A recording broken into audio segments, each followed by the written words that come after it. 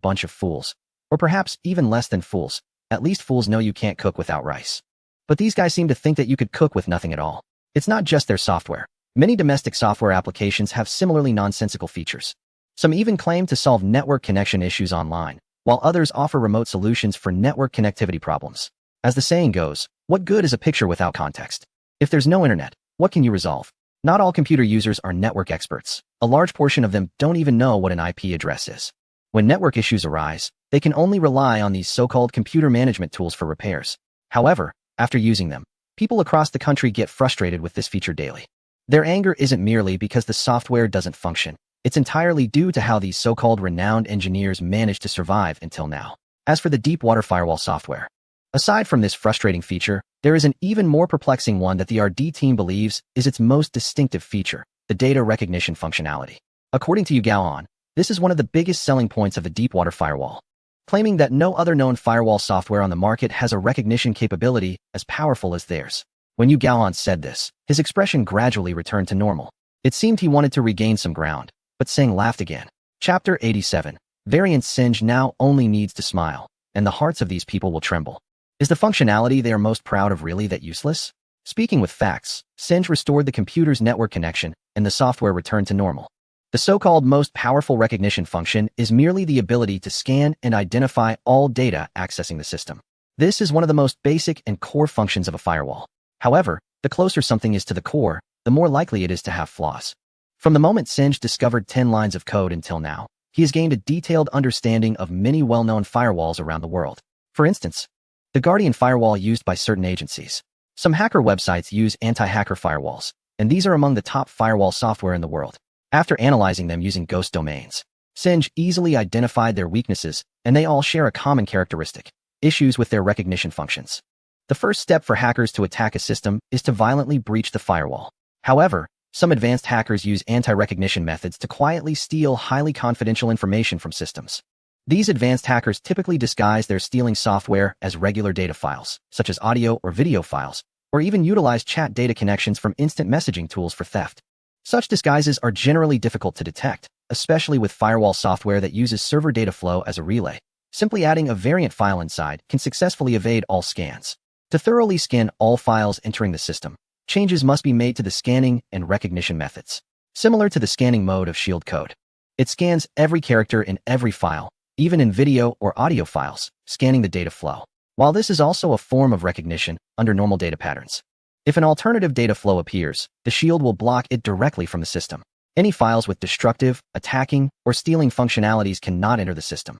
The firewall framework Singe developed also employs this technical feature, although it is not as powerful as the shield in scanning and recognition. However, for systems used by ordinary users, it is already sufficient. The recognition function of the deep water firewall, like that of other firewalls, can easily evade scanning through the use of variant files. Once a variant file enters the system, it will utilize the built-in software to begin the variation process. After the variation is complete, the file will be permanently embedded in the system files. Initially, Singe's computer had many such files, most of which were remnants of variants left behind when accessing the internet or uninstalling certain software, all of which were ultimately eliminated by the shield. But not everyone has a shield firewall on their computers. Just imagine how many such variant files exist in their systems. Singe told Deng Nen that while the identification capabilities of deep water firewall software are indeed powerful, its vulnerabilities are equally significant. So far, no firewall software has been able to prevent disguised variant viruses from infiltrating. It is only after these viruses break out completely that people think about how to mitigate the damage. But how can the losses be remedied? Deng Nen sighed, feeling powerless against the outbreaks, and could only helplessly say to Singe, "Singe, I can only rely on you now. Can you tell me if the firewall software you designed can effectively eliminate these issues?" Singe smiled faintly and replied, "I have said before, no firewall software can stop all variant files. You are professionals and should be more aware of these issues than I am. I am just a programmer. All I can do is incorporate everything I can think of into the software. Beyond that, I can't offer you anything else." Singe made his point clear. He would not commit to anything absolute. Moreover, he never considered how to make his software perfect, knowing that in the world of networks, there can never be perfect software beyond a certain code. Regardless of how advanced your technology is or how thorough your understanding of networks is, you can never surpass that fundamental code. To express his gratitude, Deng Nen gifted Singe a computer he had just purchased at a high price from a certain country. The host alone was worth several $100,000. Many people believe that computer hosts from certain countries are the best, but those who truly understand computers would never choose from these two countries. Due to commercialization, even if their products are excellent, once they enter commercial applications, they become unacceptable to professionals. In this regard, the country where the computer was purchased has done quite well. Their services are primarily user-oriented, knowing what these individuals want and what they can provide. Even at high prices, their products are still sought after by countless professionals. Senj accepted the gift without hesitation. No one could refuse what is said to be the world's top computer. Deng Nan, Yu Gaohan, Chun Meiyu, and some company veterans personally escorted Senj to the door. Watching him leave, the group remained silent for a long time, as the shock Senj left them with lingered in their minds. Once home, Senj immediately placed the computer in a secure room, along with the backpack filled with money he had on his back. At that moment, Senj felt as tense as if he had just stolen money. The concept of having money meant nothing to him. All he could think about was that his plan could finally begin. He even created a blueprint and detailed every step he needed to take and the materials required. Based on the original foundation, Senj replaced all materials with the best quality. Of course, all of this had to be done under the strictest confidentiality.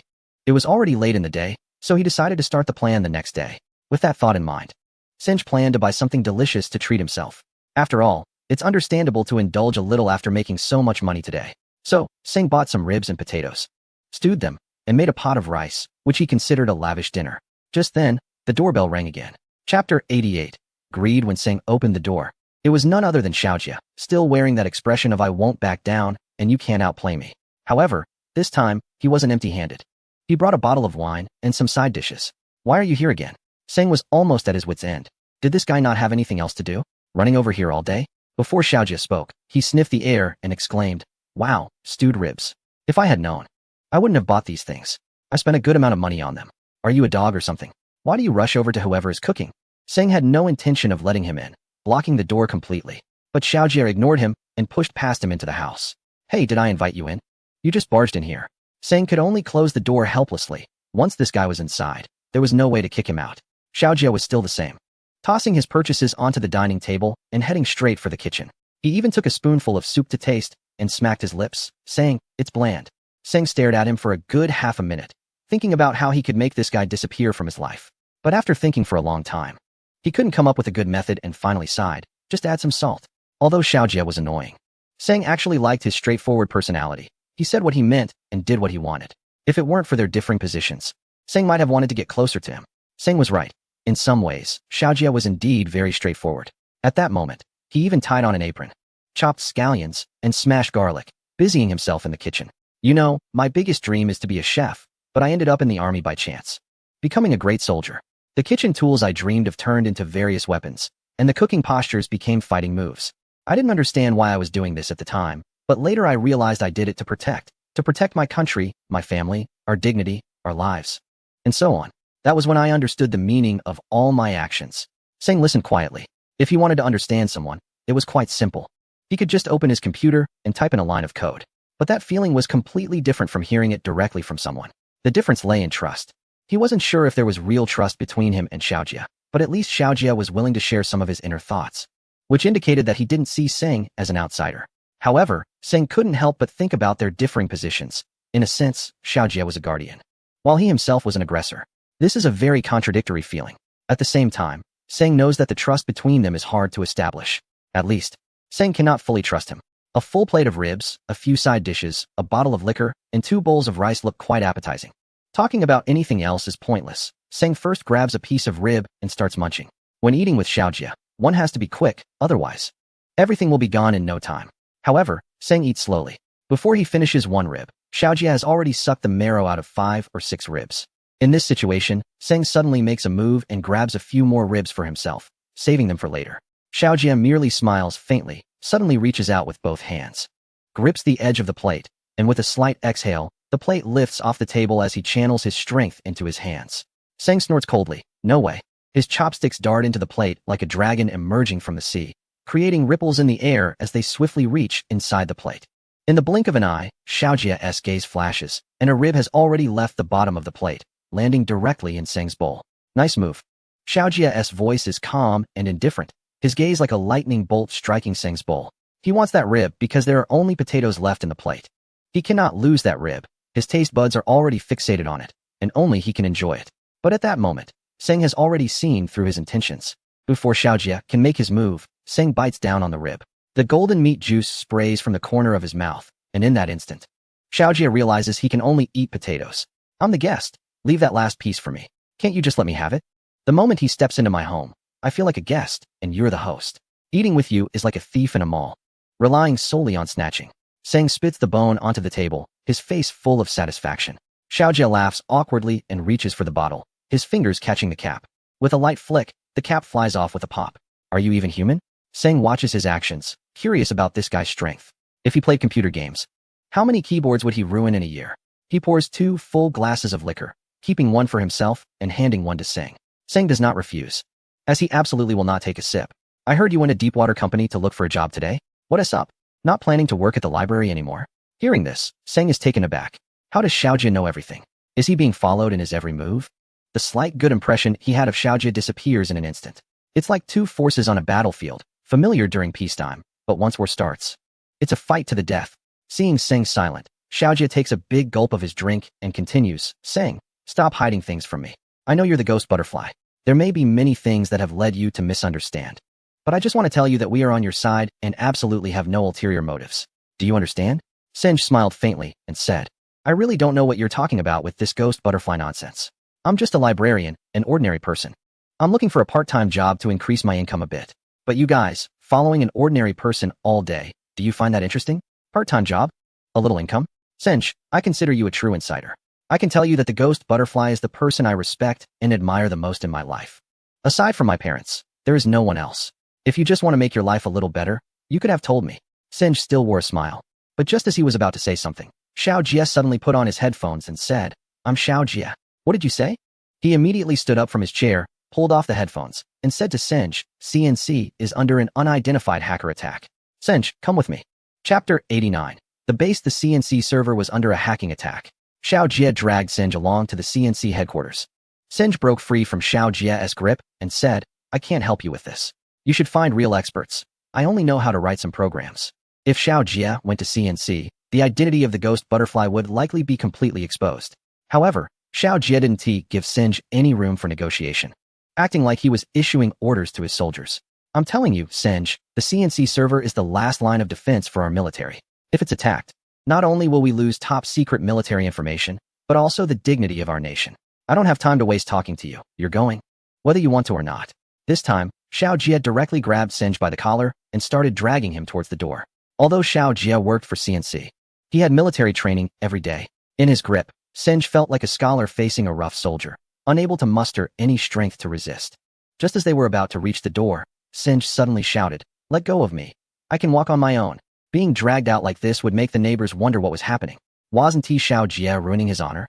Seng realized that if he didn't take a look at CNC today, Xiaojie might even mobilize troops to bring him. Anyway, once at CNC, he wouldn't have to do anything, right? The CNC headquarters is the most mysterious and largest military and civilian network defense department in the country, with all equipment being domestically produced. In Seng's impression, domestically produced items often seem to unconsciously be associated with counterfeit products. However, after seeing these super advanced server facilities and specialized network equipment, Seng realized that the nation had truly become strong. Seeing Seng's shocked expression, Xiaojie, with a proud look, said, How is it? Isn't it better than that company in Deepwater? What you see now is just the tip of the iceberg. He was right. The base was located in the suburbs of the capital, surrounded mainly by stationed military troops and various branches of the armed forces. The base was nestled among them, as if everything around it was providing protection.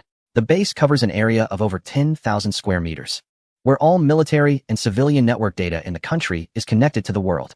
Inside the CNC, there are 7 departments, each responsible for one of the 7 major fields of the cyber world: military, intelligence, archives, civilian, communication, weapons, and satellites. Each department has its own independent server group, as well as offices and command centers.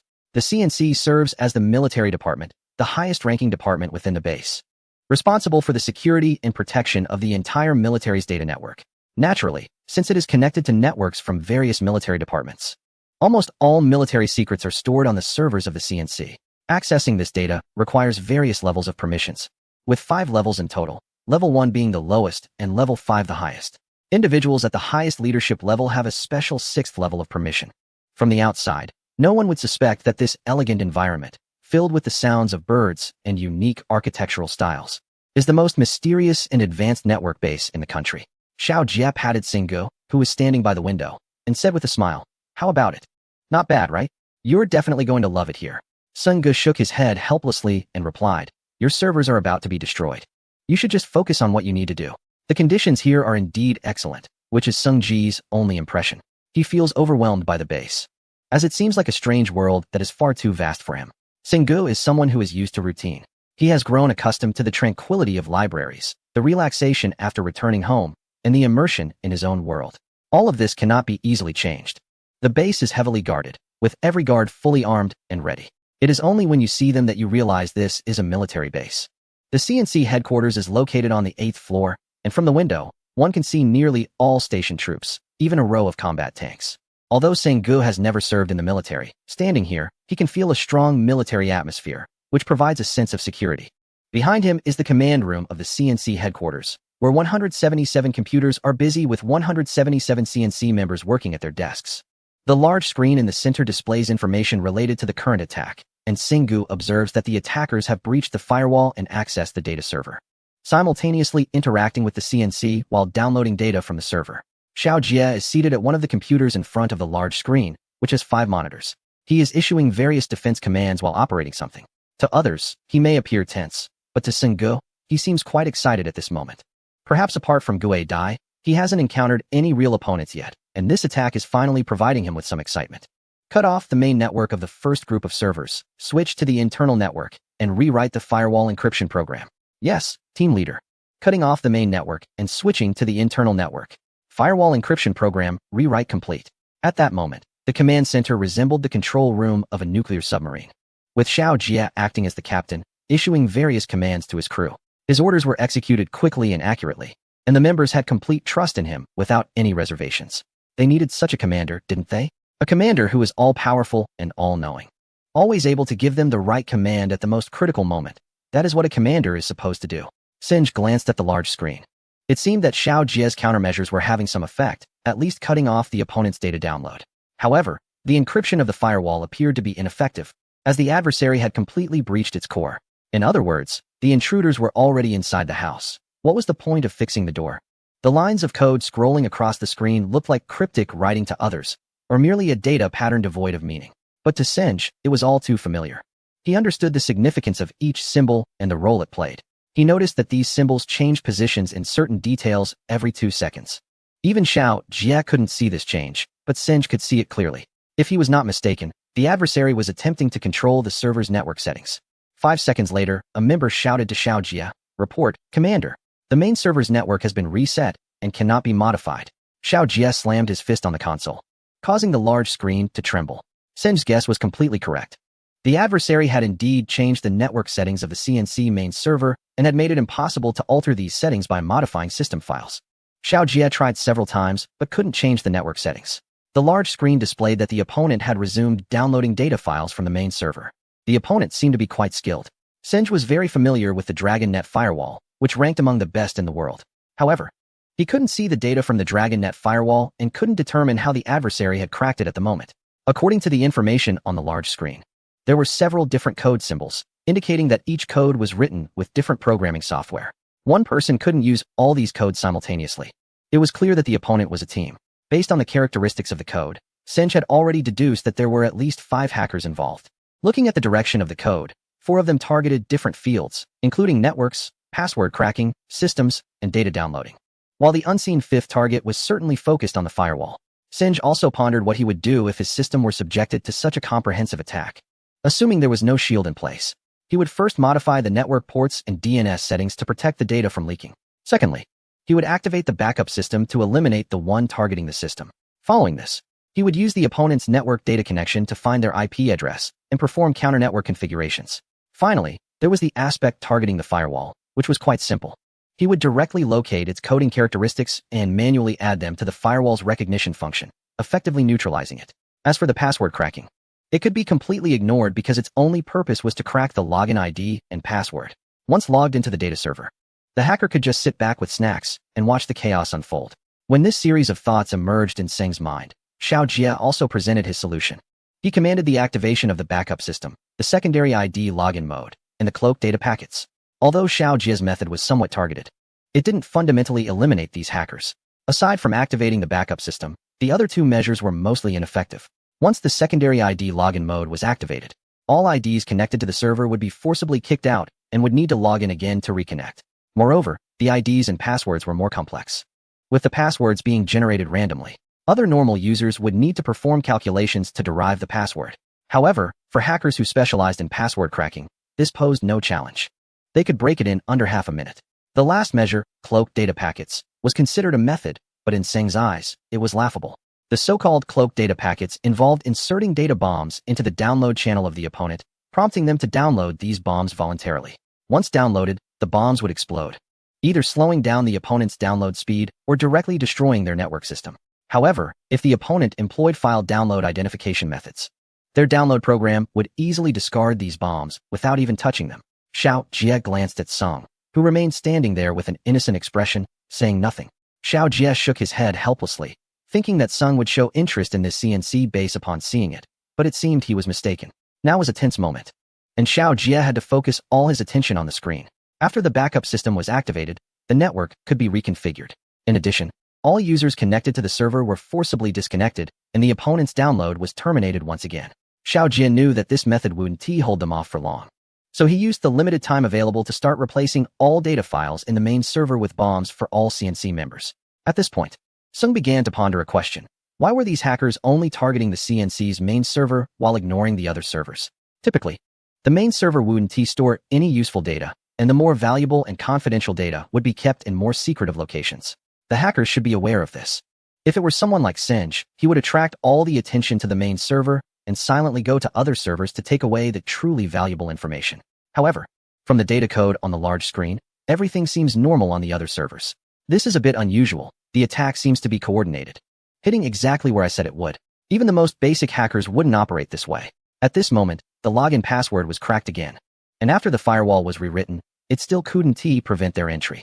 The identification code function was completely ineffective, unable to recognize their data files. However, this time, it seems they are no longer downloading, but starting to upload files. Singe's eyes narrowed. These guys intend to completely destroy this place. From the data code, what they are uploading appears to be the world's most advanced variant of a virus bomb.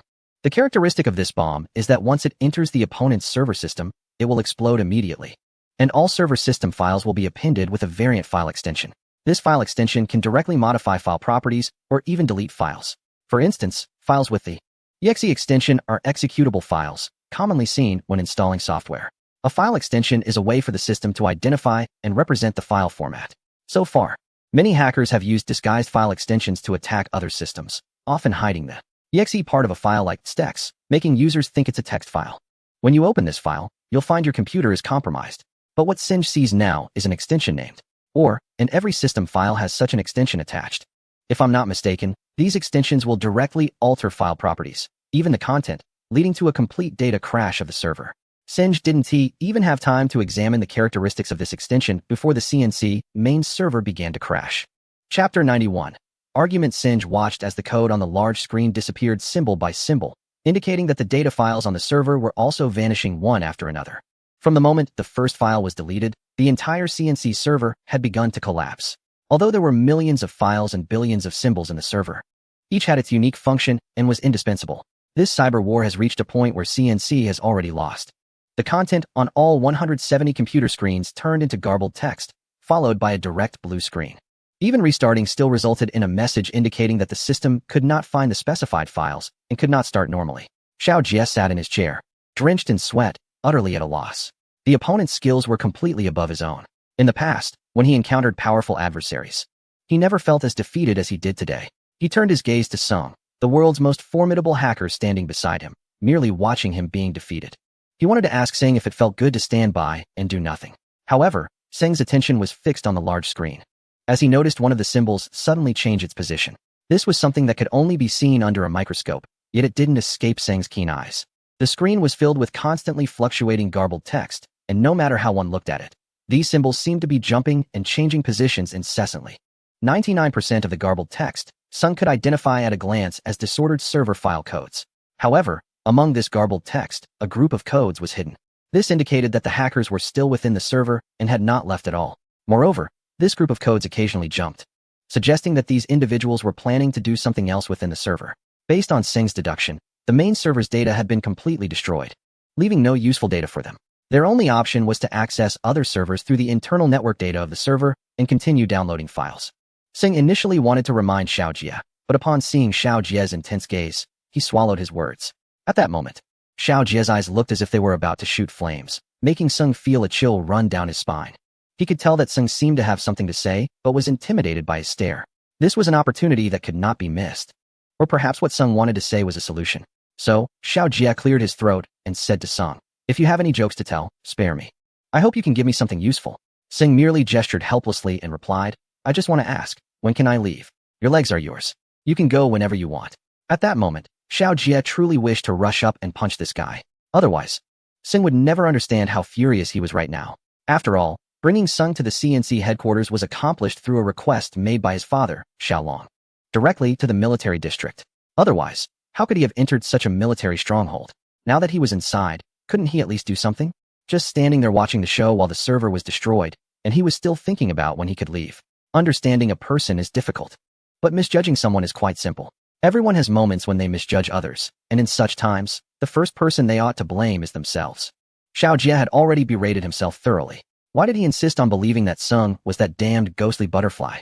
Why did he want to step into Singh's world? What was he really doing this for? He has too many questions that he cannot explain to himself satisfactorily. Even knowing the answers feels like a heavy punch to his face, leaving him in agony. Singh knows exactly what Xiao Jie is thinking, but there's nothing he can do. There are 173 people here, and if they find out that he is the ghost butterfly, any one of them could leak that information. At that point, those who are determined to find him will use all means possible to get what they want, just like he did when searching for Jack. Therefore, Singh can only remain silent. As is typical of a hacker's profession, he is always listening to the lonely voices behind the facade of prosperity, experiencing solitude amidst the bustling crowds. It is always a one-man stage. No matter how spectacular the performance, it is destined to receive no applause. Singh. The files on these servers are related to the military security and secrets of the entire nation. They have been destroyed right under your nose. You can say you couldn't do anything, and I can say I despise you. Even if I am not as skilled, I have tried my best. Even if I lose, I still feel content. But what have you seen? Are you waiting for the entire nation's military defenses to be breached, occupied, and trampled? Are you feeling good about it now? I can't do anything. Singh interrupted Xiao Jie loudly, and all members of CNC turned their attention to them. What do you want me to do? How do you want me to do it? Everyone has their own life. Why do you have to drag my life into this? Since you suddenly appeared in my home until now, you have never stopped demanding from me. You're trampling on me, disrupting my life and dignity. Don't you understand? Singh's breathing became rapid with agitation. He wasn't angry because of what he said, but because he felt powerless. It was like watching an innocent person being harmed by a robber while he could only stand by. Even if he could take the robber's life with a single move, he couldn't do it. Who would think that feeling is bearable? Who would insist on doing this? Xiao Jie desperately wanted him to admit he was the ghost butterfly. But what would that change? Besides facing even fiercer attacks, what else could he gain? He wanted to leave this place. This was not his world. To put it selfishly, this was not his war. Xiao Jie leaned against the computer desk, silently watching Singh like the other CNC members. Others might not know who he was. Or maybe he had never known anything at all. But Singh was right in saying that Xiao Jie had been demanding him to conform and change. Why should he demand that Singh do something for CNC? Is it just because he is the leader of CNC? Or is it because he can no longer detach from the essence of being a soldier, whose duty is to obey orders and must pull Singh into CNC at all costs? What about the respect he spoke of? The admiration? Now he just wants to calm down quickly and hopes Singh can do the same, regardless of whether he is the ghost butterfly or not. But he has already stepped into his own world, and it can never be unfamiliar again. Chapter 92 Exercise. Singe once again turned his gaze to the window. He needed to stay calm. He understood Xiao Jie's temper well, straightforward and direct. Although they hadn't interacted much, Singe knew he wasn't the type to be unreasonable. From another perspective, Singe also wanted to defend his country and uphold its honor, but this battlefield was definitely not here. He had his own methods of attack and unique weapons. He had remembered the characteristics of that code, and one day, he would get back at Xiao Jie for this. However, everything had to be conducted in secrecy. The identity of Ghost Butterfly could never be revealed to anyone. Yuehan was an exception, but Singe believed that even if Yuehan were to die, she would never disclose his secret to anyone. Seeing Singe's breathing gradually steady, Xiao Jie instructed one of the soldiers behind them to get them something to drink.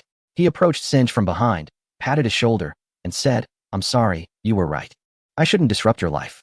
This puzzle, perhaps I will never solve it. Who really cares, right? There are many mysteries in this world that neither you nor I can unravel, and numerous taboos that should not be touched. Xiao Jia, I am not the person you are looking for. I am not Ghost Butterfly. I am just an ordinary librarian. And I don't want my life to change, nor do I want the lives of those around me to change. Do you understand? Although Sin's tone was filled with helplessness, Xiao Jia heard every word clearly. Everyone was searching for their own answers. But how many could truly find them was not up to them. Even in helplessness, one could only accept it. A soldier brought 2 cups of coffee, and Sin shook his head, saying, I'm sorry, could I have a glass of plain water instead? Xiao Jia smiled. This was Sinj, wasn't he it? He never indulged in any tempting colors, always opting for the most bland flavor. Just then, the door to the command center was suddenly pulled open, and Xiao Long entered with 5 officers, his face filled with anger. Xiao Jia saw the expression on his face and felt like it was about to collapse. So he whispered to Sinj, my father, the top authority here. You'll soon understand why I'm in such a difficult position. While Sinj was still somewhat confused, Xiao Long stood right in front of him. All the soldiers in the command center stood up and saluted. However, Xiao Long's eyes remained fixed on Sinj's face. The imposing aura of Xiao Long as a superior suddenly erupted, making Sinj feel as if the air around them began to churn. The magnetic field of a single person could actually exude such authority. This major general was indeed the top figure here. Xiao Jia quietly took a step back, knowing what Xiao Long's presence signified. No one spoke. Sinj certainly wouldn't take the initiative to say anything. He was not a soldier. And although he felt as if he could hardly breathe under the pressure, Sinj was certain that Xiao Long would not do anything to him. Sure enough, Xiao Long brushed past him, and the 5 officers behind him appeared relatively young, with the lowest rank being major. Everyone had a computer tucked under their arms. Physically, they appeared to be standard soldiers, but their expressions resembled those of soldiers who had just won a battle, with excitement and even arrogance written all over their faces. If Xiao Long's presence was commanding, then the aura of these individuals was an overwhelming force. It seemed that in their eyes, both Sing and Xiao Jia were nearly transparent. One officer, while looking at Xiao Jia, even wore a sneer of disdain, as if to say that the renowned Xiao Jia was nothing special. Sing noticed the sound of Xiao Jia's breathing, which seemed to quicken, and he could even sense the anger radiating from him. He realized he was standing among them, and that position was not favorable. Therefore, Sing took a step aside, trying to clear the battlefield for them. At that moment, Xiao Long's voice finally rang out, authoritative, powerful, and compelling. I am very disappointed with this exercise. The country has given you so much, and this is how you repay it? Look at all of you, acting cowardly.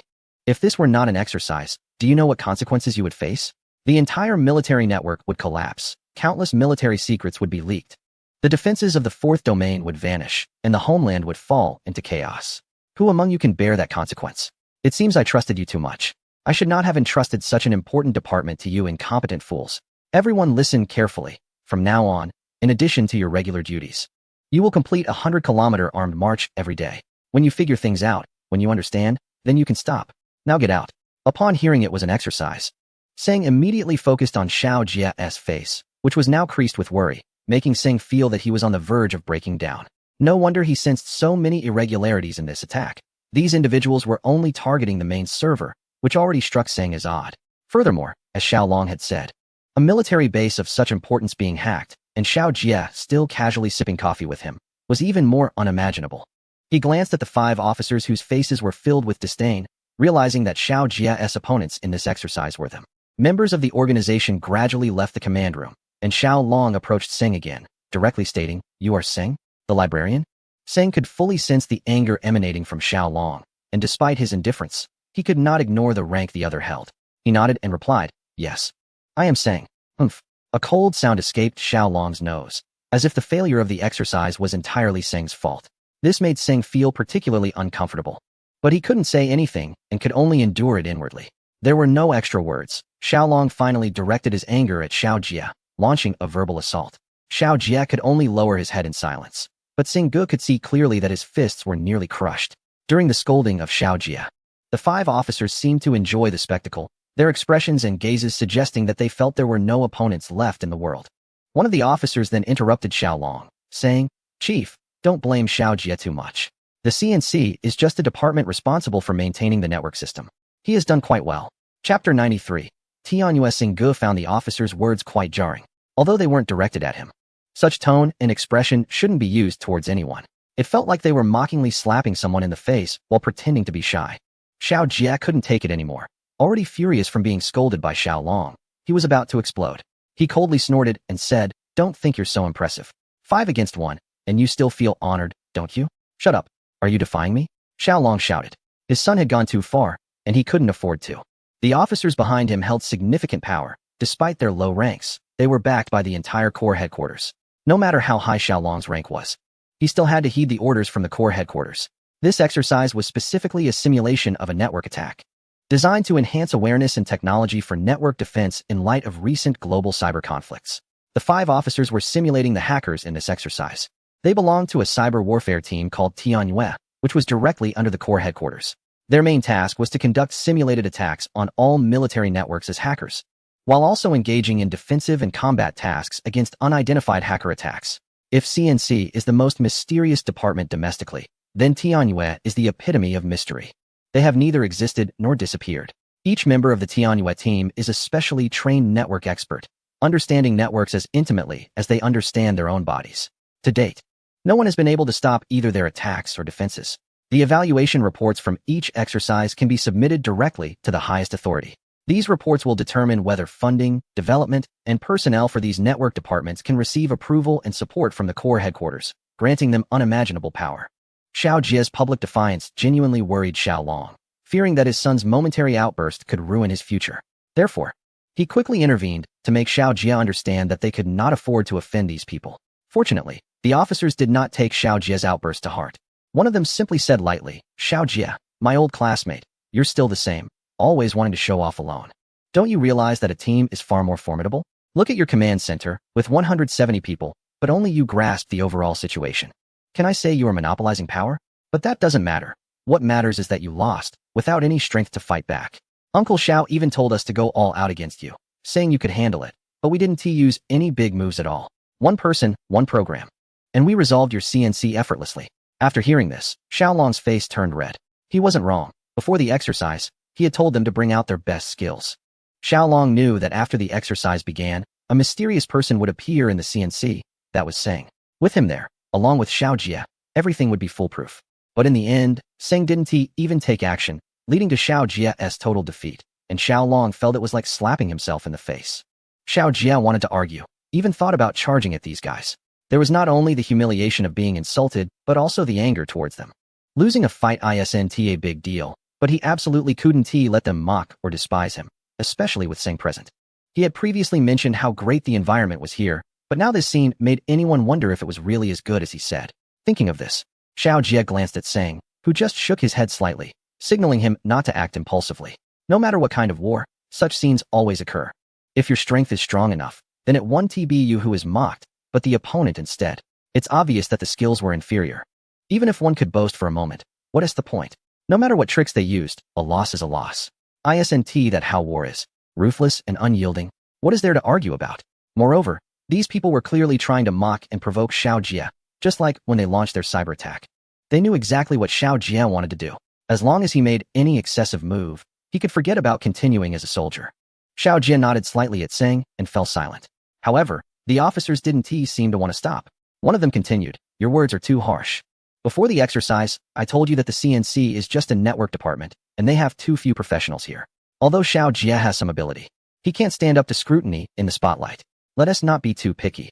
After all, our strength is evident. What more can you expect from him?" That's right. This is just the first phase of the exercise. Perhaps in the next phase, Xiao Jie will have the chance to show his true skills. But honestly, Xiao Jie, your technique is really amateurish. From another perspective, I'm genuinely worried whether the CNC can demonstrate its true capabilities under your management. The Legion has invested several million here, and what they want to see is certainly not this. I will definitely include this in the evaluation report. Of course, if you want me to change my mind, show your capabilities in the next phase. Xiao Jie said with a faint smile, "Don't worry. By then you will realize that CNC is much stronger than you think."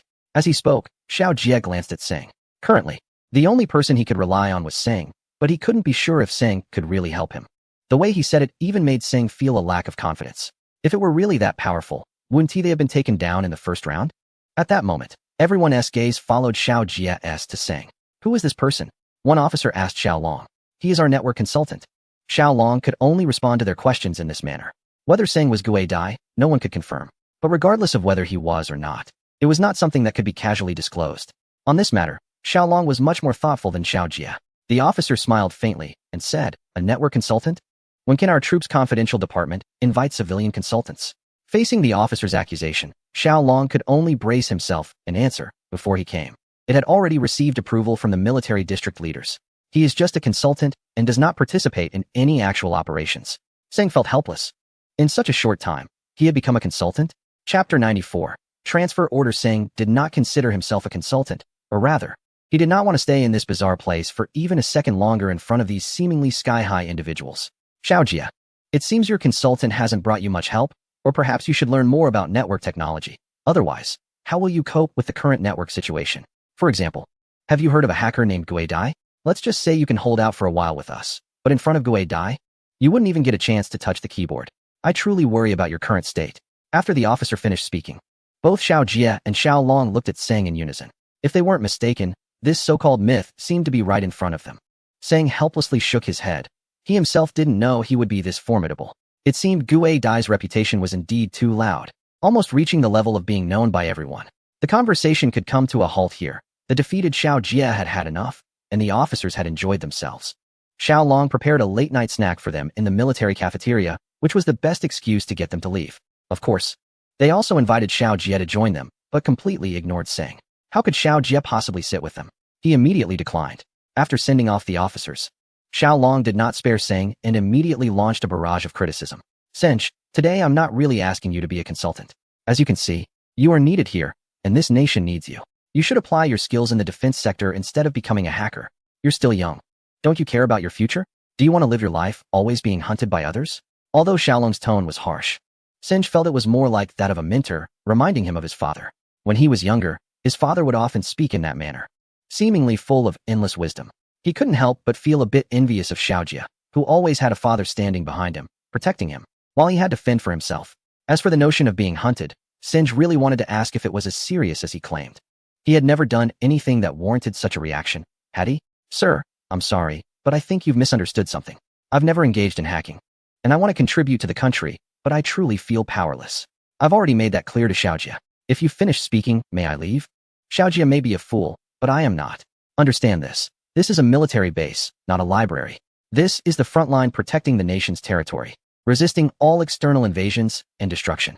Whether you are a ghost butterfly or not, standing here makes you a soldier, and you must always be ready to contribute everything for your country. Xiaolong really didn't expect Sench to be so ungrateful. He had such a great opportunity before him, yet he was unwilling to take it. Is being a hacker really that appealing? After all, when he spoke to Sench, what concern did Xiao Jia have? He could get shot just standing there. What is wrong with this world? Everything happening today felt like a nightmare. Sench knew where he was, and he understood Xiaolong's implication, that this was not a place where one could come and go as they pleased. In other words, everything he had belonged to the nation, and when they needed him, he had to accept the nation's arrangements unconditionally. While this was a principle, Sench could not accept such an arrangement. Sir, you are correct, but I truly do not know what I can do for you. Please, let me leave. Xiaolong, unable to contain his anger, was about to continue when Xiao Jia hurriedly intervened, saying, Sir, please leave this matter to me. I will have another discussion with him. If this continued, the foundation he had worked so hard to build with Sench might be destroyed. Xiao Jia knew his father's temperament well. He had never compromised with anyone in his life. Even when facing the Tianyue group, Xiaolong had never shown them any courtesy. Moreover, Sench was a person with a unique personality, and continuing this way wouldn't benefit him at all. CNC is a network defense department and also an intelligence agency. Xiao Jia's other identity was that of an agent within that agency, and they absolutely had the authority to take everything from Sench. Looking at Xiaolong's imposing demeanor, it seemed as if he was about to close off Sengu entirely. Sengu was right. There were many things that should not be touched, a forbidden zone. The identity of Gui Dai was a forbidden zone for Sengu, and he would not allow anyone to touch it unless he willingly did so. Xiaolong snorted coldly and left without looking back. If it weren't for his appreciation of Sengu as a talent, he would have wanted to slap him awake. Sengu had been on his own since his parents left him at a young age. It was hard to imagine how difficult it was for a child to grow up alone. If his parents had been by his side, he wouldn't have become a hacker, constantly teetering on the edge of danger. With this thought in mind, Xiaolong sighed, pulled out a cigarette from his pocket, and stood by the window to smoke. The hazy smoke appeared thick under the light, and his resolute expression gradually softened amidst the smoke. Sengu was about the same age as Xiao Jia, but their fates were completely different. Xiao Jia had grown up in a sheltered environment, never knowing the trials of life or the despair of helplessness. In contrast, Sengu had endured the dark and lonely torment of growing up in solitude. He understood what it meant to be strong and resilient. Nothing could conquer him, nor could anything make him submit. As the ember of the cigarette slowly extinguished, throwing away a cigarette was a simple matter. But some things were absolutely not to be given up. Once, at a street-side stall, Xiao Jie downed a bottle of beer in one gulp. Sengu silently watched him, knowing he was in a bad mood and needed to vent, so he let him drink to his heart's content, as it was not his money anyway. After finishing another bottle of beer, Xiao Jie took out a folded piece of paper from his backpack and placed it in front of Sengu. When Sengu opened it, he was surprised to find it was an order for his transfer from the library to the military, already signed by Xiao Long, with a clear red stamp at the bottom of the document. What do you all want?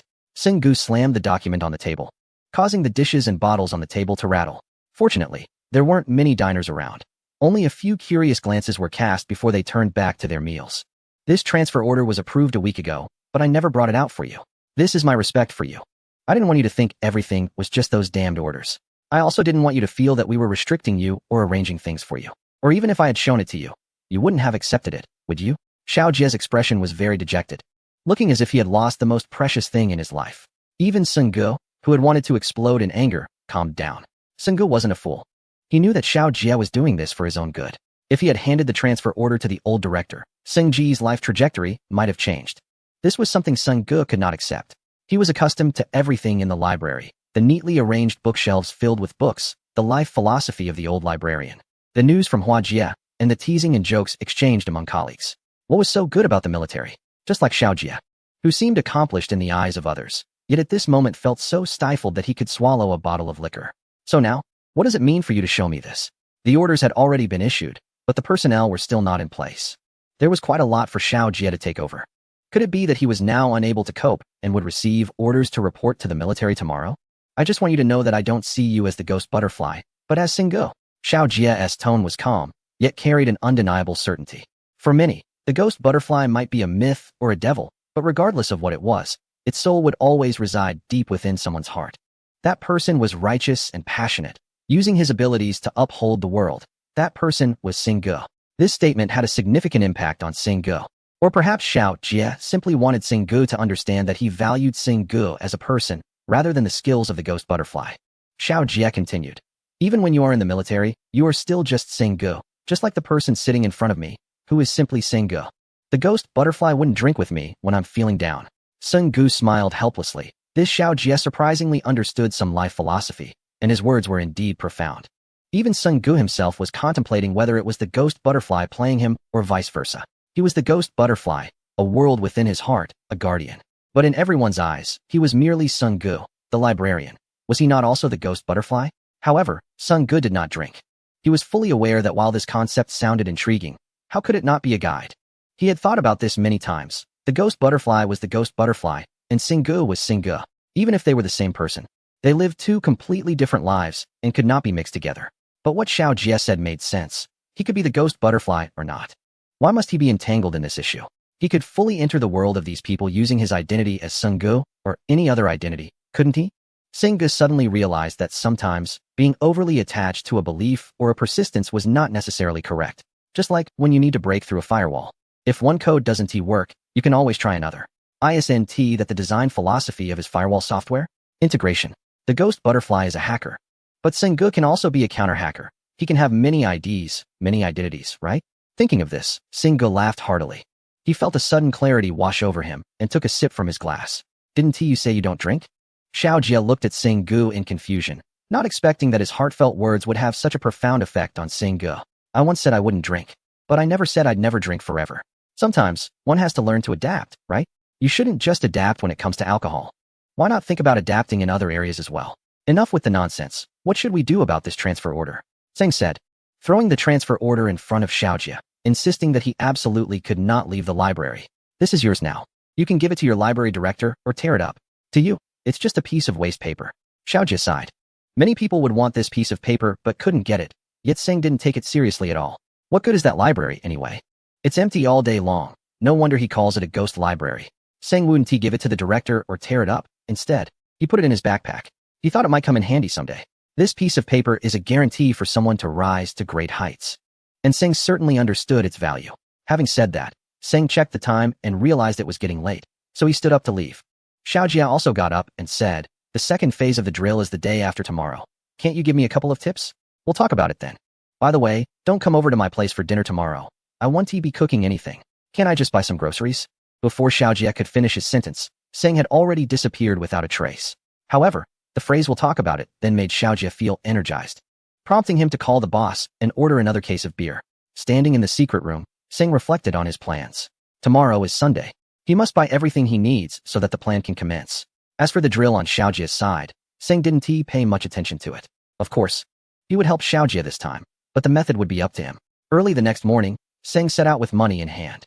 He felt particularly excited before shopping, as if the whole world was in his pocket. For the first time, Seng experienced the feeling of spending money without worrying about saving it. He wanted only the best, no matter what it was. In just one day, Seng bought everything he needed, including 5 monitors, a batch of construction materials, and a door that is said to be the safest anti-theft door on the market. In short, everything was either for networking or enhancing home security. From wiring to heat dissipation, he thought of everything comprehensively. Money came in quickly and went out even faster. He spent hundreds of thousands on half a room's worth of items. Neighbors even thought Seng was getting married and setting up a new home. The workers quickly installed the anti-theft door, which was a password door equipped with a visual system. According to the workers, unless someone had nuclear weapons, no one could open it. Seng listened without comment. If there were nuclear weapons, the house would collapse anyway, so what good would the anti-theft door be? Closing the door, Seng returned to his own world. However, the amount of work ahead was overwhelming, especially when it came to wiring, which was quite troublesome. To ensure discretion, he recessed the cable troughs into the walls and plastered over them with cement. Just this one project kept him working nearly until midnight. He did consider purchasing wireless devices, but when it came to security, he prioritized wired network access. This was because wireless signals can be accessed by anyone, not just him. And he still did not have a deep understanding of wireless networks.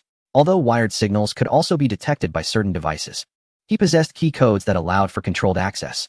However, wireless networks lack corresponding codes, or they might be among 10 codes, which would require thorough research to understand fully. Today's work concluded here. Such tasks can't be completed in a day. Tomorrow is Monday, and he has to go to work. If he is late, the old director might have something to say to him again. Besides work, he also needs to help that guy Xiao Jia with CNC. Lying in bed, he suddenly recalled the variant symbol he had seen that day. It was a hidden code program, difficult to detect. Moreover, the position of this symbol was within the actual CNC data server. What was the person who placed it trying to accomplish? If it was just for the exercise, there was no need for such complexity. Military network exercises typically focus on server firewalls and data file security, and do not require such intricate tactics. Was this person planning to catch Xiao Jia off guard during the second phase of the exercise tomorrow? That seemed like the most probable scenario. Aside from that, he was unaware of the contents of tomorrow's exercise. Even Xiao Jia did not know. The details would be communicated to him an hour before the exercise began, which was scheduled for 7 p.m. From the timing, it looked like he would have enough time to reach CNC after work, review the exercise content, and devise a defense plan. As for whether he would need to use the key and shield codes tomorrow, he hadn't even considered that. With his current network skills and programming abilities, he believed he could handle the exercise perfectly well. The next day at work, his colleague Lian Xiuwen was standing at the entrance, handing out invitations to everyone. It was said that his daughter had been accepted into a prestigious university, and he was hosting a gathering for family and friends that evening at the Tianding Hotel in the capital. When Sun Ge saw that the gathering started at 7 p.m., he initially wanted to decline, but this was a matter of social obligation that he couldn't refuse. Otherwise, how would they face each other at work in the future? Lian Xiuwen, in his 40s, exuded a sense of social obligation. Despite his slender frame, it seemed that all the nourishment was absorbed by his brain. His daughter got into university, and he could simply gather friends and family at home. Yet he opted for a banquet. Moreover, it was expected to contribute money, or it would seem like he didn't care about the gathering. But if he went without contributing, it would imply he was inconsiderate. As Sun Ge walked while contemplating how to speak to Xiao Jia that evening, the old director approached him, also holding an invitation. Sensei, recently there have been complaints about you misplacing books on the shelves. What are you daydreaming about all day? No, I've been in the library all day, and you've seen that, right? Seng knows what the old director said. It's about him tossing books that won't fit onto the shelves of others. When others throw books onto his shelves, they don't get scolded like he does, even though he has tossed hundreds himself. If the old director knew that number, he might jump from the 1st to the 7th floor in anger. I didn't mention that. I'm asking what's on your mind all day. Have you found someone? The old director looked at Seng with a mysterious expression, as if he had caught something from Huajia. Old man, if you're bored, go watch some TV. It's the perfect time for your favorite wildlife show. With that, Seng helplessly tried to leave. What could this old man be thinking at his age? But the old director chuckled and said, even a grass shoe sole needs a companion, right? You're not that young anymore. Shouldn't you be thinking about it? Seng hurriedly ran off. This old director is crazy. However, Seng didn't see the old director watching his back with a layer of care in his eyes. Moving books, constantly moving books, from the 7th floor to the 6th. Then back from the 6th to the 7th. A female colleague a few years older than Seng, Chin Nan, shouted at him. Seng, if you stuff your broken books onto my shelf again, you're done for. Normally, Seng wouldn't retort, but today he felt stifled and wanted to vent a bit. This venting wasn't about releasing anger. It was more of a communication. You're talking about me? You're always stuffing books onto my shelf. And I haven't said anything to you. Oh, you've gotten bold, huh? Dare to talk back to your sister? Come here. Chin Nan stood with her hands on her hips, looking at Seng with great interest. This woman is in her 20s, of average height and looks. But her personality is exceptionally fiery, likely inherited from her mother. Seng had met her mother, who stormed into the old director's office when Chin Nan's internship ended, insisting that the library couldn't deny her daughter a permanent position. For this, Chin Nan's mother threw a basin of water at the old director and sat at the door, crying and shouting until she wouldn't get up. If her daughter couldn't work there, she was prepared to die on the spot. Among the crowd, watching this scene, Chin Nan, like others, told Seng, my job should be secure now. Chapter 97, Chin Nan. Seng initially didn't understand why Chin Nan was so confident her mother's tactic would work. But the old director, wiping the water from his face, helplessly said, Chin Nan can start working. But I have one condition. I never want to see you again in my lifetime. If you agree, then it's settled. Chin Nan's mother, hearing this, exchanged a look with Chin Nan and then turned to leave without a trace. Everyone, stop looking. A woman experiencing menopausal turmoil is venting her frustrations on an innocent old man. What's so entertaining about that? Everyone, just get back to work. Chin Nan's mother has become well known at her workplace, and now Chin Nan is gaining notoriety as well. No one wants to provoke her, as she can be even more aggressive than men. This time, she has set her sights on Seng, and it seems she is ready to make a move. Seng coldly huffed and said, I'm busy today, let us settle this another day. After speaking, he grabbed a stack of books and tried to leave. However, Chin Nan dashed over, grabbing Seng by the collar and nearly toppling him to the ground. You say you're a woman, but what does that even mean? Seng was caught in a dilemma. He couldn't hit her, but he couldn't just stand there either, so he resorted to insults. What is wrong with being a woman? I have looks and a good figure. Do you really think you can talk to me like that? Do you believe I could snap you like a twig? Chin Nan didn't let go. Her grip was like a vice, and no matter how Seng struggled, he couldn't break free. Yet, she was shorter than him. So to keep her grip, Seng had to tilt his head back. What do you plan to snap? My arm or my leg? Seng was a bit curious. Hey, you're teasing me, you jerk. I'm going to show you what I'm capable of. With that, Chin Nan started to pull on Seng's ear. Seng was feeling quite frustrated. He wished Chin Nan would just disappear from this world. Teasing her, he'd rather flirt with the old curator. It felt like his ear was going to fall off. Just then, Sister Hua emerged from behind a nearby bookshelf. Seeing the scene, she huffed. What is going on here? This is a workplace, a library. Don't you know to keep it down? You two look like you're about to get married. Now get back to work. Chin Nan stuck out her tongue, winked at Seng, and then left. Seng straightened his clothes and picked up the books from the floor, preparing to leave as well. Sister Hua approached him. Seng, what is wrong with my daughter? Do you like this kind of intense personality? Ever since Yuehan left the city, Sister Hua couldn't understand why her daughter, with such great qualities, couldn't be with Seng. As a result, she had left the city because of a relationship. Now, she couldn't even see her daughter, and she wondered what Seng was thinking. Sister Hua, we were just playing around, don't misunderstand. Seng felt the need to clarify. Otherwise, if Sister Hua spread this story, it might lead to trouble with his mother, and he wasn't a match for that fierce woman. Regardless of whether it was just for fun, keep your distance from Chin Nan in the future. Look at her. Does she even look like a girl? Seng thought Sister Hua was being a bit too intrusive. It was his choice whom to joke around with. However, from another perspective, he couldn't find fault with her concern, so he just nodded in agreement. The other colleagues were quite focused on the banquet that evening, as it was an entertainment event that could provide a break from their routine. Otherwise, facing the vast and quiet library all day long can sap one's vitality. So in the afternoon, everyone began to discuss the evening's events. Seng really couldn't decline and had to contact Xiaojie to inform him that he wouldn't be able to make it to the CNC that night. Xiaojie was currently discussing the evening's exercise with Xiaolong and several high-ranking officers from the CNC, and upon hearing Seng's message, he nearly jumped up. Tonight was extremely important for the CNC. If Seng didn't come and they lost this round, the CNC might be cancelled or integrated into another system by the command department. The annual funding for the CNC from the country is astronomical, and if they can't perform effectively, Cutting them off is absolutely non-negotiable. I know it's important, but I really can't leave here. If you have any updates, let's communicate anytime. Seng had never been troubled by such matters before. Almost everyone has faced similar predicaments. But what can we do? It's something irresistible. You can choose not to act, but the consequences you have to bear later might be greater. Xiaojie signaled for the senior officers to leave the office first. His conversation with Seng couldn't be overheard by anyone except Xiaolong. When Seng visited the CNC that day, not many people noticed him because they were in the middle of an exercise. However, later on, some speculated about who this young man was. Such speculation cannot be allowed to develop within the CNC, so Xiaojie told them that he was a consultant hired by the CNC, and everything else was classified as a level 5 secret. The CNC's confidentiality levels are also divided into 5 tiers, just like their permission levels. All information classified as level 5 is the highest confidentiality. If someone leaks it or inquires carelessly, it's absolutely forbidden. Unless you feel you've lived enough, you have to force yourself to forget. Saying, "What should I do if you don't come? I'm no match for those few people. You saw how badly they treated me that day." He didn't say it, but Seng knew. However, seeing that his colleagues were starting to head to the hotel, Seng could only tell Xiaojie that he would try to make it. After the call ended, Xiaolong asked Xiaojie a question. Did Seng admit he was the ghost butterfly? This question was actually meaningless. Xiaojie and Xiaolong had fundamentally different starting points. Xiaojie was concerned about his feelings for Seng, while Xiaolong was focused on the potential benefits or harm Seng could bring to the country. Until it was completely clear that Seng was indeed the ghost butterfly, Xiaolong had the right to monitor everything about Seng.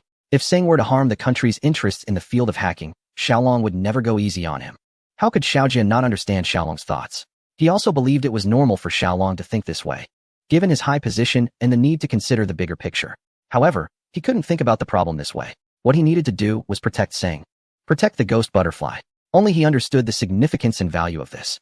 Chapter 98. Admiration. When Seng and the group arrived at the hotel, they began to line up to give money to Lien Xiuan, starting with the old curator. Standing in front of Seng was Qin Nan, and ahead of her was Sister Hua. They had been told not to let Seng interact with Qin Nan, so how did these two end up together? Sister Hua simply inserted herself between Seng and Qin Nan, expressionless, staring at the utterly perplexed Qin Nan. The latter had no idea what was happening. Ever since Sister Hua saw her playfully interacting with Seng, she had been cold towards her. Even during lunch, when Qin Nan greeted Sister Hua, she was ignored. Qin Nan was also straightforward and asked, "Sister Hua, what do you mean by this?" "What do you mean? I just like standing here. Is that not allowed?" Sister Hua coldly huffed, her tone full of hostility. Seeing this, Seng wondered what was going on. What was Sister Hua's problem today? Did she really find Qin Nan so displeasing? If they started arguing at someone else's event, wouldn't that be embarrassing? So, Seng stepped forward to mediate. But Sister Hua grabbed Seng's arm and whispered, "Just stand here and don't say anything." Seng didn't speak, but Qin Nan couldn't hold back. "Sister Hua, if you dislike me, just say it. At our age, we should be careful not to bottle things up. Am I that old? I don't think so. With my charm, no one can say I'm not a real woman.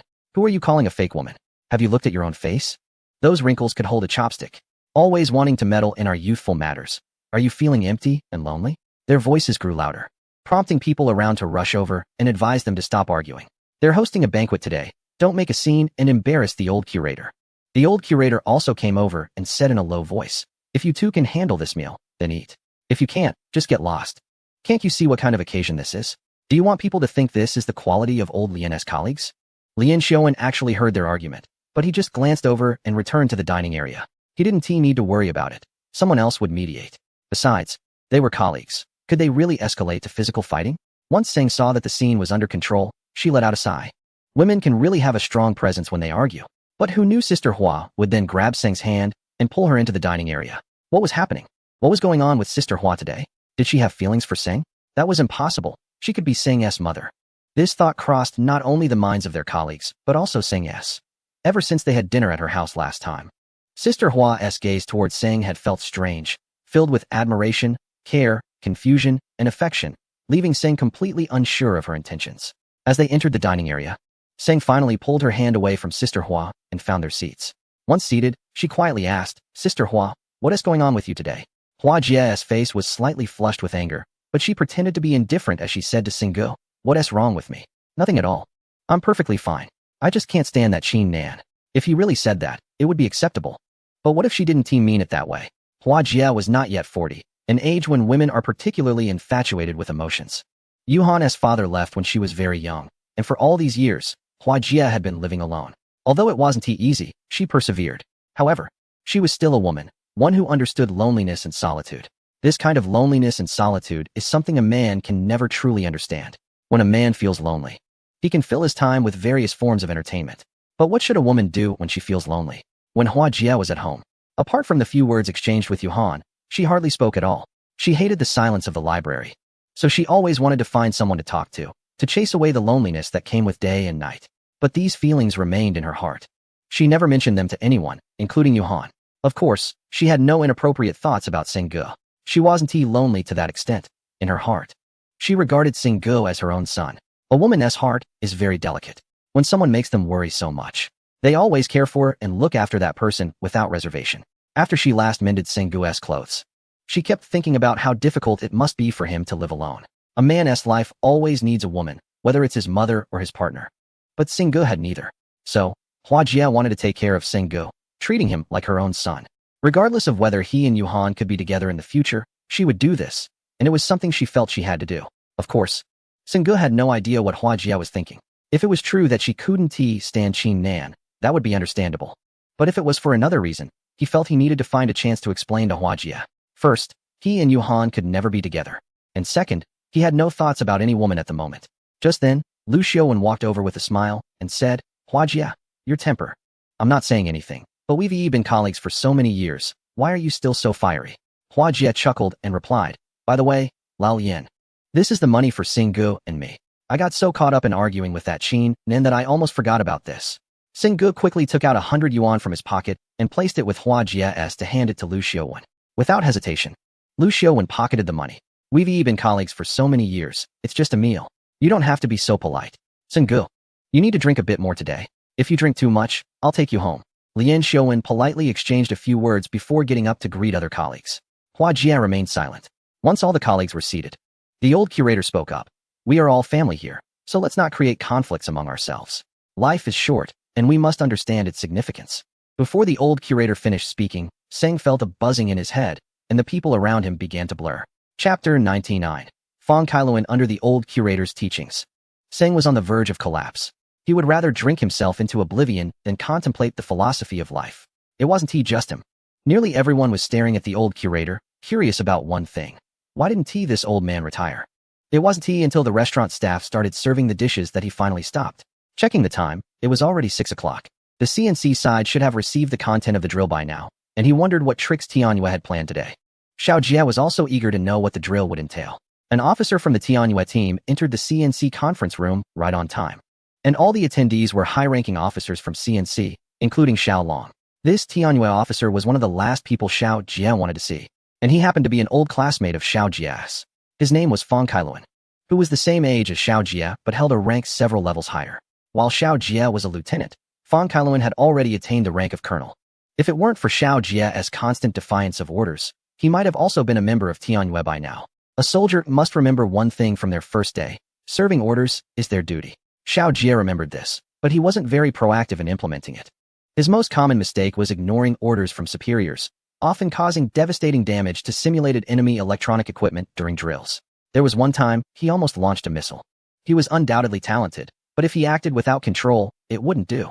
During several internal recruitments for Tianyue, Xiao Jie was eliminated for this reason. Eventually, he stopped applying altogether. After all, serving in the military was the same wherever he was. Why should he cling to their ranks? However, his classmate Fang Kailuan was different. He had ambitions and ideals from a young age. Graduating from the same military university's network department, they both entered the military around the same time. When Xiao Jie joined the military, it felt like he had entered his own world, wanting to act recklessly. In contrast, Fang Kailuan was cautious in everything he did. Even the fact that his father was a general was known to very few. In school, they were quite close, but once in the military, their pursuits began to diverge, often leading to heated debates over various issues. Xiao Jie sought a lifestyle of self-determination, believing that regardless of the type of war, the ultimate goal was to win. Therefore, based on identifying the enemy's hostile position, any means of attack could be justified. On the other hand, Fang Kailuan pursued personal honor, wanting to achieve merit for the country. On the issue of war, his viewpoint is that patience is a form of offense. Even when the enemy has a gun pointed at his head and there are no orders given, he will not resist. In subsequent drills, Fang Kailuan followed orders completely in his tasks, while Xiao Jie, starting from the conditions of the battlefield, would always launch unexpected attacks on the opponent's weaknesses. This led to the simulated enemy scolding Xiao Jie in front of superiors after each exercise. Initially, many believed Xiao Jie was a military genius and had high hopes for him. His brilliance completely overshadowed Fang Kailuan. Sometimes, such a halo can bring admiration, but it can also lead to hatred and jealousy. Fang Kailuan was very jealous of Xiao Jie, feeling that many things were unfair. Xiao Jie disregarded orders and unilaterally decided the course of the exercises, showing little regard for the arrangements made by the directing team. This was akin to playing a fair game, while Xiao Jie had a cheat code. Originally, Xiao Jie was responsible for cybersecurity in the unit, and to him, the network backdoors of many units were basically just decorations. He could easily access any command server of a unit and issue one baffling order after another. This was a blatant defiance of superior orders and a disregard for the rules of the exercise. However, not only did the superiors not punish Xiao Jie, they praised him instead. It wasn't just Fang Kailuan who felt this was unbalanced. Many others in the unit felt the same way. When people feel unbalanced, they often look for something to take issue with. Over time, reports about Xiao Jie piled up before the superiors. Seeing this situation, the superiors knew they had to warn Xiao Jie, or else he would have no respect for anyone. At that time, Tianyue was recruiting members within the unit, and both Xiao Jie and Fang Kailuan applied at the same time. However, as a result of Xiao Jie's poor background, his application was directly rejected. Meanwhile, Fang Kailuan was selected by Tianyue and became an intern member. After that, Xiao Jie became much more restrained, and many encouraged him to apply to Tianyue again, as this department was the highest honor for them as cyber warriors. However, his application was once again rejected, which puzzled Xiao Jie since his current performance was so good. And even some members of Tianyue supported him. Later, when Xiao Jie inquired, he found out that Fang Kailuan had been reporting against him all along. The officer responsible for recruitment never approved Xiao Jie's entry. At a class reunion, Xiao Jie asked Fang Kailuan why he did this. The latter replied that he did not want to live forever in someone else's shadow, only to be a supporting role. In the unit, no matter what Xiao Jie did, there were too many people paying attention to and supporting him. But with Fang Kailuan, there was nothing.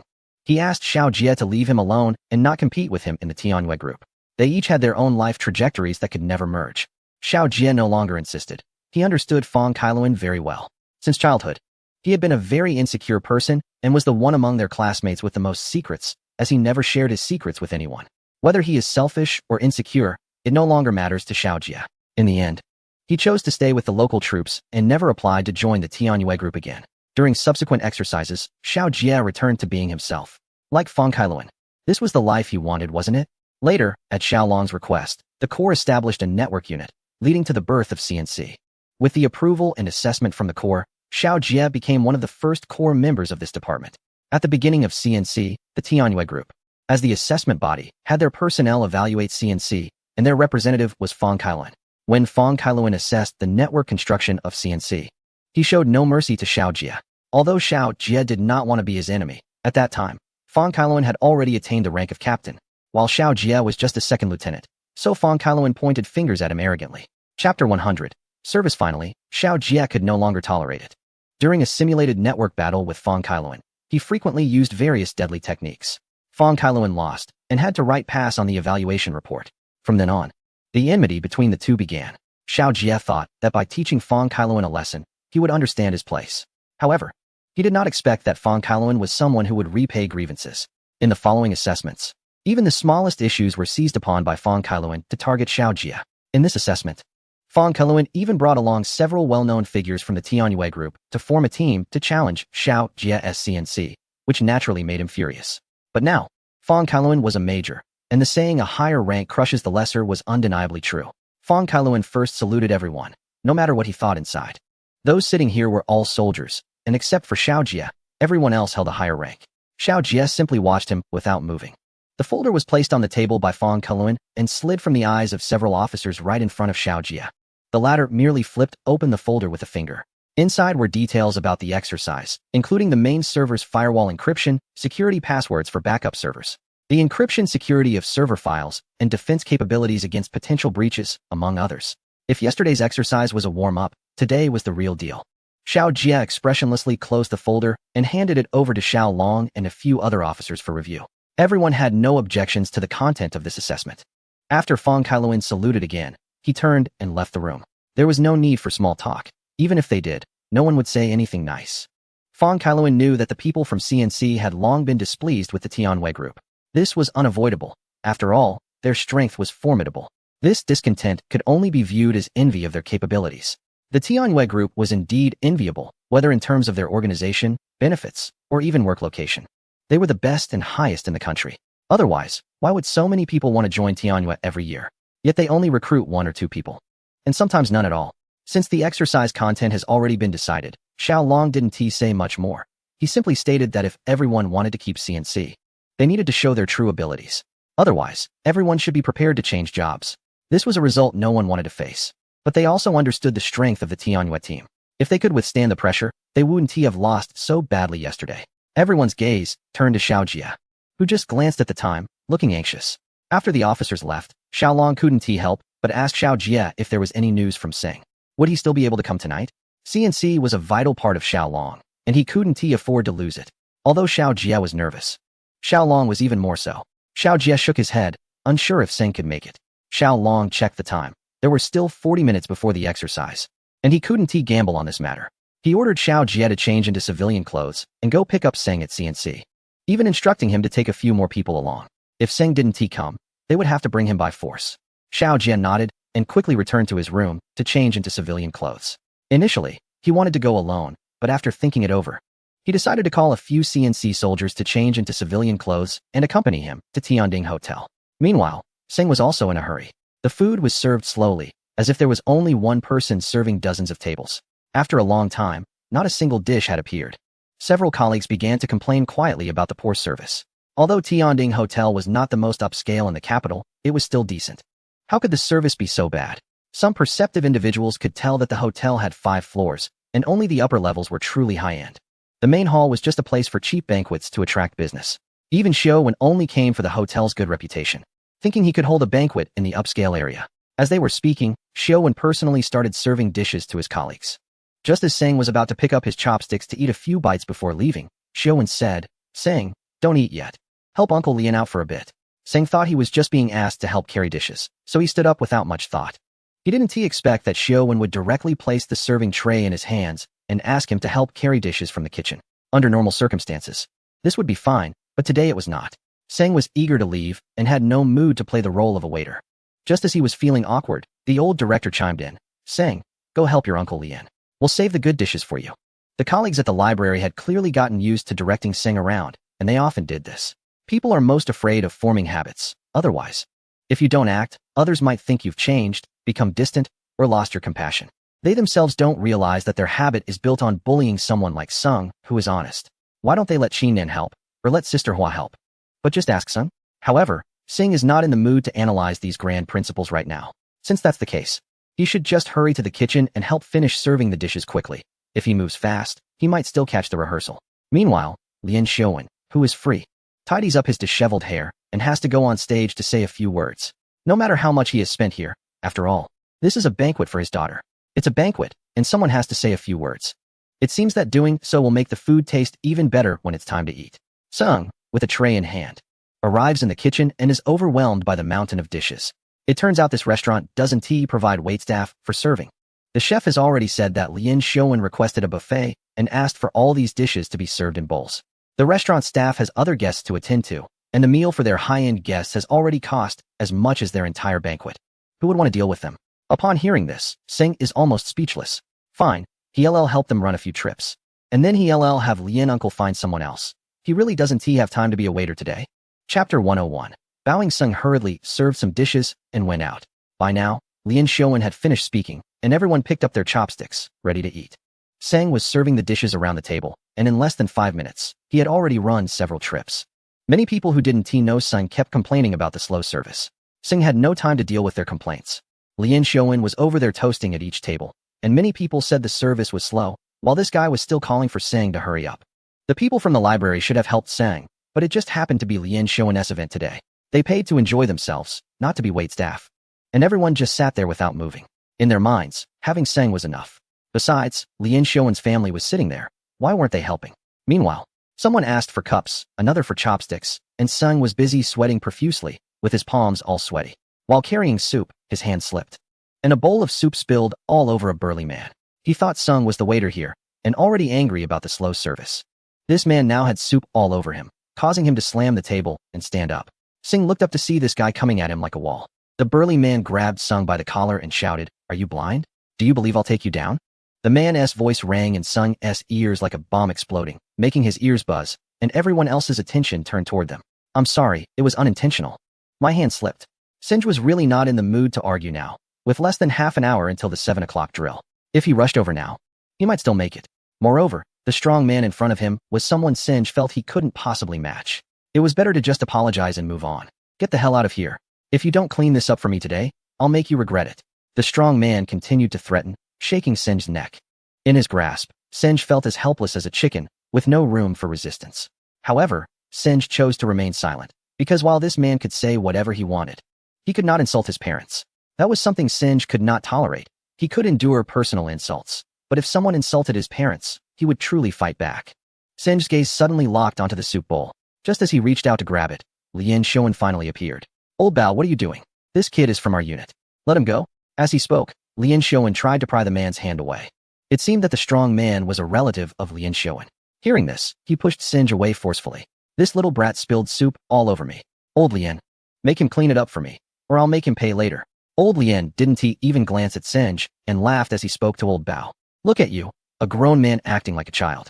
I'll have your sister-in-law take care of it, and it'll all be settled. Can you do that for me?" Singh had no idea what they were talking about, his eyes fixed on the soup bowl. All he could think about was grabbing that bowl and smashing it over the strong man's head, making him understand the consequences of insulting someone's parents. Old Lien shoved Singh and said sternly, "Can you get it together? You can't even handle this.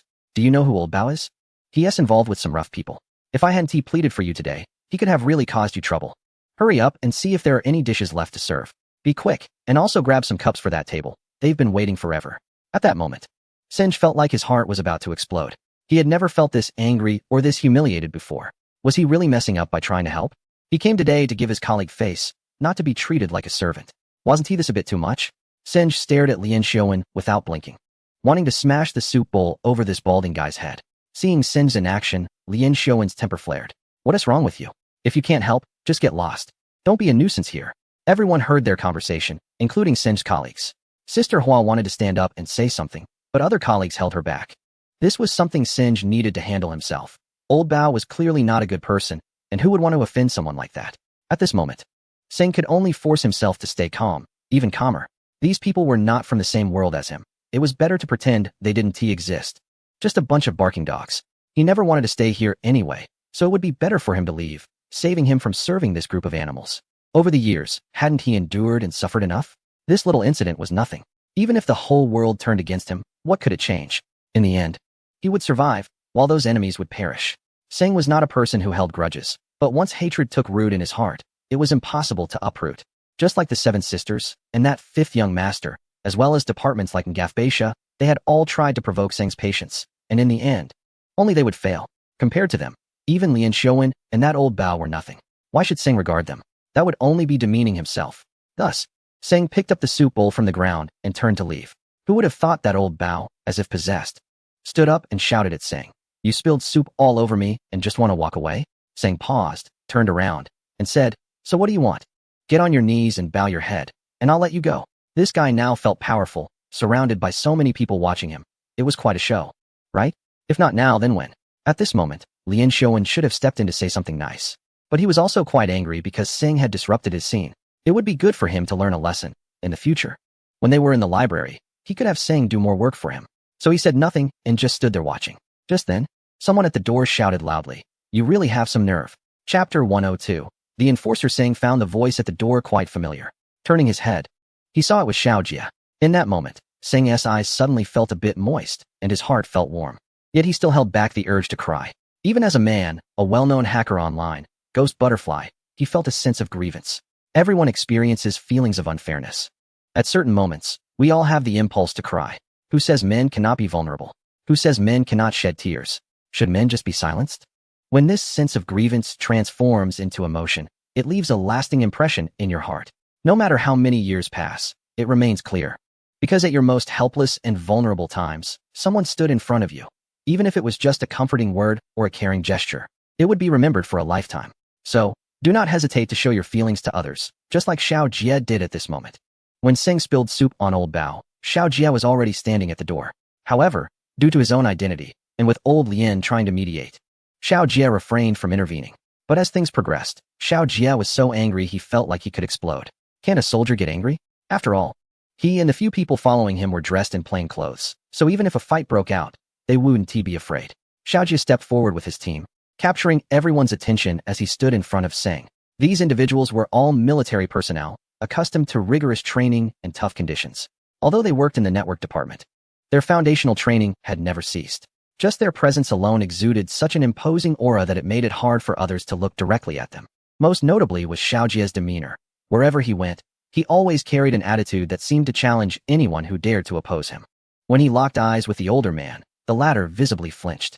Do you really have that much attitude? You want people to kneel and bow to you? Who do you think you are? Xiao Jie's straightforward temper left no room for niceties, especially when he spoke. The murderous intent that radiated from his eyes made the older man instinctively take a step back. Mistake, mistake, mistake? Seng, is this really a mistake? Seng stepped forward with a smile, saying, I don't think this is a mistake. He hadn't intended to say this, but considering Xiao Jie's rare willingness to help him, it would be unreasonable not to give him face. Moreover, Seng was even angrier now. These individuals were clearly bullies who feared the strong and preyed on the weak. Seeing Xiao Jie and his team had rendered them speechless, where had their earlier bravado gone? If they enjoyed putting on a show, why not continue? What was supposed to be a pleasant banquet had turned chaotic over a bowl of soup, and even Xiaowen was on the verge of breaking down. He never imagined that Seng could possibly know this group. Looking at them, even a fool could tell they were skilled fighters, all sporting similar hairstyles. One of them had muscles that seemed to ripple as they moved. These were definitely not ordinary people, and who could dare provoke them? Xiaowen hurriedly approached Seng and whispered, Seng, what do these people do? Before Seng could respond, Xiao Jie pointed at Xiaowen and coldly snorted, you're no good either. Seng is your colleague trying to help you, and you're over here acting tough. Is he your servant, or what? Look at you. You look like someone who deserves a beating. And you work in a library? Have you read enough books? Do you even know what decency and honor are? This scolding brought an indescribable satisfaction to Seng, a feeling he had never experienced before. Xiao Jie's mention of the library caused the colleagues sitting nearby to lower their heads, their faces turning as red as a monkey's behind. Reflecting on how Seng had never turned down their requests, they realized that today's situation was indeed inappropriate. Most importantly, no one had anticipated that Seng had such powerful backing. Although they didn't know what these individuals did, their imposing presence and physique clearly indicated they were not to be trifled with, especially the leader, whose words seemed to weigh heavily, making it hard for others to breathe. Xiaowen, overwhelmed by the scolding, found himself at a loss for words. Almost everyone he knew was present today. How could he ever face them again after this? His actions equated to betraying his own side. Who could say anything good to someone like him? Singe looked at their expressions as if he were enjoying the funniest movie. And if he took a picture of them, they could win an Oscar. This shows just how important a person's strength is. If he could possess the kind of power that could shake the ground with just a word, how could these people bully him? Perhaps by now, he would be sitting somewhere commanding others to serve him. As for those in the library, they usually seemed quite decent, but when it mattered, not a single one was willing to stand up and say a word for him. This was the most heartbreaking part for Singe. He once thought the library was his home, and the people there were his family. He felt that they were a whole, rather than fragmented and lonely. Even if he only saw them for a moment each day, it at least made Singe feel that the family members existed, that no one had left, and no one had abandoned him. But at this moment, these people had forsaken him, or perhaps they had never considered him family at all. Singe forced himself not to dwell on these thoughts. Even if these people had never regarded him as family, he wouldn't let it affect him because he needed to be strong. He had to learn to endure indifference and sorrow. Only then could he truly become strong and have everything he desired. Seeing that Xiaowen remained silent, Xiao Jie turned his attention to that guy, Lao Bao. You, come here. Upon hearing this, Lao Bao trembled and hurried a few steps to stand in front of Xiao Jie, his face a mask of gushak. To Singe, this guy's smile was uglier than crying, like a cabbage that made one feel as if their heart had been ripped out. Big brother, what do you need? Who the hell is your big brother? If I had a brother like you, I could kick you 1,000 times in a day. Just look at that old face of yours. It's like an egg hanging there, and you dare to call me big brother? Let me tell you, your life is in Singe's hands. If he wants you dead, you'll die immediately. Xiao Jie wanted to vent Singe's frustrations, believing it would help him work harder against Tianyue's people. With this thought, he couldn't help but smirk inwardly. In fact, Xiao Jie's insults had already been enough to let Singe vent his anger. Moreover, it was almost 7 o'clock, and Singe really wanted to ask him if he had forgotten about the drill, or if he was now completely immersed in the pleasure of helping him vent. At that moment, Lao Bao indeed approached Singe and said, well, Singe, you see, I'm getting older and more clueless. I offended you today. So please don't take it to heart. Just treat me like air and let me go. Singe saw his act, and with the scent of seafood wafting from him, he had no interest in making things difficult for him. However, he was wrong to casually mention anyone's parents, as that was the one thing Singe could not tolerate. Although Singe's parents had left him when he was very young, they remained his most cherished memories. No one could touch or insult them. Kneel down and say I'm sorry 10 times. Singe demanded. He didn't care for his apologies. It was merely a way to pay respect to his parents. Old Bao was still a bit hesitant. But Xiao Jie sneered and said to Singu, Singu, what are you still doing with that soup bowl? Give it to me. Without Xiao Jie reminding him. Singu had forgotten he was still holding the soup bowl. He didn't know what Xiao Jie wanted it for, so he handed it over. Who would have thought that as soon as Xiao Jie got the bowl, he took a look inside and smashed it to pieces with a punch. The bowl didn't even break when it hit the ground. It was shattered by his fist. Just imagine how strong this guy's punch must be. As everyone gasped in surprise. Old Bao had already knelt on the ground, loudly shouting, Dad, Mom, I'm sorry. Dad, Mom, I'm sorry. Sun Ge finally felt relieved and turned his gaze to Lien Xiaowen, who was so frightened that he trembled all over, cold sweat streaming down his face. Singu, we're from the same unit. Let's just let it go. Now this guy was thinking about being from the same unit when he was supposed to work, but he didn't think of that before. Singu smiled lightly and said, Uncle Lien, don't take it to heart. I have some social engagements to attend, so I have to leave. Please say a few congratulatory words to your daughter on my behalf. As soon as he said this, Lien Xiaowen's face turned even redder. Singu was giving him face. If he didn't know how to appreciate it, was he still a person? Singu, you go ahead. Uncle Lien will treat you to dinner tomorrow if you have time. Singu patted Xiao Jie and said, Hurry up, what time is it? Do you want to be late? Looking at the time, Xiao Jie exclaimed, Damn, hurry up. We only have 10 minutes left. After saying that, he dragged Singu out of the hotel. People in the hotel watched them leave in silence. Especially those from the library. They suddenly felt like they didn't know Singu anymore. Lien Xiaowen kicked Old Bao and said, Stop making a scene. They're gone. If it weren't for this guy, how could he have lost so much face today? Why invite him of all people? Who would have thought Old Bao would reply? We still need to do it 2 more times. By the time Singu and Xiao Jie arrived at CNC, they were already 10 minutes late. If it weren't for the pressure from Xiao Long regarding the exercise schedule, that 10 minutes could have meant the exercise was already over.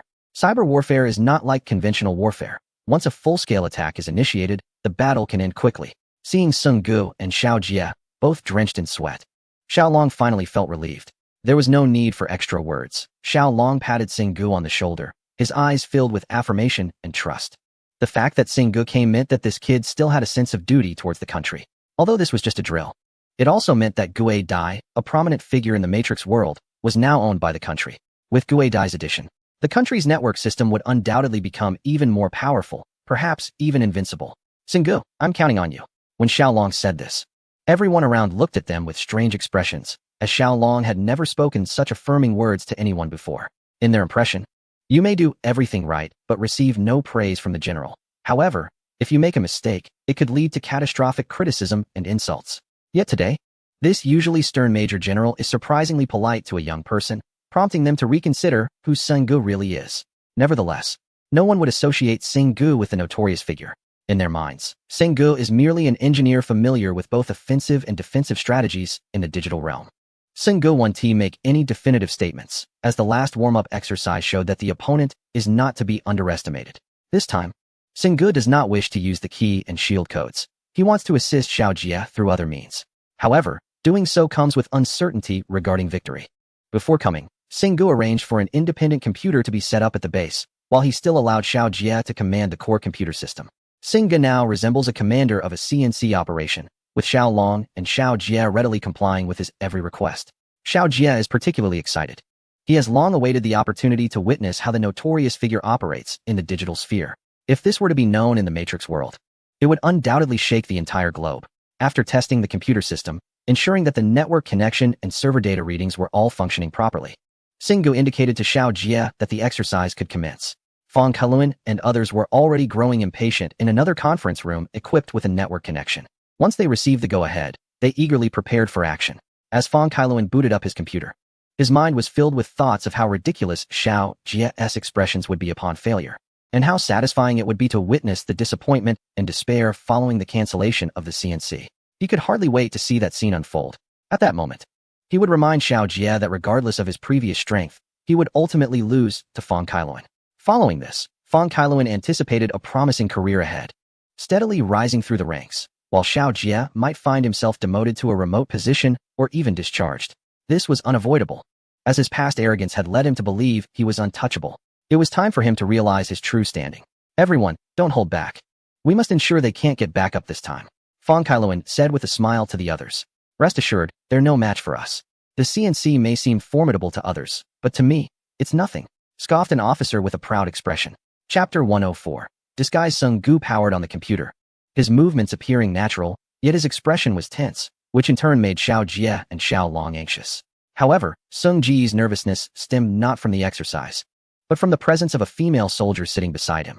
This soldier had shoulder-length short hair, big eyes, and a charming smile that revealed two prominent canine teeth, complemented by a pair of deep dimples that made one want to pinch her cheeks. Unexpectedly, there are such adorable girls in the army. Hello, I'm Siyu. What is your name? Sang thought she was really cute, and she found Sang quite charming too, taking the initiative to greet him. What was my name again? Oh right, I'm Sang. Siyu couldn't help but chuckle at Sang's nervousness. This boy looked quite handsome. So why was he so shy? Moreover, he was a leader, and the expert engineer brought in by the top management was surprisingly such a young boy. The female soldiers in the army spent their days mingling with the male soldiers, and their personalities were quite straightforward. Seeing Sang's shy demeanor, Siyu reached out and patted him on the shoulder, smiling as she said, "Don't be scared, I won bite." Sang suddenly understood Xiao Jie better. How could he not have a headache dealing with so many female soldiers every day? If it were him, he would have collapsed in a day. Mainly, these female soldiers were just too cute, especially the one sitting behind Sang, who was slender but had a round head. Even someone as cultured as Sang couldn't help but want to give her a little rub, if he didn't know better. He might think she was a real-life version of a character from a comic. Later, Xiao Jie noticed something was off. Normally, when a person is nervous, their face shouldn't be as red as a monkey's bottom. This was clearly shyness. Looking at the nearby female soldiers, he immediately understood. So, Xiao Jie walked up to Siyu and said sternly, "Take your eyes off his face and focus on your screen. Stop teasing him, you clueless girl." Siyu obediently withdrew her gaze. But it was clear that Xiao Jie usually got along well with them. Otherwise, a girl would have been in tears after such a scolding. However, Siyu whispered with a laugh, "If I don't look, then I want to look. What is the big deal? It's like you two have some secret connection." Cough, cough. This remark nearly made Sang choke. Why did she say everything? What secret connection? He was just there to help deal with a group of people from Tianhua. Could this really spark a rumor? Could he still be a decent person? At this point, Xiao Jie even sighed dramatically and said, "If you can help me take care of those people over there, my life is yours." I suddenly remembered that I forgot to lock my door at home. I need to go back and lock it. Sang stood up, intending to leave. Although he was shy, he was clear about his sexual orientation. Now, looking at Xiao Jie felt like looking at someone with a different preference. This made both Xiao Jie and Siyu laugh, and the atmosphere became much lighter. However, Xiaolong's mind wasn't as carefree as theirs. He came over and whispered, "Enough joking around. Everyone be serious. Xiao Jie, especially you, if you lose this round, I swear I'll divorce your mother and make sure you regret it. Get back to your position.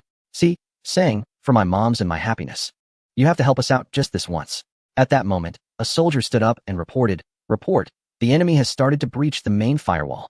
Xiao Jie hurried back to his position and began operating on his computer, inputting a whole series of codes to find out how the enemy was attempting to break in. The results are the same as last time. The opponent's hacking method is quite unique. It seems he simply targets the weaknesses of the firewall to disguise the code, replacing the firewall's data files to directly undermine it from within.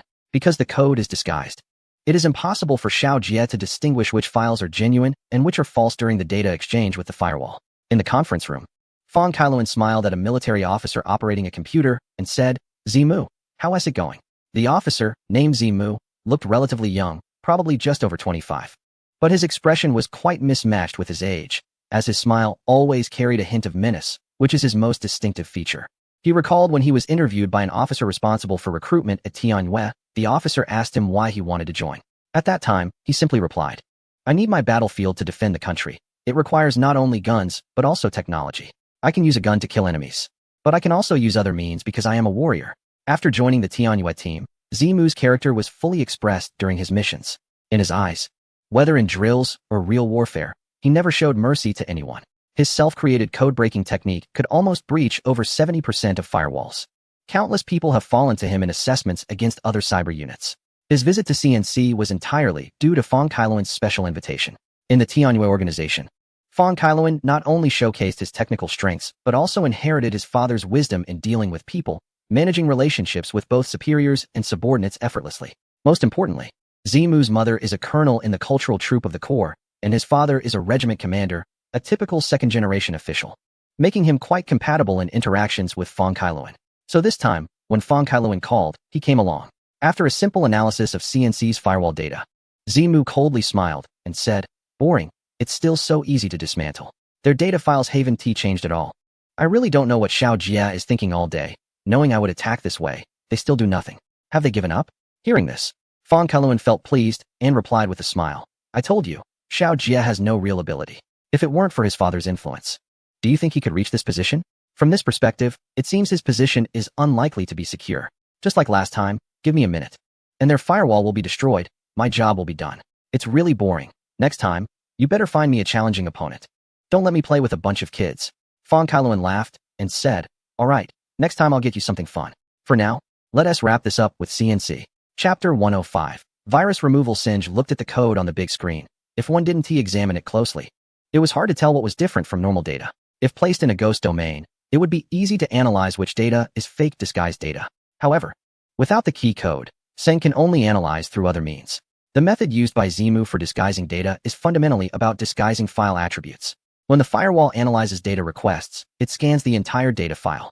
If it detects viruses, trojans, or files and programs with aggressive behaviors, it will block them from entering the system. This method is effective against general computer hackers, but it is merely a fantasy to think it could stop advanced or even super hackers. Zimu disguises file attributes and adds a series of mutated codes within the data file. When these codes are not entering the system, they appear as ordinary encoding within the file, which most firewalls cannot distinguish. In fact, the vast majority of firewalls are unable to identify files with mutated encoding. Once these mutated codes enter the firewall's data group or the system, they begin to mutate and execute a series of destructive behaviors based on pre-programmed instructions.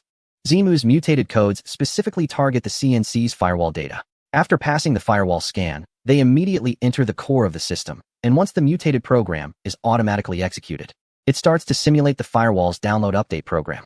The firewall then defaults to replacing the original files with these downloaded files. In Seng's view, network data can be divided into many modules and then reassembled into an independent module. After breaking down the CNC's firewall into several modules, Seng begins to analyze each one. However, analysis requires software tools. Fortunately, Seng is well prepared. Some of his commonly used programs are on a USB drive that he carries with him at all times. Next to him, Siyu observes the server's data variables while watching Seng's operations. On his screen, there are at least a dozen program windows open, and Seng continuously switches between them. Siyu is dazzled and doesn't understand what the symbols on those windows mean, no matter how experienced she is as a cyber warrior. Seeing Seng's operations makes her realize what a true expert looks like. Not only her, but Xiaojia, who was also at a loss, came to Seng's side, urgently asking, "How's it going? Any discoveries?" Seng shook his head slightly. His eyes focused on the changing data symbols on the screen as he searched for the opponent's coding method on his analysis software. So far, he only suspects that the opponent used a certain programming software to create special disguise codes that evaded the firewall scanning. However, after analyzing some of the changing symbols, he found the opponent's coding method, but there were no signs in the firewall's data exchange indicating any attempt to attack the firewall's scanning function. His mind raced, as if the entire world around him had shrunk to just himself, surrounded by those windows, symbols, codes, and data. This was his world, a matrix world, mysterious, wild, surreal, and thrilling. Like a woman performing a mysterious dance, every movement is filled with surprise. The opponent's files can disguise themselves to evade the firewall's scans. But to replace the firewall's files, the firewall must actively recognize them first. At this point, Seng accessed the core components of the firewall, and upon inspection, he finally found the root of the issue. Their mutated files had modified the firewall's automatic update program, replacing all files with their own. Moreover, they had placed the update program in the system's background, making it nearly impossible to detect without inspecting the core components. Of course, this discovery wasn't something everyone could identify. It required software support. Only Seng's self-written core code analysis software could clearly reveal the opponent's actions, as others would not be able to notice even if they accessed the core program. This mutated program was particularly cunning. It only used the core commands of the firewall without altering its core files, allowing the firewall to remain operational. Once the last file was replaced, the firewall would be completely destroyed. The opponent was clearly skilled, and Seng chuckled to himself, remarking how impressive it was that they had reached such a level of expertise in undermining defenses. Looking up, he noticed several people had gathered around him, including Xiao Jie and Xiao Long, along with a few officers. Siyu glanced at the screen and then at Seng, repeatedly wanting to ask him about what he was doing, but it was clearly not the right time for questions. Seng, tell me, have you found their trail? Xiao Jia asked excitedly, his eyes gleaming with anticipation. They had exploited the firewall's core components to forge automatic update commands, replacing all downloaded files with virus files. This was their tactic. As soon as Seng finished speaking, Xiao Jia rushed back to the computer and quickly typed in a code, drawing everyone's attention to the large screen. However, to their eyes, everything seemed normal, just the firewall issuing alerts for undetectable data, which were the replaced files. Attention shifted back to Seng, and Xiao Long asked, Seng, is there a way to handle this? There's always a way, but it needs to be targeted. We can't just use any program to stop them, Seng replied. He had discovered that their mutated files operated on a 5-layer encryption model. In other words, this thing had 5 lives. Each time you killed it, it would revive and mutate anew. This was the insidious nature of mutated viruses. Unless you could control and delete them all, they would ultimately destroy your firewall. As Seng contemplated a strategy, Siyu kept prompting him, saying, the firewall's files will be completely replaced in 30% more time. Hurry up. The words of Siyu are what everyone wants to say to Seng. During this time, Xiaojia activated his antivirus software, intending to eliminate those mutated files. This method might be effective at other times, but now, it not only had no effect, but could also potentially accelerate the destruction of the firewall. When Seng saw the data on the screen change, he immediately shouted, Xiaojia, don't use the antivirus software. However, Xiaojia had already begun the scanning process. In the battle between hackers, sometimes it relies not only on technology, but also on the psychological state of both parties. Seng did not know what effects the antivirus software would have on the mutated files. He only knew that a senior hacker would never underestimate the opponent's antivirus software. Moreover, since the opponent was an expert among experts, Seng was even more convinced of this. However, his attempt to stop Xiaojia was too late.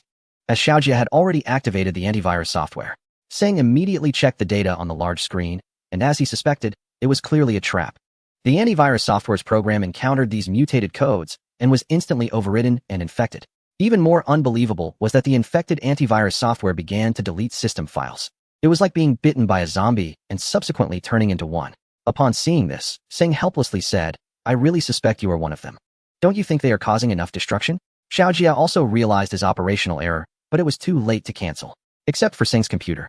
Everyone else's computers began to continuously issue warnings about system file corruption and impending system restoration. At the same time, Seng noticed that his computer had no reboot warning. Upon closer inspection, he realized that the mutated files were attacking based on the local area network's IP addresses. And his computer's IP address had already been automatically changed by the software. This was Seng's habit. The software he wrote would first make basic settings changes on any computer it was used on, including hiding the IP address. Of course, this kind of hiding was not like a key code, it was a physical concealment. At this point, Seng suddenly thought of a solution, so he shouted to Xiaojia, give me your server control permissions. Seng thought this control permission was like the administrator rights on a computer, which could be used once authorized. However, the network permissions of the CNC were not like that. Even Xiaojia did not have the authority to do so, so he looked over at Xiaolong. The management permissions of the CNC server were not ordinary, and Xiaolong had to consider whether Seng could be trusted. If Seng used the CNC network permissions to do something else, the consequences would be unimaginable. Even if he came to help the CNC, one must not forget that his other identity was still that of a hacker. Xiaolong had no intention of belittling hackers, it was just that. As the highest official in the military district, he indeed had to think this through carefully. However, time is very tight now, and Seng understands Xiaolong's hesitation. But this is not the time to consider that issue. Chief, are you sure you can do it? Xiaojia is more anxious than anyone else. He trusts Seng unconditionally. In other words, if Seng wants to gain control over the CNC server, he could easily do it with just a flick of his fingers. As he is the phantom butterfly, how could such things possibly be difficult for him? Xiaolong seems to have realized this, and he nodded to Xiaojia. This is a critical moment, and there is no room for excessive hesitation. The management authority of the CNC server requires 5 high-level officials to input 5 passwords before management can proceed. Fortunately, all 5 officers are present at CNC today, and with Xiaolong's approval, they entered their passwords under extremely confidential circumstances. Once the door to the server management authority opened, Xiaojia didn't think twice and granted Seng full management rights. In the conference room, Zimu rested his head on his hands, looking relaxed. He originally thought Xiaojia would come up with some countermeasures today, but unexpectedly, he just activated the antivirus software, trying to treat his mutated files like a virus. This ultimately led to a complete collapse of the server control system and its affiliated systems, saving them a significant amount of destruction time. His mutated files fear nothing as much as antivirus software, a tactic Zimu concluded after countless experiments. Most people, upon discovering mutated files, mistakenly believe they are mutated viruses and immediately activate antivirus software to eliminate them. However, what these people might not know is that a virus is a virus, and a file is a file. These are two completely different concepts. Viruses are destructive and infectious, while files, under system authorization, can be even more destructive. Antivirus software typically deletes specified files or folders to achieve its effect. Mutated files can exploit this characteristic to overwrite the core programs of antivirus software under file authorization, thus controlling its behavior. Generally, mutated files would uninstall antivirus software, but Zimu's mutated files can control the scanning module of the antivirus software, making all other normal files appear abnormal except for the mutated files. Hence, the antivirus software indiscriminately deletes those system files. The other officers simply closed their laptops. They initially thought today's drill would be a spectacular performance, but unexpectedly, Zimu resolved it all by himself so quickly that they didn't even get a chance to act. In response, Zimu could only express his helplessness. After all, how could Xiaojie be so ignorant? He actually thought he could use antivirus software to eliminate his mutated files. As if the members of the Tianyue team didn't even know what antivirus software was. Fang Kairan also didn't get to enjoy himself. He originally wanted to torment Xiaojie a bit until he broke down, but now it seems this drill can be concluded early. Bored, he simply started typing up an evaluation report on his computer. The opening sentence states that after relevant tests by the Tianyue team, the CNC completely lacks basic capabilities for military network defense. Just when everyone thought the exercise could be concluded, and some were even shutting down their computers and unplugging cables, Zimu suddenly sensed something was off. From a timing perspective, the CNC servers should have been compromised long ago, not to mention the servers. Even the firewall should have been breached. However, Zimu saw that the CNC's firewall was still holding strong. What's going on? Zimu murmured and typed a string of code on the keyboard. The others heard him, but just as they turned to look at Zimu, they heard him exclaim in disbelief. What the heck? What the heck? What is this? Curious, they rushed to Zimu's computer and found that his system had been completely locked down, with even the system's firewall uninstalled. Chapter 107. Arrogance. By the time Zimu realized something was wrong, it was too late. His computer system had been entirely locked by an unknown program, and the firewall had been uninstalled. Although his personal firewall was just a basic software, being able to breach his network and remove it was another matter altogether. Among the 5 of them, only Zimu's computer was still connected to the CNC server network. His system was destroyed, and the other 4 had no visibility into the CNC situation at all. They had no idea how Zimu had been taken down. Fang Kailuan quickly saved the assessment report he had prepared and attempted to connect to the CNC server normally. The results showed that everything was functioning properly, indicating that Zimu's mutated file had caused no damage to the other side. This was puzzling. Clearly, his mutated file had disguised itself and passed through the firewall to enter the system. Despite Xiaojie activating the antivirus software, which had also been infected by the mutated file, how could this outcome be possible? The group quickly entered a research mode. Zimu's operation had no mistakes, and his mutated file posed no issues. Yet, the CNC not only countered his tactics, but also took control of his system, rendering him unable to shut it down, forcing him to restart the computer manually. However, after the restart, they were greeted with a message indicating that the system could not find the specified file and could not boot. The saddest part was that they could not figure out how Xiaojie had managed to take down Zimu. It was a double blow, a mix of punishment and humiliation. Unfortunately, among the 5 of them, only Zimu had the capability to breach the firewall, while the other 4 lacked that technical skill. It's important to note that they were merely an assessment team, with each member evaluating different network modules of the CNC. If one person failed, the others would follow suit. Especially since the first move had been countered, there was no chance to proceed with the subsequent strategies. In this predicament, Fang Kailuan had no choice but to request a pause in the exercise for half an hour, allowing Zimu to fix his system first. Originally, CNC could have refused this request. The drill could not be paused. If you lost, you lost. There was only one chance. Did you think you could respawn infinitely? However, Xiaolong personally approved the request, granting them another opportunity. They had previously won a round against CNC, and today was the second phase of the drill, where they managed to even the score. Moreover, CNC also needed time to repair their firewall, and besides that, they had something even more important to do. Cheer for Seng.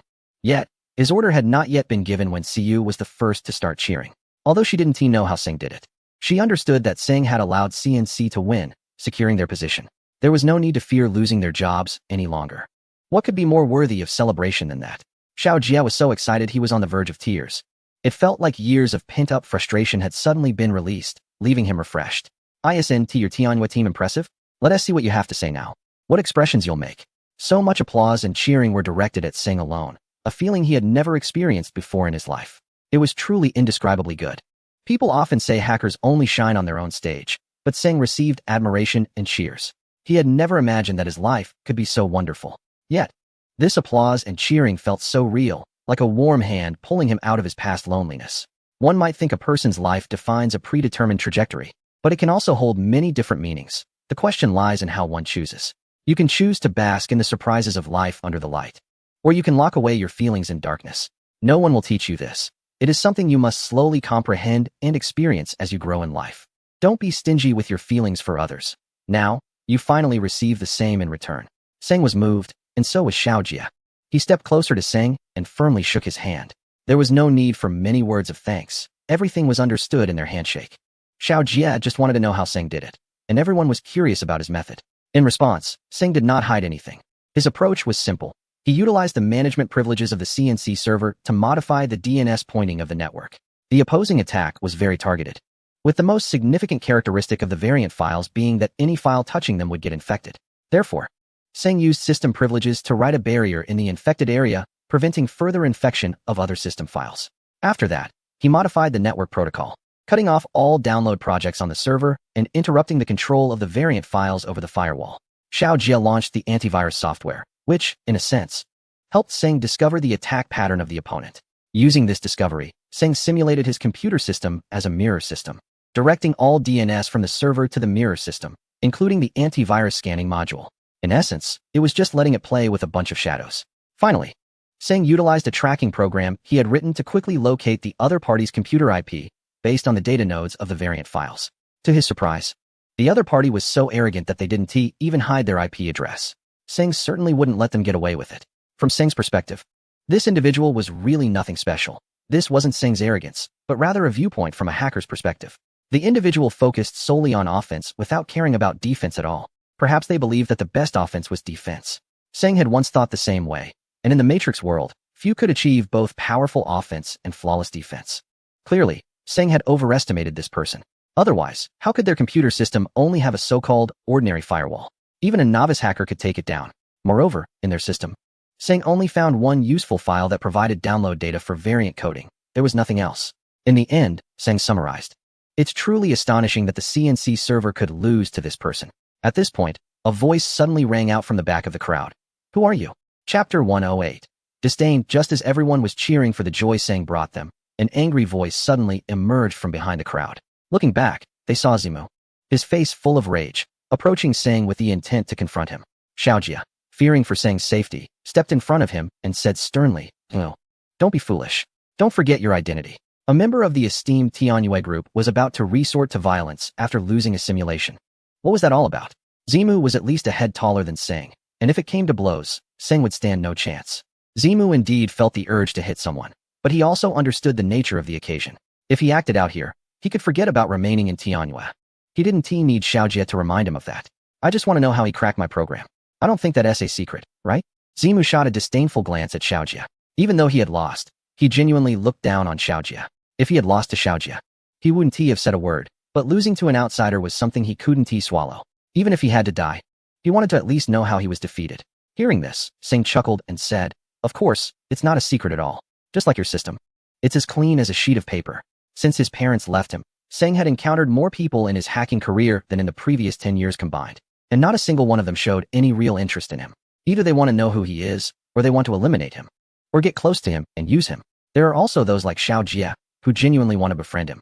However, none of these people ever made Seng feel that they were particularly special. In his eyes, they were all just people living for their own desires, striving for their own goals. Under this premise, everyone is equal, and no one is significantly superior to another. At this moment, Seng never considered himself stronger than this Zimu. Rather, it was because Zimu was so arrogant that he seemed to have forgotten there were many who could easily take him down in this world. As for the manner of conversation, Seng didn't care about that. He was just speaking the truth. However, this statement was not pleasant to Zimu's ears. Having already lost to this person, he was filled with frustration, and now he was being lectured by him. Zimu really wanted to charge up and fight him. Since joining the military, he had never put up with such disrespect. Even after joining the Tianyue group, others treated him with great respect, regardless of who his parents were. His exceptional networking skills earned him the admiration of people in Tianyue. This unknown guy, having won once by chance, started to lecture him. Who did he think he was? I remember you were invited as a consultant by CNC, right? So, you're nothing here? At most, you get a boxed meal. What else can you get? Zimu couldn't make a move, but his words were not just an insult to one person. They were also a jab at the CNC people, who couldn't understand the implication. It was just saying that Xiao Jie and Xiao Long lacked ability, so they found an outsider, and once used, they would just discard him. Wasn't he part of the military? Was it worth risking everything for a boxed meal? Xiao Long had been silent since Zimu entered.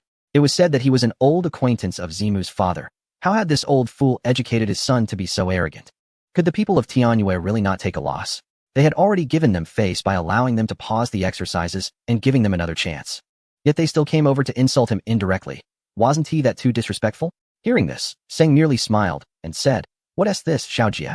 There's actually a boxed meal? I didn't know that. I love eating boxed meals." This person hadn't done much yet. But he was already positioned as an opponent, and with such words, there was no need to take him seriously. As a hacker, Seng was always prepared to face various enemies. If he got upset over a few words from the opponent, then he might as well not be a hacker at all. As for Zimu, it was just an exercise. Why take it so seriously? Besides, they were on the other party's territory. Such actions were not just disrespectful. Is this your only ambition? If you want a boxed meal, sure, just tell me how to crack the program, and you can take this $10 for your meal. With that, Zimu pulled out 10 yuan from his pocket and threw it at Seng's feet. The expression and tone suggest that in this world, there is no one but him. Right now, forget about the advisor. Even Xiaolong behind him can hardly sit still. With his fiery temper, he has been holding back. But this Zimu is going too far. Who are you directing this at? Thinking of this, Xiaolong suddenly exclaimed loudly, "So, do you have any objections to the advisor I hired?" Zimu, nearly floating with arrogance, immediately replied, "How could I have any objections? But I must remind you, he is just an advisor, not one of your people. This exercise is aimed at your defense system, not a performance for certain individuals. Moreover, he doesn't represent you at all, and our evaluation report will still judge you as unqualified based on that." Senj looked at Xiaojie, whose expression was as if he had eaten too much mustard, wincing in pain. Senj felt nothing but guilt and helplessness. He came to assist Xiaojie, but instead, he was subjected to such criticism. Only Senj could remain calm. If it were anyone else, they would have exploded by now. Did helping turn into a mistake? Before Xiaojie could explode, Xiaolong erupted first, his imposing aura suddenly radiating. "Are you speaking to me without even saluting? As far as I know, you are just a major. What? Am I nothing in your eyes as a brigadier general?" Xiaolong fought in border wars during his youth, and to him, the rules of any unit are paramount. How could he let Zimu act wildly in front of him? Not even his father would dare to stand in front of him without saluting and addressing him as sir. What is Zimu? Chapter 109. Arrogance. When Xiaolong got angry, the entire CNC fell silent. This is not their headquarters where they can act so arrogantly. Xiaolong is the boss here. Xiaojie lost yesterday and said nothing. How can you not handle losing just once? Are you even a soldier? What infuriated Xiaolong the most was that no matter when, one must not forget the rules of the military. You can say whatever you want, but do you even acknowledge your leaders? Provoked by this anger, Zimu was indeed a bit dumbfounded, having forgotten all the rules in his excitement. Although Xiaolong is not his direct superior, he is a brigadier general and an absolute leader in the military hierarchy. Moreover, the unit he belongs to is a key force within the military district and is highly valued by superiors. Even he felt it was excessive to shout in front of someone of Xiaolong's rank. He even threw $10 at Senj's feet. Xiaolong glanced at Senj, then turned to Zimu and said, "You really have a lot of money, don't you? Just throw it around like that. But you didn't throw enough. If you want to know how Senj cracked your program, kneeling in front of him wouldn't be enough. What's the big deal about being an advisor? I can now clearly tell you that Sung is our specially appointed cybersecurity engineer. Although he is not a member of the organization, his contributions to it surpass yours. What grounds do you have to act so arrogantly?" Xiaolong's words brought Sung immense satisfaction. Someone had to stand up and speak for him, right? He didn't want to get involved in the military matters and just wanted to focus on his own work. That is how Sung felt. So when faced with Zimu's humiliation, he chose to pretend he didn't see it. Even if he felt sad inside, he couldn't let it show on his face. This was Sing's unique way of being strong. Sometimes, holding on to what you have is more important than anything else. This also reflected Sing's inherent nobility. Just like a famous saying that goes, "Pride is a weapon." Sometimes, it serves as a silent counterattack. Just like the smile on Sing's face, always calm and unruffled. A few words of attack couldn't harm him at all. However, within the range of his own weapons, Sung would never hold back. Just like his pride and his hacking skills, Zimu was so humiliated that he couldn't lift his head, but Xiaolong had no intention of letting him off the hook, as there was still the matter of the report he mentioned. Xiao Long absolutely couldn't allow him to go back and write carelessly. It concerned the future of CNC. And he couldn't let it slide. So he continued, I will also send a copy of this exercise report to your superiors at Tianhua. I want to ask your superiors if this is how people at Tianhua conduct themselves.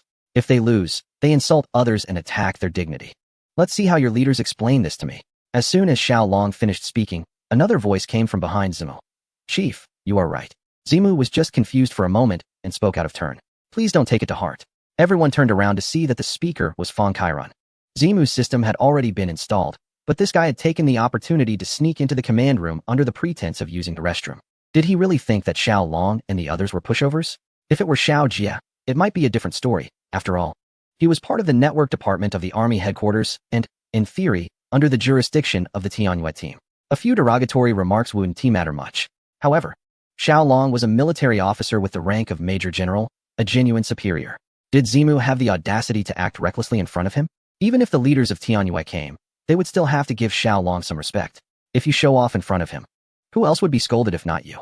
Upon seeing Fong Kairon, Xiao Jie couldn't hold back any longer.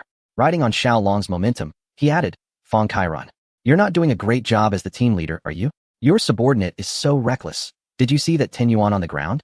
He threw it to our network engineers to buy lunch. I must include this in the report, and he must apologize to our engineers no matter what. Fong Kairon sighed and softly said to Zimu, what is going on with you? Do you still want to keep your job? Is this a place for you to act recklessly? Hurry up and pick up the money. Zimu, filled with shame and anger, could only obediently bend down to pick up the money he had thrown, which landed perfectly at Seng's feet. This bow seemed like a salute to Seng. I'm sorry for what I said earlier. Zimu's voice was so faint, like a mosquito buzzing, that even Seng couldn't hear him clearly. But who cared? No one regarded him anyway. After apologizing to Seng, Zimu stood at attention and saluted Xiaolong, saying, report, sir. You are right, and I will remember your words. Xiaolong was not the type to take advantage of someone else's mistake. Since Zimu had already said that, he didn't want to make things difficult for him, especially given his own position. After all, he just wanted to vent his frustration on Seng. It's best if you remember. Now, should we continue with our exercises? Fong Kailuan quickly replied, report, sir. We are ready and can start the second round of exercises at any time. Xiaolong looked at Seng, wanting to ask if he had anything else to say. Today was Seng's main stage, and he couldn't let this trivial matter affect his performance. Seng made a nonchalant gesture. For him, it didn't matter when the exercises took place, as this person wouldn't affect him at all. Moreover, Seng already had a clear understanding of their tactics. From the last exercise, he realized that among the opponent's team, only one person had the technical ability to breach the CNC firewall, while the others were each responsible for their own area of expertise. Now that Zimu was out of the picture, if he guessed correctly, their next move would be to find a way to enter the system and then crack the other server programs. Zimu's camouflage variant program was no longer usable, or rather, the program files had been deleted by Seng, making it impossible to recreate it immediately. Therefore, the other four strategies had nothing to worry about. They could just act freely. Seng was determined to show them what a real expert was today, so that they would remember the blow they received when they became arrogant in the future. Chapter 110. Breaking in after returning to the meeting room, Zimu had nowhere to vent his anger and kicked a chair to the ground. The others, witnessing this scene, thought he must have taken the wrong medication. Meanwhile, Fong Kailuan, who came in with him, looked as if he had just been pulled out of the fire. His face a mix of red and purple. He felt terrible about losing face and had intended to take the opportunity to give Xiaojie a hard time.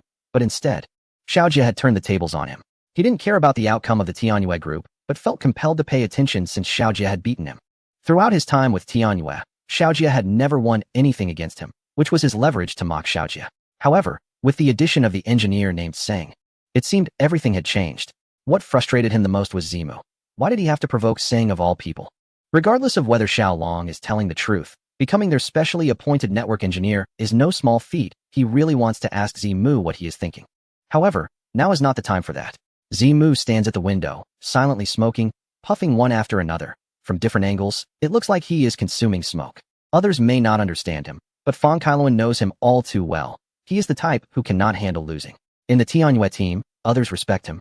And regardless of whether this respect is genuine, it can sometimes inflate a person's ego excessively, causing them to lose themselves. When faced with setbacks, all of their self-esteem can be shattered in an instant. This is an unavoidable reality. Even if he doesn't want to face it, Zimu has truly lost. Meanwhile, the rest of them must continue with this damned exercise. They cannot abandon everything just because of one person's failure. Next, it's up to us, Chen Yong. Use your brute force cracking method. We will forcibly log into the other party's server through the login window. The officer named Chun Yong looks older than the others. He was one of the earliest members to join the Tianyue team. Before enlisting, he was also a hacker, specializing in password cracking. His self-created floating point calculation method can quickly compute user IDs and login passwords, achieving over 100 million calculations per second. Hackers typically use various methods for password cracking, depending on the specific needs. This includes boot passwords, system login passwords, document opening passwords, and even extends to online shopping passwords, chat software passwords, personal space passwords, and so on. The methods for cracking each type of password vary, but they can generally be categorized into 3 types: letter combinations, number combinations, and mixed combinations of letters and numbers. There are only 2 ways to input passwords: keyboard input and mouse click input. As for the generation patterns of passwords, there are many. The most commonly used is the passphrase calculated password, which is computed through special tools and methods, resulting in a different login password each time. This is currently the most widely used and safest password login method known in the world. Of course, the management password for the CNC data server also uses this type of password login method. Qinyang's floating point calculation is designed specifically for this login method. By analyzing the data patterns of the login platform with software, he can deduce the calculation method for the passphrase password. Many might wonder why go through all this trouble. Can't we just register to access the server? While it is possible to access the server this way, ordinary registered users cannot obtain server administrator privileges without authorization. Registered users cannot do anything in the long network system, and core data is even more out of reach. The secret data is only accessible to certain high-ranking officers or specific departments. Ordinary users have only 2 ways to view it. Either they are authorized, or they resort to brute forcing the server management login password. As for usernames, it's even easier to find the login information of senior users within the system. However, Qinyang's floating point cracking method has one major drawback. Each time he cracks a password, it takes about 30 seconds. This is currently the fastest calculation method available. To understand the composition of a password, it can be conceptualized as potentially reaching hundreds of millions, even billions of calculations per second, resulting in an enormous amount of data. 30 seconds is already the fastest speed in the world. Qinyang is very confident. In his words, there is no password he cannot crack. His software acts like a master key that can open anyone's door. In the last exercise, he successfully cracked Xiao Jie's management permissions and accessed the data server. Although Xiao Jie changed the login password today, the login method remains unchanged and can still be cracked. Seeing everyone around him watching, Qinyang chuckled, saying, "Everyone, don't be so nervous. Cracking a password is simple and can be done easily. I don't care what experts they have. They are not omnipotent." He is right because he knows hackers well. Before joining the military, he was a hacker himself. After enlisting, he excelled and entered the Network Defense Forces, later being selected by the leadership of Tianyue and directly transferred to the Tianyue team. This is an honor that a cyber warrior can boast about for a lifetime. Few individuals have been directly recognized by the senior leadership of Tianyue, skipping assessments to join the Tianyue team. Passing the Tianyue assessments is quite a challenging task. Because of his understanding of hackers, he knows that every hacker has their own attributes. Either they are offensive, defensive, or cracking specialists. It's impossible for one person to master all attributes. The most formidable world-class hacker he has encountered was perfect in both offense and defense, but was utterly clueless when it came to password cracking. From the defenses set up by Seng, Qinyang concluded that Seng is someone who only understands defense and cannot have a deep understanding of password cracking. This is his confidence, his arrogance. On Seng's side, everyone, under Xiao Jie's command, entered exercise mode again, while Seng's eyes remained glued to the large screen. From the flickering symbols, Seng easily deduced that the opponent was cracking the server permissions. Chapter 111. The extreme point. This cracking method seemed interesting to Seng. The opponent should be a skilled hacker. So why would they resort to brute force methods? Even if they are using floating point calculations, this method requires a lot of time to support the cracking process. Jack is a master at cracking codes. He once told Seng that the biggest obstacle to breaking a code is not how complex the opponent's password pattern is, but rather time.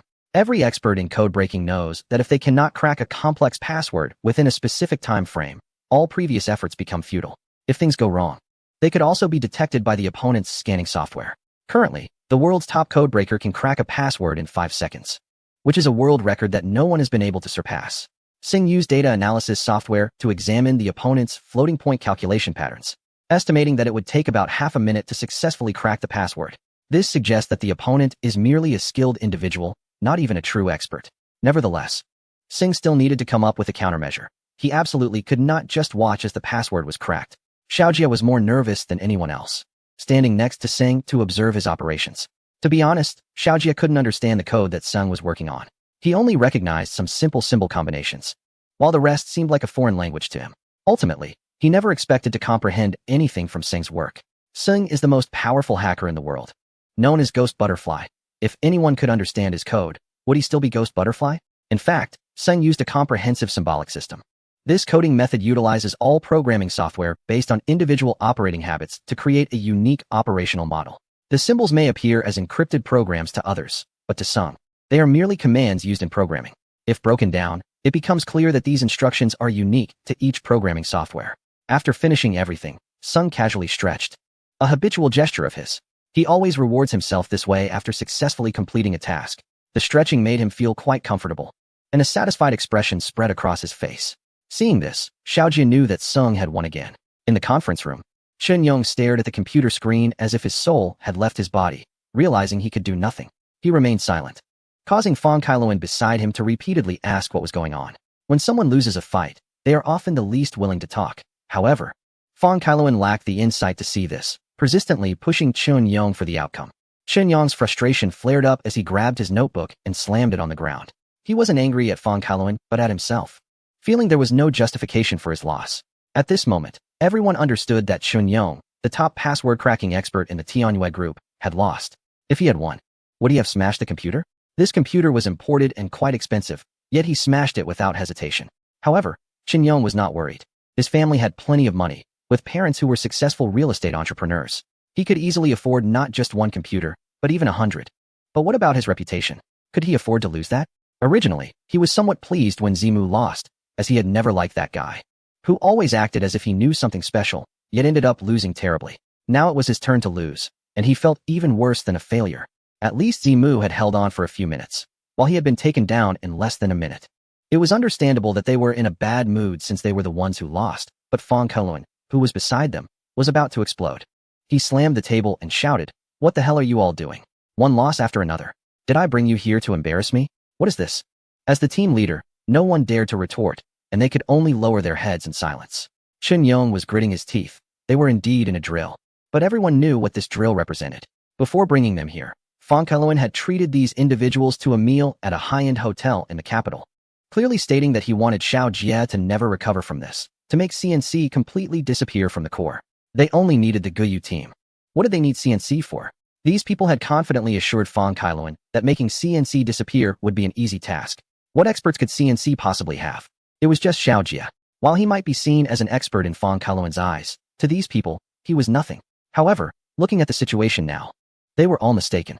CNC was not as simple as they thought, and there were true experts inside who were far stronger than any of them. It could be said that this time, they had really capsized in the sewer, with Fang Kailuan scolding them. Who could dare to argue back? At that moment, a report sounded from outside the door, and a soldier entered with a half-smile, asking, "Report, Captain Xiao asked me to inquire if the drill is to continue." Fang Kailuan was panting. He wanted to slap this soldier, thinking, "What are you laughing about?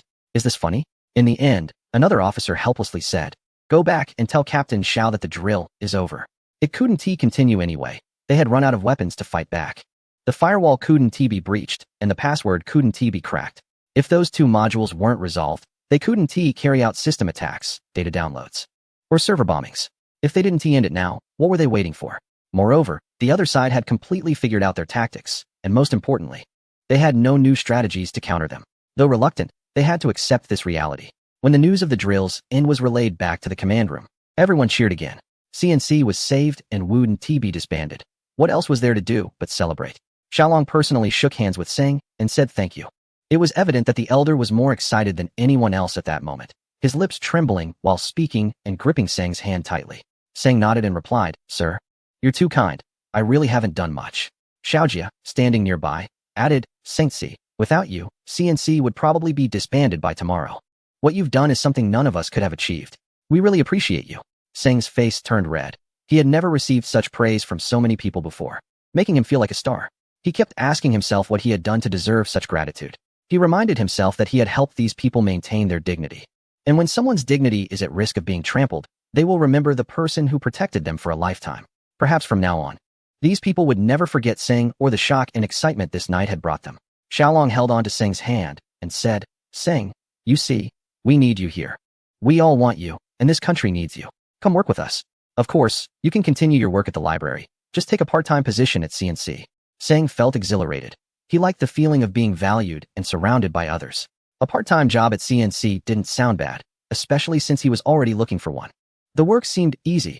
He would step in to solve issues when CNC faced problems, and otherwise, wouldn't have much to do. That sounded great to him. So, Sang nodded and said, in that case, I will gladly accept. Many people had been waiting for this response, including Xiaolong, Xiaojia, and of course, Yusi behind them, who had started to see Sang in a new light and was filled with excitement. As long as Sang agreed to Xiaolong's proposal, they would have more opportunities to meet, and perhaps even go on dates. Sang was tall and good-looking, with impressive skills. When had the leader ever been so certain about someone? It was clear that Sang had a bright future ahead. Finding a boyfriend like him could mean a lifetime of happiness. Chapter 113. The missing document. Sang agreed to Xiaolong's proposal to work part-time as a network engineer at CNC, a decision that inspired many. Although the exercise was conducted between CNC and the Tianyue group, it felt more like Sang's personal showcase, demonstrating his extraordinary skills. With Sang's addition, CNC was believed to soon become the top cybersecurity department in the military corps, possibly even surpassing the Tianyue organization. Those fortunate enough to witness this process couldn't help but feel happy. Just as everyone was celebrating, Fang Keluan and a few others walked in with helpless expressions. The exercise had ended, and they were no longer adversaries. They were now comrades. After exchanging salutes, Fang Keluan helplessly said, "Congratulations to you all for passing this exercise assessment. I will include the entire process in the report and submit it to the higher authorities." While speaking, Fang Keluan's eyes were constantly wandering over Sang. If it weren't for the presence of others, he might have rushed over to bite Sang a few times. Xiaolong nodded and said, "Very well, this exercise was fantastic. I hope the higher authorities will organize more exercises like this so everyone can share their experiences. That would be a good thing. On behalf of all members of CNC, I also thank you for your contributions to this exercise." Xiaolong spoke his mind, but to Fang Keluan, these words sounded particularly harsh. Contributions? What contributions? Did you contribute joy to us? Thank you for the flattering remarks, Chief. We will often come to learn and exchange with everyone, especially with you, Sang. If there's a chance, I must have a rematch with you. Sang knew that the other party was not convinced. Many people were like this. When they lost, they were not willing to accept it, always thinking that the opponent won merely by luck. These people could not see the strengths of others. I am always ready to receive your guidance. This was the only response Sang had for him. If you want to compete, go ahead, if you dare. Sang felt fear, but he had never been afraid of any challenge. This was the courage ingrained in him, which would never change. Having said almost everything, it was finally Xiao Jia's turn. This guy had been holding back all night. After Sang finished, he chuckled and said, "Fang Keluan, if I were you, I wouldn't come back. Losing is so painful and embarrassing. Talking is easy for anyone, but no matter how much you say, it doesn't change the fact that you lost. Many things put on display are actually just that, nothing more. Those who truly have strength never talk much." Fang Keluan hated to hear Xiao Jia speak the most, gritting his teeth in anger, his face turning as red as a monkey's bottom. Xiao Jia enjoyed seeing him like this, feeling quite pleased. Xiaolong didn't want to escalate their conflict, so he interjected, "All right, Xiao Jia, whether you win or lose, it's all for the country's interests. Let us not say what shouldn't be said." With that, Fang Keluan had nothing more to say. Originally, Xiaolong had arranged a dinner in the military canteen, but Fang Keluan said it was too late and that he had to return to the unit to write the report, so he left with Zimu and the others. It was better that they left. There was nothing to say to them. It was more enjoyable to sit down with one's own people and have a drink to celebrate, which was far more satisfying. So, Xiao Jia pulled Sang towards the canteen, and the others followed. But at that moment, Sang suddenly seemed to remember something and said, "Wait. It seems this exercise isn't over yet." With this remark, everyone stopped in their tracks and turned to look at Sang, and the entire command center suddenly fell silent. Xiao Jia looked at Sang in confusion and said, "Sangzi, Fang Keluan and the others should have already exited the military gate. The exercise has long since ended. Why do you say it's not over?" Singe glanced at Xiaolong, who immediately understood and instructed everyone to go to the restaurant first, assuring them that they would join shortly. The drill had indeed concluded, but Singe suddenly recalled that during the first drill, the Tianyue group had placed a data file on the server. This time, they were using the drill server, which contained no substantial data files. Initially, Singe thought they had placed a file on the server in advance to launch a surprise attack during the second phase of the drill. However, this file had not been utilized, and Fang Keluan had decided to end the drill. This wasn't normal. Singe was particularly meticulous, to the point where even his problem analyses were detailed. There were 3 possible scenarios regarding this issue. The first possibility was that, as he initially thought, The file was intended for a surprise attack. The second possibility was that the file would only be activated if the server's firewall and password were breached. The third possibility was that the file had been intentionally placed on the server by the other party, and its purpose was not related to the drill. Otherwise, if the drill was over, why didn't Fong Kailuan remind Xiaojie about the file on the server and have him delete it? This suggested that either Fong Kailuan had a reason not to inform Xiaojie, or he was completely unaware of the file's existence on the drill server. In other words, apart from the person who placed the file, only Singe knew about it because he had discovered it through changes in the server's data symbols. Now that the drill was over, Singe suddenly remembered that the file was still there. After hearing Singe's words, Xiaolong and Xiaojie exchanged incredulous glances. Firstly, they found it hard to believe that Singe could discern the opponent's movement trajectory just by sight. That sounded almost supernatural. Secondly, what was the purpose of the data file that Fong Kailuan had placed on the drill server? Singe smiled lightly and said, "If you want to know what it's for, it's simple. I just need to find it." With that, Singe sat down in front of Xiaojie's computer, and Xiaojie even adjusted the chair for him. Although Xiaolong didn't understand Singe's operations, he completely grasped what Singe was saying. Singe opened the data module group of the drill server and began analyzing the file using his software. However, to his surprise, the file had vanished from the server. Disappeared? How could that be? Singe's words left Xiaolong and Xiaojie puzzled. Chapter 114. Level Singe discovered that the mysterious file had completely disappeared from the data module of the drill server, leaving him equally baffled. Neither Singe nor Xiaolong and Xiaojie spoke. They were all eager to find out where the file had gone. The file must have either been deleted or transferred. Otherwise, it couldn't have just vanished. Singe leaned towards the latter possibility being more likely. From the beginning of the exercise, Singe's software scanned the total number of files on the server. If any file were damaged or deleted, it would be immediately apparent. By the end of the exercise, this number had not changed, meaning that no files had been deleted from the server. Therefore, there was only one possibility. The files had been transferred. If that were the case, then either the opposing party was highly skilled, or there was an insider within the organization. Singe then asked Xiaojie, "Xiaojie, since the last exercise, apart from you and me, who else has had access to the server?" Xiaojie blinked and shook his head, saying, "I'm certain no one else has. Since the last exercise concluded until tonight, the server was only activated now, and only you and I have logged in. Even if they wanted to log in, it wouldn't be possible. You know that to access the server, apart from me, 5 senior officers from the organization must authorize it simultaneously. Otherwise, there's no way to log in." Given this, it meant that the file had indeed been transferred. Singe continued to analyze that the exercise server, command center, and conference room all used dedicated lines. However, they utilized the same network switch, which meant that theoretically, the exercise server was still connected to the secure server. This indicated that if the opposing party was skilled, they could easily use the network switch to access the secure server. Thinking of this, Singe immediately asked Xiaojie to log into the secure server, as he had previously used the exercise server's access ID. To log into the secure server, he needed to use Xiaojie's unique server ID. Xiaojie glanced at Xiaolong, who directly approved without a second thought. If Singe's suspicions were correct, and this file appeared on the secure server, then the situation would be serious. To put it simply, this was an attempt to steal server data. To elaborate, this was about stealing national intelligence. Xiaolong would never allow such an occurrence under his watch. While scanning the files on the server with his software, Singe couldn't help but think about the creator of this file. If it really had been transferred to the secure server, then that person was playing the role of a pig to eat a tiger. They were the true expert. Achieving this level of skill required not only mastering firewall attacks and password cracking, but also knowledge of directing network data and modifying ports, among other technologies. The 5 individuals who came with Tianyue appeared to each have their own area of expertise, but this person had mastered all skills. The more Singe thought about it, the more excited he became. Yes, he was thrilled. He had never encountered such a master in reality before. If he used the key code and shield code, the opposing party would have nowhere to hide. But now, Singe was using only his judgment and skills to locate this mysterious file. If he guessed correctly, it would mean that his skills could also enter the ranks of true experts. In the hacking community, there are no fixed hierarchical titles, but over the years, hackers have developed a habit of using certain prefixes to denote their levels, much like file extensions and system files. Upon seeing a prefix, one can immediately understand the hacker's level. First, we have the lowest level, the novice. This term describes hackers who are just starting out, having only grasped some basic hacking techniques.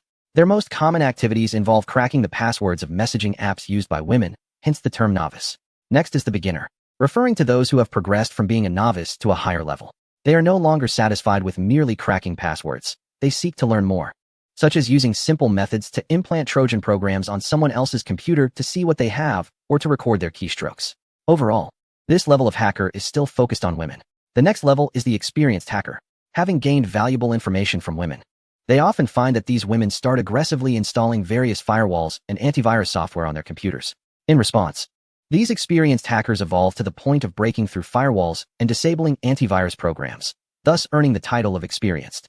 However, do you think women are easy to deal with? When firewalls and antivirus software can't stop these hackers, they might resort to calling in reinforcements. Women will seek out hackers who are even more skilled than the experienced ones to deal with them. These skilled hackers are different. They chase the experienced hackers away, leaving them battered and vowing never to mess with those women again. This level of hacker is known as the skilled hacker. Seeing the skilled hacker defeat the experienced ones, the women feel relieved and simply say thank you before moving on. However, the skilled hackers are not pleased. They think, "We fought hard to take down those experienced hackers for you, and you just say thank you and walk away?" The skilled hackers then begin to crack all of the women's password-protected items, even their cards, leaving the women feeling even more frustrated. Realizing the situation, the women decide to call in someone to deal with the skilled hackers. Thus, a new figure emerges, the world-class hacker, who is willing to do whatever it takes, no matter the cost, to eliminate the skilled hacker and reclaim the women's belongings. World-class hackers are not easily manipulated. Their skills come at a price, and they will not act just to retrieve personal items unless the payment is right. Just when the women are at a loss for what to do, a brilliant light appears, signaling the arrival of a super hacker, the top figure in the field. The women are instantly captivated by the super hacker's presence, as he is tall and exudes an enchanting aura. Is this truly the legendary super hacker? Chapter 115. Profound. These charming super hackers rushed toward the welcoming girls. But just as they were about to embrace, the super hacker would unexpectedly kick you aside and continue running forward. The girls would see behind the super hacker a dense crowd of people of various skin colors, social classes, and departments, along with fighter jets, tanks, and nuclear weapons, all holding machetes, vowing to take down one person, the super hacker. The girls finally realized that the super hacker was engaged in something that encompassed the whole world. Such a height is unattainable by anyone else. Of course, Singh now belonged to the category of experts. And he also discovered that his approach to dealing with girls was indeed very much like that of a skilled hacker. This was just one of his identities. Or perhaps a definition. This cannot be measured by Ghost Butterfly, because even if Ghost Butterfly is not a super hacker, it is still a world-class top hacker. Sometimes, this feeling of upgrading is quite exhilarating. Ghost Butterfly feels as if it has activated a cheat code, achieving everything in one step. Singh, on the other hand, is like a character in an online game, slowly leveling up, bit by bit. The higher he levels up, the more excited he becomes. This feeling is something Singh had never experienced before. Therefore, Singh always pondered a question. Did he create Ghost Butterfly, or did Ghost Butterfly create him? Or perhaps, were they created by the mysterious 10 lines of code?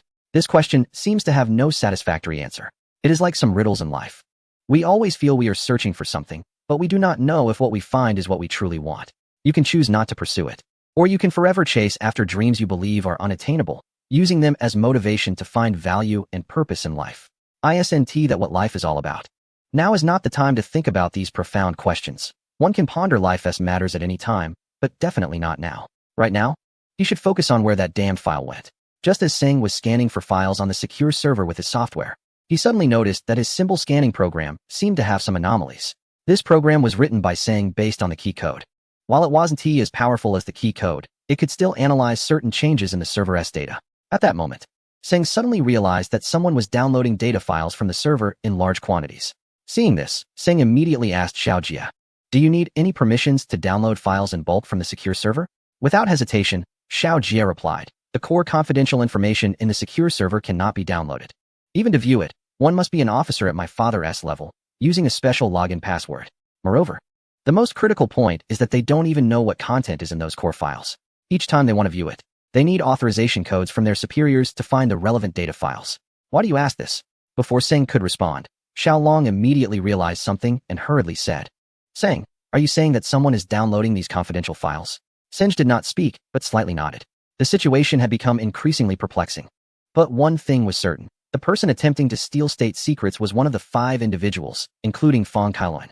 "Sench, stop him immediately." Xiaolong's intensity suddenly erupted. No one understood his father better than Xiaojia. If Xiaolong wasn't extremely angry, he would never have lost his temper like this. It was no wonder, as so many people were watching without blinking. Every day, relevant network engineers conducted regular scans of the server's security. Yet someone managed to exploit a loophole. Wasn't that a slap in the face? Moreover, the information in this server was classified as a top state secret. If leaked, The consequences would be unimaginable. Even a major general like Xiao Long could not bear that responsibility. It could cost him his head. This guy had the audacity to target CNC? Fortunately, Senj was there and discovered it in time. Otherwise, CNC would really be in trouble. However, Senj seemed to have no intention of stopping the intruder. His expression was particularly resolute as he stared at the data changes on the screen, remaining completely still. Xiao Jie tentatively asked, Senj, can't you handle this person's skills? He was well aware of the structure of CNC's secure server. It was the core program of Long Network, and so far, the number of people who could truly crack it could be counted on one hand. In just a short while, the intruder had begun downloading files from the server. If it were Xiao Jie, he would probably be helpless in this situation, which also indicated the intruder's strength. Therefore, he wondered if Senj was at a loss against this expert. Senj slowly raised his head and smiled, saying what? Do you have so little faith in me, a part-time engineer? His words made Xiao Jie blush. He was anxious and spoke without thinking. Upon reflection, Senj was a ghost butterfly. So what was the intruder? How could Senj possibly be at a loss? Senj's silence did not mean he was unable to deal with the person, but rather that he was contemplating a deeper issue, much like what Xiao Long was thinking. It could be said that their thoughts were aligned. Xiao Long then said, Senj, just do what you think is best. I trust you. Senj nodded and replied, Thank you, sir. Just give the orders. Xiao Jie, listening in confusion, could not understand what they were discussing. He wanted to ask, but Xiao Long interrupted, saying, Xiao Jie, immediately order the Mist Squad to gather on the playground for an emergency operation. Yes. Well, now he couldn't even ask. Xiao Long was about to take action. But Xiao Jie was curious. Did Xiao Long and Senj already know who that person was? The more he guessed, the more his head hurt. It was better to just gather the troops. After Xiao Jie left, Senj remained silent, but his hands finally moved, quickly and accurately typing on the keyboard. The sound in the command center was exceptionally crisp, like a piece of music, with this note representing the most beautiful rhythm in the world. After the final strike, Seng looked up and said, Sir, you can issue the order now. Chapter 116. Tianyue headquarters. The Mist Squad was on standby, and Xiao Long assigned them a mission. This was a surprise operation targeting the Tianyue headquarters, with the individuals being Fang Kairan, Zimu, Chunyong, Luo Yi, and Wumi Gao. The objective was to control their movements and bring them back to the CNC attack unit. Once the order was given, the squad leader immediately commanded the soldiers to set off.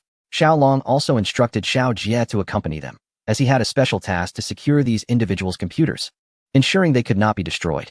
Xiao Jie nodded and followed the troops as they headed to the Tianyue headquarters.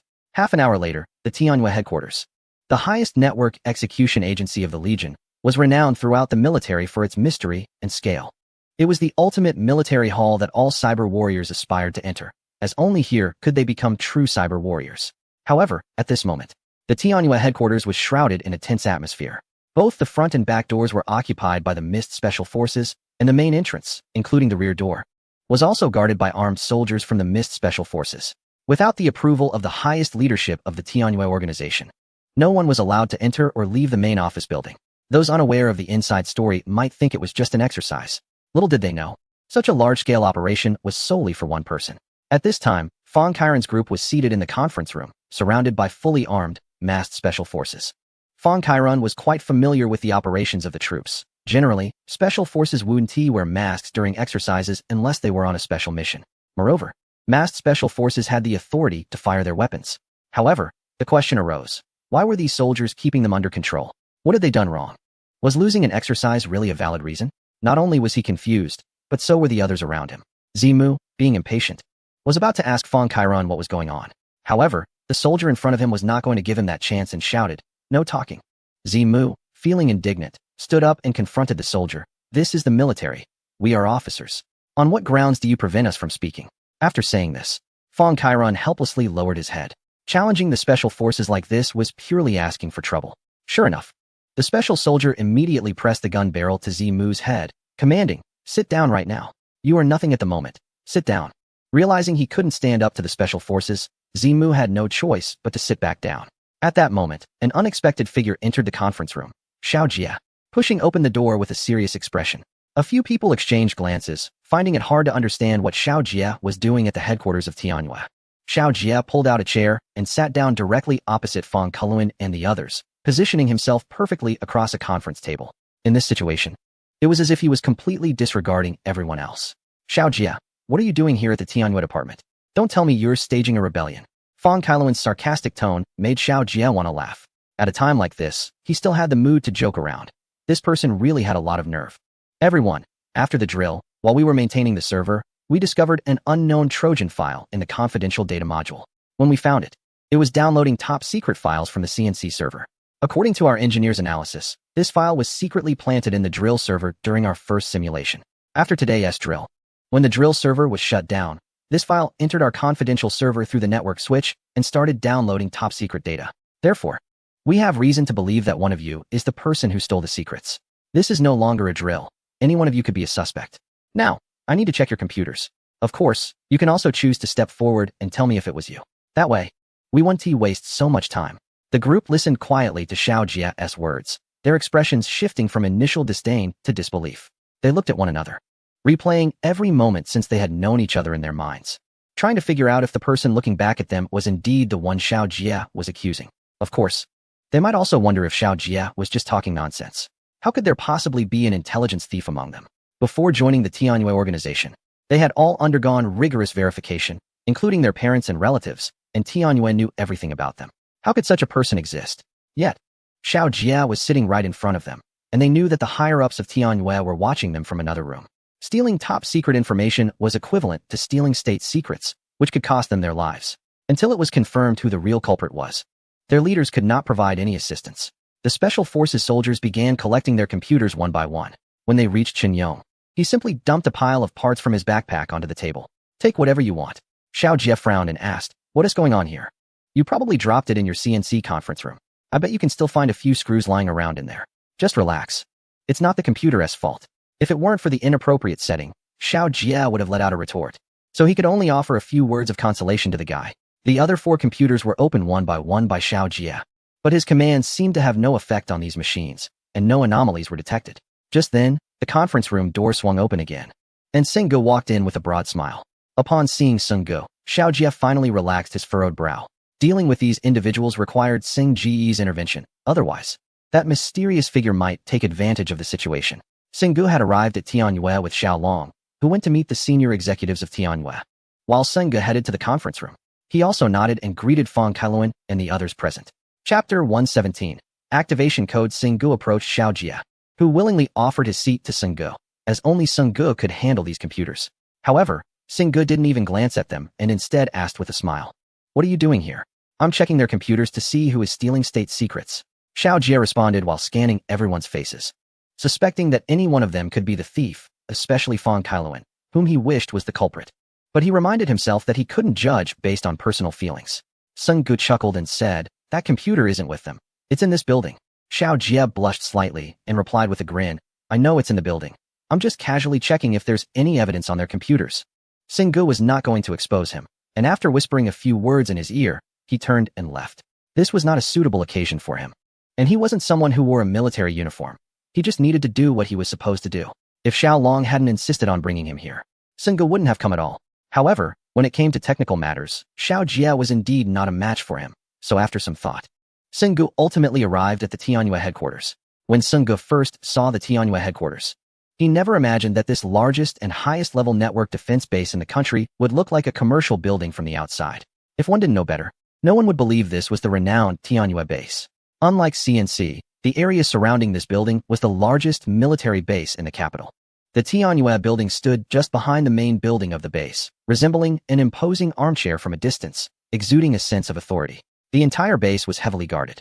In the less than 500 meters from the entrance to the building, Seng Ge saw at least a dozen fully armed patrol soldiers marching in formation, their backs straight and military demeanor shining brightly, instilling a sense of respect in Seng Ge. Here, everyone was a soldier, and as Seng Ge followed Xiao Long, he felt somewhat out of place. The high-level meetings were even less relevant to him, concerned that Seng Ge might feel uncomfortable. Xiao Long suggested he find Xiao Jia to assist him in locating that computer, as communication would be easier between those in the military. After entering the conference room, Seng found Xiao Jia looking at the computers of Fang Kailuan and a few others, which left him somewhat amused and exasperated. How could they be foolish enough to download data using their personal computers? It was only after Seng's reminder that Xiao Jia realized how embarrassing his actions were. But who cared? After all, he was in control now, and he could just consider it a warm-up for Fang Kailuan and his group. In any case, he had to find out who was downloading the data today. At this point, Seng couldn't confirm whether the computer belonged to one of the 5 individuals. Only Xiaolong could inquire about it at the higher levels of Longyue.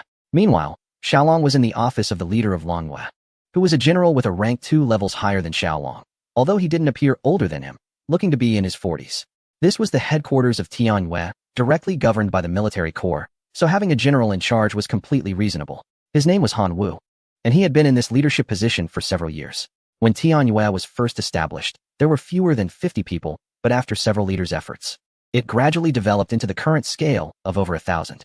It was indeed no easy feat within the framework of Tianyue. There were hundreds of groups like Fangkailuans, each responsible for different areas. Some of these groups controlled secret members in absolute domains, which referred to all departments related to information and data under their jurisdiction. It must be said that the power of the Tianyue organization was quite substantial. Han Wu used to be one of Xiaolong's subordinates, and during holidays, he would visit Xiaolong's home for a drink with his former superior, so there was no need for pleasantries when they met. Before Xiaolong arrived, Han Wu had already received notice of his visit, which was quite shocking. If this person truly belonged to Longyue, there would be no hesitation. A thorough internal and external cleansing of the entire department would be necessary, and every military or civilian network that had passed through Longyue members would have to be carefully checked. The impact would be significant. However, this was unavoidable. As Xiaolong said, no one could prevent such individuals from appearing, just as doctors cannot stop diseases and death. The most important thing now was to find this person. Fortunately, they had already gathered sufficient information. Seng had located the computer that downloaded the data, and now it was just a matter of identifying its owner. This computer was in an office on the 7th floor of the building, and Seng had traced the data download address using common data tracking methods, which led him to the IP address of the other party. Clearly, this person was skilled, as they had concealed the IP address and made matters more complicated by modifying the port nodes, causing the downloaded data to take a significant detour before reaching this computer's system. At this moment, Seng had to resort to one of the analysis codes within the key code, as his skills weren't sufficient to modify the opponent's port before accessing their system, which is something no software can achieve. Without bypassing the opponent's port, he couldn't determine their IP address. Much like entering someone's yard but being unable to find the final door. Seng had initially hoped to confront this hacker using only his own abilities without resorting to the mysterious code. But he soon realized that his thoughts were meaningless at this moment. The saying "there are always people better than you" perfectly describes the hacker world. This individual's skills were undoubtedly on par with Seng's, and he couldn't simply watch as this person took away valuable information. Reluctantly, Seng had to use the key code. And after entering a symbolic analysis code in the software window, the opponent's port became completely transparent. Chapter 118. Finding the mole. Once the opponent's port was unlocked, the IP address naturally appeared. After analyzing the IP address, Seng confirmed that it belonged to a computer at the headquarters of Tianyue. He began to wonder if he had wronged Fang Kailuan and his associates, considering that this mysterious person might have accessed the server through brute force. After analyzing the Trojan file using the analysis code from the key code, he confirmed that the individual had entered the confidential server via the exercise server. This meant that one of Fang Kailuan's group was entirely connected to this mysterious file. Another possibility was that even the person who placed the Trojan might not know what they were doing. The individual who downloaded the file had impressive skills, and even Seng had to activate the key code to find their IP address. Forging a file among these individuals would be an incredibly easy task. He was aware of the limited capabilities of Fang Kailuan's group. Their computers didn't even have a firewall installed. Even if there was one, it was merely for show and utterly useless. Any hacker could easily bring down their system, let alone place a forged Trojan file in it. The Trojan file itself was a compressed program that, upon entering the server system, would be automatically activated by related files within the system, allowing it to access the confidential server according to preset hacker programs. The entire process was completed by the program itself, which, in the hacker community, already categorized it as a world-class hacker level.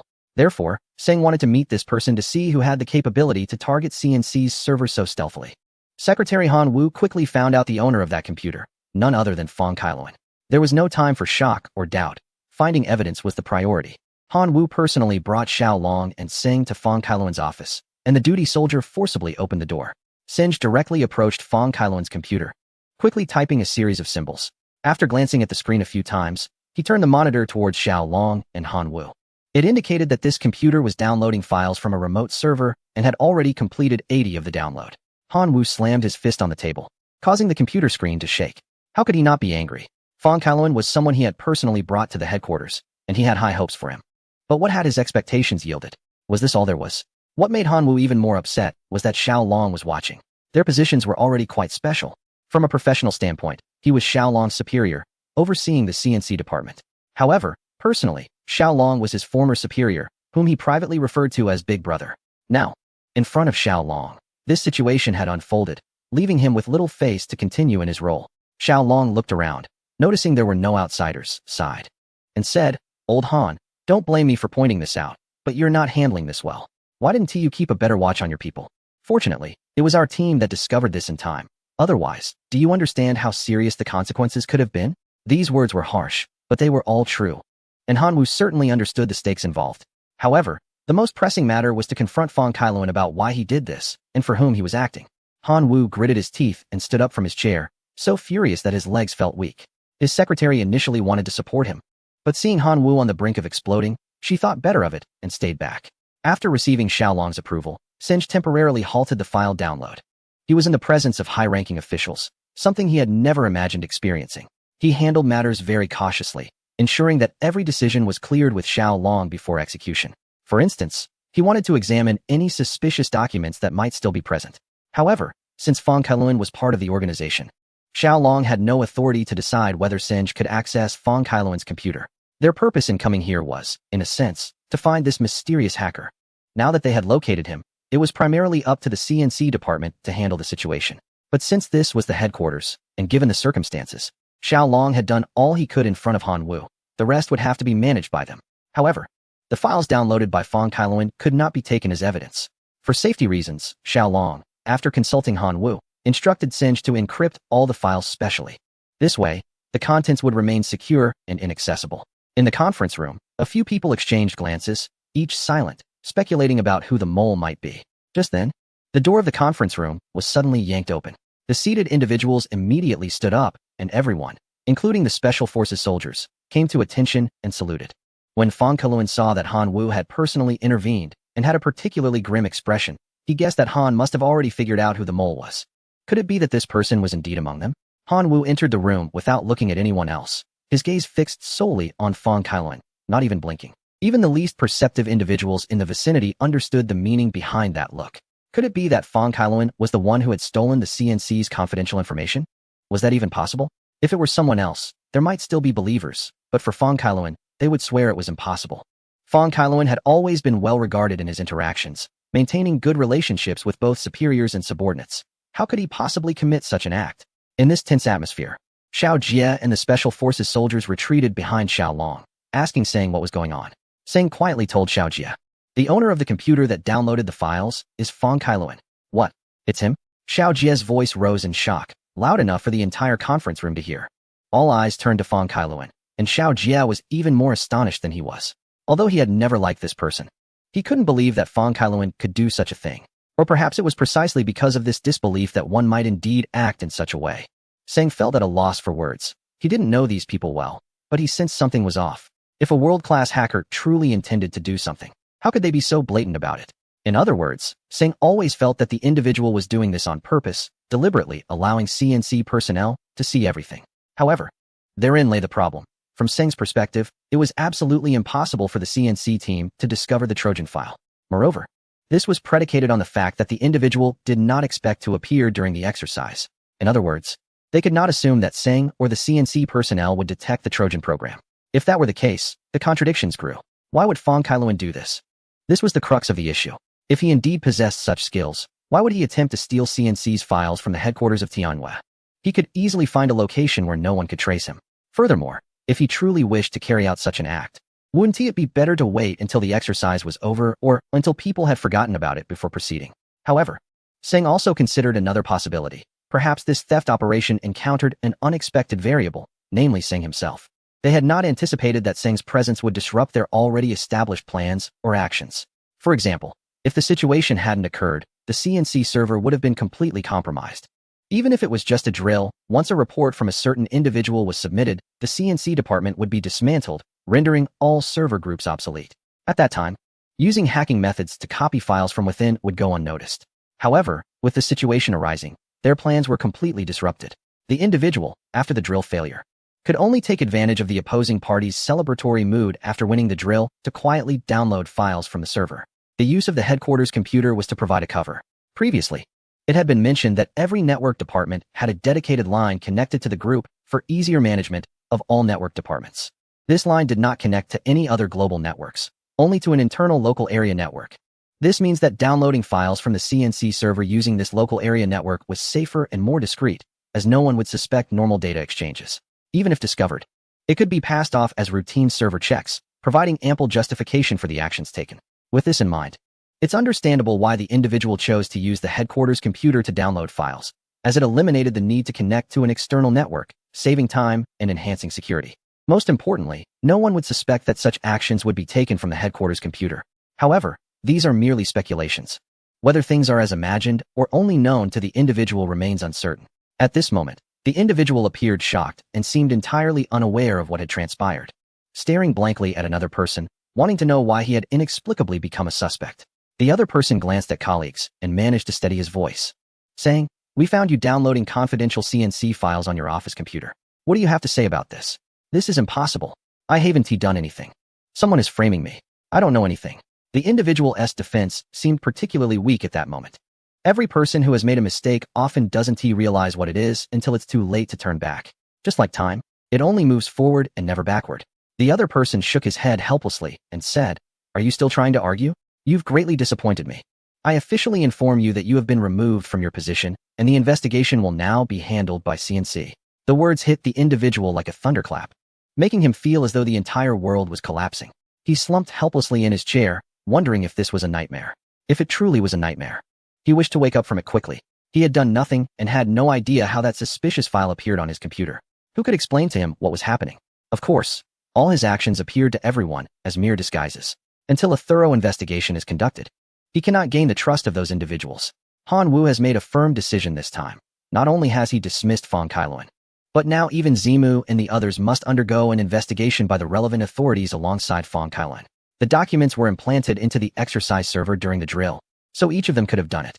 Moreover, within Tianyue, those who get along well know each other's IP addresses and ports, making it incredibly easy to frame someone. Originally, Han Wu intended to investigate this matter himself, but fearing that other departments might accuse him of having ulterior motives, he decided to let the relevant authorities handle the investigation. He trusts that Xiao Long will manage this well. Xiao Long is a straightforward person, given the circumstances. He signaled to the Special Forces soldiers to take them away, ensuring that everything would be conducted in secrecy. After watching them leave, Han Wu slumped into a chair, feeling utterly exhausted. Xiao Long gestured for Xiao Jie to take Xinggu away first. Xiao Jie saluted and led Xinggu out of the conference room. Xinggu actually wanted to say something, but Xiao Jie kept signaling him to be quiet. Xinggu understood that it wasn't the right time to speak, and besides, his status didn't offer him much leverage in this situation.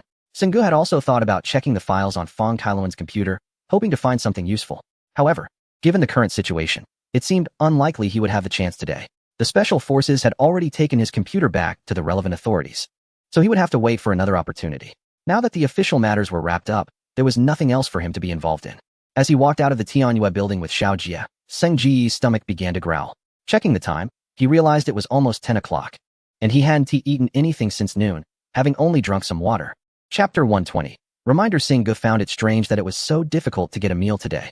He had intended to attend a banquet for the veteran staff at his unit, but ended up serving as a waiter and almost got into a fight.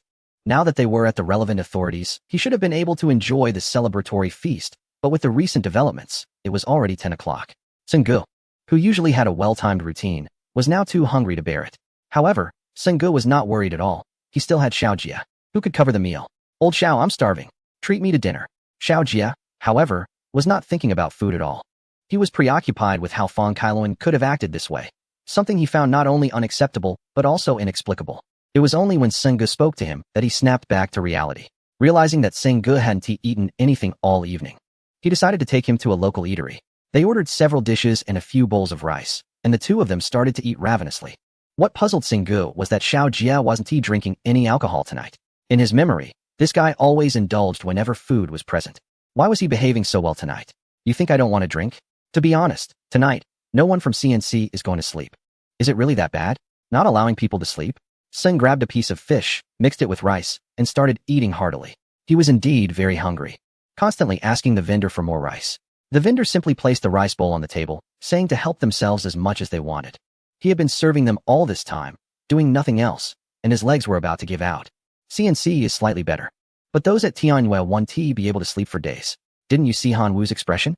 This time, he was serious. He directly removed Fong Kailuan from the list. "Just watch. There will be more people leaving Tianhua. After Xiao Jie picked up the last piece of fishtail and placed it in his bowl, he called the vendor to cook a few more dishes, asking for a quick pace. Such a large gathering is indeed astonishing. Sung poured himself a glass of water to moisten his throat. He was only half full and waiting for more dishes. There have been much larger gatherings. You just haven't seen them. Take this incident, for instance. To put it simply, it's about stealing departmental information, but on a larger scale. It's about stealing state secrets. This could cost lives. Fong Kailuan lost his head, but do you know how many people would have to take the fall for him? Luckily, you discovered it in time. Otherwise, people from CNC would have been in serious trouble. With his throat dry, Xiao Jia also wanted some water. But the kettle had already been emptied by Song, so he called the vendor for a refill. Are you really convinced it was Fong Kailuan who did it? Sing thought the dishes tonight were a bit salty, so he called the vendor to reduce the salt in the food. Whether you believe me or not doesn't matter. It all depends on what he says. And Song, remember, this matter must not be discussed with anyone. It must be kept absolutely confidential. Just focus on your own tasks. You know nothing about military affairs, so don't ask or interfere, understand? If the waters are deep, don't test them. If it's confidential, don't probe for the truth. In short, just do your own job, especially when it comes to military matters. Don't speak about it. And don't ask about it. The best way to protect yourself is to stay out of it. Although Sung is a part-timer at CNC, he is not a soldier and doesn't he know much about military affairs. Of course, Sung believes this too. He agreed to be a part-timer at CNC to use his abilities to ensure the country's safety. In this regard, he shares the same patriotic heart as everyone else. Most importantly, Sung is thinking ahead with his actions. The identity of Ghost Butterfly will gradually be known to more people over time, revealing the Sung behind it. As a hacker, there will always be those who want him to disappear.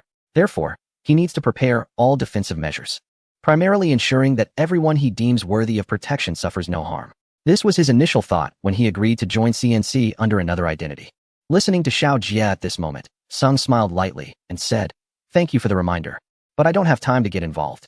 There is no need for too many words. We understand each other." Xiao Jie nodded and continued, "I'm reminding you to be obedient. The military has its rules. After dinner, get a good sleep because you need to be ready at any time. If you can't be available during the day or on holidays, I have a formal job too, and I need rest. I usually have some time in the evenings. So if there are any issues, ask me then." Setting rules for Sing Gu was overthinking it. He was just a part-timer, and the pay hadn't even been discussed yet. Yet there were already so many demands. I found it strange. What was so good about that shabby library? Just look at the character of those few people. The transfer order has been issued, and you can leave at any time. I really don't understand what you're thinking. After saying this, Xiao Jie picked up his chopsticks to serve himself and urged the boss to hurry up with the dishes since they were almost done eating. Would you leave CNC? Singgu is someone who finds it hard to change his habits. To others, this might be seen as a personality trait, but to Xiao Jie, it's just stubbornness. The boss finally brought out the stir-fried dishes, and Xiao Jie ate, while asking the boss for another bowl of rice. Am I the same as you? This is the military. What is that shabby library to me? No matter how shabby it is, it's still my base. As long as it's there, I want to leave. I'm already addicted to the smell of books. I can't stand the gunpowder smell in the military. Boss, refill the water. Boss, give me a thicker green onion. The boss was almost dumbfounded, sitting in his chair, feeling an impulse to cry. Earning money is so damn hard. He could lose 5 pounds tonight. By the time he got home, it was almost midnight. Taking advantage of his remaining energy, Singgu went to the secret room to set things up. These tasks couldn't be finished in a day, but Singgu felt a sense of urgency. Like when he was a child playing with building blocks. If he couldn't get it to work, he felt completely out of sorts. So he adjusted here and there. And after finishing, he looked at the time. It was almost 4 o'clock. Singgu sighed helplessly, wishing time could move at his will. Chapter 121. A family looking at the results of his work from the night, he felt quite satisfied. The computer was fully assembled, and it just needed some debugging before it could be used. A thick carpet was laid on the floor, and it felt particularly pleasant to walk on barefoot. 3 monitors were lined up on a long table. Singgu did a simple debug, and all the data was normal. The remaining task was the system software. The experiences of these days had given Singgu a new understanding of network and housing security issues. In his own world, he was a hacker, always at risk of being discovered by someone bursting in. Therefore, Singgu personally designed a complete set of defense software. The first of which was that if the password was not entered correctly within a specified time, all the computer hardware would be destroyed. To achieve this functionality, Singh wrote a program that can control the computer's voltage. If the input is incorrect, it will release high-voltage electricity, completely destroying all hardware inside the case. The second program Singh plans to write is a computer management program that can help him manage all the network information and email forwarding he is interested in. The last program is a data protection program. because even a hacker can sometimes be attacked. Seng always believes in the saying that there are always people better than you. And there are always greater skies. Just like the mysterious data scanned out by the shield code back then, Seng has never forgotten this incident. After gaining a deeper understanding of the network, Seng knows that there is no absolute offense or defense in the online world, only good strategies. Just like when he dealt with the Tianhua team during the CNC exercise, he didn't use any special means. He simply responded to the situation as it came. Perhaps it is a fate that destined him to be a hacker, someone who understands the network so thoroughly. And since he has chosen to do it, he must see it through to the end. Even if he regrets it, he will never look back. After closing the door to his secret room, Seng felt fulfilled. He also had his own command center now. Although there weren't many devices yet, he would gradually acquire them. Once he finished creating the firewall software for the Deepwater Company, he would have the money to get a big screen to place in the secret room, which would enhance the atmosphere. After a quick shower, Seng went to work. For him, it was a normal day, just like any other. However, upon arriving at the library, everyone looked at him differently. No longer were their gazes indifferent and transparent. Instead, there was fear or perhaps respect. Seng didn't care about this. In his eyes, these people had never had a normal day. No matter how they thought or looked at him, he would still do what he needed to do. At noon, Lao Liandudong asked to take Seng out for a meal, saying that Seng had helped them for so long yesterday without eating anything, and he felt bad about it, insisting on making it up to him. Qin Nin happened to pass by and heard Lao Lian inviting Seng to dinner. She insisted on going along, saying that the food at the restaurant last night was not clean and made her sick, so Lao Lian should make it up to her as well. Lao Lian was puzzled, wondering how her upset stomach was his fault. Why didn't anyone else get sick? But Qin Nin was known to be difficult in the library, so Lao Lian had no choice but to go along with it, thinking he could just order a few more dishes. Just as they reached the entrance of the library, Hua Jia walked in from outside, saying, "Ugh, I've had enough of that boxed lunch. Can someone tell me what we're eating for lunch today?" Seng didn't think much of it, and said, "Hua Jia, you haven't eaten either? Uncle Lian is treating, let us go together." After all, it was Lao Lian treating, so it was just a matter of adding a few more chopsticks. Moreover, since she had had a bit of an unpleasant encounter with Qin Nin the night before, wasn't it a good opportunity to reconcile? Sister Hua perked up upon hearing this and laughed, saying, "This old rooster only has a few feathers left on its head. It's impressive that he can still pluck a few out. Son, let's go. Today we're going to have a feast." Old Lian was less pleased at this, thinking, "I'm treating, and you're still scolding me? Are you trying to take advantage of me?" With that thought, he chuckled and said, "Don't think you're getting anything fancy. I'm just taking Sungu out for a bowl of tripe." Qin Nan chimed in, "Stop being stingy. A bowl of tripe? You really think that's enough? Singu worked hard for you all day yesterday and nearly got into a fight with your relatives. You think a bowl of tripe is enough to settle things?" Qin Nan's loud voice echoed throughout the library, prompting old Lian to hurry, thinking it would be better to act quickly before others came rushing out. If not tripe, then roast duck would do. One roast duck, preferably a fatty one, would be enough for everyone. After a few bites of roast duck, the conversation flowed easily, eventually circling back to Seng Ji's bodyguards. Sister Hua was curious. Seng Ge seemed so gentle and quiet. How did he know those people? Of course, Seng Ge couldn't reveal anything about his military background, so he vaguely replied, "They are my classmates from the sports department. They train all the time, so their muscles are really developed. Unlike me, I'm just skin and bones." Old Lian remarked, "Seng Ge, I see these people are not ordinary. Look at that one. He smashed a soup bowl with one punch. It would take me ages to break one. Just how hard are his punches? He must practice martial arts, right?" Seng Ge responded, "They are from the martial arts team. Actually, the soup bowl was already cracked when it fell. He was just putting on a show." It was evident that Xiao Jie had left a strong impression on these people yesterday. According to old Lian, that old Bao got lost on his way home yesterday and was so scared he didn't even recognize his own front door. At work, colleagues usually treated Seng Ge like a kid, asking him to run errands without considering him an outsider.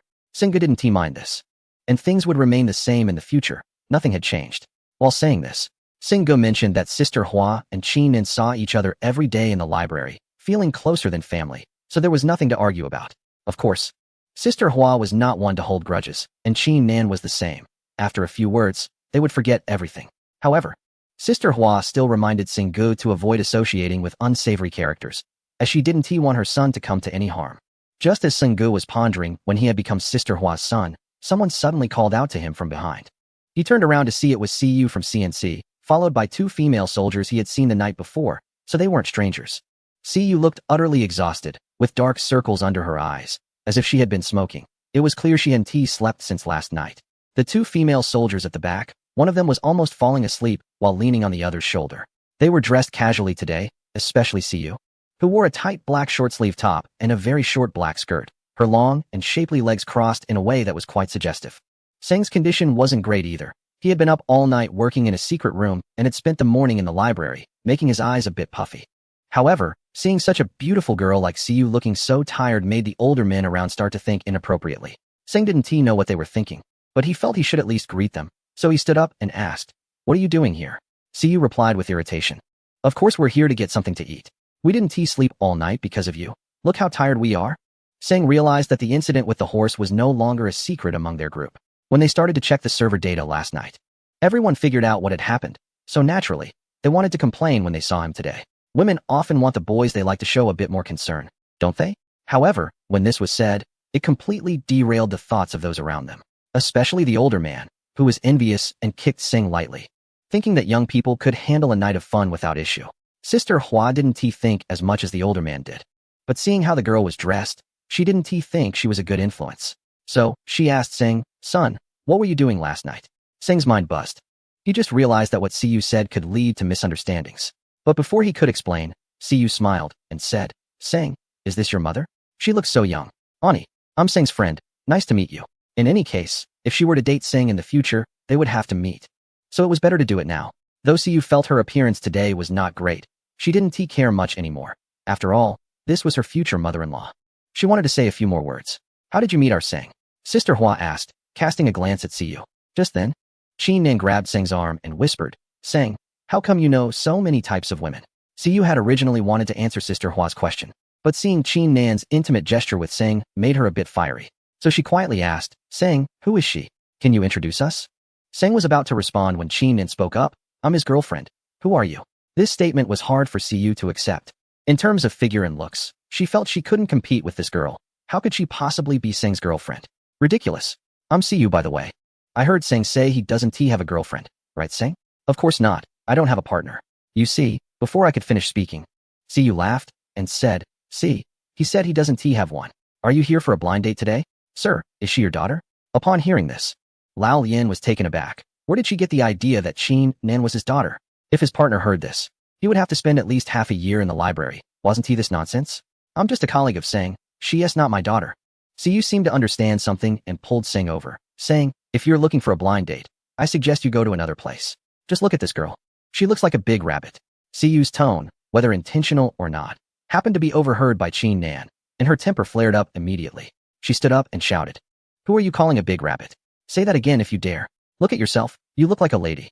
Siyu chuckled and linked her arm with Seng, charmingly saying, "Seng likes me just the way I am, right, Gidge?" Qin Nan couldn't take it anymore and moved forward to confront them. Sister Hua quickly got up to stop her, reminding her that this was a restaurant, not a library, and breaking things wouldn't be free. At that moment, Seng felt dizzy. He truly couldn't figure out what was going on. It was just a simple greeting, and now the situation had spiraled out of control. Was it really so complicated to be a person in this world? Couldn't it be simpler? Seng hurriedly pulled his arm out of Siyu's grasp and said softly, "Siyu, hurry up and finish buying the food and go back. They are my colleagues, not what you think." Siyu laughed and said, "Are you trying to explain something to me? Are you afraid I'll get angry?" Seng felt a whirlwind in his head, almost fainting. To avoid escalating the conflict, he could only nod and say, "Yes. I'm afraid you'll get angry. Let us talk later, okay? All right, Gidge, I'll listen to you. I'm going back now. But remember you promised to chat with me, don't forget." Seng helplessly nodded and said, "Yes, I promised you." Finally satisfied, Siyu dragged the sleepy warrior behind her and happily left. Watching her figure, Seng felt that when a girl gets overly enthusiastic, it can be quite overwhelming. After sending Siyu off, Seng still needed to comfort Qin Nan. Qin Nan wasn't upset about anything else, but she got angry when Siyu insulted her. Grabbing Seng's shirt, she asked, "Seng, do you think I'm a big rabbit?" "You're not a big rabbit. Is that okay now? Let us finish eating and head back quickly. I'm feeling a bit dizzy." After a confused afternoon, Seng rushed home after work, feeling exhausted. He didn't want anything. Just sleep. He even refused Sister Hua's offer to cook dinner for him. However, upon reaching his doorstep, he was confronted by a middle-aged couple who tentatively asked, "Are you Seng?" Chapter 123. Please Seng felt that he did not know these two people. Recently, a wave of strangers had surged into his life, changing not only his world but also his habits. It felt as if everything was progressing along a predetermined trajectory, but in reality, many things were beyond his control. Sometimes, it's not wrong to think of the world as beautiful, but is it really that beautiful? Some things are changing, but some things will never change. just like Singh's habits of observation and analysis. The man and woman appeared to be in their 40s and 30s, respectively, and judging by their attire, they seemed to come from a well-off background. The man was tall and straight, speaking with an authoritative presence, his skin tone sharply divided by the edges of his clothing, indicating that he was not someone who sat behind a desk. Additionally, his gaze was firm, as if issuing commands. What he said was unquestionable. His hands hung naturally, and his posture was standard, unlike some people who had poor posture whether standing or sitting. There were clearly calluses on his knuckles, suggesting that he was likely from the military. As for the woman, she appeared to be around 30, but upon closer inspection, there were subtle wrinkles in several inconspicuous places on her face, indicating that she was someone who paid attention to her health.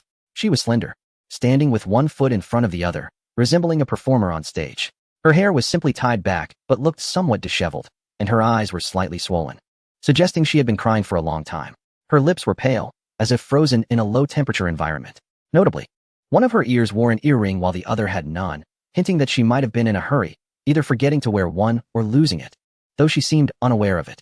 Or perhaps she simply didn't care about the earring. Her gaze towards Singh was filled with expectation and urgency, as if he were the only hope in her despair. She had her fingers interlocked tightly over her abdomen, seemingly praying, as if wishing that this boy would be like Singh, or perhaps she was just nervous, as if meeting someone important. "May I ask who you are?" Singh inquired, puzzled. The man spoke in a deep voice. "I am Fong Zhuanan, and this is my partner, Wen Shuan. We are the parents of Fong Kairan." No wonder, Singh thought. His guess was indeed correct. He had heard from Xiao Jia that Fong Kairan's father was a regiment commander and that her mother worked in an arts troupe, and these two matched that description perfectly. "Hello, sir and madam. What brings you here?" Singh asked, confused, as Fong Kairan was undergoing an investigation at CNC. Why had they come here instead? Before Fong Zhuanan spoke, he first glanced around and then looked at the security door that Singh took great pride in. The implication was clear. This was not a place for conversation, and he wanted Singh to invite them in. In truth, Singh really didn't want to let them in. He only wanted to sleep, and there was still a lot of work left to do in the secret room. His time was very valuable. However, this was indeed not a place to talk, so he reluctantly invited them inside. Once inside, the two took a brief look at the room's furnishings, which were surprisingly tidy. Of course, they didn't know Singh well, and thought it was his parents who had tidied up. After pouring 2 glasses of water for them, Singh sat on the sofa, watching them in silence. The one who should speak was not him, but the two in front of him. Finally, it was Fong Zhuanan who spoke first. "Singh, we are here about Kairan. I think you know that Kairan is under investigation by CNC for allegedly stealing confidential documents. We are here to ask for your help." The last sentence seemed difficult for Fong Zhuanan to utter, and it was apparent that he was not someone who liked to beg. Wen Shuan, on the other hand, was more emotional, crying out, "Kairan is our child. We absolutely do not believe he would do such a thing. Someone must be framing him." Saying, "Kairan told us that you are the only one who can save him. Please, save our child." Kairan was their only son. When they received the notice from CNC, they could hardly believe their ears and rushed to the CNC headquarters. Fong Zhuanan used his identity to see Kairan. The first thing he said was, "You beast, tell me, did you do this? If you lie, I will kill you myself." "Dad, Mom, believe me, I didn't do anything. Someone is framing me. They used my identity and my authority to download CNC's confidential information. I really did nothing." Looking into his son's eyes, they, as parents, could tell whether he was lying. When Shuan, in tears, asked, "Kairan, what on earth is going on? Do you know how devastating this news has been for us?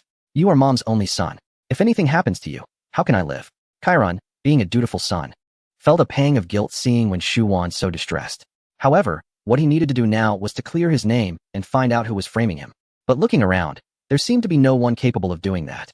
If they had the ability, he wouldn't be sitting here now. Yet, he finally thought of someone, Singh.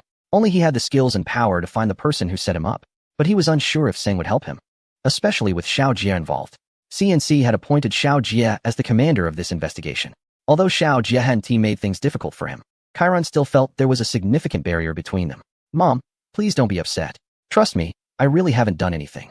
Right now, there's someone who might be able to help me. His name is Singh, a specially appointed network engineer for a certain organization, and he is the one who discovered that data had been stolen. I think he is the only one who can find the real person behind the theft."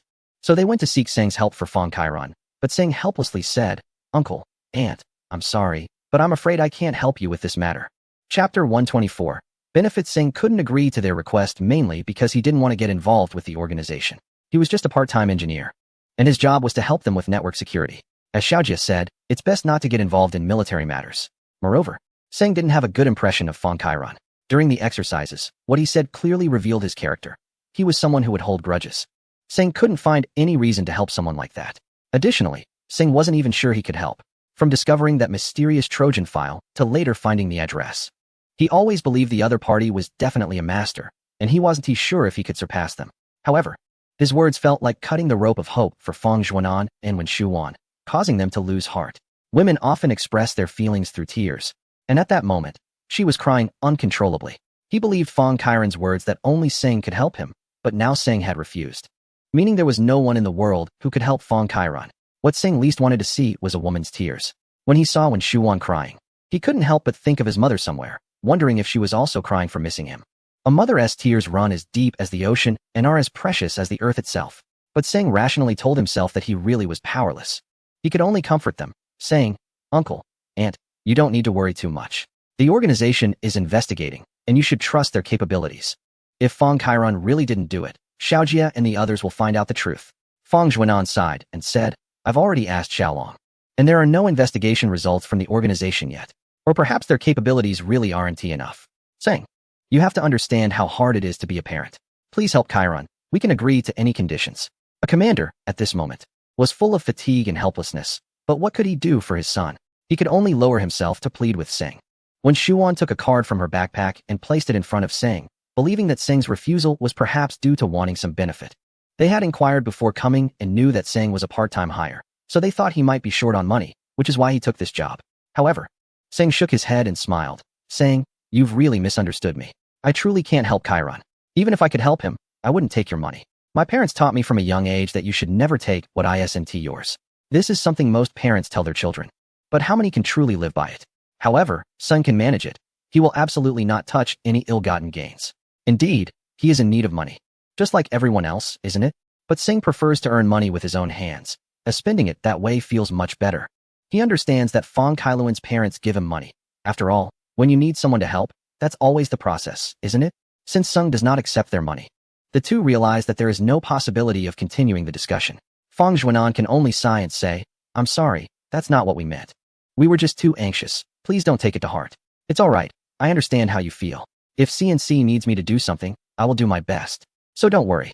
So far, Sung has not received any orders from CNC to join the investigation. So he is currently just an observer and will absolutely not interfere in the investigation process. Even if he hadn't promised Xiaojia, he wouldn't do so. In the library, he doesn't have much experience with other things, but he is quite familiar with the procedures. For example, if you want to take leave, you have to write an application. And after the head of the HR department signs it, the old director has to stamp it. Otherwise, you can forget about taking that leave. CNC is like a military unit, and there are even more rules, so Singh certainly wouldn't engage in such pointless matters. Singh also reminds Wen Shuwan that he is just a part-timer, and what he says doesn't count. It's better to ask Xiaojia instead, as Xiaolong is much more approachable. After saying everything that needed to be said, Sung does not keep them any longer and stands up to see them out. Once the door is closed, Sung lets out a sigh. He had planned to sleep, but now he feels completely awake. So he might as well continue renovating his secret room. Just as he turns around, the doorbell rings again. His house is quite lively today. He wonders who it could be this time. Opening the door, he sees Xiaojia holding a chicken and stepping straight into the house, heading for the kitchen without saying a word. "What are you doing?" Sung helplessly closes the door. This guy has his eyes set on his kitchen now. "I'm making chicken soup. I haven't slept yet, and I need to nourish my weak body." As he speaks, he breaks the chicken's head and pulls, and the rooster flaps a few times before going still. "Isn't there a kitchen at your place? Or is the food from my kitchen more fragrant?" Sung says while pouring a basin of hot water for him to pluck the feathers. "Enough nonsense. Fang Kailuan's parents won't be begging you, right?" This guy seems quite skilled at handling the chicken, indicating he has done this before. Besides, nothing can be hidden from him. After all, he and Fang Xuanan just crossed paths, so seeing each other isn't surprising. "What are your plans?" Singh leans against the fridge. After all, it's his house. So asking doesn't hurt. An investigation. But the main task now is to ensure the security of network data. It's not just us. Tianyue has issued strict orders to inspect all data computers in the entire regiment. Who has the time to investigate Fang Kailuan? Don't mention the headquarters anymore. It feels like a war is about to break out at CNC these days. All 5 departments in the military camp are working tirelessly, checking server data and scrutinizing any suspicious files. Such a situation has never happened since CNC was established. However, Singh found it strange that, with everything so busy, this guy still had the time to come here to cook chicken. Xiao Jie put the cleaned whole chicken into the pot and tossed in some seasonings, saying, "The information you found for us is very useful. Based on the time the Trojan was uploaded to the exercise server, we identified the person who uploaded it." Before he could finish speaking, the doorbell rang again. When he opened the door, it was surprisingly Fang Zhuanan and Wen Shuwan again. But this time they brought something with them. Fang Zhuanan sniffed the air and said, "Cooking chicken? Just in time. We haven't eaten yet, so let us join in." Seng was puzzled. Did the troops really love chicken this much? And why were they coming back again? While he was lost in thought, Fang Zhuanan had already stepped inside. While Wen Shuwan was a bit more reserved and said to Seng, "I'm really sorry. When we left, we saw Xiao Jie arrive and didn't he get a chance to chat, so please don't mind us, since they couldn't he be driven away anyway." He let them in. Wen Shuwan was holding some prepared food, which seemed to have been bought earlier. Xiao Jie greeted them with a smile. Uncle Fang, Aunt Wen. Fang Zhuanan and Xiao Jie were quite familiar. When Xiao Jie was little, he spent a lot of time with Fang Kailuan, and Fang Zhuanan always regarded Xiao Jie as his own son. However, due to Fang Kailuan's situation, their meetings felt a bit awkward. In fact, everyone knew they were back for Xiao Jie. They wanted to learn about Fang Kailuan from him. After all, Xiao Jie was the leader of this investigation team and had a clear understanding of much of the information. "Little Jie, you're such a busy person now. I can hardly remember the last time you visited your Uncle Fang and Aunt Wen." He was trying to play the emotional card. And seeing Xiao Jie's expression was like watching someone get hit. Seng couldn't help but want to laugh. "Uncle Fang, I'm also busy every day. I'll definitely come to visit you when I have the chance." Xiao Jie found an excuse. Their identities were quite special now. And he didn't want to say too much, so he gave Seng a glance, signaling him to help ease the situation. Seng had no intention of helping him. It served him right for being idle and bringing a chicken to cook. With Seng not helping, Xiao Jie could only take the things from Wen Shuwan's hands. Smiling as he said, "Look at how much food you bought. You're too kind." This made Wen Shuwan doubt if this was still Seng's home. Xiao Jie was just being himself, thinking whatever he liked, and he placed the items on the table, pouring a glass of water for each of them. Seng noticed that the cups he was using were the ones he bought last year for the new year. He couldn't even remember where he had put them. Yet they could still be found. "Don't worry about it. Sit down and chat with your uncle for a while. Let your Aunt Wen handle things in the kitchen." Fang Zhuanan held on to Xiao Jie tightly, afraid that if he let go, this guy would just vanish into thin air. This was Seng's home. How could it feel like a public space? Thinking of this, Seng spoke up. "Auntie, you two chat. I can handle the kitchen." "Hey, Seng, your aunt's cooking is great. Let her be busy. Let's just have a chat here." Seeing Xiao Jie's gloating expression, Seng felt like spitting at him but had no choice but to sit down beside him. "Xiao Jie, let us get to the point. How is Karen's investigation progressing?" Besides this, they couldn't seem to find any other topic to discuss, so there was no need to be polite, and they might as well dive straight in. This was also the most difficult topic for Xiao Jie, which was why their identities were so special. "Uncle Fang, it's not really appropriate to talk about this now. The investigation is still ongoing, and no one can confirm anything right now. Please don't put me in a difficult position." Fang Zhuanan was very polite to Seng, but not so much to Xiao Jie. He pulled the topic back and said, "Xiao Jie, you used to pee on my neck when you were little, and now you say it's difficult for you? In my eyes, you and Karen are both like my sons. Tell me, do you still see me as your uncle?" Seng looked at Fang Zhuanan, the veins on his forehead bulging, clearly getting really angry. As a military man, especially a regiment commander, he spent his days fighting alongside the soldiers. If it weren't for Fang Karen, he would be at home watching TV and listening to music. Why would he come here to plead with a junior? "Uncle, please don't be angry. You are a soldier too, and you know the rules of the army. CNC is a top-secret department, and many things are inconvenient to disclose. Now that you're asking me this, should I answer you or not?" He threw the topic back to Fang Zhuanan, leaving it up to him to decide. If he disregarded the rules, as a soldier, what would he say? Fang Zhuanan nodded, chuckling. "Good kid, you've got some guts. You really are your father's son." There was a reason for this remark. Fang Zhuanan wanted to see Fang Karen at CNC. But according to regulations, no one could be seen during the investigation period.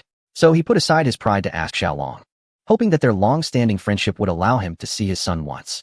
Xiaolong's thoughts were almost identical to Xiao Jie's. The army had its rules, and no one could break the exception. However, he couldn't say this outright, so he replied to Fang Zhuanan, "Zhuanan, the higher-ups are taking this matter very seriously. The Corps has specially formed an investigation team. Even though Karen is right here, what I say doesn't count. You must understand that betraying national interests is tantamount to treason. This isn't just a simple mistake that can be addressed with confinement. Until the investigation is clear.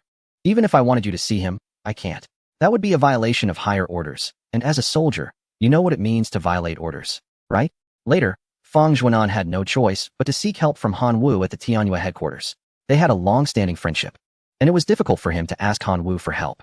When Shu Wan, crying in front of Han Wu, made it even more difficult for him. As a result, he had to step in and submitted a request to the policy office of the military group, which fortunately got approved in the end. If it weren't for meeting Fang Kairan, Fang Zhuanan would not have known about Seng. Therefore, when Xiao Jie encountered them at Seng's doorstep, he was particularly surprised. How did they know about Seng? They even knew where he lived so clearly. If we talk about special identities, Seng's identity is the most unique here. This is also why the investigation team did not allow Seng to participate, as Xiao Long and Xiao Jie could not let Seng come into the sight of others under any circumstances. Otherwise, it would be more than just a server being implanted with a Trojan horse. As for who leaked Seng's information, it is still unknown. But Xiao Jie would soon find out, as the severity of this matter had already exceeded that of Fang Kairan by hundreds of times. The person who could leak Seng's information could also leak other things from CNC. This was the real insider. Chapter 126. A woman's tears. Seng remained silent, quietly watching them. He had nothing to say. One was the group leader, and the other was the leader of the CNC team, each with a special identity. This matter was not something he could just get involved in. Xiao Jie tried to avoid Fang Zhuanan's question, but the latter still raised his doubts. If only Seng could help Kairan, why was Seng not allowed to participate in the investigation by CNC? Of course, Xiao Jie could not tell Fang Zhuanan the reason for this question and could only come up with an excuse. Seng is just a part-time engineer we hired. According to the regulations, he cannot participate in the investigation. Regulations, always regulations. I believe Kairan did nothing wrong, but do the regulations believe that? I believe Seng can help Kairan, but do the regulations believe that? Is it necessary for my son to take on this title to be valid? Fang Zhuanan became a bit agitated, and his voice suddenly rose a few notches. Unfortunately, he could do nothing. In the face of regulations, he could not violate them. This is the rule. People live by rules, don't they? In this world, there are only heartless children, not heartless parents. Seeing Fang Zhuanan and Wen Shuwan, Seng always thought of his own parents. Even though they left him when he was very young, Seng always believed they had their reasons. Otherwise, how could they abandon their own child? Just like Fang Kairan's parents, for the sake of their child, they had almost given up everything they insisted on, including their identity, status, and even dignity. If possible, they would definitely accept the investigation for Fang Kairan without hesitation. However, what Xiao Jie said did not count. CNC wanted to investigate this Trojan horse incident, but more importantly, they had to protect Seng's identity from being leaked, which was the most important task. Uncle Fang, please don't be agitated. You know the rules of the military. Otherwise, what would be the point of calling it a military? You don't need to rush. I have known Karen since childhood, and I will definitely help him if I can. The investigation is ongoing, and until there are clear results, no one can be sure that it was Karen who did it. If it wasn't him, no one should wrongfully accuse him. After saying this, Xiao Jie glanced at Singgu, urging him to persuade Fang Zhuanan not to let him bear this alone. Isn't there anyone else to watch? Come on. You've already prepared the chicken. Can't you say a few good words? Singgu really didn't know what to say, so he awkwardly replied, well, the chicken is almost ready. Let's eat and talk. Xiao Jie rolled his eyes, but at least Singgu managed to say something, and then added, yeah, Uncle Fang, try my cooking. It's been a long time since we had a meal together. Let's have a drink today. Fang Zhuanan sighed. How could he eat at a time like this? But considering Sung Ji's feelings, he reluctantly decided to eat a little. Who knows, if Xiao Jie gets drunk, he might spill some news. When Shuan had carefully sliced the stewed chicken and arranged it beautifully on a plate, and she had also prepared the delicacies she bought, it was evident that she was a very capable woman. From a certain perspective, Singgu absolutely couldn't believe that such good parents would raise a son who leaked state secrets. As for drinking, it was not Sing Ji's turn. Even when Fang Zhuanan offered him a toast, he refused to drink. Singgu knew he couldn't hold his liquor. If he got drunk and accidentally said something he shouldn't, it would be a big joke. However, Xiao Jie didn't care about that. He kept downing one glass after another. Today, Singgu truly witnessed his drinking capacity. That guy was simply a bottomless pit. Fang Zhuanan also drank quite a bit. At one point, when they ran out of alcohol, Xiao Jie asked Singgu to go buy more, insisting that he wouldn't stop drinking until he was drunk with his uncle. When Singgu went out, Wen Shuan hurriedly followed him, wanting to go along. Singgu didn't refuse, and the two chatted as they walked toward the community entrance. As they walked, Wen Shuan expressed her worries about Karen. Whenever she mentioned it, she couldn't help but feel like crying, drawing the attention of the neighbors around them. Singgu could only lower his head and comfort her, urging her not to cry here. Otherwise, he would become the talk of the neighborhood tomorrow. After buying the alcohol, Wen Shuan insisted on paying, and Singgu didn't argue with her. When it came to money, he was still very careful, especially since he wasn't drinking. As they passed the community park, Wen Shuan suddenly stopped, leaned against a tree, and began to cry. She thought about how she used to go buy alcohol for Fang Zhuanan with Karen, and the memories overwhelmed her. Passers-by looked at them with puzzled expressions. Here was a man with several bottles of alcohol standing there while a woman was crying against a tree. What was going on? In desperation, Seng-gu could only softly say, "Auntie, please don't cry. It would be bad if others see you." When Shu-won suppressed her sobs, taking out a tissue from her pocket to wipe away her tears. However, the more she wiped, the more the tears flowed uncontrollably. There is a kind of emotion that pierces the heart. Often, it might be associated with love, but when it comes from familial bonds, the pain is even more profound. Seng knew it wasn't the time for sympathy to overflow, yet he couldn't bear to see Wen Shu-won in such distress. It's a universal truth that any person with feelings cannot ignore such suffering. "I'm sorry, Xiaoga, I just can't hold it in anymore. I'm so distressed. If anything happens to Chiron, I won't be able to go on living." Some say that a woman's weapon is her allure, but that's not the case. A woman's most powerful weapon is her words when she cries. They can pierce like a dagger, striking deep into your heart and shattering your most vulnerable spots, causing you to lose all instinct to defend yourself. Moreover, when Shu-won, working in the arts, was even more poignant when she cried. Seng felt helpless. There were many things he feared in life, but among those, one of the things he feared most was a woman's tears. If it weren't for those tears, he wouldn't have helped Yue Han with that young Master Wu, wouldn't have met Xiao Jie today, and wouldn't have participated in any exercises to discover this Trojan. In a way, everything seemed destined, or perhaps it was meant for him to see Wen Shuan's tears at that moment, making him feel sorrow too. Seng sighed and said, "What I'm about to tell you, you must remember and absolutely cannot share with anyone else, including Uncle Fong. Do you understand?" Wen Shuan's tears immediately stopped at Seng's words, and she anxiously replied, "Xiaoga, don't worry. Even if I die, I won't tell anyone else. Just tell me quickly." Before speaking, Seng contemplated whether he should tell Wen Shuan this, but considering it from another angle, no one with feelings could bear to see a mother cry. So, he ultimately decided to share some information about the Trojan with her. "I found a file being downloaded on Chiron's computer, but I can assure you, this isn't something Chiron did. If someone wanted to steal state secrets, they wouldn't do it so openly, almost as if they wanted you to see what they were doing. Moreover, the most crucial point is that when the Trojan was implanted in the exercise server, I clearly saw that the code attributes used by the hacker were completely different from the offensive codes Chiron used." At this point, when Shu-won covered her mouth with both hands, her eyes filled with disbelief. Seng tried to use words she could understand to explain. And when Shu-won realized why Chiron insisted they find Seng to help investigate the Trojan incident, it turned out that the only person in the world who could save Chiron was Seng. At this moment, Seng continued, "But these are just my guesses and cannot prove that this Trojan wasn't planted on the server by Karen. However, I also thought of another point. During the exercise, it wasn't just Karen alone, there were 5 of them in total. This means that each person could potentially be the mysterious hacker. In order to find this person, CNC can only control all 5 of them. But since Karen is the leader of the acting group, the investigation will naturally start with him, as all the attack orders were issued by him." When Seng reached this point, when Shu-won suddenly grabbed Seng's arm and, trembling, said, "Xiaogu, I believe you now. Just tell me the truth. Will Karen be labeled as a traitor?" Seng smiled faintly and replied, "Or the person who framed him. I hope so. But this person is overthinking it. CNC is not that simple. So, please don't be too upset. If you believe me, Karen will definitely clear his name. You can rest assured." As soon as he finished speaking, Wen Shu-won felt a sudden darkness before her eyes.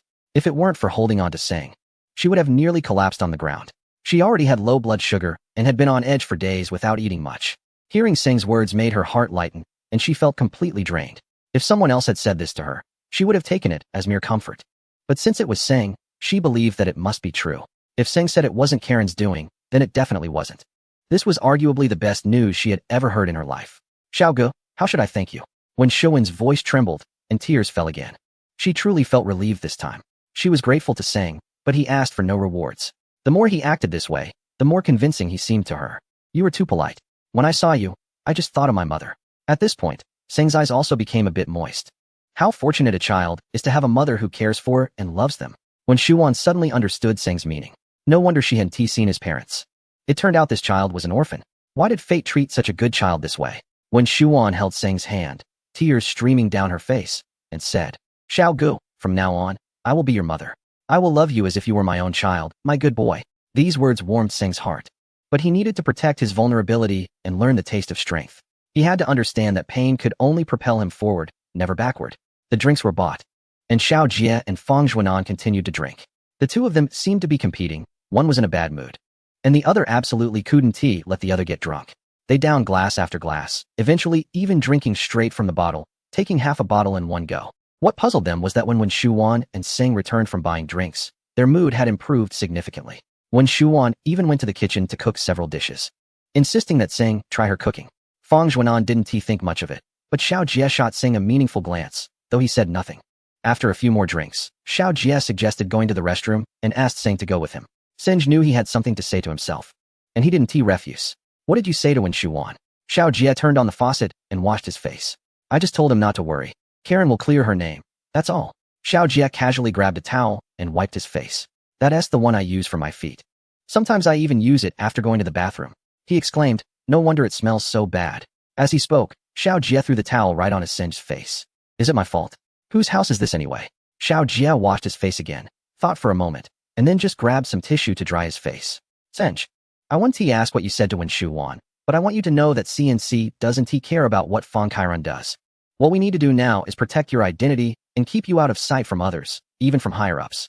Do you understand what I mean? And I also want to remind you, sometimes feelings can be dangerous. Singe scoffed, those without feelings are beasts. If it were you, I would do the same. But if it were me, what would you do? This question was sharp. Xiao Jie, like his father Xiao Long, was a man who believed that for the sake of the country, they could sacrifice their lives. This was a soldier's honor and a rule they followed without ever breaking. You are different, Singe. I'm not someone without feelings. It's precisely because of that I want to protect your identity. Don't you know who you are? In this world, I only have feelings for a few people. Besides my parents, it's you. If it were you, I would help you no matter the cost, even if it meant dying for you. Xiao Jie's words made Singe momentarily think he must have been drinking too much to say such things. However, Singe, who was observant, noticed the determination in Xiao Jie's eyes, which inexplicably moved him. Xiao Jie, are you sure you're not gay? Chapter 128. Protection. As soon as Xiao Jie heard Singe call him gay, he immediately flipped him off. I'm straighter than you. Then what does CNC intend to do about this situation? Singe was still concerned about this issue because he wanted to know who had such power. He originally wanted to apply to join the investigation team, but judging by Xiao Jie's expression, it seemed completely impossible. CNC treated him like a treasure and never considered using him. Now is not the time to discuss this. Fang Juanan and Wen Shuan are still outside. Xiao Jie gave Singe a look, indicating they would talk about it later.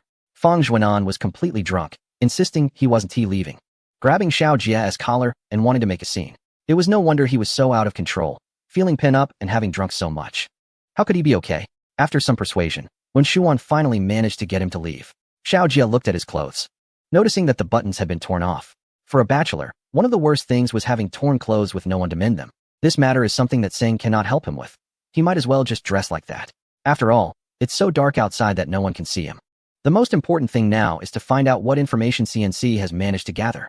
In fact, CNC hasn't obtained any useful information. They only know that the person who implanted the Trojan into the server that day was indeed not Fang Kailuan, but Chen Yong. This information was derived from the data provided to them by Sing. They quickly determined, based on the timestamps of the server files, that the exercise phase at that time was password cracking, meaning Chen Yong was connecting to the server. As for why Chen Yong did this, it remains unknown. Other questions, including whether Fang Kailuan knew about the Trojan file and whether these 5 individuals were part of a team, need to be investigated further. Overall, what lies before CNC now is a mystery, and their investigation team has no leads at all. The Trojan incident has already caught the attention of higher-ups, and they have formed a high-level investigation team that will take over Xiao Jie and his team's work at CNC tomorrow. Therefore, what Xiao Jie needs to do now is to ensure that Sing stays out of their sight. This is a form of protection, or we could say a form of safeguarding. CNC doesn't want Sing's valuable insights to attract attention from other departments. Otherwise, wouldn't that be a waste? After quietly listening to Xiao Jie, Sing suddenly thought of a question and asked, Xiao Jie, how did Fang Kailuan's parents know that I discovered the Trojan? Xiao Jie replied, that's quite normal. Fang Kailuan told them. They met during the day, and Fang Kailuan isn't a fool. He has always been skeptical about CNC, especially regarding my ability to discover that Trojan. So, he thinks only you can help him. However, Sing shook his head and said, no, Xiao Jie, think about it. When the Trojan was discovered, only you, your father, and I knew about it. We didn't reveal many details at Tianyue's headquarters. Your dad just had me show my face and find that computer. How did Fang Kailuan know that it was I who discovered the Trojan? Did you tell him? Upon hearing this, Xiao Jie suddenly realized and thought carefully, confirming that he hadn't mentioned this to any of them. Or perhaps they guessed it themselves. Because during the second phase of the exercise, Sing defeated them without giving them a chance to fight back. At that time, they understood Sing's capabilities. In other words, to discover such a hard-to-find Trojan, only Sing could do it. So Fang Kailuan must have guessed it entirely by speculation. If that is the case, it becomes even more unreasonable. Why would Fong Kailuan think that only Seng could save him? As Seng spoke, Xiao Jie's eyes slowly narrowed, which was a habitual gesture of his. Whenever he was deep in thought, he would always squint his eyes, as if the entire world were unfolding in his mind. However, the world is chaotic now, as if everything is spinning out of control. He hasn't had too much to drink, but feels as if he is intoxicated. With everything becoming hazy, Seng, I may have oversimplified the problem. I need to return to the CNC headquarters immediately. Before the investigation team arrives tomorrow, I must clarify this issue. After saying this, Xiao Jie left without looking back.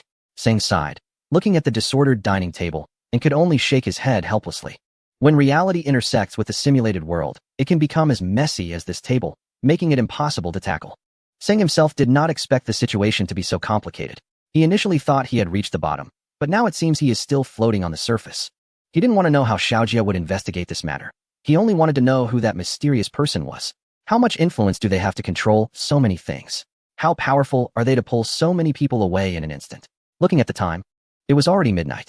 The world outside had completely quieted down, yet the nearby city remained brilliantly lit and enigmatic. The dark area in between seemed like a wall separating reality from the virtual. He thought he could climb over it, but it was insurmountable. Sitting on the sofa, Seng suddenly felt the urge to talk to someone. The wakefulness following his fatigue made the world feel incredibly lonely, so quiet that he could hear the sound of air moving, with only the passage of time still pulsating. He was waiting for sleep to come so he could drift off in some corner of the room. Or perhaps he was waiting for a voice that could help him forget the loneliness of the night, even the helplessness. This was a man's solitude, silent in loneliness. Falling deeper. Upon returning to the CNC headquarters, the first person Xiao Jie met was Xiaolong. He carefully recounted everything that had happened at Seng's house that night, including his analysis with Seng at the end. Xiaolong said nothing, just looked at Xiao Jie, but his gaze was already filled with anger. I want to know who Fong Zhuanan came into contact with today at CNC. I also want to know how Fong Kailuan found out about the Trojan file discovered by Seng. Xiao Jie sighed, not out of helplessness, but as if preparing for battle. If there must be a reason to fight, it is for CNC, for honor, or for Seng. Chapter 129. Tang Hui. Xiao Jie quickly found out all the people Fong Zhuanan had contacted today. Besides him and Xiaolong, there was another high-ranking individual at CNC named Tang Hui, a senior engineer who had been with CNC for over a year. Additionally, Tang Hui was one of the 5 individuals who held the core passwords of CNC, with authority second only to Xiao Jie's. Thus, he was also a member of the investigation team for the Trojan incident. This individual was usually very cautious in his dealings and never discussed others' issues in public. Looking at his profile, Xiao Jie noted that he was responsible for software testing for CNC's data servers. In the recent operational data, Xiao Jie discovered that he had met Fong Kailuan and Chen Yong alone last night. According to the soldiers on guard, they talked for about 10 minutes before Tang Hui left. Xiao Jie immediately reported this situation to Xiaolong, who simply said, "Bring him to me." However, by the time Xiao Jie opened the door to his office, it was already empty. Xiao Jie quickly checked the entry and exit logs of the CNC, and found that Tang Hui had just left the CNC headquarters 10 minutes ago, seemingly in a hurry and holding something in his hand. Xiaolong slammed the table and coldly said, "Take the Mist Squad with you and bring him back. Assemble in 1 minute." 2 minutes later, the Mist Squad had already left the CNC headquarters. Based on various information and coordination, they quickly arrived at Tang Hui's residence. Xiao Jie looked up at the skyscraper, which was the most upscale commercial area in the city. A unit here was worth several million, making it a well-known affluent district. How could Tang Hui, who had worked at CNC for less than a year, afford such an expensive place? Checking the time and the surroundings, Xiao Jie quietly instructed the soldiers. First, do not alert anyone. Second, do not alert anyone. Third, still do not alert anyone. This is a secret operation, understood? The residents here were either rich or influential. If anything happened, even as an agent, Xiao Jie would not be able to handle the situation. Furthermore, this was classified information within CNC and must not be disclosed to anyone. A secret operation meant no weapons, no explosives, and absolutely no airborne assaults. Among everyone, only Xiao Jie was in civilian clothes, so he took the lead while the other soldiers secured all entrances and exits of the community, keeping a close watch. To find out which room Tang Hui was in was quite simple. The security guard provided all the information. Initially, the guard was suspicious of Xiao Jie's identity. But without saying much, Xiao Jie pointed to a nearby Special Forces soldier, prompting the guard to immediately share all the information with him. Xiao Jie then had the guard accompany him to outside Tang Hui's door. He leaned against the door to listen carefully. The room was unusually quiet, with no sounds at all. Peering through the peephole, he saw that the room was completely dark, with no lights on. "Are you sure Tang Hui lives here?" Xiao Jie really doubted if anyone was inside. Yes, he indeed lives here. Last time his plumbing leaked, I told him to get it fixed. The guard confirmed firmly. You go ring the doorbell and tell him the plumbing is leaking again and ask him to open the door. After saying that, Xiao Jie took out his handgun and held it in his hand, not necessarily to fire, but just as a precaution. The guard swallowed hard and, under Xiao Jie's instructions, rang the doorbell. However, there was no response from inside. It didn't seem like anyone was home at all. After several attempts, a particularly eerie voice suddenly came from inside. Who? Xiao Jie immediately tightened his grip on the gun. The voice indeed belonged to Tang Hui, who seemed quite nervous, with the final syllable trembling at least 3 times. The security guard glanced at Xiao Jie and said, Mr. Tang, I'm the security guard of the community. Residents downstairs have reported that your drainage is leaking again, and I've come to check it out. It's late, but I will have someone come to fix it tomorrow. Tang Hui had no intention of opening the door, but judging from his voice, he seemed somewhat relieved. In that case, Mr. Tang, please sign my customer service card so that I can inform the residents downstairs tomorrow. The room fell silent instantly, but a glimmer of light shone through the peephole, indicating that Tang Hui had turned on the light. Before long, Xiao Jie heard the sound of the door lock turning. He pulled the security guard behind him, and as soon as the door opened, Xiao Jie charged in. Tang Hui was visibly startled by the sudden appearance, and Xiao Jie wasted no time. He grabbed Tang Hui by the collar and tripped him, knocking him to the ground. With a knee pressed against his chest, Xiao Jie growled, Don't move. What are you doing?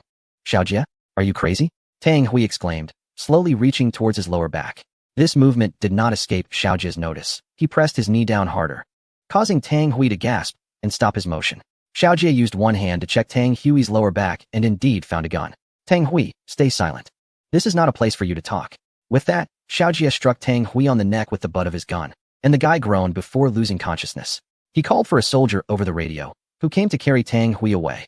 Xiao Jie searched the entire room and found nothing except the password-protected computer. He attempted to crack the password but failed after several tries. So he decided to take the entire computer with him. At the CNC headquarters, Xiaolong looked at Tang Hui expressionlessly, remembering that he had personally recruited him. Despite being in his 30s, Tang Hui had good skills and was very down-to-earth, quickly rising to a senior position at CNC. He was not originally from the military, but he held himself to military standards, which Xiaolong appreciated. However, who would have thought that such a person could be so mysterious? As for Xiaolong's understanding of Tang Hui, apart from some work-related matters, he only knew that Tang Hui's wife worked abroad as an engineer for a well-known software company. Other than that, CNC knew nothing about his personal life. Of course, this was also a form of trust, as they never thought he would leak CNC's secrets. Chapter 130. Resolution. Xiaolong stared at Tang Hui, not blinking. Tang Hui kept his head down, silent. What have you done, Tang Hui? Xiaolong tried to control his emotions. Otherwise, he might really pull out a gun and take down this traitor. I'm not sure what you're talking about. I haven't done anything. Why are you treating me this way? Tang Hui suddenly raised his head. It seemed he had been thinking about this for a long time. Either he would speak or he would remain silent, stubbornly holding his ground. After all, in the end, they couldn't do anything to him. You haven't done anything. And you should be at home sleeping and dreaming, but here you are. This is a different matter. You were recruited into CNC by me. So I'll make an exception and remind you. You need to tell me everything now, or there might still be a chance to make amends. If you say nothing, when the investigation team arrives tomorrow, you won't have any opportunity left. Xiaolong wasn't trying to scare Tang Hui. The recent Trojan incident was taken very seriously by the higher-ups, and an investigation team composed of over a dozen network engineering experts and intelligence officials had been formed. The higher-ups had one message: an external attack on our fourth domain is war, while sabotage from within is tantamount to treason. No matter who the perpetrator is, they must be dealt with. The investigation team came to CNC with absolute authority, covering not just Fong Kailuan and a few others, but all members of the 5 major departments, including those in the Tianyue department. Even Xiaolong had to undergo an investigation. If Tang Hui handed things over to the investigation team, he would have no chance left. But what troubled Xiaolong the most wasn't the investigation team. It was the fear that they would discover Seng. Those people valued talent even more than he did. Once they saw Seng's technology, they might just take him away to another department. Most importantly, only he and Xiao Jie knew about Seng's identity so far. Although Seng had never openly admitted it, it was more or less a matter of awareness whether to speak or not. It had been well hidden, but who knew that Tang Hui would cause such a situation? When the investigation team asked, wouldn't they find out about Seng? In that case, all the protection would become meaningless. Thinking of this, Xiaolong snorted and said, Tang Hui, you're finished. Don't you understand that? Tang Hui looked at Xiaolong and just sneered. On the other side, Xiao Jie sat across from Fong Kailuan and said, Kailuan, no matter what conflicts we have, on a professional level, it is what it is. You can smell the alcohol on me. I had drinks with Uncle Fong. and Aunt Wen's eyes are almost blinded from crying. We drank at Seng's house. Fang Kailuan looked at Xiao Jie in disbelief. How could they all have gone to Seng's house to drink? Don't believe it? I don't believe it either, really. I don't believe it. Just like I don't believe you could do something detrimental to national interests. I promised Uncle Fang and Aunt Wen that I would help you. I think you know my character. When I say I'll do something, I will. But now I need you to tell me, what did Tang Hui say to you yesterday? Fang Kailuan remained silent, seemingly deep in thought. His eyes were filled with doubt, but to Xiao Jie, it seemed like he was trying to hide something. Xiao Jie then said, Kailuan, we grew up together, and I really don't want to see you like this. The investigation team will be here tomorrow, and they will take over everything. I want to help you, but I can't. While there's still time, tell me what Tang Hui said to you yesterday. Xiao Jie's tone was urgent, and Fang Kailuan realized the seriousness of the situation. So he spoke up. He told me yesterday that your people can't find out who implanted the Trojan. There's only one person who can find this hacker, and that is Seng. In fact, Fang Kailuan wasn't very familiar with Tang Hui. He only knew he was one of the senior engineers at CNC and also a technical member of this investigation team. However, Fang Kailuan found it strange why Tang Hui would help him. Tang Hui explained that there were many things at CNC that outsiders couldn't know, and this issue could only be resolved with the help of someone external. Therefore, Xiaolong asked him to inform Fang Kailuan and seek Seng, which would help him and also allow CNC to resolve this incident satisfactorily. This reason seemed completely acceptable, since Fang Kailuan worked in the Tianyue department. He was aware of the operational standards of some secret departments, and he understood after Tang Hui's explanation. So the next day, Fang Kailuan told his parents to seek out Seng. Xiao Jie nodded and then went to see Qin Yong.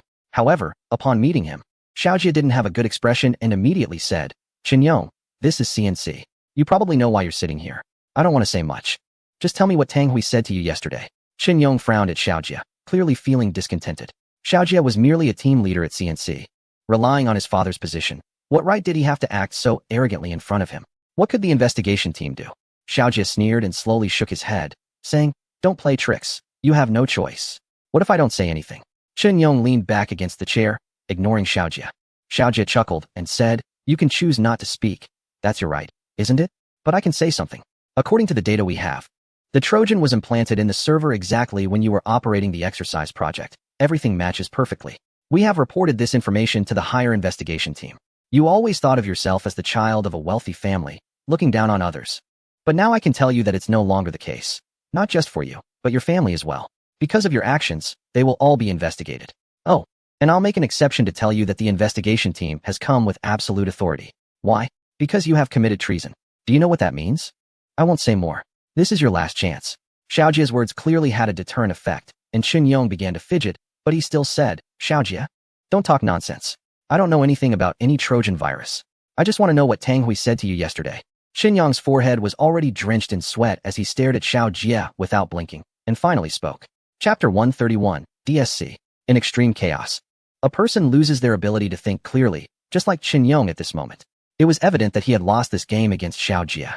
He told Xiao Jie that last night, Tang Hui had informed him that CNC had found evidence of him uploading a Trojan virus, and when the superior investigation team arrived, he would be handed over to them. No one could save him, and he could only save himself.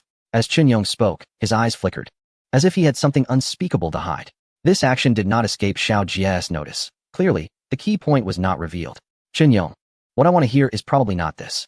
I'll ask you one last time, what exactly did Tang Hui say to you? Xiao Jie, what time is it now? Do you think I have any reason to hide anything from you? What is the point in that? Last night, Tang Hui did indeed tell me these things. It seemed that Qin Yong was not planning to say anything more to Xiao Jie. Continuing to ask would only waste time and be pointless. It would be better to see if there were any developments on Xiaolong's side. In Xiaolong's office, Tang Hui wore a proud expression, as if he had just won a war, while Xiaolong's face was extremely heavy, even showing some helplessness. Tang Hui had not revealed much useful information. He only told Xiaolong that if he was not released, the entire city's networks would immediately collapse. Just think about what that would mean. Wouldn't that be the best gift for the superior investigation team? Why do this? This was the question Xiaolong most wanted to know. And it was also the question Tang Hui most wanted to answer. Money. The income from working at CNC for a year was not enough for him to support his family.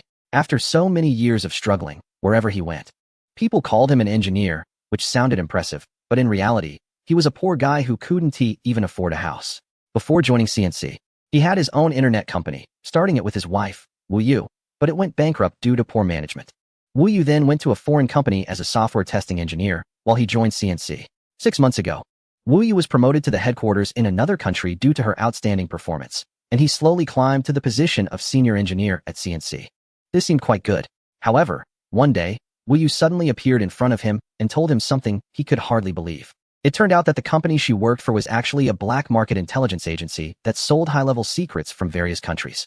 There was no need to elaborate on what happened next. She came back to drag Tang Hui down because he was a senior engineer at CNC and the only one likely to access the confidential documents on the server. Initially, Tang Hui hesitated because selling national intelligence could cost him his life, but when Wu Yu placed a pile of cash in front of him, his defenses crumbled. But Tang Hui was smart. He knew that CNC was not something that could be attacked casually. If things went wrong, he would not only fail to catch fish, but also lose the bait. He spent a month planning all the details. The most important thing was that he had Wu Yu communicate a condition to her intelligence headquarters. If he were captured, they would ensure his safety at all costs.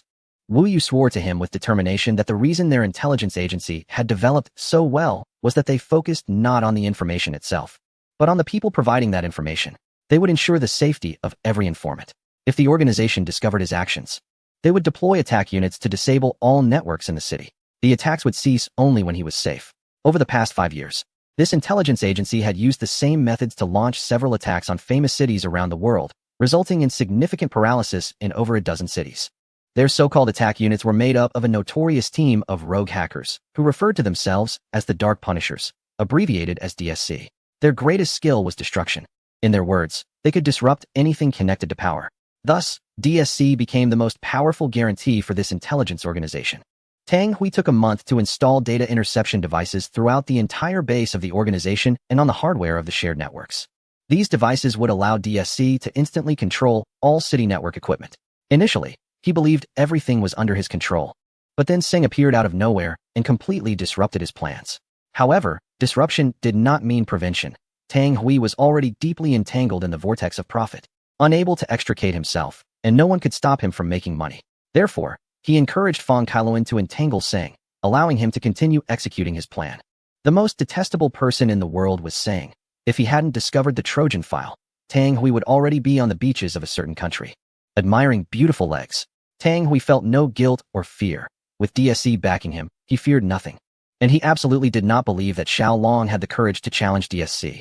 Outside, Xiao Jia clearly heard his words and, enraged, kicked open the office door and charged in, ready to strike. Stop! Xiao Long slammed the table. He wanted to hit someone even more than Xiao Jia. But now was not the time for violence. Dad, don't interfere, let me take him down. Xiao Jia was about to explode with anger, his fists raised and ready to strike. Tang Hui was just an ordinary person. If he were a soldier, Xiao Jia would have shot him. It was utterly shameless. A person could lose everything, but they should never forget their homeland and should never abandon their country's honor. What was Tang Hui? Selling out national interests and using foreign hackers to threaten them. Where was his dignity? Where was his soul? Had he sold it all? Xiao Jia, I order you to let him go. Xiao Long shouted, standing up as well. Xiao Jia's fist ultimately didn't come down. He pushed Tang Hui away and gritted his teeth, saying, "You remember this, Tang Hui, you'll never know freedom in this lifetime." Tang Hui, completely unafraid, wore a confident smile and sarcastically replied, "What you say doesn't count. If you don't release me by noon tomorrow, this city will be destroyed. Don't blame me, blame that Singgu." Haha. Xiao Long, worried that Xiao Jia might act impulsively, had the soldiers take Tang Hui away. Xiao Jia could not calm the anger boiling inside him and stood there without saying a word. Xiao Long sighed and said, "First thing tomorrow, have Singgu report to headquarters." Chapter 132. War. Xiao Jia thought he must have misheard. How could they let Singgu step in at this time? Tang Hui was trying to drag Singgu down with him, and by doing this, weren't they just playing into his hands? Bringing Singgu to CNC was a last resort for Xiao Long. He had no other choice. They couldn't let Tang Hui go, or DSC would surely launch an attack. In that case, Singgu might be the only one capable of dealing with them. As for the investigation team, they were easy to handle. They surely wanted to see the city paralyzed. So, nothing else was crucial right now. Protecting the city from attack was the top priority. Singgu groggily woke up from the sofa, checked the time, and found it strange that no matter what time he went to bed, he always woke up at 6:30. His biological clock was more accurate than any clock. Taking a whiff, he was hit by the smell of alcohol in the room, making his eyes hard to open. He hurriedly opened the window and quickly tidied the dining table. In the midst of this, it was already time to go to work. Perhaps due to not sleeping well, Singgu felt dizzy. After splashing cold water on his face, he managed to wake up a bit. Just as he grabbed his keys and was about to head out, the doorbell rang.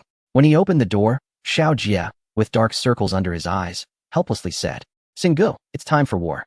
Come with me to report at CNC headquarters. Sun Go blinked, thinking, are you sleepwalking? This guy came in early in the morning saying it's time for war. Who are we fighting? Ultraman against monsters? Or Superman against Batman? I wish I were sleepwalking. I even hope this is a dream, but it's not. Do you know about DSC? Xiao Jia leaned against the door frame, lit a cigarette, and took big puffs. He had smoked almost 3 packs since yesterday, and his tongue felt a bit numb. Singu shook his head. He had never heard of this DSC or DSD. Was it some kind of internet organization? There were so many of them nowadays, with 26 letters able to form countless combinations. Besides, he hadn't even been on the computer much lately, so how could he possibly know so much? DSC, known as the Dark Sanctioners, is a notorious hacker group that engages in all sorts of activities. They shamelessly played adult films at a nursing home for an entire week and once took control of the underground drainage system in a certain capital city, leading to streets overflowing with waste for a month. Now, they plan to attack our capital city starting at noon. Sung, if you don't want to see your world filled with waste, what do you think you should do? I'll make it to CNC before noon. That has settled. I have to get to work now. Locking the door, Sung left. Xiao Jia extinguished his cigarette and followed suit. Throughout the morning, Sung spent his time moving books and using wireless devices to search for information about DSC. There isn't much information online, but it is known that they consist of 18 world-class hackers, each of whom is a target for elimination by various nations. Before joining DSC, each hacker had a so-called glorious track record. They enjoy causing destruction and believe that chaos is the only rule humanity should follow. Much like rock music expresses inner repression through noise and shouts the tortured soul. Thus, their emblem is a bass guitar smashing a city. Upon reading this, Singh merely smiled faintly. Their desire to disrupt rules is more about wanting to establish their own rules, their own version of freedom, and in the end, it is still for their own benefit. These individuals are even less admirable than ordinary hackers, who at least acknowledge that their actions are for personal gain. What is DSC really? Do they think that disrupting the order of a city, causing panic among citizens, and paralyzing urban life is their so-called rule? While Sung does not know the members of DSC, he understands hackers. He knows what a hacker will fight for. Just like relations between nations, where there is aggression, there is defense, and that will never change. Furthermore, DSC has made a fatal mistake by trying to meddle in the capital, because there is someone here who will absolutely not allow that to happen. This person, or this mysterious symbol, is Ghost Butterfly. Under the leadership of team leader Liao Ximin, the investigation team arrived punctually at CNC headquarters, where Xiao Long personally welcomed them. After a brief greeting, the investigation team quickly got to work. Liao Ximin, 37 years old, is the leader of the Special Investigation Team and a commander of the Divine Domain Special Operations Force. He is calm, composed, humorous, and approachable. Seeing that Liao Ximin was leading the team, Xiao Long felt instantly relieved. They had collaborated more than once, and he had utmost respect for this person. Liao Ximin instructed the others to head to the conference room first, while he pulled Xiao Long into a secluded corner, looking troubled, and said, "Uncle, why is the situation so serious? The higher-ups said that if we don't figure this out, they'll throw all our heads into trouble. Do you have any useful intel? Please share." Xiao Long sighed and said, "This information is significant. I'm afraid you might not be able to handle it." "No worries. My brain may not be up to it, but I have other means," he replied. After lighting a cigarette for Xiao Long, the two began discussing the situation regarding DSC. Once Xiao Long finished speaking, Liao Ximin let out a strange laugh and said, "Damn DSC, thinking they can come to our territory and do as they please. Do they really think we can't deal with them?" If what Liao Ximin said was true, it would be easier to handle. But Xiao Long was genuinely worried that the network experts he brought along wouldn't be a match for DSC. If that were the case, things could get complicated. The most important thing was that they needed to take the initiative and absolutely could not wait for them to attack first. Both of them were in agreement that they needed to completely neutralize this offensive and show them the strength of CNC. With that in mind, there was no need for meetings. Liao Ximin briefly outlined the situation with DSC, and everyone, including those from CNC, immediately entered a state of heightened readiness, searching all commercial, civilian, and military network data nodes in the city, and encrypting firewall core codes. All military server data was to be transferred to the internal network, cutting off all connections to the external network. Orders were issued one after another, and the personnel responded promptly, as the 5 major departments of CNC swiftly entered work mode. Preparing for action. At the library, Singh checked the time. It was time for lunch. He didn't even take a break. For him, it was possible to resolve the DSC situation before the afternoon work shift. Chapter 133. Preparing for war. When Singh arrived at CNC, the entire headquarters was bustling with activity. This was preferable. It was better than being questioned by others, wasn't it? However, he still needed to see Xiao Jie because there were many matters that required Xiao Jie's assistance to accomplish, such as Seng wanting an independent office and a computer. If both sides went to war, these would be Seng's weapons. Xiao Long was, of course, aware that Seng had arrived, but to protect him, he merely exchanged a glance with Xiao Jie, signaling him to proceed with preparations. Xiao Long knew that Liao Ximin valued talent even more than he did. If Liao Ximin learned about Seng's skills, he would go to great lengths to recruit Seng into his elite team. The so-called elite team was currently the largest and most mysterious network unit in the country. They were even more enigmatic and powerful than CNC and the Tianyue team. Otherwise, the higher-ups wouldn't have sent them as a special investigation group to CNC. The elite special forces lacked talents like Seng. If Liao Ximin found out who Seng was, he would do everything in his power to bring him into their unit, even if it meant clashing with Xiao Long.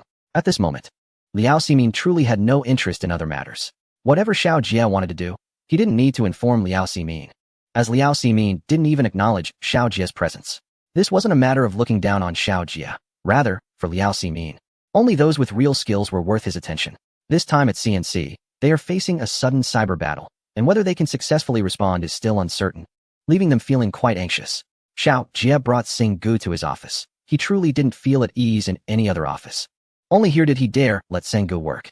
However, Seng Gu couldn't use Xiao Jie's computer. He needed a completely clean computer, with nothing but the operating system installed. Seng Gu indeed didn't want Xiao Jie to see his operational traces. Although Xiao Jie's technical skills were not as advanced as Seng Ji's, he could still access basic system records. The main point is that Seng Gu was preparing to use 10 lines of code to deal with CSD, as the other party was worth it. Regardless of their technology, their notorious reputation meant that Seng Gu absolutely could not let them leave CNC alive. They brought this upon themselves, didn't they? It's like many who seek their own demise, knowing the risks yet still charging forward without hesitation. As Seng Gu installed his software on the computer, he listened to Xiao Jie talk about Tang Hui, which was the catalyst for the conflict between CNC and CSD. Xiao Jie felt it necessary for Seng Gu to know about the person he was up against, since this was classified military information. Seng Gu had the right to understand the situation regarding his adversary. Time ticked closer to noon, and Seng Gu was ready. He instructed Xiao Jie to leave, ensuring the office door was locked from the outside and that no one was allowed to enter. Xiao Jie had wanted to see how Seng Gu would handle CSD, but was ultimately ushered out, which left him feeling frustrated. Back in the command center's hall, Xiao Long glanced at Xiao Jie, his expression filled with inquiry. Xiao Jie nodded, indicating everything was prepared, waiting for those pesky CSD members to show up. Only then did Xiao Long feel relieved. He didn't doubt the experts brought by Liao Ximin, but he was wary of unforeseen circumstances. Since some time ago, Xiao Long had completely placed his trust in Seng Gu. In his mind, only Seng Gu could deal with those troublesome individuals. Other experts were not reliable. However, the waiting was silent, and it seemed CSD had no intention of appearing. Seng Gu had already installed the ghost domain and shield code on the office computer. After completing the task, this computer would belong to him. It would definitely not be left for CNC. This was not about taking advantage of CNC. Once the code was formed, it could not be erased, so the computer had to be taken away. Yet, CSD was still absent, and Seng Gu found it a bit puzzling. Up to this point, CSD had shown no signs of action, and Seng Gu grew curious. Was Tang Hui playing tricks on them, or did CSD not originally intend to launch an attack through the network? While Seng Gu couldn't claim to fully understand the tactics of certain hackers, he was certainly aware of some aspects. For example, if you want to control the power supply system of a city, you first need to gain access to the internal network of that system, and you also have to write specific software tailored for it. This is not something that can be accomplished by just sitting in front of a computer and casually tapping keys. It requires you to manually connect your network to theirs, which means you need a certain level of practical skills. Moreover, you must have a plan to deal with security personnel, otherwise, you might get knocked out by them before you even complete your tasks, and then there would be no work left for you to do. Therefore, Seng is uncertain whether CSD will definitely launch an attack on the city in this manner. If that is indeed the case, he is not afraid. If the code creates a domain that can control everything connected to electricity, it may sound a bit mysterious, but that is how the code is designed. Seng can even see all devices connected to the network, including TVs, speakers, and rice cookers, and if he wants, he could potentially control everything on the other side. Of course, Seng has never done this. The destruction he thinks of is different from the actual destruction he would carry out. Sometimes, things that cause fear in thought should be left untouched, as the one who ends up suffering may be oneself. Meanwhile, the command center is also pondering why CSD has not launched an attack. Liao Ximin keeps asking experts and CNC members to report city data at all times. Any abnormalities could indicate a possible attack point by CSD. However, Aside from some personal user networks experiencing issues, there have been no widespread failures. Or it can be said that everything is normal. This is a bit strange. What about the anticipated attack? Are so many people here just waiting for them to show up? What trick is CSD playing? Xiao Jie arrived at Seng's office again, and as soon as he entered, Seng hurriedly shut off the monitor. He absolutely could not let Xiao Jie see that intriguing desktop. Xiao Jie, however, was not interested in Seng's computer screen. He leaned against the desk and inexplicably said, Seng, why do you think CSD is making no moves? We are all ready to strike. Why aren't they coming out? Perhaps they already know you are all ready with your knives. This is not impossible. After Tang Hui was captured, even CSD would have to consider whether their actions might be exposed. To put it bluntly, Tang Hui is just a small person willing to sell anything for money. In his eyes, there is nothing worth holding on to. It is entirely possible for him to leak CSD's attack plans to CNC. If Seng were CSD, he wouldn't choose to attack at this time. That would be a public invitation to death. To put it simply, they are just hackers, not warriors with beliefs who would do anything they consider worthwhile for their so-called war. Looking at the time, it has already passed the attack window by almost half an hour. Xiao Jie stretched and said, damn it, that was just a false alarm. I have to make that Tang Hui suffer. While Xiao Jie was distracted, Seng Gu quickly glanced at the network data of the CNC main server and confirmed that everything was normal so far. However, Seng Gu knew better that this was not the time to let his guard down. It felt as though he had a premonition that CSD was right in front of him, ready to strike at any moment. But now it was time to start work. After thinking for a moment, Seng Gu decided to stay at CNC, so he contacted the old curator and said he was feeling unwell and wanted to see a doctor. Without hesitation, the old curator approved his request to take the afternoon off. The old curator would never doubt that Seng Gu would lie. In his impression, Seng Gu was a good kid who never told lies. In reality, Seng Gu wasn't someone who liked to lie, but sometimes a little deception could simplify things. Why not? After all, there are always people who lie. Even the old curator once lied about a woman he danced with, claiming she was his sister. After Xiao Jie left, Seng Gu opened the monitor, and the data remained quiet, with no fluctuations. He was connected to the entire CNC server, meaning that the ghost domain had protected all the server's data, and the shield was continuously scanning. The network nodes of the entire city were within this server, which meant Seng Gu was currently protecting the city's network, but this did not include wireless devices or certain departments' intranets. Therefore, the data from the command center was also crucial, as they could comprehensively monitor all city departments' data and network status. If any anomalies occurred, especially with wireless devices or intranet equipment, they could detect them immediately. However, everything there was also normal. Xiao Jie had bought some food for Seng Gu, who took a few bites and noticed it was almost 3 o'clock. Ultimately, Xiao Jie decided to confront that bastard Tang Hui and find out what was going on. But Tang Hui's response to Xiao Jie was, what? Are you in such a hurry to die? Do you think CSD is something to mess with? If they want to attack you, do you really think you can defend against it? Let me tell you the truth, CSD will definitely attack. Just wait and see. Right now, you smell like crap. Only you think you smell good. Xiao Jie could not think of any vicious words to retaliate and really wanted to punch him. But now was not the right time. Once that thought arose, he would make it happen. After hearing Xiao Jie, Tang Hui laughed and said, Xiao Jie, it doesn't matter what I am. Soon you'll find out what you are, and that self-righteous Seng Gu will also pay the price. Xiao Jie didn't want to listen to his nonsense anymore. Otherwise, he would really be unable to hold back and would end up hitting him. Meanwhile, Seng Gu, looking at the data in the ghost domain, suddenly noticed a fluctuation in a very inconspicuous location. He took a closer look, and the fluctuation was coming from the server of a certain organization. Could it be that the attack from another side had begun? Chapter 135, Clark. The sudden data fluctuation immediately caught Seng's attention. This could very well be a sign that an attack was being initiated.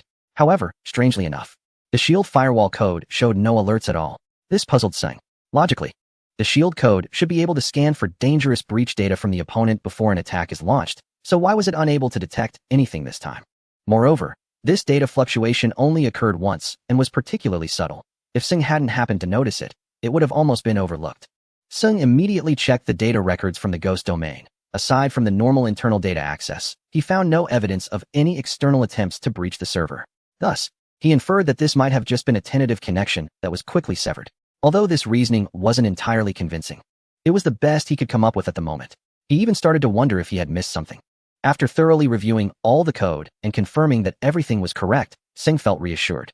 He then glanced at Xiao Jie's computer, which was synchronized with the command center and displayed data from all servers. Seng confirmed that everything was normal on that end as well. This was really frustrating. If they wanted to attack, they should just do it straightforwardly instead of dragging it out like this. Despite Seng's usual calm demeanor, he was starting to lose patience. Either attack or back off. Why make so many people wait around, wasting time? Especially this feeling of knowing an attack was coming but not knowing when it would happen. Leaving them to passively await their move was like being led around by the nose. Since he was waiting anyway, Sung decided to lean back in his chair and take a nap. At that moment, in a building in a certain city's borough, all 15 members of the organization were already in place. They could have shown up earlier, but the night in the city was simply too enchanting. Especially with those lively young women, whose main role at that time seemed to be making every man late. After all, no man wanted to be late, right? But what could they do? Unless they had the dancers wear clothes while dancing, or somehow find themselves in a hotel room where unexpected surprises awaited. Only then would men be guaranteed to be on time. The head of the organization, Clark, was an African American. Typically, when we think of African Americans, we might think of basketball, rap music, and their unique sense of humor. Of course, Clark embodied all these traits, standing at nearly 6 feet 3 inches tall, with a pair of sneakers to match. However, he was a bit older, looking close to 40. As for his appearance, he basically looks like any other black person, with thick lips and a mouth full of white teeth. What is a bit unique is that this guy has a line of facial hair along his lip line, making him look quite distinctive. Hyman, what is wrong with you all? We agreed to start the attack 5 hours ago. But 5 hours have passed, and some of you are still slacking off. Is this still CSD? A guy who looks like he weighs several hundred pounds, munching on fries while shaking his head, said, "This is definitely CSD, Clark. Don't be so nervous. We've done this before and can wrap it up in no time. If only it were as simple as you say. Don't forget, the fries you're eating were bought with funds from the intelligence agency. If this goes south, I guarantee you'll be down to just 10 pounds in a week. Also, I checked the other side's server, and it's not connecting. They either know our attack plan or have experts directing them. Stay sharp." The fries guy chuckled and said, "Every time we attack, someone knows about it. It just depends on whether they can defend against us." Just then, a short-haired girl chimed in. "Can we hurry up? I have a class to attend." Clark glanced at the girl, wondering why kids these days are so smart. At 17 or 18, she is already a world-class hacker, and her physical development is more advanced than that of girls her age. She practically resembles a woman. To be honest, Clark has had his eye on Esther for a long time. Once, they even ended up in bed together, but when Esther touched him inappropriately, she just left him with one line, taking her clothes with her. "Are you black?" Every time he thinks of that question, Clark feels like his skin color is abnormal. He even contemplated digging up his father's grave to see if he inherited his length. In any case, Clark is black, and he believes he is quite powerful. Before becoming the commander at CSD, he made a lot of money each year by going to various universities on the dark web, specifically altering grades for wealthy students. This job is very lucrative. The future president could very well be someone whose grades he modified. Clark doesn't care about that. The fries guy is even more powerful in this regard. He hacks into certain people's private messages, mostly those who pay him to investigate relationship issues. Surprisingly, people are willing to spend money on this. Esther is even more impressive. At 16, she hacked into the cable grid and made the television broadcast adult content for a full hour. The next day, every newspaper in the country had headlines like, "Television enhanced marital bliss. Last night's show taught me several tricks." This incident caught the attention of certain agencies, but there was still no evidence linking it to Esther. As a result, Esther became famous and became a star figure in the Hacker Network Weekly. Other members of the group each had their own tricks, but they shared a common trait. They were self-centered and faced all opponents with arrogance. They believed that only they were the most powerful hackers in the world and never took the so-called hacker rumors online seriously. What did they care? They only served the highest bidder. This was their sole idea. They were not as righteous or mysterious as the outside world claimed. In essence, they were just a group of thugs. Chapter 136. The core. Many people might think that a hacker would never be short of money, as they could easily crack the information of a wealthy individual or disable an ATM at will. However, this method is fundamentally unworkable. First, the powerful detection systems within each country's financial system would record all your actions, and the most frustrating aspect for hackers is the data sharing feature. For example, if you cracked a wealthy person's username and password, you could access their wealth. But the millionaire would immediately notice someone was trying to steal their money and would promptly communicate with the financial system to reverse all actions. If that doesn't work, the millionaire could quickly apply for data protection, which would prevent any operations from proceeding. Of course, if you could crack the core server of the financial system, you could cancel that operation. However, in the end, the money you acquire would still not belong to you. Even if you hacked into the core program of the server, the system would still record all operations. You could destroy this function, but the entire financial system would collapse, and you wouldn't be able to do anything else afterward. Moreover, destroying the financial system would bring you no benefit. After an economic collapse, money would become worthless paper, not worth your effort. Almost all hackers would not engage in such actions. They could use their skills to make money, but they absolutely should not think about attacking the financial system. However, there are exceptions. If you could control everything comprehensively, then you could have it all. The financial system is the perfect combination of the fourth and fifth domains. And so far, no one has been able to break this perfection.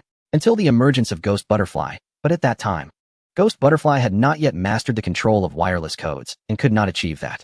Even if he could, he wouldn't do so. Money was merely a form of value to Sung, encompassing neither a person's dreams nor true pursuits.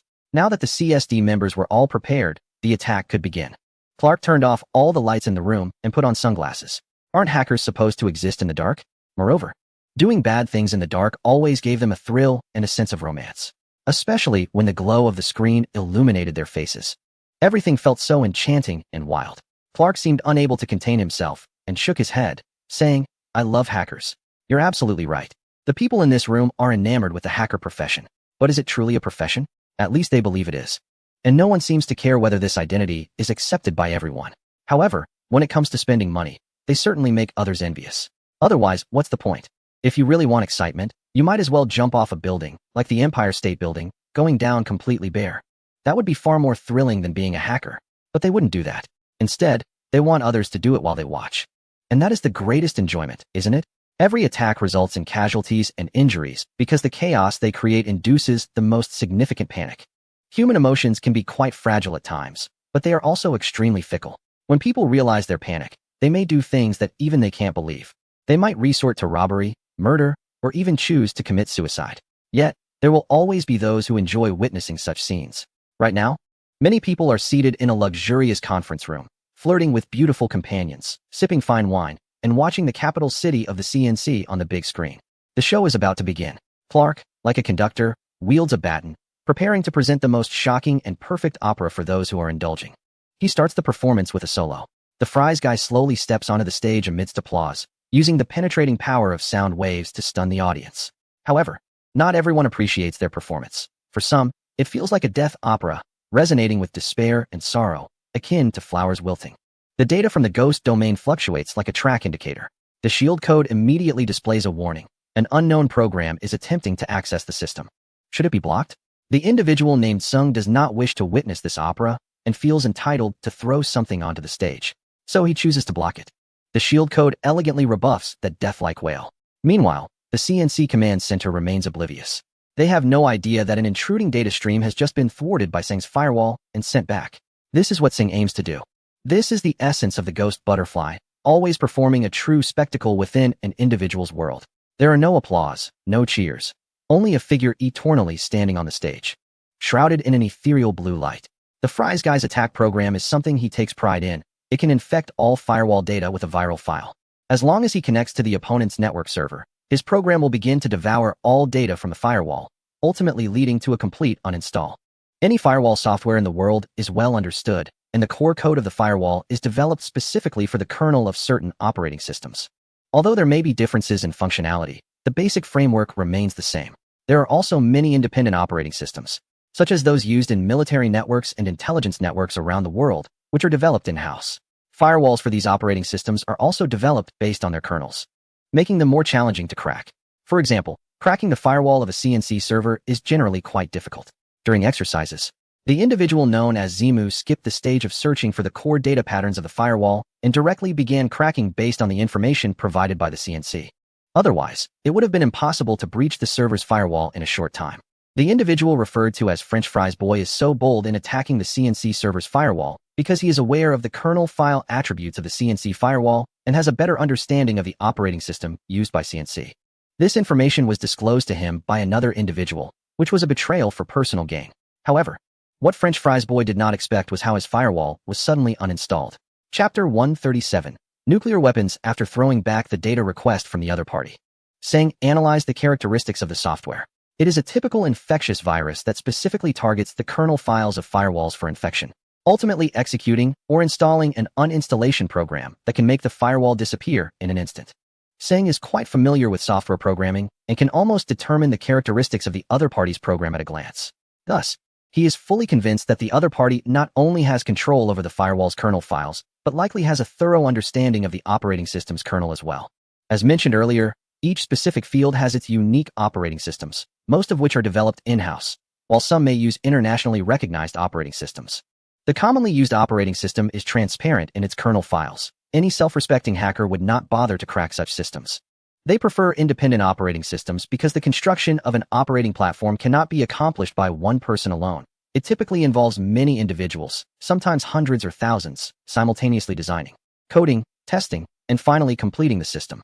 Such operating systems are significantly superior to conventional systems in terms of basic operability and stability.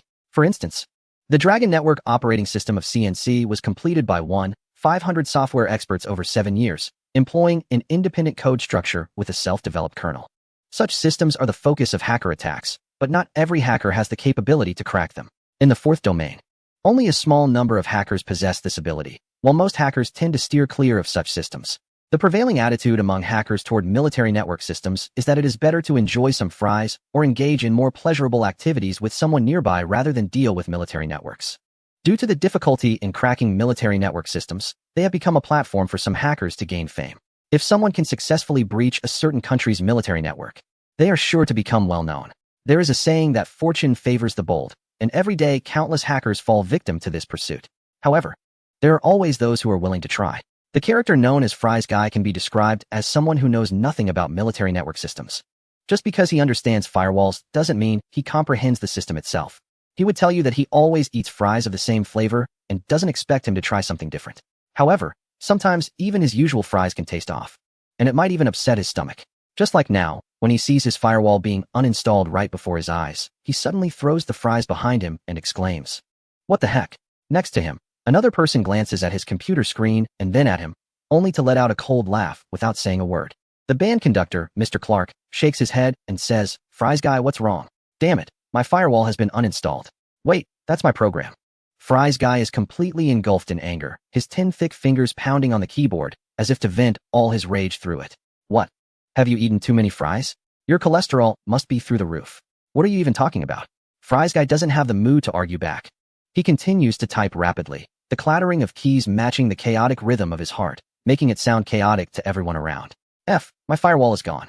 F, who the hell did this? Do you dare to stand in front of me, you jerk? F." Fries Guy can no longer control his emotions, pounding his fist on the monitor until the fragile, innocent screen shatters into pieces. He seems unable to rid himself of the anger, lifting the entire computer and slamming it onto the ground. He is destroyed, just like this computer.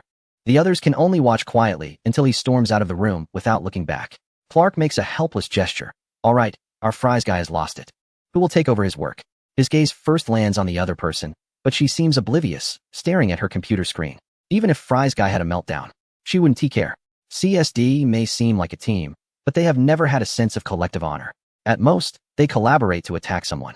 But when it comes to dividing the spoils, every cent counts. Despite their indifferent expressions, each person is shocked inside. They do not understand how invincible Fries Guy's program is. Nor do they care whether this operation will succeed. They only want to know who did it and how. Based on their understanding of network data, data transmitted over cables does not have a specific shape. In other words, it is merely a data signal. In this state, it is absolutely and completely impossible to analyze all the data. After the data is transmitted to the other party's system through the HW protocol based on the domain name, all the transmitted data will automatically complete its combination, forming a complete program. This is what we usually refer to as the upload or download module. If it is a destructive file, it will be forcibly executed the moment the data is fully combined, just like the destructive program of the Fries Guy. He is so angry because he cannot understand how his program was not executed, but was forcefully sent back to him after being downloaded based on the IP address. However, thinking this way makes the situation even more terrifying. The Fries Guy must hide his IP address. In fact, he uses a data exchange network from this base, which is a branch under a large IP address. This large IP address is operated by hackers from CSD who specialize in researching IP addresses and domain names. In a sense, this IP address has been disguised and does not actually exist. However, the other party not only found his IP address, but also scanned his program as a virus file before it was executed, not deleting it, but throwing it back. From the moment the Fries Guy started transmitting the virus to the uninstallation of his own firewall, it took less than 10 seconds. What can you do in 10 seconds? Even if you try to go to the bathroom, you probably wouldn't have enough time to unzip your pants. Who is sitting at the CNC? How did this person accomplish all of this? It's simply a mystery. Clark couldn't figure it out, so he decided to stop thinking about it. Even if the other party was sitting on a nuclear weapon, he would still try to detonate it. Chapter 138. Breaking through the failure of the first wave of attacks did not deter the people at CSD. Clark wielded the command baton as if he could cast some kind of magic. Esther didn't even look at him. Some say her skills are the highest in CSD. But the members of CSD don't think so. They all want to see her make a fool of herself during each mission. She wouldn't voluntarily walk into a trap. Those who want to die can go ahead. It wasn't her time to act yet. Moreover, based on her years of hacking experience, she could tell that the other party was an absolute expert this time. In a match against a master, one punch reveals the level of skill. Right now, Esther knows nothing about this mysterious expert. She starts to wonder if she can be this person as opponent. Therefore, she decides to wait until others have walked into the traps, and she has understood the other party's habits before she makes her move. On Seng's side, they were getting impatient. They had never seen such a slow hacker before. Were these CSD people studying how to fail? Originally, she planned to buy a fish to cook at home that evening. She had been sleep-deprived these past few days and needed to recharge her brain. At the CSD base in Yuching, after waiting for a long time, Clark finally spoke up. We can try to log into their server using the ID and password provided by Tang Hui. Clark almost broke his baton upon hearing the proposal. The intelligence provided by Tang Hui was the least valuable among them. Even the CNC personnel, no matter how foolish, would not be so naive as to not change Tang Hui's network permissions. So, when Tang Hui presented this information, Clark asked him if he had anything else of significance. This piece of information was practically useless. However, the hacker insisted on his viewpoint, and it seemed he had some valid points. Esther glanced at this person from the corner of her eye. He was the youngest man in CSD besides her, named Benjamin, who was 19 years old. His hairstyle resembled a bird's nest, which was a shame for his golden hair. He had a long face, like a shoe insole, and he stuttered when speaking, especially when talking to girls, as if he had lost his ability to express himself. Yet, this person was a master at password cracking, with his greatest achievement being the breaking of the missile launch codes of a certain naval fleet's command center. He even sent this code to the president's email. As a result, the entire fleet spent the night dismantling missiles, fearing they might launch automatically. Although there were no nuclear weapons involved, casually launching missiles at other countries and then claiming it was a hacker's doing, it would be hard for other nations to believe that. Fortunately, Benjamin had no intention of launching missiles. He did this merely to show his girlfriend that he could do what a man should do, rather than just trailing behind others watching them date. While others might see Tang Hui's ID and password as useless, in Benjamin's hands, they became the most powerful weapons. He believed that CNC would revoke all permissions associated with the ID, or even delete it entirely. However, he could register again through normal means using this ID. The military network system of CNC was for internal registration only, completely closed to the outside. The registrant's ID was calculated by the CNC operating system itself, including dynamic passwords. It's worth mentioning that the password login program developed by Sung during the last exercise had been fully applied by Xiao Jie in the server's password module. This infallible login method effectively prevented brute force cracking. Once they learned about Tang Hui's activities, they immediately deleted all his network permissions, including his default server ID, etc. This ID, or username, was derived from the server's login module. Benjamin could use his cracking method to calculate this ID, and by cracking a universal password, he could access the server. The key was that he knew how to derive the server's default ID. Otherwise, Clark would have slapped him long ago. Typically, computers calculate such random IDs using a hexadecimal calculation mode, while CNC servers used a base 1024 calculation method. The amount of data being processed is quite enormous, with calculations reaching hundreds of billions per second. Ordinary computers simply cannot handle such massive data computations. However, Benjamin has his own methods. He developed a data compression technique that effectively reduces computation time and increases speed. Even so, during the calculations, his computer overheated to the point that it could practically fry an egg on its surface. He continuously sprayed cooling mist into the case to lower the hardware's temperature. After a grueling 5 minutes of calculations, he finally generated an ID. Everyone breathed a sigh of relief upon seeing this, fearing that his computer might explode from the intense processing. Got it. It's done. Benjamin stammered, struggling to find his words, giving off the impression of someone experiencing lag while watching a movie on their computer, frustratingly speechless. Clark chuckled and said, "You've done it. You've calculated a miracle. This thing could even wipe your backside while you're busy, but you've nearly wrecked the place, and without a password, what good is it?" Benjamin stuttered. "I'll crack it, right away, crack it." By the time he finished this sentence, everyone else felt like they were aging. "Hurry up and crack your password, you stutterer." Clark was exasperated. If the Intel team ever selected members again, the first rule would be, no stutterers. Benjamin immediately began cracking the password using a program he developed, specifically designed for dynamic passwords. This program transforms the password input into a connected input format. In other words, once the first character is calculated, It eliminates all impossible combinations and automatically connects the most likely symbol combinations. All passwords in the world, including dynamic ones, follow certain rules. If one can grasp these rules, they can quickly compute any password. Benjamin clearly understood these rules, but his calculations required time. However, that was something Sung would absolutely not allow. In Chapter 139, Insidious, Sung did nothing this time. It's normal for an ID to enter the wrong password once. Even he has made mistakes. But entering dozens of incorrect attempts within a few seconds was abnormal. He didn't need to do anything because the CNC server's password login module had already adopted his program. If an incorrect input occurs within a fraction of a second, the module automatically restarts the calculation and the method for calculating the password changes. This ID suddenly appeared on the CNC server, and Sung had noticed it long ago. He connected to the server through normal network data requests.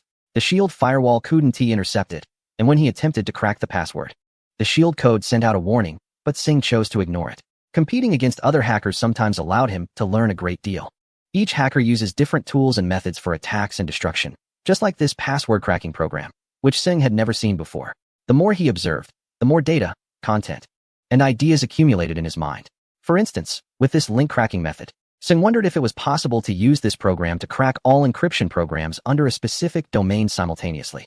He opened a notepad and recorded the program code derived from the key analysis, thinking he would study it when he had time. It seemed quite interesting. On the other hand, Benjamin was so anxious that he couldn't speak, saliva dripping from his mouth. He had no idea that the program he had worked so hard to develop was being cracked and taken away so easily.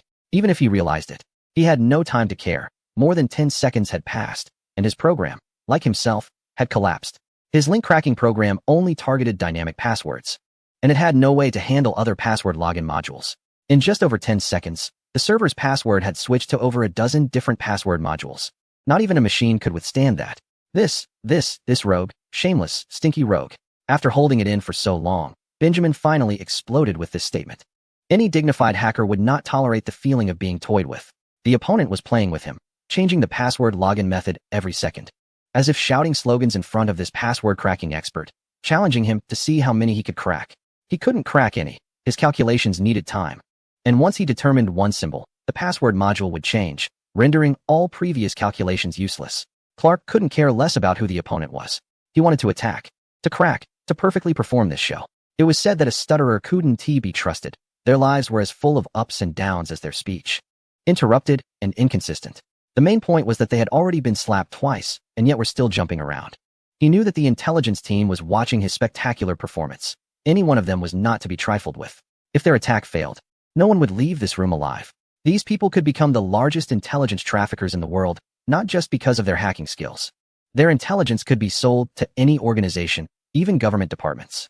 According to Clark's understanding, the reason they could sit here after committing so many acts endangering cybersecurity was that the intelligence team was protecting them. However, this protection was devoid of any emotion. It was purely a matter of mutual benefit, executing tasks according to the orders of these people. The attacks from the fourth domain were even more destructive. A missile may only destroy a building in a city, a bomb may only kill a group of people, and a bullet can only take one life.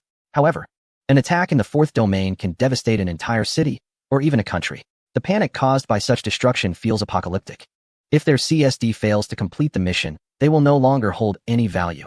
After all, these people were doomed long ago. Disrupting social order and shattering the definition of fairness is everything they have ever done.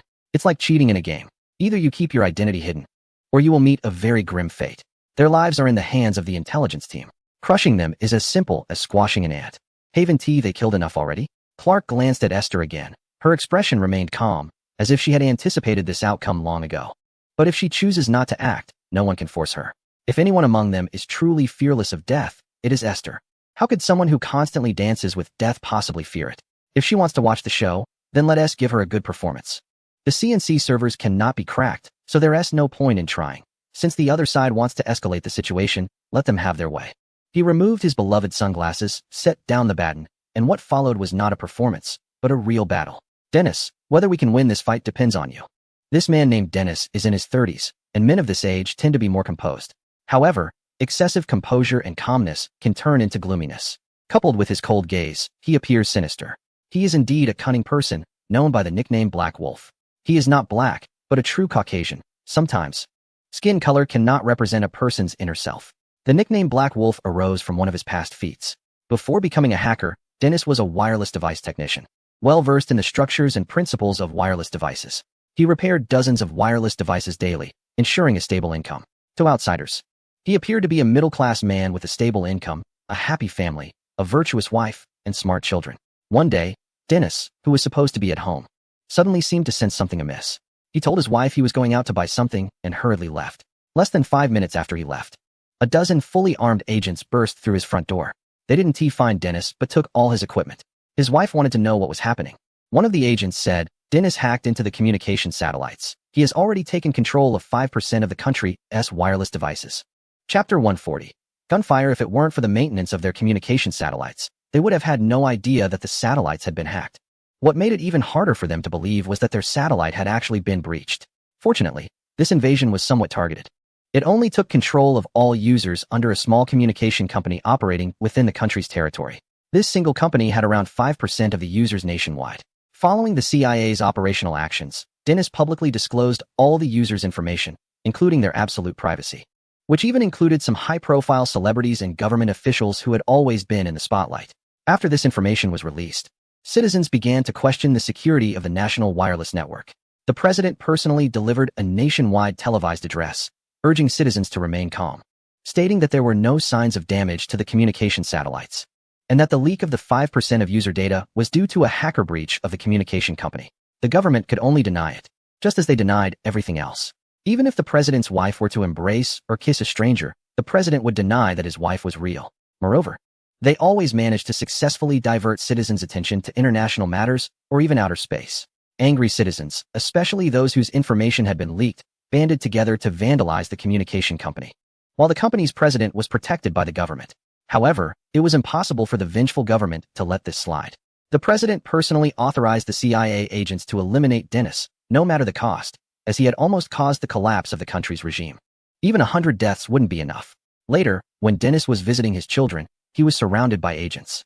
He had taken several children hostage, threatening to kill one every 5 minutes if he wasn't allowed to leave. The CIA would never compromise. Losing a few children was completely acceptable compared to letting him harm more people. The scene was tense, with dozens of fully armed agents surrounding the kindergarten. They even deployed snipers, and the on-site commander ordered the sniper to shoot on sight. Dennis had no weapons. He hid behind a window, positioning the other children in front of him, knowing that the snipers wouldn't fire as long as the kids were in the line of sight. However, eventually, his head appeared in the sniper's crosshairs. After calculating the bullet's trajectory and angle, the sniper immediately requested permission to fire. At a distance of 500 meters, a Barrett sniper rifle could achieve a 100% hit rate. The commander did not hesitate. Fire. In the blink of an eye, a girl in front of Dennis moved unexpectedly. Dennis reached out to grab her arm just as the sniper took the shot.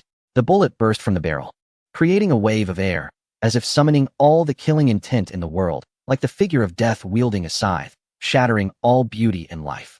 However, the bullet did not hit Dennis's head.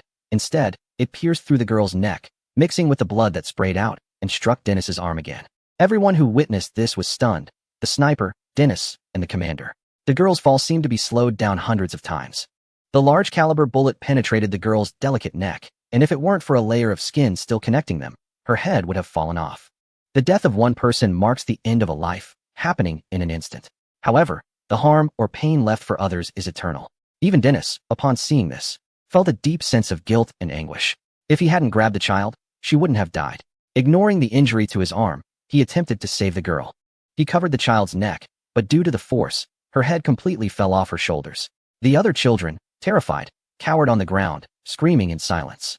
As for Dennis, he had forgotten all plans of wanting to survive or escape from there. In his eyes, there was only the child's gaze towards him. Despair, fear, pain. Dennis was scared. He didn't even have the strength to stand up. He desperately crawled backward, the blood on the ground seeming like a pair of magical hands that made him slip every time he tried to rise. The sniper who killed the child would never be able to look through the scope again, as he would see the child's agonized face in the crosshairs. The agents outside began to forcefully attack, caring little about who got shot. They merely wanted to complete their mission, accepting casualties as a possibility. However, when they rushed into the room, Dennis was already gone. Following the bloodstains on the ground, they traced them to a drainage outlet in the basement, where the blood trail vanished. They never expected that there was a drainage outlet in this basement, one large enough for a person to pass through, leading to the sewers that connected to every outlet in the city. The agents jumped down as well, But in the end, they still did not find Dennis. To the outside world, their narrative was that Dennis killed the girl. There was no sniper, no surrounding agents, only Dennis as the perpetrator. This incident eventually caught the attention of some hackers, who reconstructed the scene at the time. However, it must be said that Dennis managed to escape under such circumstances, showing he had some skills. Later, more information about Dennis appeared online, including a declassified file revealing that he was once a Special Forces member of the Marine Corps and later became a mobile phone repairman. His code name in the Marine Corps was Black Wolf. The reasons behind the agents wanting to hunt him down were also exposed, causing Dennis's name to rise rapidly in the hacker community. In fact, many hackers did not consider Dennis's actions to be hacking behavior, as at that time, there was no defined scope targeting wireless devices in the hacker community, although they all belonged to the realm of the internet. And the application of wireless devices was not very widespread at that time. Only certain special groups in some countries around the world had access to wireless devices that could add applications and access the internet. But who knew that within just a few years, based on the fourth domain, the fifth domain would rise strongly? Meanwhile, Dennis seemed to have vanished into thin air. Chapter 141. Interruption. In fact, Dennis had not disappeared. He was being protected by an intelligence group. The higher-ups in the intelligence group had already sensed that there would definitely be a place for wireless devices in the future of the internet. In just a few years, wireless devices began to gain widespread popularity, and Dennis, who had changed his name, also appeared on the CSD list. Up until now, Dennis had been like a machine for the intelligence group, doing whatever he was told. His only requirement was simple, as long as the intelligence group could keep him alive. To support his technology, the intelligence group spent a considerable amount of money to purchase a decommissioned communication satellite from a certain country, specifically for Dennis to use for transmitting radio frequency signals. In space, satellites are connected to each other and identify their respective countries and communication data through wireless signals. Early communication satellites were only used for civil communications, such as our wireless television signals. Television signals would be sent from ground transmission stations to communication satellites, which would then relay the signals to specific regions, countries, or even the entire world. Today, as communication satellite projects cover most aspects of daily life, including civil, military, and commercial satellites. Civil satellites encompass communications for wireless devices, television, radio, wireless signals, as well as meteorological and maritime data. Military satellites include weapon guidance, ground image collection, military encryption communication protocols, and fall under the category of advanced communication satellites. Commercial satellites involve various scientific research, GPS, and services provided by current communication service providers, including wireless data transmission, which all belong to the commercial sector. The satellite purchased by the intelligence group was originally a commercial satellite, but due to the rapid evolution in the communication field, it was phased out 5 years ago. This satellite could help Dennis analyze the data signals from ground receiving stations and transmitting stations in most countries around the globe, which played a crucial role in cracking the target's wireless signals. Previously, Tang Hui had already installed a wireless signal transmission device on a communication tower in the capital city, and Dennis had long since scanned this device. After connecting with the satellite in space, all the data from this transmission base station was clearly displayed on his computer. This was just the first step in data collection. In order to control this data, Dennis still needed to perform a series of operations. One of these operations was to cut off the connection between this data and the satellite, causing all wireless devices to lose their signals. A city has many ground launch stations, and fortunately, Tang Hui is managing one of them. Otherwise, the entire city would fall into communication paralysis. The software alerted Dennis, and after connecting all the data, he immediately rewrote the signal transmission mode of the launch station, setting the frequency band to the intelligence department's satellite. 5 minutes later, all data collection and conversion were completed, and Dennis looked up at Clark. Having been in the military in his early years, he knew that before firing, confirmation from the commander was essential. Otherwise, it would be considered disobeying orders. Clark put on his sunglasses again, returning to his role as commander. With a wave of his command baton, he encouraged, "Go ahead bravely, my warriors. After you win this battle, I will find you 10 women from the region to dance the belly dance for you." Dennis showed no reaction to Clark's humor. Upon receiving the order, he initiated the disconnection command. At the CNC command center, everything appeared normal on Seng's computer, with no fluctuations.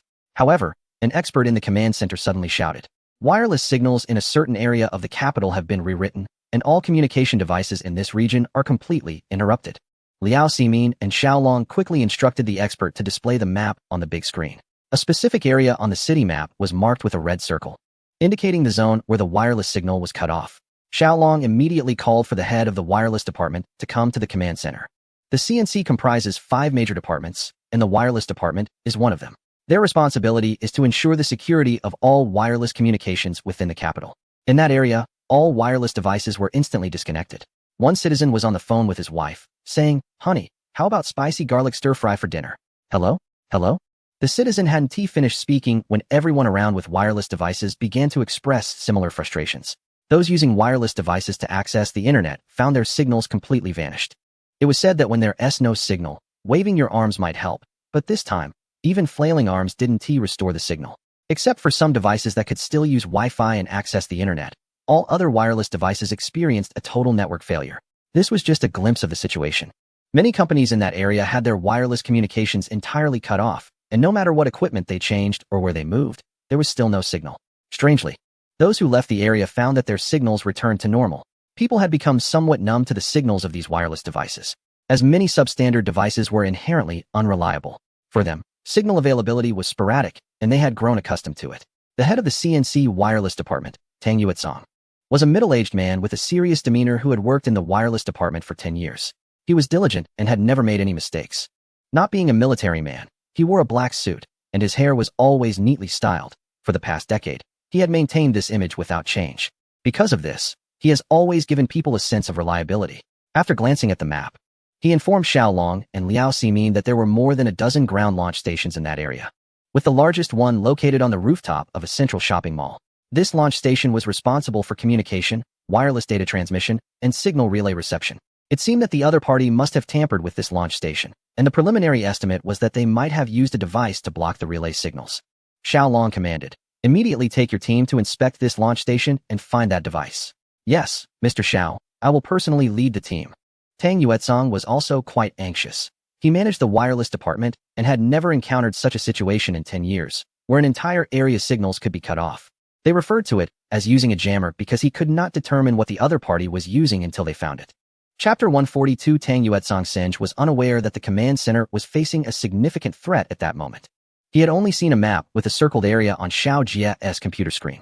His ghost domain and shield codes showed no fluctuations. Everything was normal. Senj deduced that the other party must have launched an attack on the wireless devices in the qualified area. This was something a typical hacker team would do. Their goal was to disrupt the foundation of a city, causing public panic and leading to the collapse of urban order. Attacking wireless signals was one of their common tactics. However, Senj could only refer to some materials regarding the wireless field and was completely unaware of some core technologies involved. Among the 10 codes, there must be super codes targeting wireless networks, but there was no time to study them now. Moreover, the 10 supercodes were arranged in order, starting with analysis-type key codes, followed by defense-type shield codes. Based on this inference, the third code was likely to be a network attack code. It was like a martial arts manual, teaching one to first analyze the opponent's strength before preparing defenses and then begin the attack. As for hidden weapons, one would typically wait until after several exchanges before using them. Thus, the super hidden weapon regarding wireless network codes would definitely come after the attack codes. Senj even mentally reviewed the fourth code, but he gained no insights. It was impossible to calm down and analyze these codes in the current situation. Watching the other party act so confidently in the world of networks, Lejean felt helpless despite his anxiety. Some might wonder why they couldn't find the other party's IP address using the code and then eliminate them with the ghost domain. As mentioned before, CSD used a large IP address, an entire segment of IP addresses, although the key code analyzed all ports and local network protocols under that segment. There were tens of thousands of ports. As long as the other party did not launch an attack, Senj would absolutely not be able to investigate them one by one. Even after the investigation, as mentioned earlier, Senj currently lacks the capability for destruction. At most it can be considered an attack. Moreover, the members of CSD are definitely more than one person. They had previously taken out 2 individuals who attempted to breach the firewall and hack. But their attacks are still ongoing and have shifted to wireless networks, which Senj has no means to address. Xiao Jie walked in from outside and asked Senj if he had seen the data on the big screen and why he wasn't doing something about it. Senj sighed and said, "Do you believe me if I say I have no way to deal with wireless networks?" Xiao Jie nodded. He believed it. If Senj had a solution, he definitely wouldn't just stand by and watch them do this. Since Senj couldn't do anything about it, Xiao Jie sighed and said, "I didn't expect them to start with wireless devices. I have to admit they have some guts." Senj remained silent. If he told Xiao Jie that he had already thwarted 2 CSD attacks, he wondered how Xiao Jie would react. Tang Yuetsong, accompanied by several engineers from the wireless department, personally climbed up to the transmission station. Sure enough, under one of the signal transmitters, they found a device that did not belong to this station at all. The engineers exchanged glances, uncertain about what this device was. Tang Yuetsong was concerned about whether the wireless signal would be restored. So he took out his wireless device to check, but there was still no signal. Strangely enough, the transmission station was functioning normally. This was really baffling. After a brief look at the device, Tang Yuetsong ordered the engineers to cancel all break times. No staff from the wireless department could leave without his approval. He immediately organized everyone to check all transmission stations in the capital to see if there were similar devices, and if so, to eliminate them immediately. The engineers understood the seriousness of the situation and promptly executed Tang Yuetsong's orders. He took the device and rushed back to CNC. When Xiaolong, Liao Ximin, and others saw the device, they all shook their heads, as no one knew what it was. Moreover, now that the device was secured, why wasn't the signal in this area restored? Despite having worked in the wireless department for 10 years, Tang Yuetsong had no answers. This wasn't his fault. The transmission of wireless network signals had always been controlled by national departments. No country with communication satellites would cut off network signals like this, even for debugging signal stability. They would notify receiving stations and relay stations worldwide in advance to prepare. How did CSD manage to cut off the signal at the receiving station using this device? Not the time to investigate this further. Xiaolong immediately signaled to Xiao Jia. Xiao Jia, take this device for research. Yuetsong, you go back to the wireless department to continue directing operations. If you discover anything, inform us immediately. Following Xiaolong's instructions, Xiao Jia brought the device to Seng for him to analyze what it actually was. Actually, you could ask Tang Hui, but what can he tell you? Right now, Tang Hui only has two thoughts, either to die or to be free, depending on the CSD. So, Xiao Jia, if you're willing to believe Sun Ji's words, it all depends on whether he can figure it out. Sun Gu examined the object carefully. It was only the size of a matchbox, but weighed quite a bit. Around a pound. From its appearance, Sun Gu couldn't discern what this object was. Moreover, it seemed to be in a static state, internally lacking any electromagnetic activity, just a piece of circuit board. Lei Zhan's understanding of circuit boards was based on computer motherboards. He had once disassembled a computer to study the code and had a deep understanding of each component on the motherboard, so he had some knowledge of circuit boards. However, that knowledge was completely useless at this moment. Sun Gu remained silent, but his mind was rapidly analyzing. Logically, if this device was deactivated, the signal should have been restored. Yet it was still interrupted, indicating that the device's function had completely failed. At this point, whether it was there or not was of no consequence. Suddenly, Sun Gu thought of another question. He quickly opened the search code for the ghost domain and entered a string of symbols. Chapter 143, Deterrence. Sun Gu wanted to search for information regarding the transmission and reception modes of wireless devices. He wondered if the other side had altered the conventional modes of receiving or reflecting the wireless signals, resulting in the wireless devices in that area being unable to identify anything. It was similar to a file with modified attributes that the system couldn't recognize, leading to errors. Similarly, wireless devices rely on recognition to complete signal reception, which involves wireless transmission protocols. Sun Gu speculated that there was over a 90% chance that this protocol had been modified. After reviewing the materials, Sun Gu said to Xiao Jia, have the wireless department try changing the receiving and transmitting frequency bands. Xiao Jia, like Sun Gu, understood networking, but he knew even less about wireless technology. However, since Sun Gu had analyzed it this way, Xiao Jia complied without hesitation. After conveying the suggestion to Xiaolong immediately instructed Tang Yuetsong from the wireless department to execute the proposal. Liao Ximin was baffled as to why Xiaolong suddenly seemed so energized. Who came up with this idea? He intended to ask something, but by then, Tang Yuetsong had already begun executing the orders. There were several frequency bands for data transmission between the receiving station and communication satellites, originally designed for use with artificial satellites. The Earth takes exactly 24 hours to complete a rotation, while artificial satellites take 23 hours, 56 minutes, and 45 seconds to orbit the Earth, resulting in a difference of 3 minutes and 15 seconds. In other words, the ground receiving and transmitting stations need to switch frequency bands periodically to adapt to the signal emission angles of the artificial satellites. Otherwise, issues such as signal blurring or weakness may occur. The frequency bands are fully encrypted and are only used when maintaining connections with designated artificial satellites. Changing the frequency band of the transmitting station is not complicated. It just requires redetermining the coordinates of the satellite. Before executing the task, Tang Yuetsong was somewhat skeptical about whether this idea would work. The instruments in the wireless department indicated that the data from the ground receiving and transmitting stations were completely normal. Could it really be that simple to resolve the issue by just changing the frequency band? Orders must be obeyed. So Tang Yuetsong directed the engineers to change the frequency band of the receiving station. However, after the adjustment, the data in that area still could not be restored. Xiao Jia rushed into the office. panting, and said, "Sensei, it's not working. It still hasn't recovered, and the frequency band is fine. If there's no problem, then something is off. We just can't find it." Seng's eyes were glued to the data on the screen. There was still much he needed to understand. Knowledge about the fifth domain could not be mastered all at once, and the more he learned, the closer he got to the problem. Time was tight. Nearly an hour had passed since the signal was cut, and they still had no solutions. The customer service representatives of the service providers were on the verge of breaking down, as an hour's worth of work equated to a year's worth for them. Fortunately, all core management of the service providers was in the hands of the wireless department. Otherwise, they would have been overwhelmed long ago. With military support, there was also a deterrent effect against organizations or individuals attempting to disrupt the normal order. Every country was doing this, but only a small number of organizations or individuals dared to challenge this domain. For instance, the mysterious intelligence agency successfully launched an attack, but they saw no signs of panic. Citizens in the area where the signal was cut continued their activities without interruption, eating, dating, shopping, all proceeding as usual. Even without the wireless signal, their normal usage was not affected.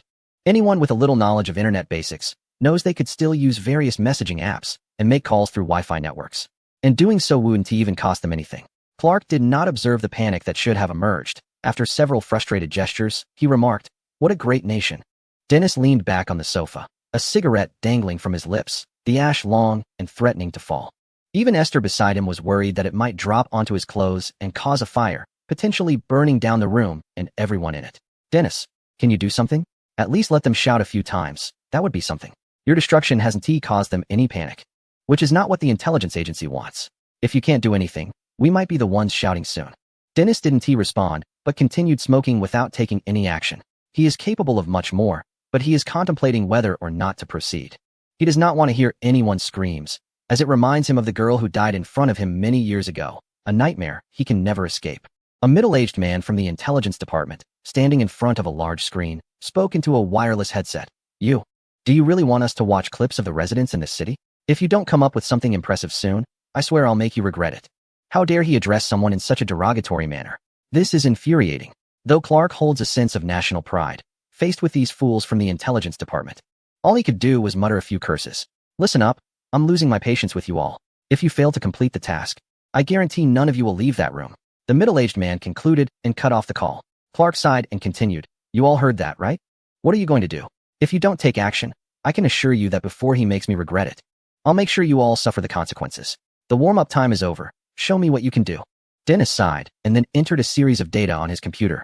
The artificial satellite in space immediately extended its solar panels, amplifying its signal many times over, nearly covering the entire capital. The map on the CNC headquarters large screen turned almost entirely red. An expert slowly stood up from his chair, exclaiming, "My goodness." Senge merely glanced at the map and then focused back on his screen, showing no signs of panic or fear, only determination. Chapter 144. Wireless. Although Senge didn't know how to solve the problem, he understood how to analyze it. It was no longer just a local communication disruption. The entire capital was under the shadow of this unknown force. Who was behind it? What methods did they use to orchestrate all of this? Senge utilized the powerful data search capabilities of the key code, leveraging the CNC server's computing speed to search worldwide for information on wireless breaches. Most data was filtered out, with the primary search focused on classified files related to past wireless hacking incidents. There were thousands of records, mostly concerning hackers with offensive capabilities or those who had already conducted attacks. In just 1 minute, Senge merged this information to enable the key code to identify the individuals most likely to have initiated this attack. Time was running out, and every second was extraordinarily precious. For the citizens of the capital, losing signal on wireless devices might just be an occasional occurrence. However, for the CNC and other important departments, this attack has made them feel extremely anxious, with each second feeling like a century. Liao Simin has contacted the Space Orbit and Satellite Communication Bureau, SGA, hoping they can utilize their data and technology to resolve this crisis and prevent any societal panic. The SGA controls all national satellites beyond Earth, including military, civilian, and commercial satellites. They detected the attack on the capital's communication system immediately. After a series of scans, they found that, aside from the capital, other regions were functioning normally with data exchanges intact. However, they also discovered that the relay signals from the capital's launch station were not being received by the artificial satellites at all. They promptly employed a signal transmission testing device to investigate the situation. Was the signal never transmitted, or was it encrypted, preventing the satellites from recognizing it? As they searched for the signals, Singh was also looking for the information he needed, but he had almost no results. The only somewhat useful information was that a certain organization had purchased an outdated communication satellite in another country and had successfully simulated a unique signal field with it, capable of data monitoring or interception of other artificial satellites. Singh had no time to analyze the data monitoring aspect, since it was a feature common to every satellite. However, listening in was not easy, as every satellite also had counter-monitoring systems and capabilities. He was only interested in the interception aspect, akin to a shield code that could preemptively intercept any attempts to disrupt the system, preventing them from even getting close to it. This led him to wonder if the signals emitted from the capital's launch station were also intercepted, making it impossible for them to relay through normal satellites. He needed to inform Xiao Jie immediately and see if there were any other satellites present above the capital. However, whenever he wanted to see Xiao Jie, he would always be absent, and when he didn't want to see him, he would suddenly appear. Xiao Jie, feeling the effects of poor sleep combined with tension and anger, was on the verge of losing control. Singh was not familiar with wireless devices and couldn't force a solution. The experts outside seemed unreliable as well. They had gathered a lot of data but couldn't resolve anything. The wireless department faced a similar situation. They had methods to respond but seemed unable to act this time. Singh felt anxious, but he couldn't just shout for Xiao Jie to appear. Suddenly, he thought of someone. See you. He remembered the computer ID she used and sent her a message through the local network. This is Singh. Have Xiao Jie come to the office immediately. There is a solution. Remember to keep it confidential. Siyu's eyes were fixed on the data on the screen when a dialog box suddenly popped up, startling her. It turned out that Singh had been at the CNC all along, just half a kilometer away from Xiao Jie, and had found a solution to the attack. Sung was indeed Sung, never disappointing anyone. Without further ado, and without time to lament, she tiptoed to Xiao Jie's back and whispered, "Boss, Sung wants you to go to the office immediately. He said he found a solution to the attack." Upon hearing this, Xiao Jie, without a second thought, dashed out of the command center. Liao Ximin looked at Xiao Jie's back in confusion and asked Xiao Long beside her, "What's wrong with him?" Xiao Long knew that his urgency was likely to see Sung and that Sung might have already found a way to resolve the issue. However, he couldn't let Liao Ximin know. After thinking for a moment, he awkwardly smiled and said, "I guess he might have lost it, huh?" He could still laugh. But in Liao Ximin's eyes, both father and son seemed to have gone mad. Now even he was on the brink of collapse. They had come here to investigate the Trojan incident, but after all this time, it felt like he was just working for Xiao Long. If the problem were resolved, everything would be fine, but if not, he would have to bear the brunt of it. If heaven could give him another chance, he would definitely tell his superiors that he would never go to the CNC again. Let whoever wants to do it, do it. Xiao Jie rushed into the office, not even catching his breath. "Sung, tell me, what should I do?" Seeing Xiao Jie's urgent demeanor, it was clear he was truly anxious. Rolling up his sleeves as if he were about to fight someone. "I believe there is an artificial satellite above the capital that does not belong to us, or rather, one that has invaded the airspace of the capital. This satellite is a communication satellite that was phased out by a certain country 5 years ago. If you can find a way to take a look at the airspace above the capital, you can determine if it is the one causing the trouble. Here are the orbital code and the satellite serial number, along with its speed." Xiao Jie didn't have time to ask too many questions. Grabbing the codes, he dashed out of the office. Although he didn't ask, he couldn't help but wonder how Sung had obtained this information. National communication satellites were classified as highly confidential, and Western countries had placed these secrets at the highest level of confidentiality. The ease with which Sung had acquired this information made Xiao Jie question if there were any secrets left in this world. Chapter 145. Wings of the Sky. Sung's work was not yet finished. He needed to find the segmented IP address of this CSD. After an hour of understanding wireless networks, Sung had also learned about the principles of wireless networking and data access patterns. Although Wi-Fi wireless networks transmit shortwave data signals based on WLAN, wireless devices or certain specific wired devices, when accessing the network in this way, display a special network access module. Because of this, wireless networks also require IP addresses since they are based on network infrastructure, and the main data exchanges must access the network. Ultimately, it all falls under the HW protocol. However, this data protocol is independent and is commonly referred to as the WAP protocol. Singe searched for all users utilizing the WAP protocol under the specified IP address, and then filtered them, making it relatively easy to identify the equipment emitting the wireless signal. However, if it was an independent signal controlling a satellite, it would still be impossible to locate it through this method, unless one possessed the satellite's data encryption identification code. It would then be possible to find the controlling device through data means. It was crucial not to wait until confirming the existence of the satellite before undertaking these tasks. Singe needed to stay one step ahead. As soon as he confirmed, he could immediately locate the controlling device. Upon returning to the command center, Xiao Jie promptly reported this matter to Xiao Long. Xiao Long did not respond immediately because Xiao Jie had run out and back in, and then found a solution, which could raise Liao Ximin's suspicions. Anyone could guess that there were skilled individuals supporting them, which was the last thing Xiao Long wanted to see. Therefore, when Liao Ximin and the others were not paying attention to Xiao Jie, Xiao Long slowly said, "Ximin, I'm pondering a question. What if the wireless signals from the capital were not transmitted to our satellite, but intercepted by another satellite?" Liao Ximin looked at Xiao Long, surprised by his bold conjecture. Could he really have knowledge about artificial satellites? That seemed impossible. Why hadn't he mentioned it earlier? How could Xiao Jie, after running out and back, have figured it out so quickly? She put this thought aside. It wasn't the time for such considerations. Liao Ximin immediately contacted SGA, instructing them to use the space orbital scanner to check if there were any artificial satellites from other nations in the orbit above the capital. The SGA personnel quickly activated the equipment and conducted a series of scans. 3 minutes later, they finally located the unfamiliar satellite in a very concealed position. It was hidden behind another satellite, making it nearly impossible to detect without using SGA's most advanced space signal collection scanning tools. Xiao Long also provided Liao Ximin with the orbital code of the satellite that Singe had given him, as well as the satellite's own code. Liao Ximin looked at Xiao Long, her gaze meaningful. Xiao Long explained, "Don't look at me like that. This is internal information from our organization. Hurry and let them check if this is the satellite." Liao Ximin nodded, her eyes filled with speculation. She thought to herself, "You old fellow, just wait. I will find out what tricks you are playing." After sending the codes to SGA, confirmation quickly came back that it was indeed the satellite that had been decommissioned by another nation 5 years ago. Xiao Jie realized he could no longer run out. Otherwise, Liao Ximin would definitely question him. Remembering how Singe had previously communicated through Siyu, he turned to Siyu and gave her a knowing glance. Siyu then sent a message to Singe in the original dialogue box. "Dear, it's confirmed that it's the decommissioned artificial satellite from that nation. You're amazing. Sending you a kiss." Upon receiving the message, Singe's face flushed instantly. Such fiery language was something he could handle, but it suddenly made his breathing rapid and his heart race. Since it has been confirmed that this is the artificial satellite, Singh immediately began searching for all data related to the satellite, including its control codes. However, there is very little information available online about this satellite.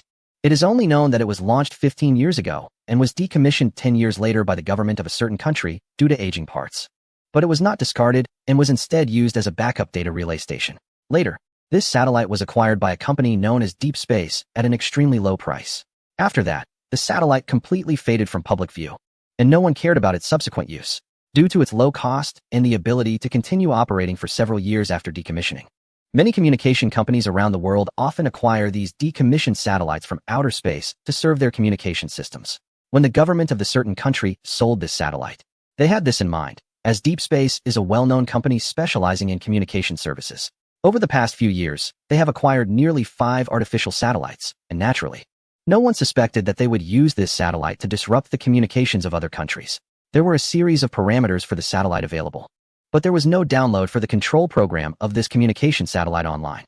Singh thought for a moment and immediately accessed the website of the space agency of the certain country through the internal network, entering the data server via a backdoor. Several engineers from the data protection department were exercising to music, clearly oblivious to the danger posed by their increasing weight from sitting in the office and eating junk food. Since there was not much work to do and the server was only maintained every 6 months, they were as relaxed as could be. When the server's firewall alerted them to an unknown data intrusion, the engineers were in the middle of their routine, completely dismissing the alert, as they never considered that someone would bother to invade their server. Singh was curious about how quiet the server of the space agency was. It felt like walking into a treasure-filled castle with no guards. But he didn't care. He just wanted to find the control code of the artificial satellite, named Skywing. Fortunately, the server still retained the operational code and procedures for Skywing. Without further hesitation, he downloaded everything to his local device. Clearly, the personnel at the agency had not noticed his actions, and since that was the case, there was no need to alert them. After obtaining what he wanted, Singh exited the server, while the engineers were still completely unaware of his intrusion. Chapter 146. Control. Singh had never downloaded data from a national department so smoothly before. The personnel at the space agency really gave him face. After obtaining the control code and control program, Singh faced a new challenge: how to use this information. The existing computer programs do not support this software at all. A designated control console is required. This console is the special module that Singh has been looking for within the IP address range. Now that the program has been obtained, analysis shows that the other party is also using an independent operational control console, which, combined with the computer control program, is used to intercept data. To stop and resolve all of this, a satellite control console is necessary. After thinking it over, Singh sent another message to CU. I want a satellite operational control console. Give me a kiss, and I'll go. Singh couldn't help but feel helpless. What a time to be joking around, this girl.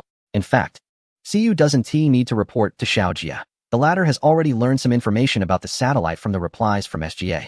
However, information is one thing. Without the control code for the satellite, they cannot control its behavior. The only alternative would be to shoot it down with a missile, but that approach is clearly unfeasible. If the satellite hasn't caused any destructive behavior and they shoot it down, the owner of the satellite wouldn't just let it go. I just wanted to take a look at Earth, and you're sending a missile my way? Is there no justice? However, obtaining the control code is even more challenging, as it has already been sold to a private company by the country in question, and they would not provide the control code. Otherwise, they would be accused of leaving a backdoor when selling their products. The people from that country are gentlemen.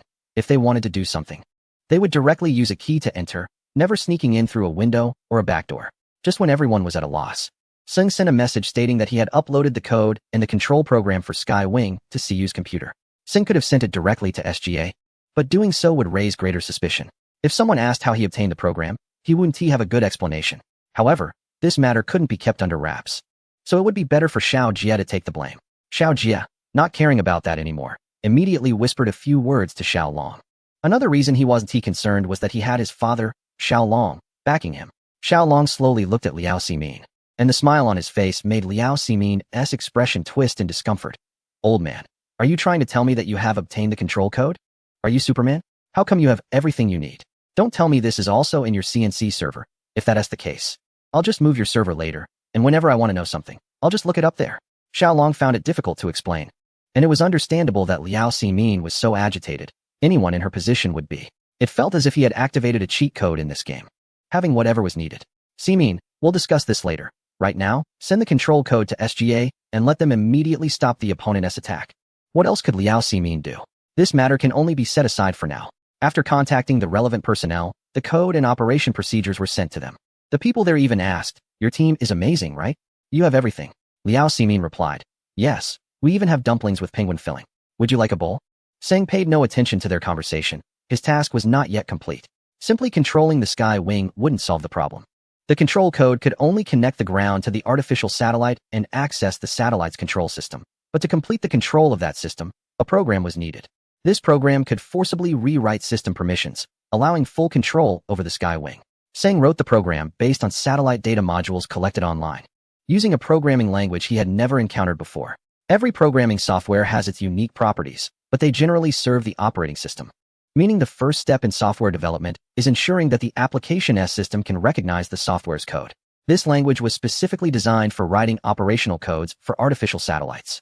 The symbols, modules, frameworks, and functions were something Singh understood less than 1/10 of. Fortunately, the downloaded data already provided a basic software framework, so Singh didn't need to understand how the software was written.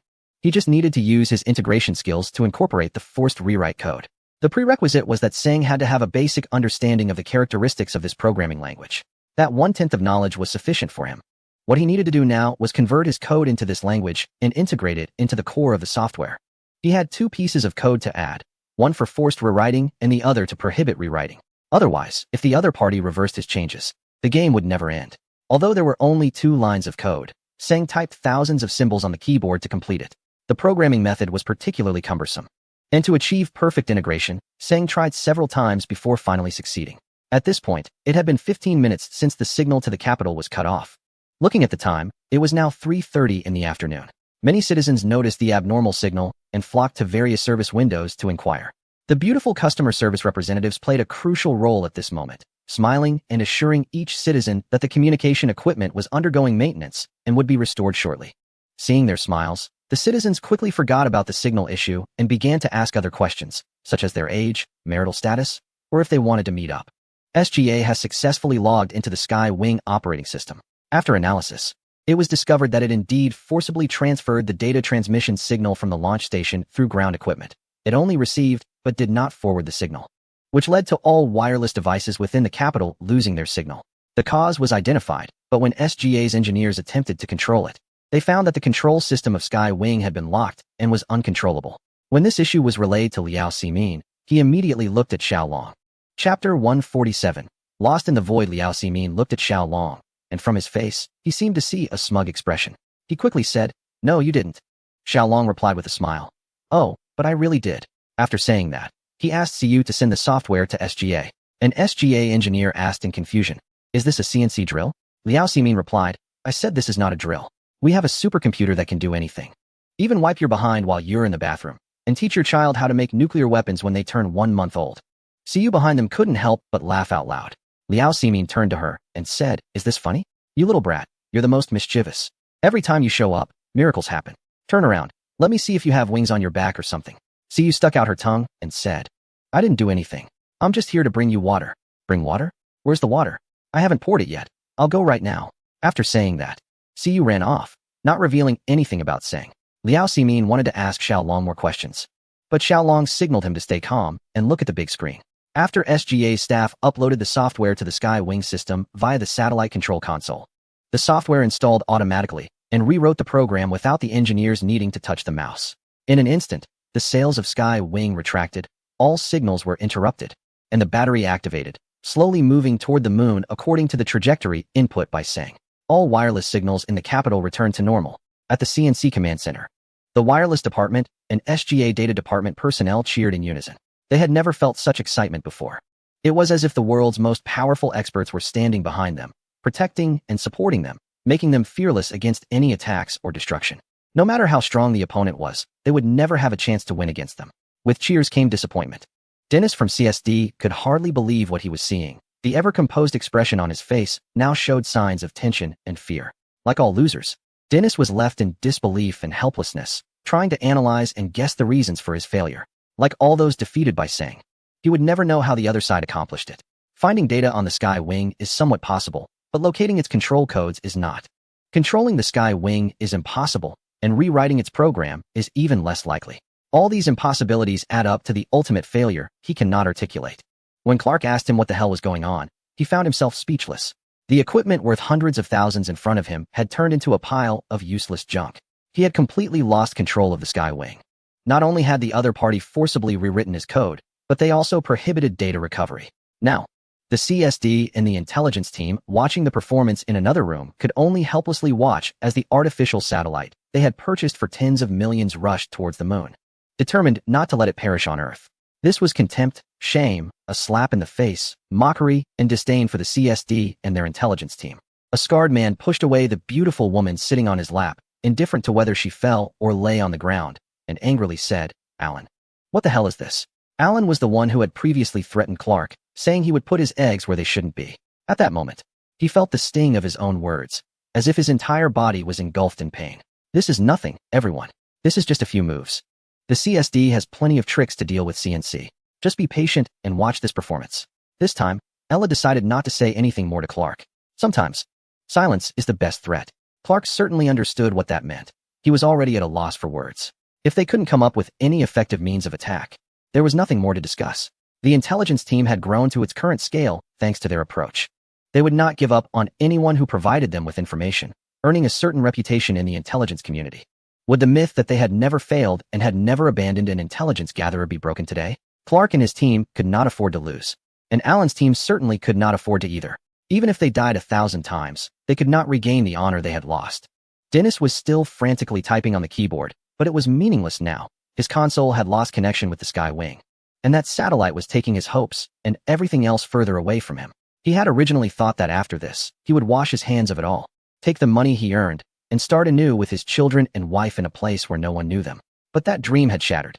Esther withdrew her gaze from his face, still wearing an indifferent expression, as if all of this had nothing to do with her, remaining unmoved and without any intention to intervene. The opponent has completely exceeded her expectations. She is a hacker herself and understands the field well. A hacker cannot be exceptionally strong in all areas. Attacking means one cannot defend, and defending means one cannot attack.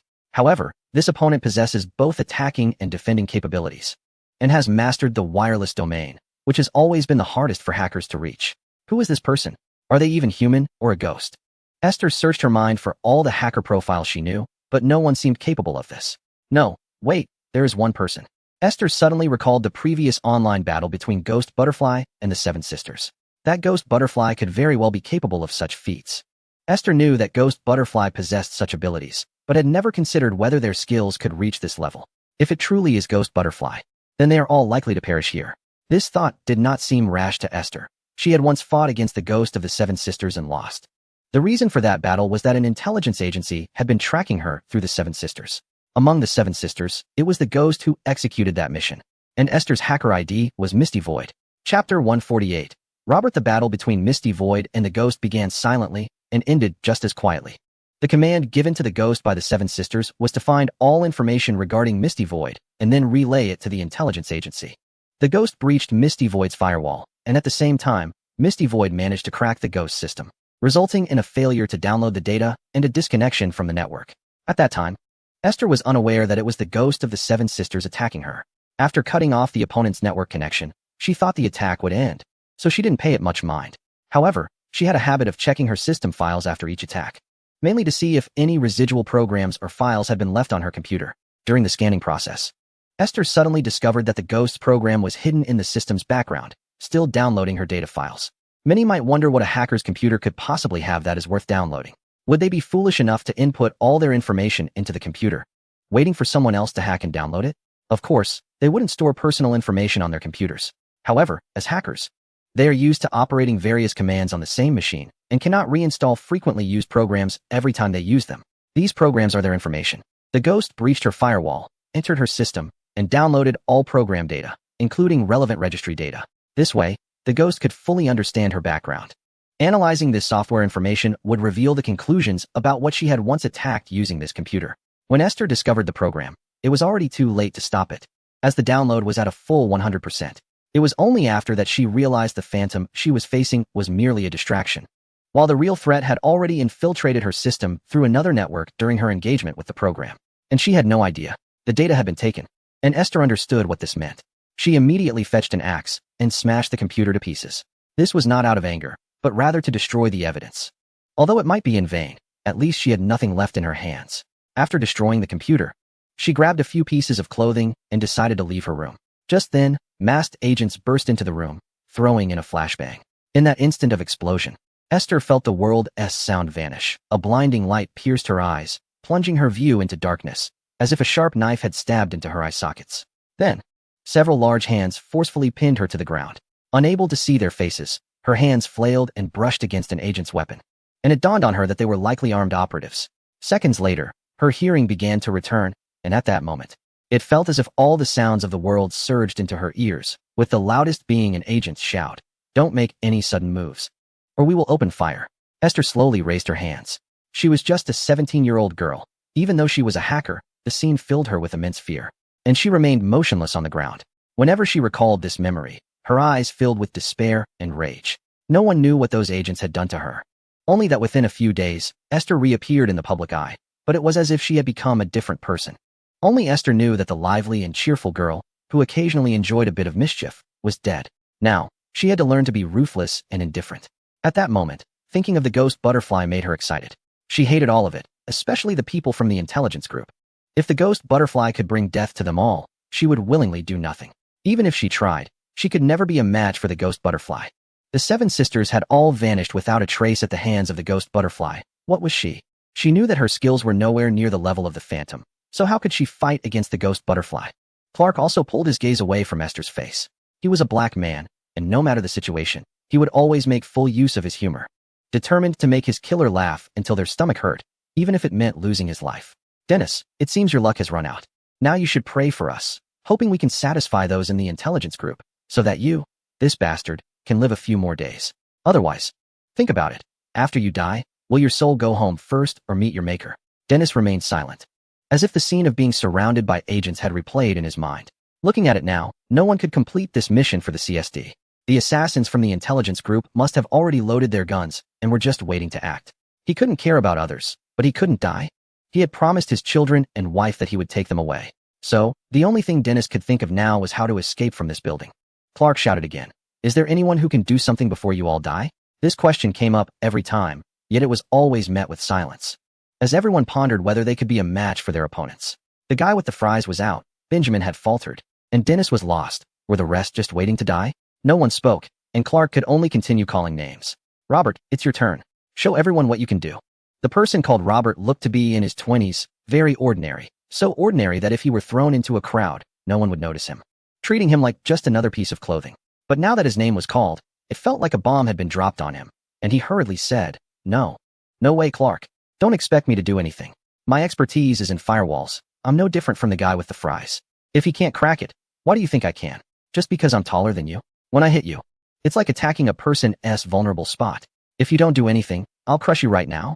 Clark had decided to let him attack the CNC after considering many issues. The attack on the CNC involved several aspects, and one had already been compromised. He didn't want to use the others just yet, at least. He wouldn't let the opponent focus their attention on any specific attack before he was ready to act. Chapter 149. Relax. Clark was determined to make Robert do something, even if it meant risking his life. But for Robert, that felt like a death wish. He was different from the others. He knew he couldn't contribute anything meaningful in this fight, only endanger himself. Who wouldn't want to live? But why did it have to be him? Don't think he didn't know what the intelligence department was like, especially after so many had failed before him. Those cold-blooded killers had already started plotting how to eliminate them. "Clark, you're a bastard." What else could Robert say? Joining the CSD was a last resort. If he hadn't attacked the CSD's firewall, how could he possibly be sitting here now? Looking back, all he felt was regret. He is someone who enjoys betting with anyone. For example, on the street. If a random person says to him, "I bet $10 you can't pull that lady's skirt off," he will go for it. He doesn't care about the $10. And although he ends up beaten and bruised, having taken a dozen hits from handbags, he wins, and that's the feeling he craves. Who doesn't want to win? But an excessive desire to win can be seen as a pathological obsession, right? Just like many people around us. No matter what they do or what they've experienced in life, they can't stand losing.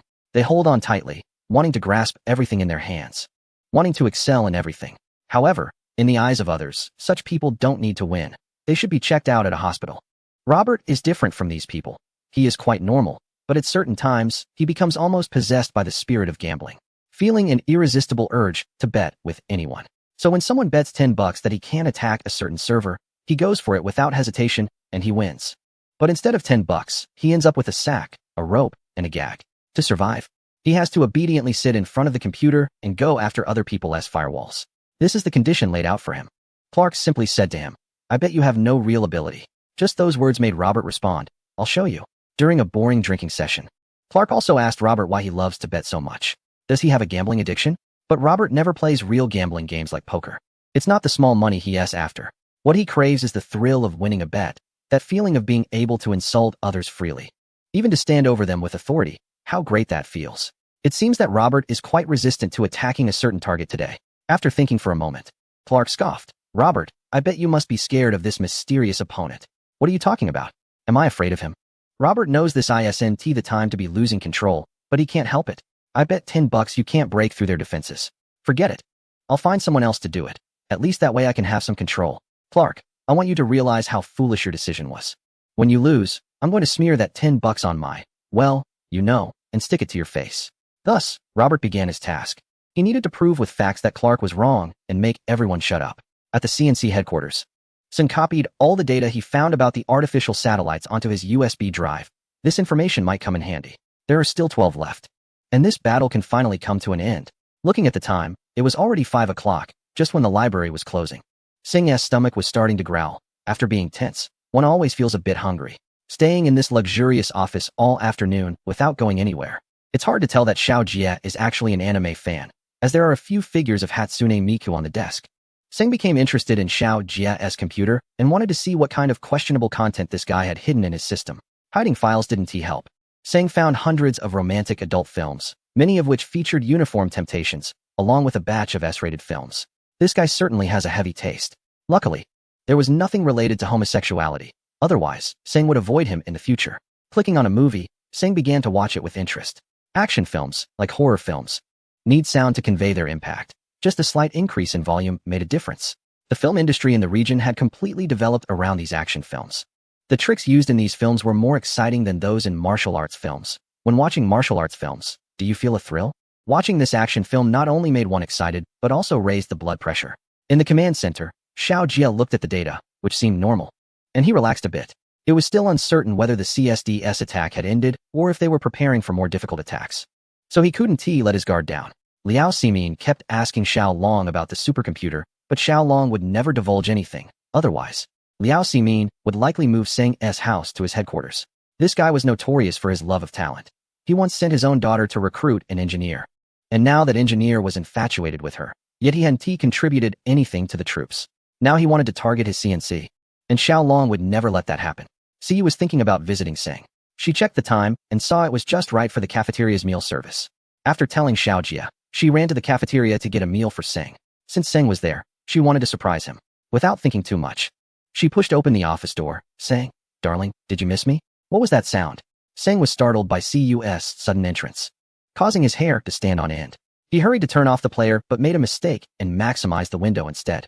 By the time he noticed, Cu had already reached his desk and tilted her head, her face turning crimson. Gritting his teeth, Sing muttered, "Damn Xiao Jia. His computer doesn't even have a firewall and is infected with a virus, playing adult films nonstop, and I can't turn it off."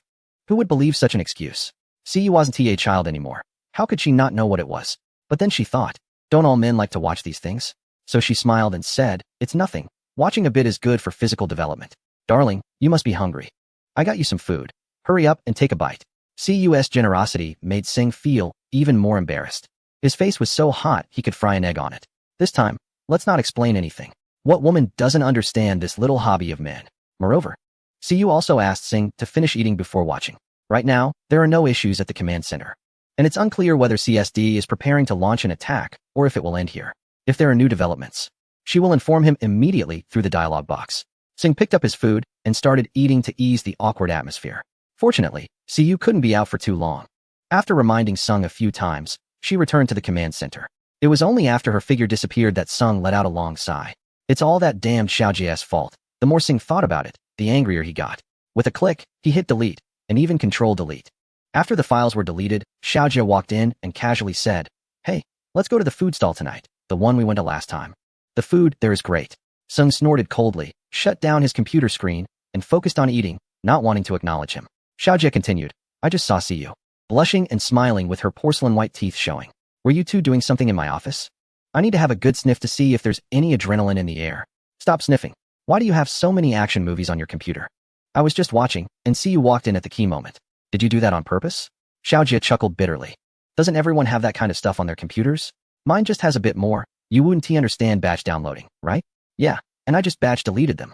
Sing laughed triumphantly, feeling he had avenged himself. "F you. Are you trying to make me feel bad?" As he spoke, Xiao Jia dashed to the computer and clicked the mouse. His already unattractive expression turned purple. "Sung, do you believe I was first in the martial arts competition? When I was a kid, I never got this angry, even when someone teased me. I really want to kill you. How could you delete everything? You could at least have left something like a uniform temptation." Xiao Jia was so furious he was almost incoherent. This was his hard work. Sing sniffed lightly and said casually, "Just hurry up and get out. You remind me of something unpleasant." Just as the two were arguing, a notification sound suddenly came from Sing's computer headset. He opened the screen to see a message from Siyu. "Dear, stop looking. There's no toilet paper left in the boss's office." Sung spat out his food all over the screen, and now Xiao Jia couldn't see anything, as it was all covered in food. "What are you staring at? Get me some paper. I asked Siyu to buy some last week, but she completely forgot. I'll go to another office and get some for you. Just wait here." What could be seen on the screen now? Even the firewall alert showing that his server was accessed in an unusual way didn't appear. However, Sing saw this prompt from the border, glanced around, and noticed a shirt belonging to Xiao Jia on the hanger. He didn't think too much about it, grabbed the shirt, and started wiping. Abnormal access data? What kind of data is this?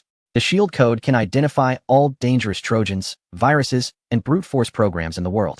But it has never encountered so-called abnormal data. This means that the shield code cannot identify the specific data of this program and can only qualify it as abnormal. Typically, Sing would directly select no for such data, but when the mouse pointer hovered over no, he hesitated for a moment. A Trojan is a Trojan. A virus is a virus. The reason this program prevents the shield code from recognizing specific data is not due to its complex or mysterious code, but because the program itself is system data. Sing immediately opened the ghost domain and found all the data information connected to the server.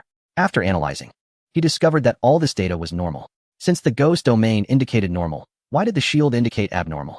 With this thought, Sing extracted the data module and began analysis directly in the ghost domain. This program module mainly contained dynamic system files and calling codes. Dynamic files, with the extension DLL, include multiple system programs and can allow several or all system programs to use a calling code simultaneously after creation. Moreover, This file can modify or delete all programs in the system that use this calling code. Dynamic files can be considered the foundational files of an operating system. Any system based on the WD framework relies on this dynamic file. If this file is replaced, modified, or deleted, the damage to the system can be enormous. A minor issue can prevent programs from executing, while a severe problem can cause the entire system to crash. When we operate computers daily, we often encounter prompts like XXXDLL dynamic file call issue. This program cannot execute, which results from the corruption of the system's dynamic files. Of course, a personal operating system can simply reinstall the file, but for servers, especially independent operating systems like CNC, once the dynamic file is corrupted, recovery is impossible, and the system will crash. Since the DLL file is a foundational file of the system, regardless of how it appears in the system, ordinary firewalls cannot recognize it and can only allow it through. While the shield code scanned this program, it also scanned the digital signatures of the system's dynamic files and found that there was no need to replace any dynamic file. Thus, it informed Singh that this program contained abnormal data. This was, after all, one of the powerful functions of the shield code. This function is capable of defending against all forms of attack, even if the intrusion occurs in the form of a normal data file. The shield code can effectively detect the opponent's intentions. Seeing this, Singh chuckled and switched to the shield code window. He didn't perform any operations, but simply checked whether this data was still in an intercepted state. Returning to the ghost domain, after inputting a tracking code, he quickly located the opponent's IP address through the digital module. As expected, the IP address fell within the specified range. A smile crept across his face as he contemplated accessing the system behind this IP address, but suddenly a critical question struck him. Chapter 151. Concentrated Cannon. He realized that the opponent was a hacker. How could they possibly be doing nothing? The display showed a dynamic file, and it was a normal dynamic file, followed by the IP address, without any concealment or disguise, no shell at all. Was the opponent too careless, or was it intentional? After so many rounds of confrontation, just as he wanted to know who they were, how could they not want to know who he was? In a battle, the greatest fear is not death, but the inability to see the opponent. The CSD members were all experts in the online world. How could they not consider who was continuously thwarting their attacks? If he accessed this address, they would have countless ways to analyze that he was Ghost Butterfly. In that case, his identity would be exposed, and it was likely that within minutes, news of Ghost Butterfly would spread throughout the world. He chuckled, thinking, if you want to play this game with me, you're still too inexperienced. After circling around the opponent's doorstep, he ultimately decided to leave. And the shield code prompt was also answered negatively. Robert from CSD cursed. That damned bastard. He saw through my plan. His plan, or rather the plan he had with Clark, was for Clark to use him as cannon fodder, as long as he could draw the opponent out. His mission would be considered complete. No one expected Robert to breach the CNC's defenses. His skills were not on par with the top players. And with the top player dead, what could he do? However, the plan was still exposed. The data sent out was blocked, disappearing from the online world like discarded trash, while the open IP address was completely ignored by the opponent. This was quite infuriating. Clark had allowed Robert to act freely, but now he needed to come up with a serious strategy to infiltrate the CNC's Urban Data Control Platform. The so-called Urban Data Control Platform referred to a system that could control all network data servers within the city. This included essential city services such as water, electricity, natural gas, data exchange, urban archives, medical services, and more. However, without breaking through the server firewall, access to the control platform was impossible, rendering all plans unexecutable. As for Robert, after failing in the first round, he was seething with anger. This time, he pulled out all the stops. He named this program Concentrated Cannon, capable of unlimited replication. Its sole function was to generate countless garbage data, causing network congestion for the opponent. He would disable their access and prevent others from entering, effectively paralyzing their network. This program is actually a very traditional attack method. In the early days, hackers often used this technique to paralyze specific networks of certain websites, causing other users to be unable to access them normally. Essentially, it involves generating junk files and then flooding the opponent's network with these files. The network is only responsible for data transmission. It has no obligation or capability to clean up this junk. As for Robert's intensified attack, it's not just about creating junk, it's essentially about creating bombs. Moreover, when these bombs are thrown out, they can replicate infinitely. At that time, he didn't know how many website servers had been paralyzed by this method. He initially didn't want to use it, but CNC was just too overwhelming. He thought about inviting you over for a drink and some snacks, but that didn't happen. Instead, he decided to throw a bomb at you to see if you could still handle it. Xiaojia walked in from outside with some tissue paper. Upon seeing the shirt on the table, he couldn't help but grin widely. Sensei, that's the shirt I bought for $15 last week. Are you using it as a rag? Sang snorted and replied, When you come to my place, you act like you're at home. Is it the same? Am I using your clothes to wipe? Enough nonsense. So far, CSD has launched 3 cyber attacks against CNC. I think they're about to launch their final attack. You should keep an eye on the command center. What? 3 times? Xiaojie was a bit surprised. The command center hadn't reported anything. Yet Seng had already thwarted 3 attempts. Without Seng, CNC servers might have been shattered by now. Now he had no time to worry about clothes. He tossed the tissue on the ground and rushed back to the command center. Seeing his urgency, Xiaolong immediately asked in a low voice, "Did Seng find anything? Dad, CSD has attacked our servers 3 times, but Seng has blocked them. They're probably going to launch their final attack now. Luckily Seng is here, otherwise, the consequences would be unimaginable." As soon as Xiaolong finished speaking, a voice suddenly came from behind. "Who is Seng?" Hearing this voice, both Xiaolong and Xiaojie jumped in surprise. Turning around, they saw it was Liao Ximin. She felt that the father and son were up to something, and indeed they were, with this mysterious Seng involved. Who was this Seng? Why had she never heard of him? Faced with Liao Ximin's barrage of questions, Xiaolong hurriedly said, "What's Seng? I mean being cautious and thinking things through to avoid mistakes.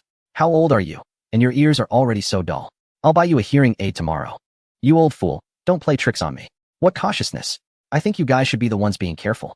I'm the head of the investigation team now. Hiding things from me is hiding things from the organization. You know the consequences. Tell me, who is Seng?" Liao Ximin seized on this topic and wouldn't let go. Determined to find out who Seng was. Xiaolong finally couldn't take it anymore, his face darkening as he said, "Liao Ximin, are you done yet? I already told you there is no such person. Why are you acting like you've lost your mind? What Seng? What Seng? Why don't you ask them if there is someone named Seng here?" Xiaojie also said, "Uncle Liao, you really heard it wrong. I was just saying earlier that the CSD hasn't launched an attack for a while, and I don't know what they're being so cautious about. There is really no one named Seng." Liao Ximin snorted coldly and said, "You can shut up. Let me tell you, if I find out there is someone named Seng, I'll be at your house for dinner every day." Xiaolong and his son didn't say anything, and Liao Ximin had no way to change that. But he was certain he hadn't misheard. The person named Seng was currently in this building, just not sure which room. But that was fine. If Xiao Jie left again later, he could follow him to find out. Chapter 152. The killer Liao Ximin was not a fool. If he couldn't even figure out that someone was helping them from behind, he shouldn't be the leader of this investigation team. So far, the attacks he had observed, aside from the wireless equipment signals being compromised, there hadn't been any other attacks. He had a certain understanding of the CSD. They couldn't possibly be that limited in capabilities. The members of CNC were simply not their match. This wasn't to look down on the CNC members, but to emphasize how powerful the CSD really was as a hacking organization. Over the past few years, there had been more than a dozen world-renowned cities that were paralyzed due to their attacks, including a city in the West that had also been targeted. Such a mysterious hacking organization would give anyone a headache, let alone CNC. Yet, nothing significant had been accomplished against them. This could only mean that the person named Seng behind it all was even stronger than they were. Speaking of which, how lucky was Xiaolong? He happened to encounter such a powerful expert, and they were determined to recruit him. Such an expert would only be suited for his cyber team. In CNC, his talents would only be wasted. Seng had no idea that people outside were competing to recruit him. The firewall system alerted that a network bomb had been detected and asked whether to send it back. What a joke, getting anxious about it. What kind of people were they? Seng smiled lightly and directly clicked yes. Not only that, but he also selected to apply the same action to any similar files found in the future. On Robert's side, he was gritting his teeth and throwing bombs when suddenly everyone's computers alerted that the network was congested and data could not be sent. Isidol immediately tested the internet speed, which was only 0.5K per second, and eventually dropped to 0K, with the internet completely frozen. The large screen in the data department suddenly froze, indicating slow network speed and that it was reading network data, asking everyone to please be patient. Scarface could no longer sit still, throwing the girl he had on him to the ground, causing her to scream in pain. "Alan, what is going on? If those idiots in the data department can't do anything, I'd be more than happy to take them out for you." While speaking, the scar-faced man pulled out a silver handgun with a silencer from his pocket and placed it on the table. Alan glanced at the gun and then said, "This is a network issue. It has nothing to do with the network department. You should put your weapon away." The prolonged siege on CNC had been frustrating, and now there were network issues too, which was incredibly disheartening. Alan was clearly suppressing his anger, but with so many people watching him, all he could do was remain calm. Robert quickly shut down the bomb activation window. Thankfully no one saw what he did, or else Clark would have surely killed him. You throw bombs and end up in your own backyard. Is there anyone in the world as foolish as you? His bomb was useless against Sun. But their network had completely collapsed. Countless junk files were clogging their ports, like hundreds of people trying to squeeze through a door at the same time. resulting in an ever-tightening blockage where no one could get through. Clark had no idea this was Robert's doing. He thought CNC was launching an attack on them. And he was so scared that his face was contorting. What the hell is going on? Did someone sabotage our network, or what? Why is there no usable network space? Esther was also in a bad mood and shouted, "Shut up, you black idiot. How dare you call him that in front of a black person? You racist jerk. I could throw you out of this room into a pile of seals in the Arctic and let those beasts keep you warm." Clark and Esther began to hurl insults at each other. In truth, they were both upset but couldn't pinpoint the reason. A hacker without a network couldn't launch any attacks. They might as well harm each other. Just then, a voice came from a dark corner of the room, saying, "Shut up. You're making me think of my dead mother-in-law. The network is back up now. Robert, if you launch any more of those ridiculous bombs, I will kill you immediately." That was the darkest corner of the room, and the person behind the computer looked like a ghost. No one could see his face, and no one even knew who he was. They only knew his network ID was Killer, and his real nickname was also Killer. The most terrifying part was that he really was a killer. Clark was one of the first to arrive at CSD, but this person seemed to have arrived even earlier. He had always sat in that position, never speaking to anyone, nor did anyone dare to provoke him. The only conversation they had was when Clark first came to CSD and asked if there were any other members. The killer replied, "There were." Clark then asked, "Where did they go?" "I killed them." As he spoke, the killer slowly raised his head. Clark took one look and was nearly paralyzed with fear. His face was severely burned, with 2/3 of it covered in scars. One eye and his nose had completely vanished, resembling a devil emerging from hell. As terrifying as could be. From that point on, Clark would never be alone in a room with him. After Einstein and the others arrived, Clark's first reminder to them was to avoid provoking the monster sitting at the back. Einstein never believed in such things. So one day she took the initiative to talk to the killer. As a result, the killer let out a low growl and, like a beast, pinned Einstein to the ground, hissing, "Don't provoke me, woman, or I will kill you." That night, Einstein threw herself into Clark's arms, but during their intimate moment, she kicked Clark away, leading him to always think that his troubles were inherited from his father. At that moment, when the killer spoke, Robert was so frightened that he fell directly to the ground, his head nodding so fast it appeared to blur. The network, as the killer had said, had indeed been restored, but no one knew how. They only saw that the killer's old machine had been turned on, but then it was shut off again. The mysterious is not frightening. It's the mysterious monster that is terrifying. Although everyone wanted to know how this killer ended up in CSD, that question would never be asked. Chapter 153. Infatuation. Singe had already taken down 4, with 11 left. Each one was stronger than the last, but Singe was unafraid. He welcomed them to bring everything they had. This wasn't arrogance. It was because every battle with hackers taught him something valuable.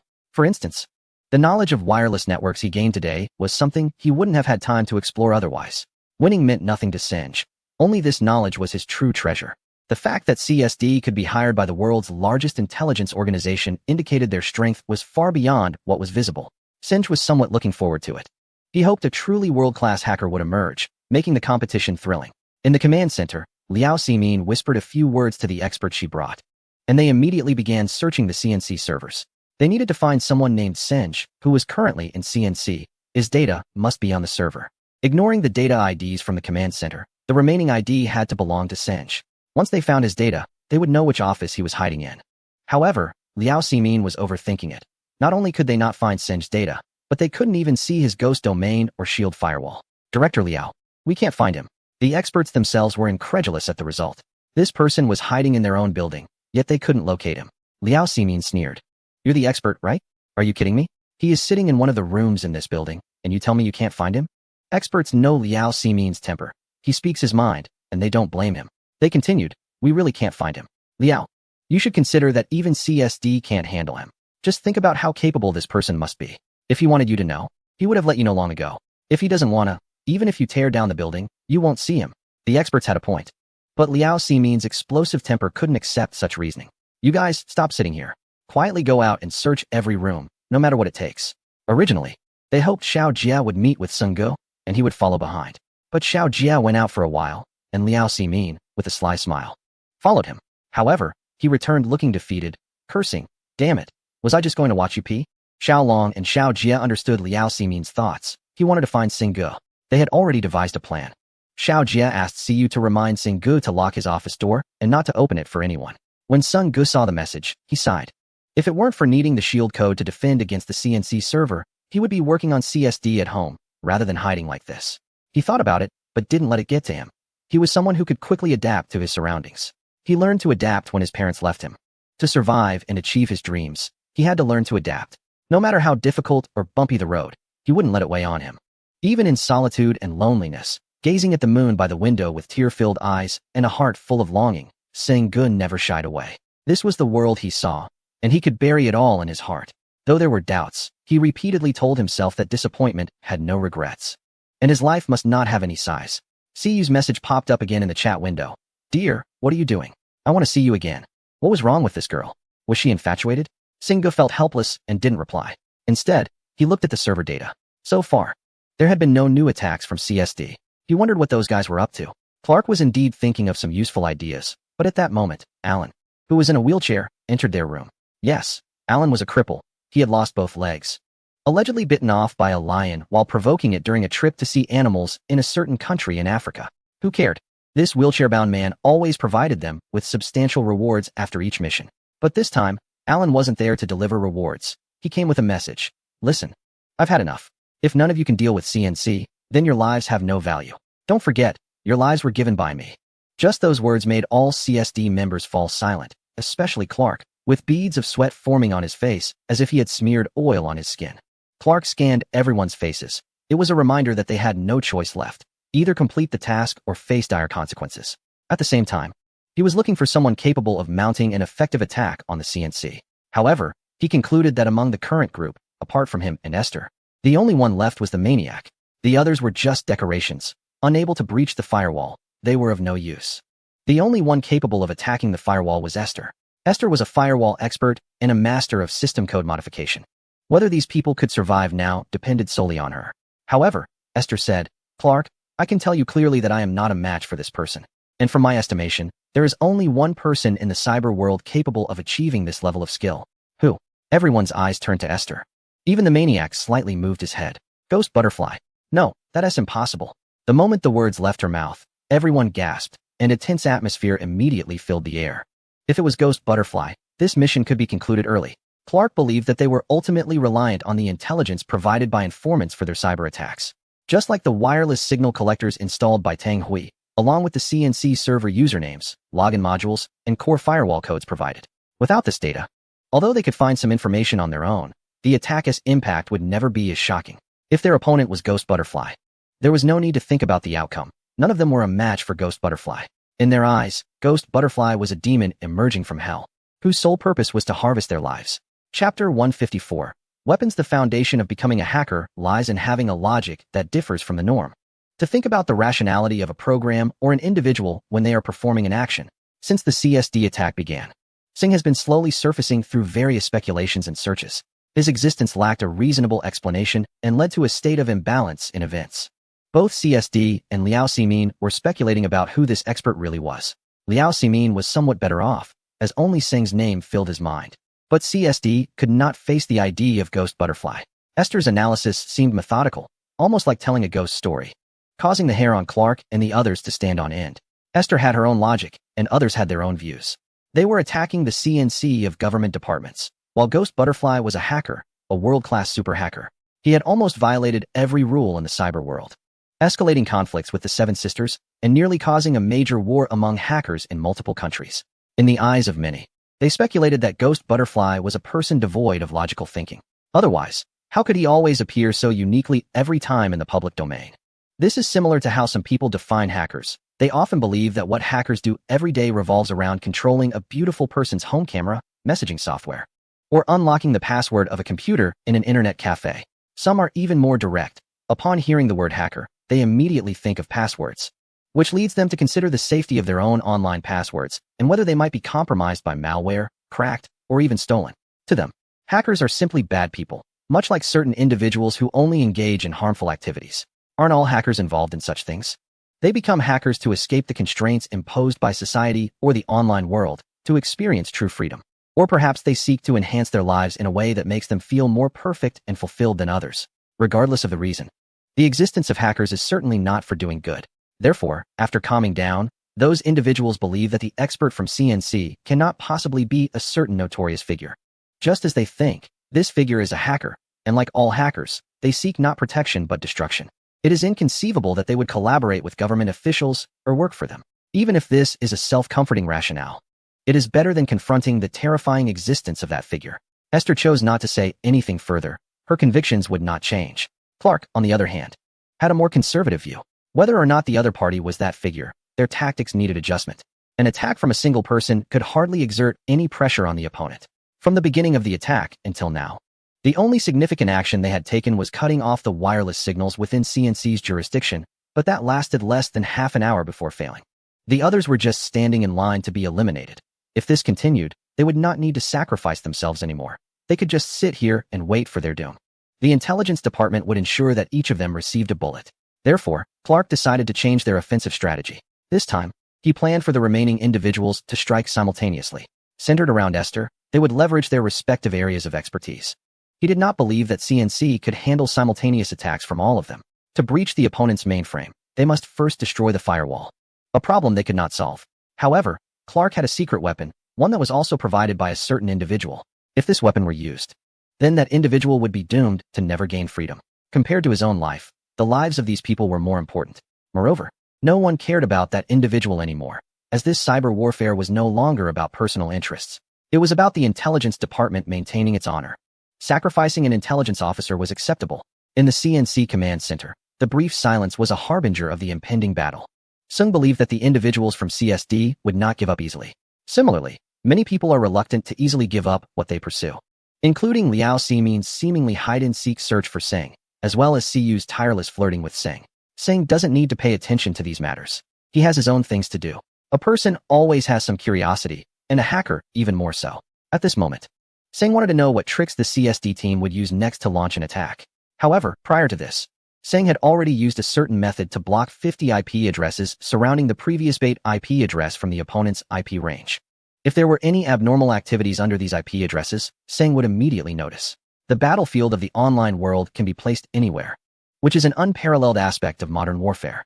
As long as you have enough technology, you can control all systems in the world through the internet, including various weapon systems and missile launch systems.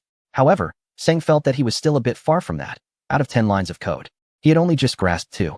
Seng was definitely not the type to take things lightly in a cyber battle. The CSD finally launched a fierce attack. They initially targeted the firewall, but ACE's core analysis program could not analyze any files from the CNC firewall at all. This method was what Seng often referred to as attacking using the programming language of software. This trick worked well against other firewalls, but had no effect on the Shield firewall.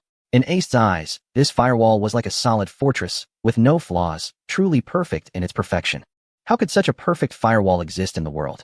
Moreover, the software she wrote to analyze all programming languages in the world could not determine what language this firewall was written in, and her software had already crashed. He had long anticipated this outcome, and Clark and others had also foreseen it.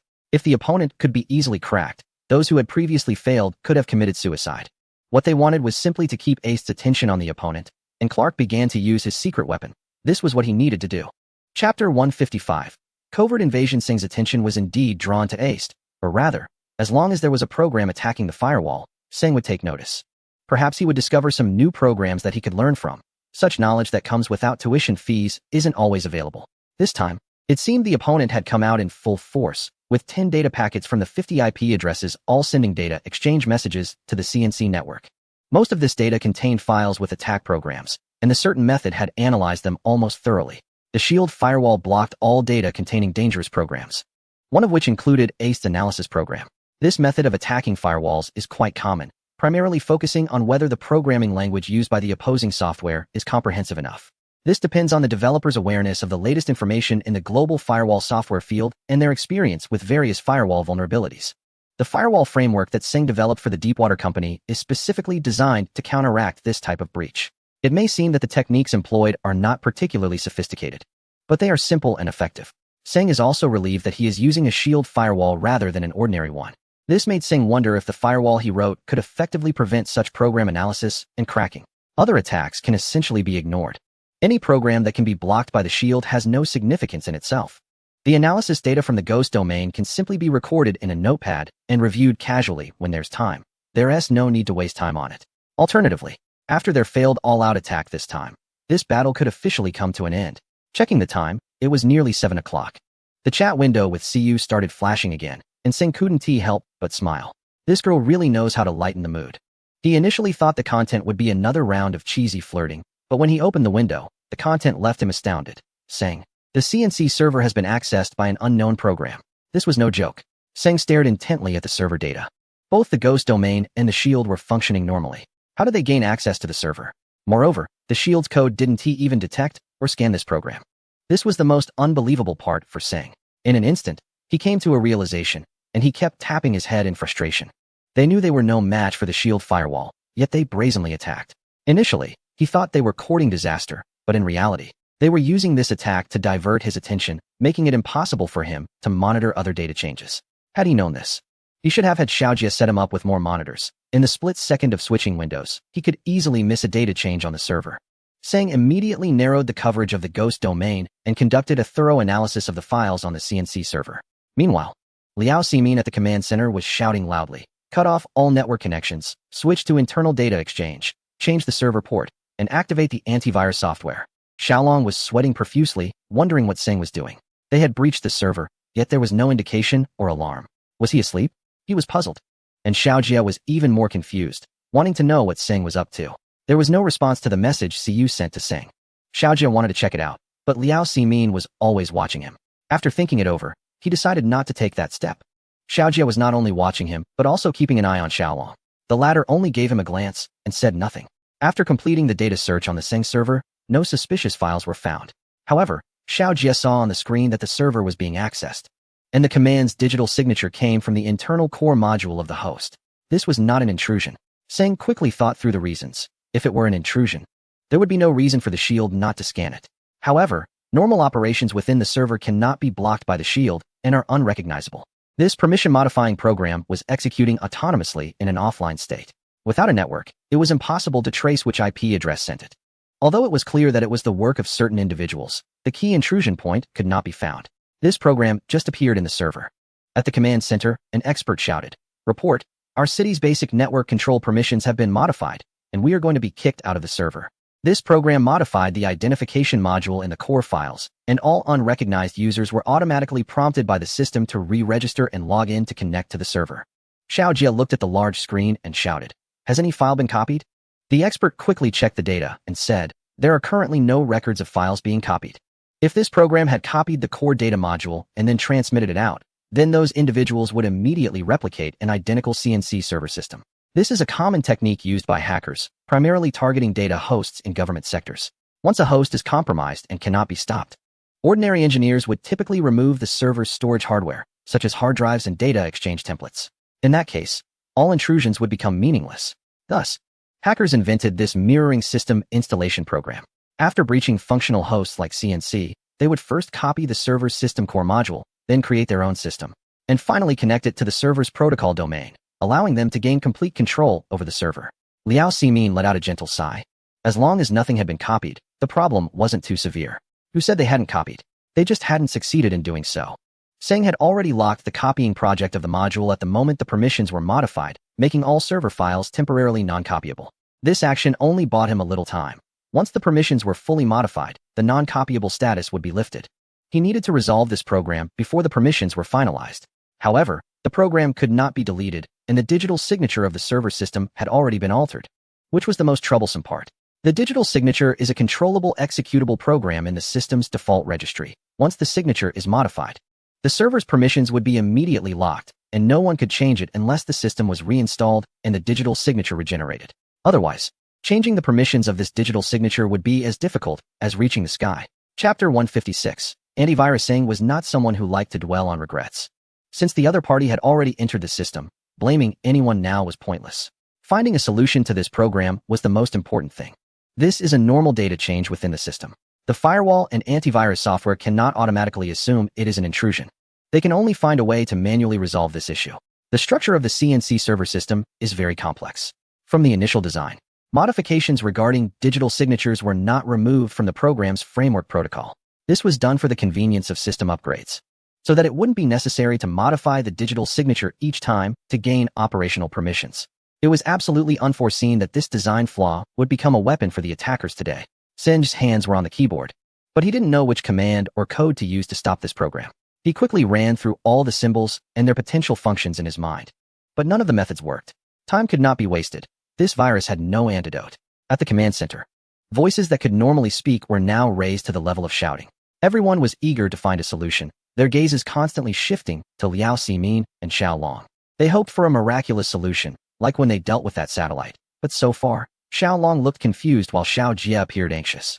Confused, Xiao Long needed to know if Singe had thought of a solution. He was their last hope for resolving the issue. Liao Ximin had completely run out of options.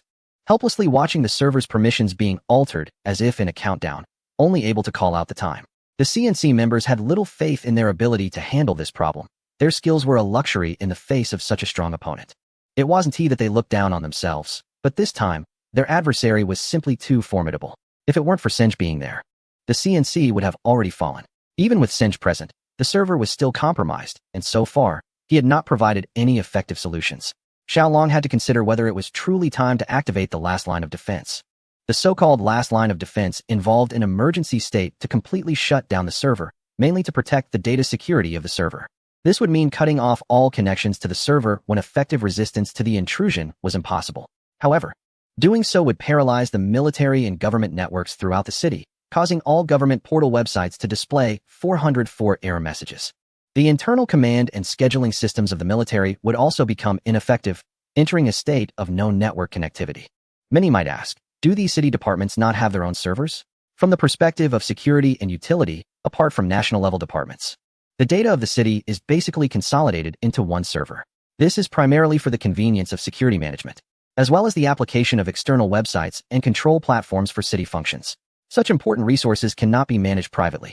On the basis of security, general server providers cannot meet the security standards required for certain government departments in various aspects, and their fees are particularly expensive. These departments, when budgeting, will first consider servers that ensure security while also saving costs. The most important point is that the management of these servers can be unified, efficient, and direct, eliminating unfavorable factors such as intermediary scheduling and coordination. This is why departments like CNC exist, but no one has ever cared about or understood them. It's similar to how we rarely think about where the rice we eat comes from. Once the last line of defense is activated and the servers are shut down, it will naturally affect data access for other departments. Therefore, Xiao Long cannot make this decision lightly. Xiao Jia, on the other hand, is becoming increasingly anxious, urging Seng Ge to do something quickly, as the servers are about to fall, and if the last line of defense is activated, the losses will be too great.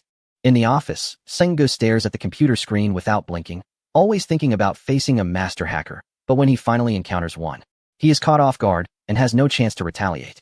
The master hacker, Clark, looks at the data on the computer, his grin wide enough to fit a basketball.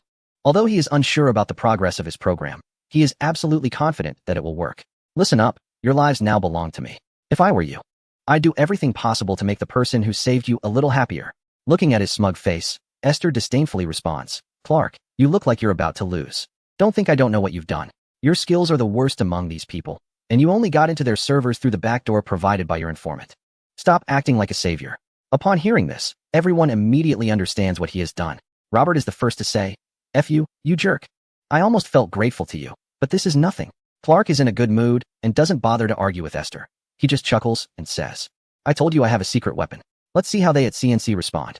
If nothing unexpected happens, in 3 minutes, this server will be mine. Then, I'll invite everyone to a party, and you can bring the destruction. Dennis, who is usually not good with words, suddenly speaks up. What about that informant? Who cares? Compared to my life, he is worth nothing. I not only saved your life, but also preserved the honor of CSD.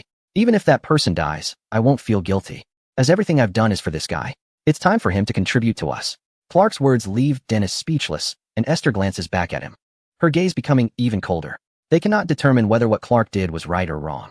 The task is about Tang Hui, but for the sake of survival and the honor of CSD, using Tang Hui's life to save oneself seems unreasonable. However, if she were in that position, she would likely do the same. Who doesn't want to live? This is the most rational explanation in life. Yet, someone finds this unreasonable. This person is Sun Ge. His seemingly irrational logic suddenly leads him to a question. Chapter 157. Definition. The shield code cannot identify whether this program is a virus, and manual methods cannot eliminate it either. Therefore, this program needs a definition. Is it a file or a virus? Suppose it is a virus, a super virus that cannot be recognized by antivirus software. This is the pattern of the online world. When a virus appears, there must be antivirus software to counter it. Otherwise, the network will collapse. Viruses seem to always outnumber antivirus software, which must simultaneously deal with various viruses. Although some antivirus programs claim they can handle all known virus versions, in reality, they can do nothing against powerful independent viruses.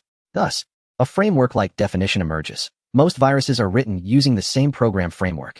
In small-scale attacks, antivirus software can stop their actions. But how should one deal with viruses that exceed conventional frameworks? These thoughts instantaneously arise in Sun Ji's mind. A hacker can create all kinds of destructive programs. They can be viruses or other types of software. For instance, this program that modifies server digital signatures cannot be defined by antivirus software or firewalls. If it must be treated as a virus, then it leads to a misunderstanding. Clearly, Sun Ge has fallen into this misunderstanding or in a blind panic. He has forgotten his true identity. He is, in fact, a hacker. As he thinks, hackers create destruction, not maintain certain things. When facing viruses, is it possible to use a method beyond logic and fight fire with fire? Since the opponent wants to become a normal file in the server, a hacker must conquer it. Clearly, that person is Sun Ge. He possesses powerful key codes and has access to the ghost domain. If it were him, he could easily take control of the server. The original firewall is virtually useless in front of him. The opponent's program prohibits modification, yet it is modifying itself. Sun Ge understands that once this program modifies all core modules, it will delete itself. Their ultimate goal is this server. Once the program's role is over, it will be deleted. Otherwise, when they operate the server, they will be subject to the active program modifying the data signature again. This is the task of this program, glorious yet fleeting. Afterward, the server will begin its work in a completely new way, only with a different master. At this moment, Seng needed to change his identity. He was going to shift from being a defender to an attacker, returning to his hacker persona, Ghost Butterfly. While it might take us hundreds of words to describe this idea, in Seng's mind, it was merely a matter of seconds. He sent a message to Siyu, instructing her to tell Xiaojia not to defend, but to let them finish the modifications and prepare a server permission module for him. Seng's chat window was like a stimulant, nearly causing Siyu to exclaim out loud. Like everyone else, they were in desperate need of a solution, or rather, they were too eager for Seng's words.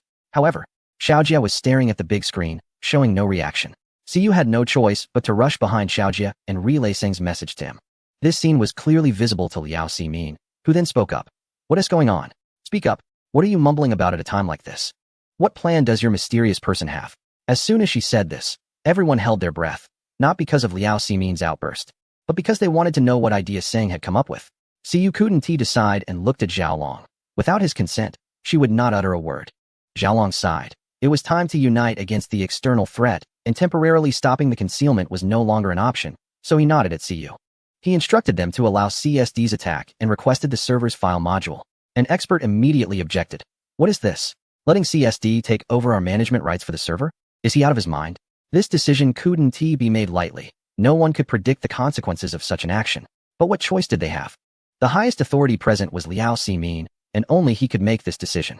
Xiaojia was too preoccupied to heed the expert's concerns. Liao, this is our only option.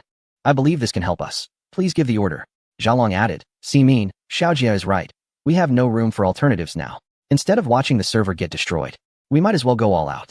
Liao Ximin finally made a decision, nodding at Xiaojia and saying, give him everything. Xiaojia found the data module in the backup files on the main control computer. This was the system's data integration, named the ultimate module data file. However, when he tried to extract the file, he was prompted to enter a password. What was going on? I never set a password for the backup files. With Xiaojia's knowledge of networks, he realized that this password was heavily encrypted, and he couldn't crack it. This had to be the work of that bastard Tang Hui. No one else could have accessed this computer. Or perhaps Seng had a way to crack it. In this world, there was no system he couldn't penetrate, nor a password he couldn't break. Siyu relayed the situation to Seng, and there were less than 2 minutes left before the permissions were completely modified. Seng didn't have time to think much and had to activate the ghost domain in advance, directly entering the server's backup folder to find the files he needed to copy. However, this file was several gigabytes in size, and it would take at least a few minutes to complete the copying process. By then, the server would likely have completely fallen. Seng had never been as calm as he was at this moment. The best way to save time was to compress the file size. This also required software, and Seng had such software. It was one of the programs he had written, capable of compressing files at a maximum speed of 750 megabytes per second. The execution of this program relied on the server's memory capacity. The larger the memory, the faster the compression speed. The memory capacity of the CNC server went without saying, and within half a minute, Seng had completed the file compression. Meanwhile, Clark glanced at the time and smiled, saying, everyone, the party has started. Seng's plan had also begun, This was originally his stage, and he was the only protagonist. Clark's party had finally commenced. He provided everyone with an ID and password to access the server. At that moment, he resembled a wealthy man distributing food to the poor. His wealth was the CNC server. He believed this asset now belonged to him, and the digital signature was entirely his command module. All he had to do was connect to the CNC data network and then open the door to do anything he pleased. However, there were always eyes watching them. No matter what they did, the owner of those eyes knew everything clearly. In fact, he had long been waiting for them to arrive. The CNC was not as fragile as they thought. This would undoubtedly be the end for CSD. The owner of those eyes was Singe. His ghost domain had locked onto Clark's data, and the trap had already been set, waiting for them to jump in. Clark jumped in without hesitation, never considering that someone would dig a pit for him, especially one that was already prepared. This could only be attributed to his confidence, as he trusted his program too much. This program was specifically designed for the CNC module, which was provided to him by Tang Hui. At the same time, Tang Hui also provided Clark with information that would lead him to disaster. The backdoor of CNC. Every system has a backdoor. Just as there can never be a perfect person in this world, a system is written by many people, and it is impossible for there to be no bugs among billions of files. Even the operating systems of ordinary people are almost always being updated. These updates are not necessarily to add new functions, but rather to close countless backdoors. CNC's server also has backdoors. Any engineer familiar with the system could potentially discover these errors. However, whether or not they choose to fix them depends on their own intentions. Tang Hui discovered a backdoor, which is a bug in the server's data exchange mechanism. The server scans each piece of access data, during which it actively provides a caching mechanism for the access data.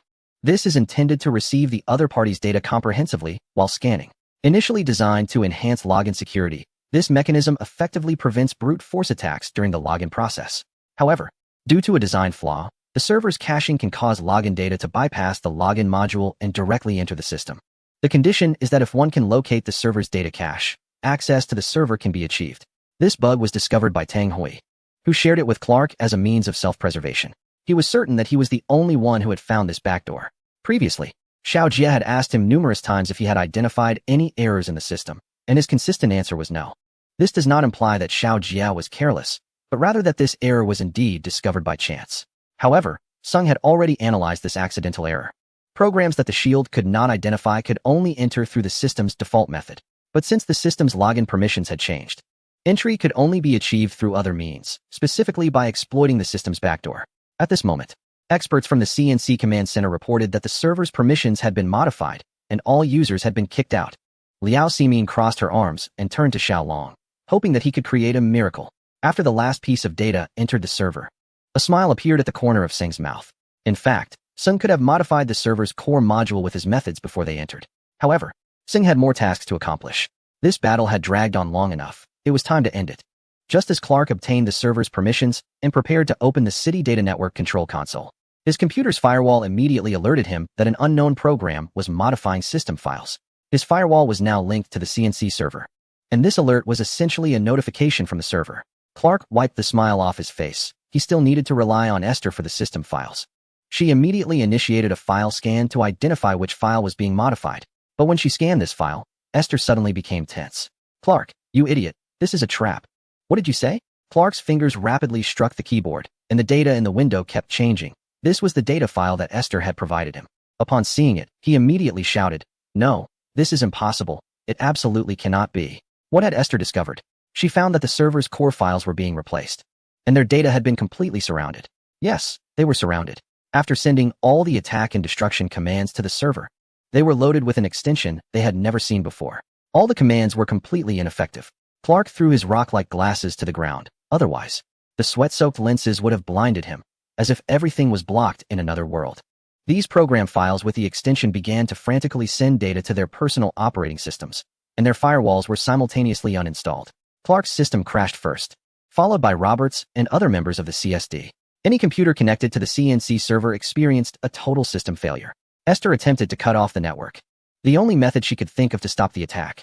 However, it was futile. Her system files were continuously deleted without any prompts. Common functions disappeared one by one, and eventually, even the sound was gone, leaving the computer screen completely black. Everyone's mouths dropped open. Clark was already starting to feel dazed, still unable to comprehend what had happened to them. This needed to be asked of Singh, whose domain had completely engulfed all existing data of the CSD. Like a swarm of ants trapped with nowhere to hide, waiting to see how Singh intended to play with them. Ironically, the attack methods Singh used were all ones they had employed before. Meanwhile, on the CNC server side, Singh had completed the replacement of the module files and messaged CU that the server was back to normal, asking Xiaojia what was going on with the CSD people. Chapter 159. The assassin seeing Singh's message, CU wasted no time and shouted, "Boss, the server data has been restored, and we can log in normally." Before Xiaojia's response could come out, Liao Ximin shouted loudly, his voice reminiscent of the early morning calls of vendors selling eggs, completely erasing any sense of pleasantness. Liao Ximin didn't want to shout, but he got so excited that he couldn't help it, bouncing in place as if he were about to transform. Others didn't have time to shout. His voice alone was enough. What they needed to do was immediately log into the server and check if the system had been compromised. As for what to do about the CSD people, Xiaojia had no authority to decide. Otherwise, he would have wanted Singh to crush them all. Ultimately, this matter had to be decided by Xiaolong. He absolutely couldn't let Liao Ximin know. Xiaolong smiled, having only one thought. Once he confirmed that the CSD would no longer attack, he would immediately let Singh leave the CNC. Of course, to ensure the CSD would stop attacking, these individuals had to be thoroughly eradicated. For those who endangered national interests, there could be no mercy. Thus, Xiaolong translated his orders into a throat-cutting motion. He wanted everyone to know that the consequence of offending the CNC was death. The definition of death here does not actually mean to end their lives. Sung does not possess the advanced technology to kill through the internet. However, Sung certainly has his methods, and his definition of death is to instill a profound fear of CNC in them, ensuring they will never consider attacking CNC again. With this thought in mind, Sung immediately input a series of codes in the ghost domain. On the CSD side, a string of text appeared on all computer screens. Do not attempt to attack CNC again. You will gain nothing but embarrassment. Inform your organization not to consider CNC, or each of you will wish you were dead. Everyone saw this clearly, and at that moment, they felt like computers that had been attacked. Nothing was left. Only emptiness and darkness. This meant they had lost, and their mission had completely failed, or their lives were about to end in that room. Clark wiped the sweat from his face. He wanted to see Esther, as he liked looking at her. Yet, his eyes could not leave the door, as if the assassins with silenced weapons could burst in at any moment to take their lives. Esther had never heard a person's heartbeat before, but now she could hear it. The deafening sound came from her own body. Death was simple, just like their failure, instantaneous. However, she was unwilling. She wanted to try again. But her system had completely crashed. Even if given another chance, what difference would it make? In front of such a powerful opponent, she had no opportunity to fight back. It was like a race that had reached its time limit. She wished for just a little more time, yet the ever-moving time came to a halt at that moment. The others hoped someone would give them an order, something they could do. Yet, the one who usually loved to give orders, Clark, had collapsed. Among all, the calmest was Dennis. He did not care about winning or losing. He only cared about how to survive. He knew the cost of losing. The lives of these people meant nothing to him. Nothing was more important than his daughter. He wanted to give her a complete life, and that was his only belief. The driving force that kept him alive. Finally, the door opened, but it was not someone coming in. It was someone going out. The terrifying face of the murderer flashed in the shadows outside the door, disappearing in an instant. His facial nerves had all died. No one knew what expression he bore at that moment, like a ghost from hell. One could never know the pain and sorrow behind that eerie face. Every second felt particularly long, and Clark and the others did not know what they were waiting for. They told themselves they were not waiting for death, which made it a little easier to bear. At that moment, the door opened again, and a muscular man in a black suit and sunglasses walked in. What did he want? Was he here to reap their lives? He held a silvery, silent pistol in his black-gloved hand. Many people wonder what color death is. In fact, it is the color of the weapon that takes your life. This color is like the scythe wielded by the Grim Reaper, laughing maniacally as it tears at your soul and slices through your flesh, ultimately throwing your scattered body into the purgatory's flames, day after day, year after year. Clark's 2 legs had gone numb, unable to support him any longer, causing him to collapse heavily onto the ground. The assassin didn't even glance at him, stepping right over him. Dennis held onto the butterfly knife he had prepared. If this assassin was to target him first, the knife would be plunged into the assassin's body before he could pull the trigger. However, the assassin did not look at him, but walked straight to Robert's back. Robert seemed completely unaware of the assassin standing behind him, his hands still striking the keyboard. Esther could see clearly that his monitor was completely black. Yes, this unfortunate person had gone completely mad. It seemed he could still see his program commands in his eyes, and he was still attacking the CNC server. On the verge of success, the silvery pistol was aimed at his head, and Esther slowly closed her eyes. She was not afraid of death, but she feared witnessing the deaths of others. With a muffled bang, the bullet entered Robert's skull from the back and exited through his forehead. the bloodstained bullet embedded in the monitor. Cracked patterns were spread with Robert's blood, and his head heavily hit the keyboard. His eyes stared blankly at Clark, who was slumped on the ground. It seemed he still wanted a command, or perhaps a bet with Clark. In the moment of his death, he saw his own blood. And at that instant, he seemed to awaken. He told himself that his life had come to an end. He was relieved that his sadly tragic life had finally reached its conclusion.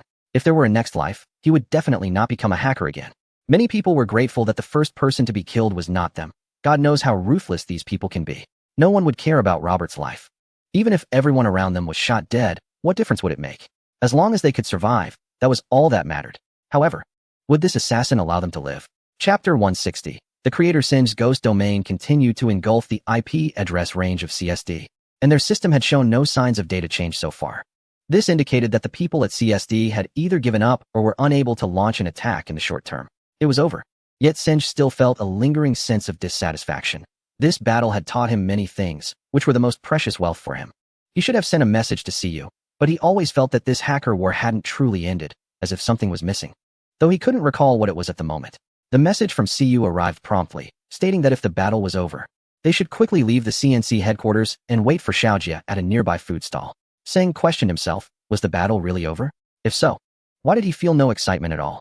Was the opponent truly from the notorious organization? Although they had a bad reputation, it was still a name to reckon with. Could they really be that incompetent? Seng reviewed the data from the ghost domain once more, and everything still appeared normal. The systems of that organization had no data at all. It seemed he was overthinking things. For every thought that crossed his mind, Seng would analyze the reason behind it. But he couldn't find a rationale for this one. Data is the most reliable, yet more often than not, Seng trusted his instincts. He sent a message to CU, indicating that the attack might not be over yet, so they couldn't leave for now. On Xiaojia's side, everyone believed Seng had already left the CNC headquarters. Upon receiving this message, they immediately became anxious again. How could this happen? Hadn't the people over there been dealt with already? Why was there still an attack? Seng was at a loss for words.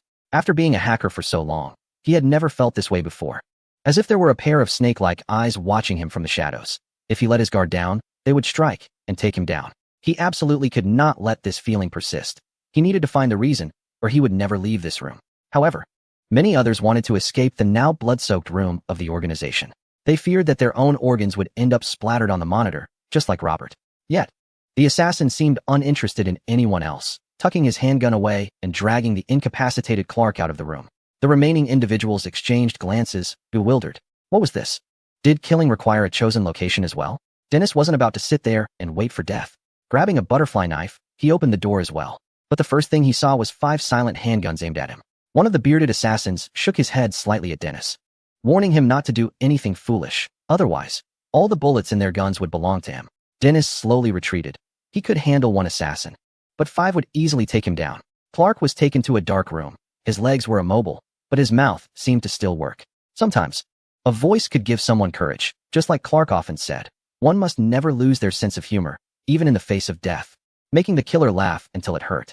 But when someone truly wanted to kill him, his sense of humor had long abandoned him, disappearing without a trace. Please don't kill me. I'm still a virgin. There was no one in the room to hear him, and even if someone did, who would care about his virginity? At that moment, the door was opened again, and Alan, sitting in a wheelchair, was pushed in by the previous assassin. Seeing this ruthless character, Clark felt his tongue tying up, unable to utter a word. Alan, noticing his cowardice, felt a surge of anger and coldly remarked, "If I wanted you dead, do you think you'd still be alive now? Look at you, you pathetic coward. I almost want to kick you a few times." Upon hearing this, Clark realized that Alan didn't intend to kill him, which meant he could continue living. With this thought, Clark suddenly stood up from the ground, excitement coursing through him like he had just taken a hit of something potent. "Alan, as long as you don't kill me, I'll do anything for you. I can give you baths, massage you, help you when you pee, and even zip your pants for you." Clark, filled with excitement, couldn't stop talking. But Alan wasn't interested in his ramblings. He made a gesture to the nearby assassin, who aimed a silenced silver handgun at Clark's head. Just as Clark was about to slump back to the ground, Alan said, "Just because I'm not killing you now doesn't mean I won't in the future. Your life is in my hands. I can take it whenever I want. This mission failed, and while I'm angry, out of my mercy, I'm willing to give you another chance, just this once. If you repay me with disappointment again, I'll take all your lives." Clark nodded repeatedly, willing to accept whatever Alan said as long as he could stay alive. His life was truly a gift, and this opportunity felt like a stroke of luck. Although it was given by Alan, don't expect Clark to thank him. In his heart, He had imagined killing this cripple thousands of times. Now get out of my sight. I don't want to see your pathetic face again. Clark crawled out of the room, feeling a mix of excitement and discomfort. The excitement came from the fact that he could continue living, while the discomfort stemmed from the question of when his life would truly belong to him. The assassin also left the room, but Alan remained. Suddenly, one of the walls split apart, revealing a secret chamber before Alan's eyes. He didn't move. His previously indifferent expression was replaced by one of respect. The person inside the chamber was the true founder of this organization, a figure known only by the nickname the Creator, even to Alan. President, I have disappointed you in this mission, Alan said, lowering his head in a tone of confession. Everything here belonged to the Creator, including his life. The secret chamber was engulfed in darkness, exuding an eerie atmosphere. A cold voice slowly echoed in the shadows. Alan, you haven't done anything wrong.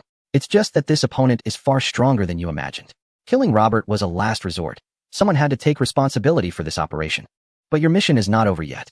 The Creator program will be completed soon, and at that time, the whole world will be mine. Chapter 161. Faith. Alan remained silent. Those inside held absolute power over him, and even if it meant sacrificing his life, he would do so without hesitation. The Creator's plan had taken 10 years to develop, and countless individuals had given their lives to achieve it. Now, as the program was nearing completion, their sacrifices were finally about to bear fruit. Wasn't this something to be happy about? However, Alan couldn't bring himself to feel joy. No one had sacrificed more than he had. His family, everything he held dear, including his legs. He could never forget the moment he first saw the plan. It felt like a small boat drifting at sea for countless years, suddenly discovering land. Wasn't this everything he had pursued for so long? Everyone has their own pursuits, don't they? Yet many people do not even know what they are truly chasing. Still, they continue to give, to struggle, to rush through the vast sea of humanity, feeling lost in the darkness, sleepless and lonely. Pursuit is something easily forgotten. When we spend most of our time figuring out how to secure our next meal, it silently fades from our minds. At that time, Alan was merely a pawn in the game of so-called pursuits and dreams. He created benefits for many, yet received so little in return. Until one day, when he encountered this plan, he felt his soul suddenly find a belief, a faith for which he was willing to give everything. This was his vow, and he acted upon it. To this day, he had become numb to life, wealth, and everything else. All he saw was the Creator's plan. Sometimes, he would ask himself if it was all worth it. But for someone who had nothing, what else could be worth pursuing? His memories faded as the door to the chamber closed, returning the room to its quiet, oppressive darkness. This was the color of his life. The door opened, and the killer walked in. In a way, they were from the same world, for they both lived in darkness, having tasted the pain and loneliness of life. Countless engineers had come and gone, yet the killer remained. Alan did not want to kill him. Every time he saw him, he was reminded of himself. The killer was like a mirror reflecting Alan's own ugly and terrifying soul. Mr. Allen, this isn't over yet. Give me access to the box, and I can take down CNC. The killer's voice was as heavy and empty as the atmosphere in the room. He had never asked for anything because he knew that being allowed to live was the greatest gift Alan had ever given him. What else could he possibly want? But this time, he had to speak up and make a request because he needed to know if the expert from CNC was indeed the phantom butterfly that Esther had mentioned. Alan remained silent, his mind whirring like a computer, contemplating whether the killer's actions could yield the desired outcome. After today's events, apart from the certainty that the Creator's plan can be successfully realized soon, everything else has become uncertain. Alan said, I believe in your skills. But the opponent seems to be even more powerful. Until we gather enough intelligence, I can't do anything with you. As long as you can give me access to the box, I can determine his identity. The killer seemed reluctant to give up, perhaps his entire life, barely hanging on until now, was waiting for this person's appearance. This opportunity was one he absolutely could not forego.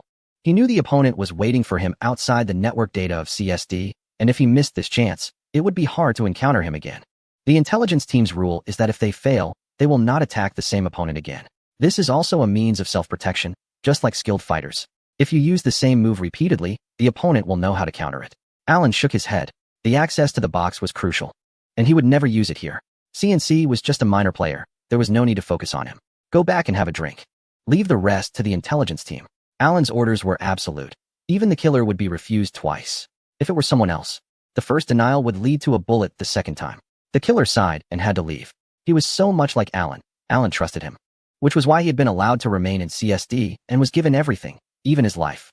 Therefore, he could not defy Alan's orders. This was not just about authority, but an almost familial request.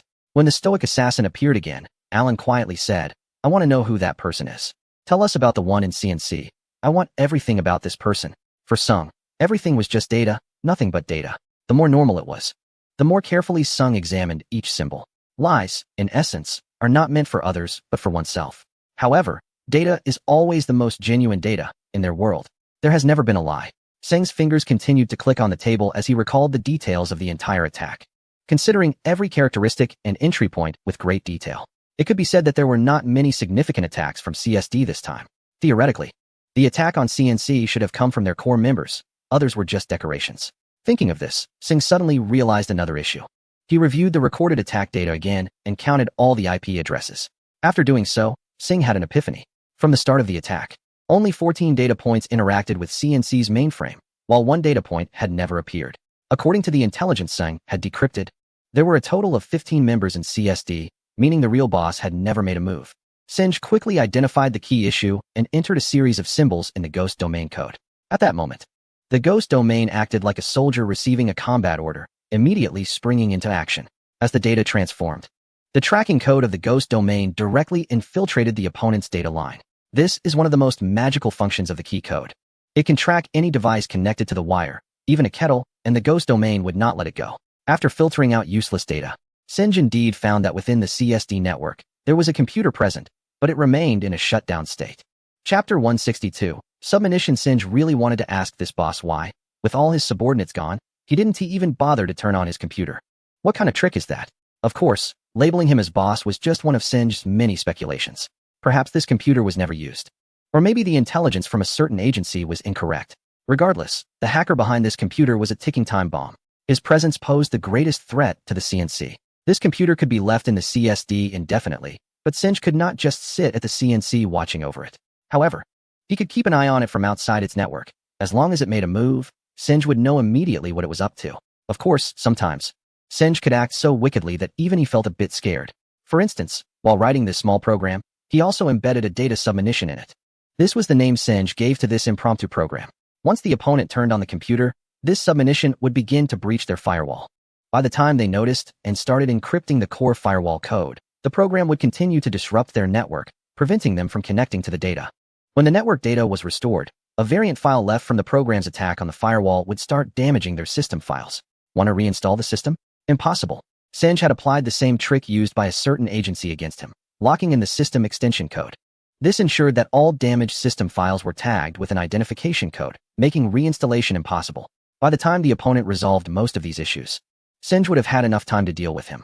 Of course, dear readers, you must have thought of a faster and more effective method. However, Singe thought of it too, and even better. While writing the program, he couldn't help but let out a series of wicked chuckles. It felt like throwing something unpleasant at someone's doorstep. Once everything was completed, this battle was temporarily concluded. Stretching and shaking his neck, although tired, he felt a sense of accomplishment. Meanwhile, the aroma of the dishes being fried by the street vendor seemed to linger in front of him, just like the message from Siyu, shamelessly tempting him. He opened Xiao Jie's cabinet and indeed found a large backpack filled with various daily necessities. Without hesitation, I dumped everything onto the floor and stuffed the computer into the case. Using Xiao Jie's computer, I sent a message to Siyu, saying the battle was over and that I was leaving, asking Xiao Jie to provide cover. Just as I was about to leave, Siyu replied, "Love you, moi. This girl is crazy." I shut down the computer and left the office. On Xiao Jie's side, after receiving the message, he suppressed his excitement and shouted to everyone, "Listen up. CSD is about to launch an attack again. Keep your eyes peeled. No one is allowed to leave this room." His shout made everyone except Siyu tense up, staring intently at their screens without blinking. The few experts who had planned to go look for me quickly returned to their positions. Liao Ximin cursed, "These damn beasts. I cursed them to suffer while doing their business." Xiao Long felt helpless. There were so many female soldiers around, and this guy just couldn't hold back his words. "Sure, you're angry, but can you at least consider the impact?" Liao Ximin didn't care about anything else. Her face was filled with anger, her eyes practically blazing. Was he here to investigate or to work? By the way, who designed this headquarters with so many rooms? It's like a maze. Finding someone is harder than finding a virgin. You, Singu, don't get too proud. As long as you don't leave this building, I will definitely find you. With a large backpack on his back, Singu suddenly sneezed and looked at the weather, the stars twinkling. Who the hell is that? Who? Stop right there. Just as Singu muttered to himself, a voice came from behind. Turning around, he saw a soldier patrolling the area.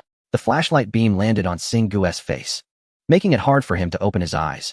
and he instinctively raised his hand to shield himself. I'm an engineer from CNC, heading home. As he spoke, 5 fully armed soldiers approached him, and the flashlight beam fell on his large backpack. What's this? Open it. The soldier's tone was very firm. Singa felt there was nothing to hide, so he opened the backpack. What's this? The soldier's demeanor changed immediately after patting the contents, becoming alert.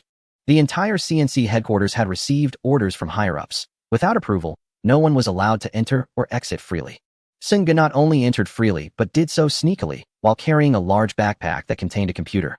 Most importantly, Singa was only around 18 or 19 years old, dressed normally. Was there really such a young engineer? I can explain. You know Xiao Jia, right? He knows me. He can vouch for me as a CNC engineer. Singu realized that in this situation, saying anything was useless, so he directly mentioned someone. However, the soldiers seemed to have no idea who Xiao Jia was. They belonged to the armed forces, which was entirely separate from CNC. How could they know the name Xiao Jia? We don't know any Xiao Jia. What exactly are you doing? As they spoke, the soldiers removed their rifles from their shoulders. The military is not something to be taken lightly. Walking around the barracks at night with a computer while claiming to be an engineer raises questions. What are you trying to do? Singh could see that they were ready to draw their weapons. How could he not be afraid? The military is already a highly confidential unit, and the CNC headquarters is even more secretive. The soldiers have the authority to shoot on sight. Everyone, calm down, one of them said. Xiao Jia is the head of the CNC network department, and his father is Major General Xiao Long. You must have heard of him. While Singh might not have heard of Xiao Jia, he certainly knew of Xiao Long, the commander of the MIST Special Forces. Who in the entire military hasn't he heard of him?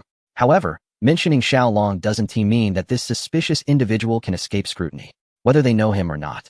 They needed to verify his identity first. This is the military, and there can be no ambiguity. Thinking this, the soldier raised his weapon and ordered, "No tricks. Come with us."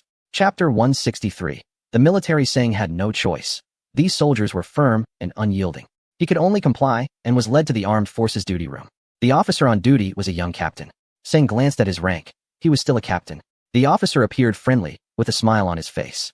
After the soldiers explained the situation, the captain took a large cup characteristic of the military and took a big gulp, then said in a standard northeastern dialect, "You say you know Major General Xiao Long? I believe you because we all know him, huh?" Singh thought northeastern people were great, with their bold and humorous personalities, and assumed he would be easy to talk to. He continued, "I really know Xiao Long. He is the one who asked me to be an engineer. His son, Xiao Jia, you probably know him too. If you don't believe me, you can ask. Are you messing with me? You better clarify what you're doing here. Don't think just because I look friendly, you can act recklessly. You want to get the better of me." Singh felt helpless. Was this guy a joke sent by fate because he was having a tough night? I said it, but you don't believe me. What do you want me to say? Just go ask Xiao Long. But I can tell you, if you don't handle this well, someone will be coming after you. Are you trying to mimic me? The captain seemed genuinely angry now, switching to standard Mandarin. Listen up, this is the military. You're walking around at night with a computer. I can call you a spy or an agent. You may know Major General Xiao Long, but that's part of our duties. Now you need to explain clearly what you want to do. Singh noticed that the smile had vanished from the captain's face, replaced by seriousness. He felt a twinge of fear. After all, this was the military, not a place for jokes. However, Singh remained calm. In this situation, no explanation he gave would be reasonable. The only way out was for Xiao Jia or Xiao Long to come and speak with him. Thinking of this, Singh slowly said, "Actually, I can talk to you, but this involves the highest secrets of CNC, and I have no right to tell you. If you want to know, let Xiao Long come and speak to you. Moreover, I want to leave here within 5 minutes, and you will take responsibility for all the consequences." The captain was taken aback by Singh's tone. As far as he knew, the CNC server had suffered a massive hacker attack tonight, which was why the higher-ups had instructed them to ensure the security of the base. The investigation team from the military headquarters was at the base, and as the armed unit responsible for base security, they could not afford to be careless. However, looking at Singh, he didn't seem to be lying at all. If what he said was true, this matter was indeed beyond his control. Thinking of this, he instructed the soldiers to take Singh away and began to contact Xiao Long. However, Xiao Long was currently at the command center and was not in the office at all. The captain hung up the phone, thought for a moment, and decided to go to CNC personally to inquire about the situation, as this was no joke. On Xiao Jia's side, he checked the time and felt it was about right. He exchanged glances with Xiao Long and said, "The attack is over. Everyone can take a break. We won. Let us cheer, OHY. Even Xiao Jia felt this sounded fake. Liao Ximin looked at him and said with a forced smile, "Are you crazy? What do you mean OHY? How did we win?" Xiao Jia chuckled and said, "Winning means that the group from CSD has been dealt with, and they won't launch another attack. That is what it means." Looking at Liao Ximin, Xiaojia's confidence waned, and by the end, he could barely hear his own words. Liao Ximin snorted and said, I suddenly realize I shouldn't investigate the Trojan horse. I should investigate you first. You're more annoying than the Trojan horse. Are you deliberately putting on a show to divert attention from Sing? Are you messing with me? Liao Ximin was genuinely a bit angry. He didn't care about the Trojan horse or CSD. What he wanted was Sing. What mattered most to him was talent. Now it seemed that Sing had probably left the military long ago, and he wouldn't be able to extract any information from these people. The more he thought about it, the angrier he got, and he almost wanted to take action. Xiaojia quickly took a step back and said, Uncle Liao, I was the first in the fighting competition. I can even do the shadowless kick. Let me show you a drunken fist first. Xiaolong helplessly said, Ximin. If you're not tired, others are. Since the attack is over, let us go to the cafeteria and have a drink. Is there Matai? No. We usually drink alcohol mixed with water. Xiaolong finally managed to pull Liao Ximin away, and Xiaojia let out a sigh, telling everyone to go back and rest. He also planned to go to the food stall to get something for Sing, as he had promised Sing. Soldiers aren't wealthy people. They can afford food stalls. And this gesture of heartfelt kindness is more important than any delicacy. As Xiaolong and Liao Ximin stepped out of the command center, they ran into the captain. Report. Attention. Salute. Xiaolong is the highest commander of the base and is very strict about rules, something the lieutenant is well aware of. The person beside him, although dressed casually and unfamiliar, has an air about him that suggests he holds a high rank. At ease, what is the matter? Report, our patrol soldiers encountered. Before he could finish, Xiaolong immediately reacted. This person could only be Sing Go. He had personally issued orders for the entire base to be under strict lockdown today, and no one was allowed to enter or exit without his command. Xiaolong frowned and interrupted. What? The lieutenant was quick to respond, realizing they must have encountered someone. But Xiaolong deliberately cut him off to emphasize his point, clearly knowing what he was about to say. Was it not convenient to discuss in front of this casually dressed individual? Could that young man really be a secret engineer from CNC? After a brief moment of thought, the lieutenant quickly said, they ran into a big tree and got injured, so I'd like to request leave to take him to see a doctor. Send him immediately. Yes. The lieutenant turned to leave, but Liao Ximin suddenly coldly exclaimed, stop right there. Report. Both the lieutenant and Xiaolong broke into a cold sweat. They had truly underestimated Liao Ximin. It was no easy feat to become the commander of the Divine Domain or to be appointed as the leader of the investigation team by the Corps. Did they really think Liao Ximin only knew how to yell? Ran into a tree? You want to see a doctor? Is there no doctor in the base? Who are you fooling? Take me to see this soldier. After saying this, Liao Ximin led the way out of CNC. Chapter 164 Escort. Liao Ximin was no fool. He wouldn't let this matter slip by him. Colliding with a tree in the middle of the night? That was hard to believe. It could only be Sing Go. Liao Ximin even thought about what to say when he met Sing Go. Anyone who could stop the CSD was someone he had spent a lifetime searching for. And now that person was right in front of him. How could he possibly miss this opportunity? He was pleased, while Xiaolong and the lieutenant were left dumbfounded. If Liao Ximin were to meet Sing Go, they could forget about ever seeing him at CNC again. Others might not understand Liao Ximin, but he certainly did. The most important thing was that Sing Ge's identity must not be exposed. Was that a valid reason? Xiaolong asked himself. In terms of confidentiality, the Divine Domain was hundreds of times more secure than CNC. It could be said that since the establishment of the Divine Domain Department, very few people knew where their headquarters was or how many members they had. Xiaolong couldn't bear to lose such a talent as Sing Go. He was exactly what CNC needed. With him, the defense of the fourth domain would be virtually unbreakable. No matter what, Liao Ximin must not poach this talent. And then there was this inexplicable lieutenant. If it weren't for him bringing the news, how would Liao Ximin have known? The lieutenant also realized he had made a mistake. He knew Xiaolong's temper. Even though he was in his 50s, when angered, he could still throw you down and, if that wasn't enough, stomp on you afterward. The best strategy is to retreat quickly and get out of Xiaolong's attack range. However, it was too late. Xiaolong's large hand had already reached for his collar. At that moment, the lieutenant felt like a chicken watching someone sharpen a knife, having lost all the feathers on its neck, even feeling a pang of pain in an unexpected place. When Xiaolong's other hand landed on his waist, the lieutenant realized that the old man was preparing for something unpleasant. In a moment of desperation, he shouted, "Report." But before he could finish, the world around him suddenly became chaotic, like a stirred-up lake, where nothing was distinguishable anymore. The only thing he could see clearly was that Xiaolong was somewhat balding as he passed over the lieutenant's head. When his body hit the hard marble floor with a thud, his entire world shattered into darkness. It felt as if all his internal organs were in disarray, especially his stomach, which seemed to have been jolted up to his throat, explaining why he felt an overwhelming urge to vomit. In short, Xiaolong had thrown him down. And he couldn't help but think about his special water cup, which Xiaolong had personally awarded him when he was transferred to the armed department. At that time, he thought the old man was decent. If he could have a second chance, he would let Seng ride on his back to carry him out of the base. Xiaolong effortlessly stepped over him. The fall took only a few seconds. There was still time before Liao Ximin reached the duty room, allowing Seng to leave. He took the wireless walkie-talkie from the lieutenant's waist and immediately issued orders to the soldiers in the duty room. The soldiers, who had been watching Seng, acted quickly upon hearing Xiaolong's command. They clearly heard the last instruction, to personally escort Seng out through the back gate of the base. After putting down the walkie-talkie, one soldier lowered his weapon and smiled at Seng. Seng, the Major General has asked us to personally escort you out. It's a misunderstanding, so don't take it to heart. Once they clarified the situation, Seng didn't mind at all. It was their duty. If everyone could wander carelessly around the military base, what kind of safety would there be? With everything sorted out, he thought he could leave. Seng slung his large backpack on his back and walked toward the back gate under the soldier's escort. As he approached the large gate, he finally felt relieved. However, just as he was about to step out, a voice suddenly called from under a nearby tree. You must be Seng, right? Upon hearing this, everyone stopped in their tracks. The soldiers instinctively raised their weapons and shouted towards the tree. Who goes there? Come out. I am Liao Ximin, and I am the highest authority here. Even Xiaolong can't outsmart me, and you still think you can sneak out the back door? I've known about your plans all along. Liao Ximin said with a sly smile as he stepped out from behind the tree. Seng certainly knew who Liao Ximin was. Xiao Jie had mentioned this person more than once. The bottom line was clear: beware of fire, theft, and Liao Ximin. This person appeared to be in his 40s, standing tall and exuding an aura of someone in power. Many people might ask, what does it mean to have the aura of a superior? The essence of this aura lies in a person's posture and gaze. Standing like a pine tree, tall and resilient, unyielding in spirit. The gaze is sharp and focused, making everyone in front of them feel an inexplicable sense of humility. This is the presence of a superior. Does Seng think this has anything to do with him?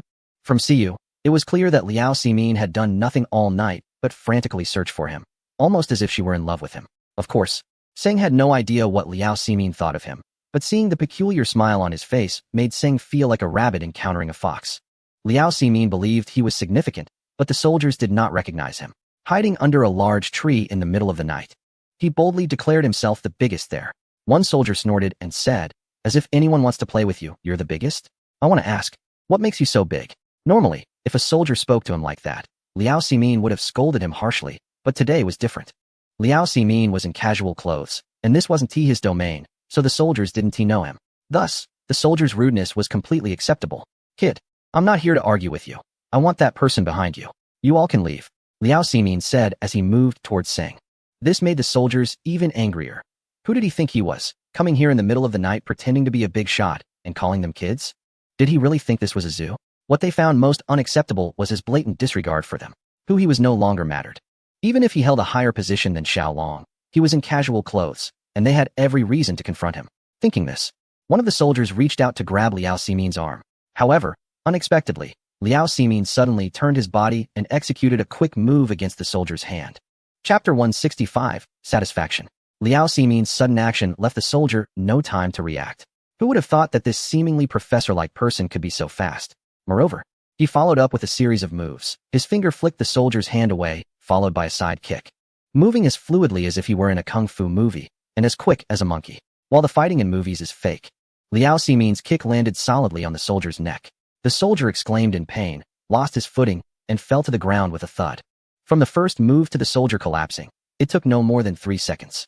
The scene that unfolded in those 3 seconds completely overturned everyone's expectations. In those 3 seconds, the remaining soldier immediately raised his weapon. This was the military, and since this person had attacked without hesitation, they were entitled to use their weapons according to security regulations.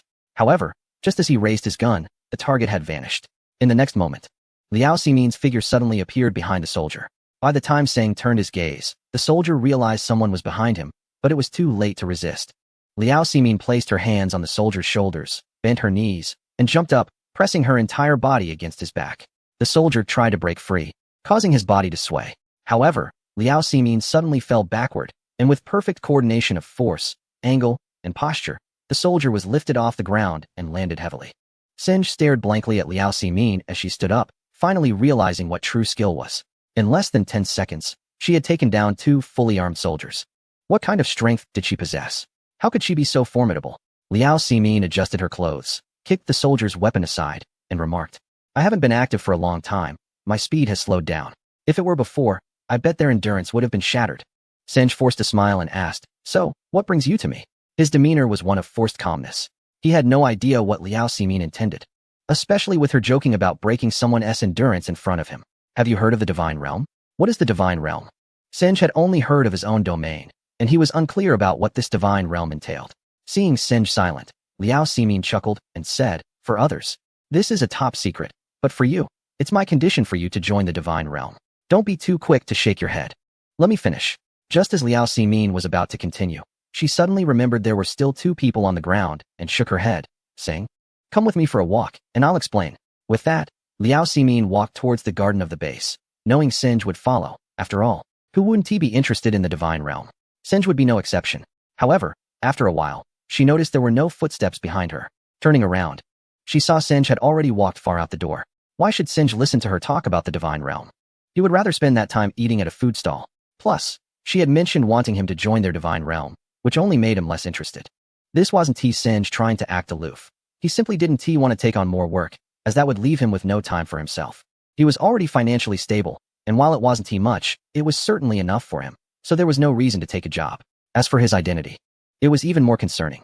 If Xiao Jie and Xiao Long from CNC found out, as well as Yuhan, the consequences would be unimaginable. Senj definitely wouldn't engage in such a risky endeavor. Liao Simin wiped the sweat from her forehead, realizing she had no choice but to catch up with Senj, and said, hey, you've got quite a personality. Do you know who I am? Aren't you the leader of the investigation team? Everyone calls you Director Liao. Senj didn't intend to stop. In fact, he quickened his pace, eager to escape her. Especially since he was carrying a computer case, which was tiring enough. Knowing I'm Director Liao, and still giving me no respect? Thankfully, no one saw this, otherwise, I would be in quite the predicament. While speaking, Liao Simin glanced around. This was still within the base's perimeter, although it was some distance from the city. One could never be sure if someone was watching. Seng chuckled and said, Liao, why are you following me instead of investigating the Trojan issue? Inside the base, Seng could show him respect, but outside, especially since Liao Simin was in casual clothes and Seng himself was not from the military, he naturally felt a bit more confident in his words. After walking for a while, he had calmed down. Liao Simin was indeed formidable, but it wouldn't make sense to just beat him up indiscriminately. Let me be straightforward. The divine domain needs talents like you. CNC can't offer you much in terms of development space. Only in the divine domain will you find your place. Seng had heard this before, when Xiao Jie recruited him. He said the same thing, and the transfer order was still at home. Although he eventually joined CNC and became their part-time engineer, it was based on emotional grounds. At other times, apart from being a library administrator, Seng's identity was that of a hacker, and he could give up anything. But this was something he absolutely couldn't abandon. I appreciate your good intentions, but I'm not the person you want. I only have a basic understanding of network technology. I don't know anything else. You should look for those real talents. With me, you're just wasting your time. Seng thought he had been resolute enough in his refusal, but Liao Simin laughed and said, a basic understanding of network technology? Your skills can take down the CSD Hacker Legion, crack wireless devices, modify the operation programs of the Skywing satellites, and change the core code data of CNC servers, altering the login module. Who would believe this if they hadn't seen it with their own eyes? I don't believe what you're saying. Who can do that? I certainly can't. I think you should find someone who can actually accomplish these things. But that person is not me. Liao Simin was right in what he said, but he only spoke of the results, not the process, and Seng could easily deny it. Or perhaps in this world, apart from the creator of the code, no one else could know how Seng did it. Liao Simin understood that Seng was denying it. But even so, he had no intention of giving up and continued, whatever wish you have, I can fulfill it for you. Upon hearing this, Seng finally stopped. Chapter 166, The Magic Lamp. Seng paused, making Liao Simin think he really had some wish to fulfill. Smiling, he said, go ahead, anything is fine. I am the magic lamp in your life, standing right in front of you, ready to fulfill all your wishes. Everyone has wishes, and Seng certainly had his. But he was unsure whether his wish could really be granted by this grinning magic lamp. Even if it could be fulfilled, Seng would not make any demands. Wishes are also a kind of irresistible desire. Once there is desire, the defenses of the soul can collapse, be exploited, and even be permanently shackled by the chains of desire, leaving no room for freedom. Senj would never allow anyone to take advantage of him, especially not at the cost of his freedom. Of course, Senj has desires too. He wishes for his parents to be by his side, just like when he was little, to embrace and care for him. However, he hopes to achieve this through his own efforts, not by trading his freedom. Liao Ximin's conditions seemed like a moon in the mirror or flowers in the water. Even if he could obtain them, they would shatter at some point. Just like a good dream that is easy to wake from, the brilliance fades, leaving only darkness and loneliness. So, Mr. Liao, go back to your lamp. I have no wishes that you can fulfill. How could you have no wishes? When I was your age, I was constantly thinking about being with the school beauty. Everyone has wishes, don't they? But do you know what lies behind those wishes? It's power, the power to make everything happen. My lamp represents power. If you join the divine realm, you too will have the power to fulfill all your wishes. Why not? This would be a good thing for your entire life. Wouldn't it? Liao Ximin's incessant chatter made Sen's ears buzz. Unable to bear it any longer, he spoke up. Mr. Liao, can really any wish be fulfilled? Yes. Even if you want to dive deep to retrieve a sunken ship, or go to the moon to collect rocks, or have someone wipe you after using the restroom. It's all possible. My only wish is that you could disappear. You're playing with me. With my status, you dare to play me, unscrupulously and recklessly? Do you realize that this will not end well for you? Senj was certainly aware of his status and understood it well. But can even the highest status compel someone to do what they are unwilling to? This was already the case without joining the divine realm. If he actually joined, wouldn't this guy become even more unbearable? No one wants to play with you. Look at the time. I really don't feel like discussing this with you right now. Besides, I'm currently with CNC and have no intention of leaving. If Xiaolong and Xiao Jie agree to let me join the divine realm, I wouldn't say a word. You should go find them. Goodbye. Senj left without looking back, but this time, Liao Ximin did not chase after him. Senj turned back for a moment, and that glance sent a chill down his spine. Liao Ximin had vanished. The entire street was deserted, with only trees the thickness of bowls on either side and a patch of grass beyond that. Where did that guy go? Stop looking. I'm right here. The voice suddenly echoed from the back of Senj's head, startling him so much that he nearly fell to the ground. How could this guy move around like a ghost, appearing without a sound? What do you want? I've said everything I needed to say. Why are you still haunting me? If you keep this up, I'll call for help. Senj was so frightened that his skin prickled, and his mood had turned sour. There was no way he could maintain a good tone. But Liao Ximin showed no sign of anger. Although scared, Senj felt a bit guilty. He just really liked Senj as a person. Sometimes, liking someone can happen in an instant. Liao Ximin didn't know much about Seng, but she genuinely liked this child from the bottom of her heart. Especially when she offered such high conditions to tempt him, Seng remained unfazed. As he said, everyone has wishes, but how many can truly be realized? She gave Seng an opportunity to cheat, yet he didn't care at all. This isn't about age, it's about a person's integrity. Such a person is exactly what she has been searching for her entire life. Fear.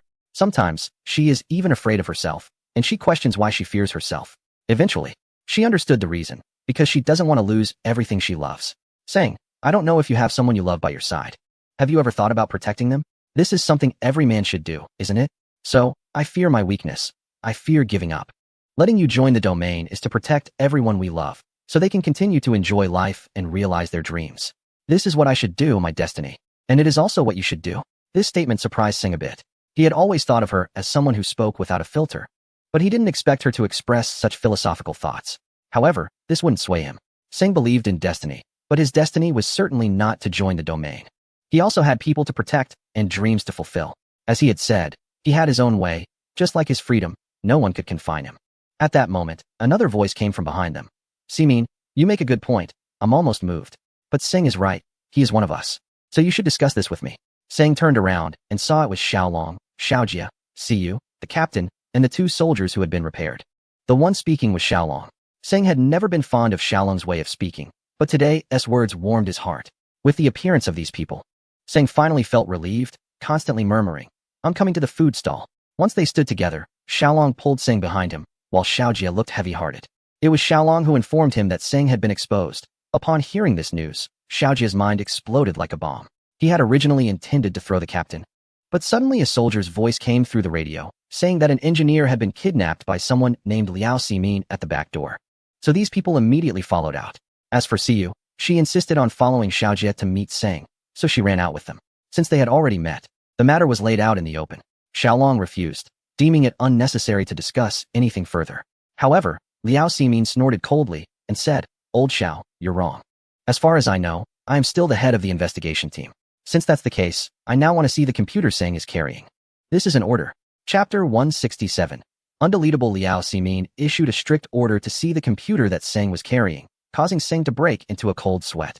While Xiao Jia was thoroughly drenched with fear, he kept muttering under his breath, complaining about Singh, questioning why he had to carry a computer if he was just going to leave. Seng certainly had his reasons. If he uninstalled all the software, the CNC server would immediately lose all defenses. As long as the software wasn't uninstalled, the code would continuously protect the CNC host, even in the event of a disconnection. To completely delete all the code, a network connection to the host server would be necessary. This was a protection program designed to ensure that the ghost domain and the shield could still operate even when disconnected.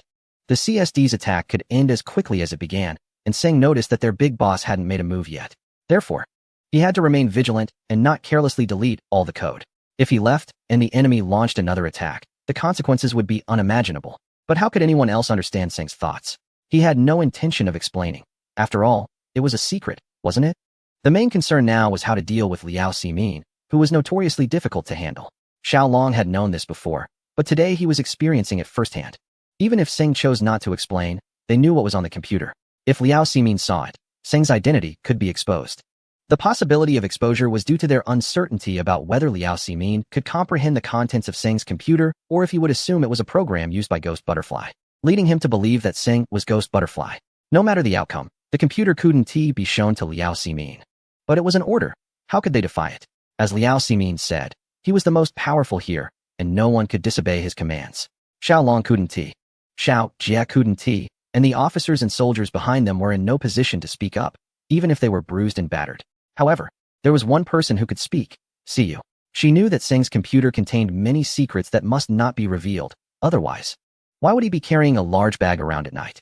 Moreover, Siyu understood that Liao Ximin's actions were not meant to trouble Seng, but rather to make things difficult for Xiao Long and Xiao Jie. Liao Ximin was trying to force them to agree to let Seng join the divine domain, and it seemed he had calculated that they would refuse to show him the computer, giving him grounds to label them as disobedient. Once that label was firmly established, he could set conditions for Seng to join the divine domain. This old fox, was he not a master of scheming, having calculated everything perfectly? After a fierce internal struggle, Siyu indeed acted on her thoughts. She yanked off the backpack and ran away. She wasn't afraid. For Seng, for CNC, for world peace, she did it. She also knew that while Xiao Long and Xiao Jie couldn't defy the order, they could plead on her behalf. Even if they couldn't succeed, she wasn't worried. At worst, she would no longer be a soldier, and she still had a few months left before transitioning to civilian life. What was there to be afraid of? The scene unfolded quickly and unexpectedly. The first to react was Liao Ximin, and she seemed ready to take matters into her own hands. Did she really think she could rely on others to bring that rebellious girl back? Before she could even take a step, her arm was grabbed by Xiao Long Ximin. Did you see that? This girl has gone rogue and is faster than a rabbit. What should we do? Liao Ximin couldn't help but feel a mix of frustration and amusement. If he didn't want her to chase after the girl, he could just say so instead of all this nonsense. You old man, are you doing this on purpose? Xiao Long immediately turned to Xiao Jie and Seng Gu, saying, I command you to bring that rebellious girl back at once. How dare she act up in front of Team Leader Liao? Do you think Team Leader Liao will tolerate her? Look how upset Team Leader Liao is getting. When she came to guide our work at CNC, is this how you repay her? This is unacceptable, especially from that girl. I remember when she joined CNC, I thought she... Liao Ximin helplessly interrupted, Old Xiao. Stop acting. It's getting ridiculous. Save your breath before you pass out from talking too much. Given the situation, what else could Liao Ximin do? Accuse the girl of disobeying orders? As a team leader at CNC, how could he let a girl outsmart him? This wouldn't sound good if it got out. Despite all the planning, he hadn't accounted for this girl, which was ultimately his own mistake. Besides, could Xiao Long and Xiao Jie really just watch him deal with this situation? Thinking of this, Liao Ximin said, you guys have some guts. I admit my mistake. But remember this, Seng Gu will definitely go to the divine realm, and the highest military command's orders will reach you, Old Xiao, tomorrow. I don't believe you can just take Seng Gu away when that happens. At this point, Xiao Long and Xiao Jie, especially Seng Gu, felt a chill. This was serious. The highest military command's orders were as authoritative as a decree. Once that seal was stamped, Seng Gu would officially belong to the divine realm. Liao Ximin seemed to be just as ruthless as people said when it came to talent. Xiao Long had considered everything but this. Ximin, aren't you going a bit too far? We're both in plain clothes now, and I won't use any formalities with you. Seng Gu is part of CNC. If you want him, you can just take him without the military command's orders. You're giving CNC no face at all. Liao Ximin shook her head helplessly and replied, Old Xiao, you can say whatever you want. Even in plain clothes, you're still a soldier. As a soldier, the country's interests come first. Seng Gu doesn't belong to CNC, nor to you or me. He belongs to the motherland. Don't you understand this principle? The two argued back and forth, and Seng Gu listened carefully. They each had their reasons, but it seemed they had forgotten one thing. Whether he would go to the divine realm was up to him, not anyone else. Everyone. Can I say something? Singe's tone was particularly harsh, and Xiao Jie wanted to stop him. Everyone was upset right now, and if their words clashed, it could lead to unimaginable consequences. Singe didn't understand military matters, but Xiao Jie did, and he couldn't let Singe act recklessly. However, his attempts to intervene were futile. As Singe continued, I really appreciate how much you think of me, but that doesn't mean I have to follow anyone's arrangements. This is my right, I assent it, and it's also the respect I deserve.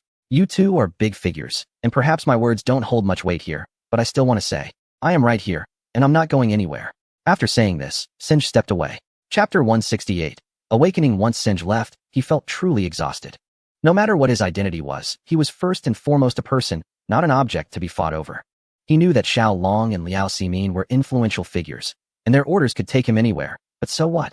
No one could change the trajectory of his life unless he willingly allowed it. Otherwise, no one could force him. Rather than being a matter of personality, it was a belief he firmly upheld.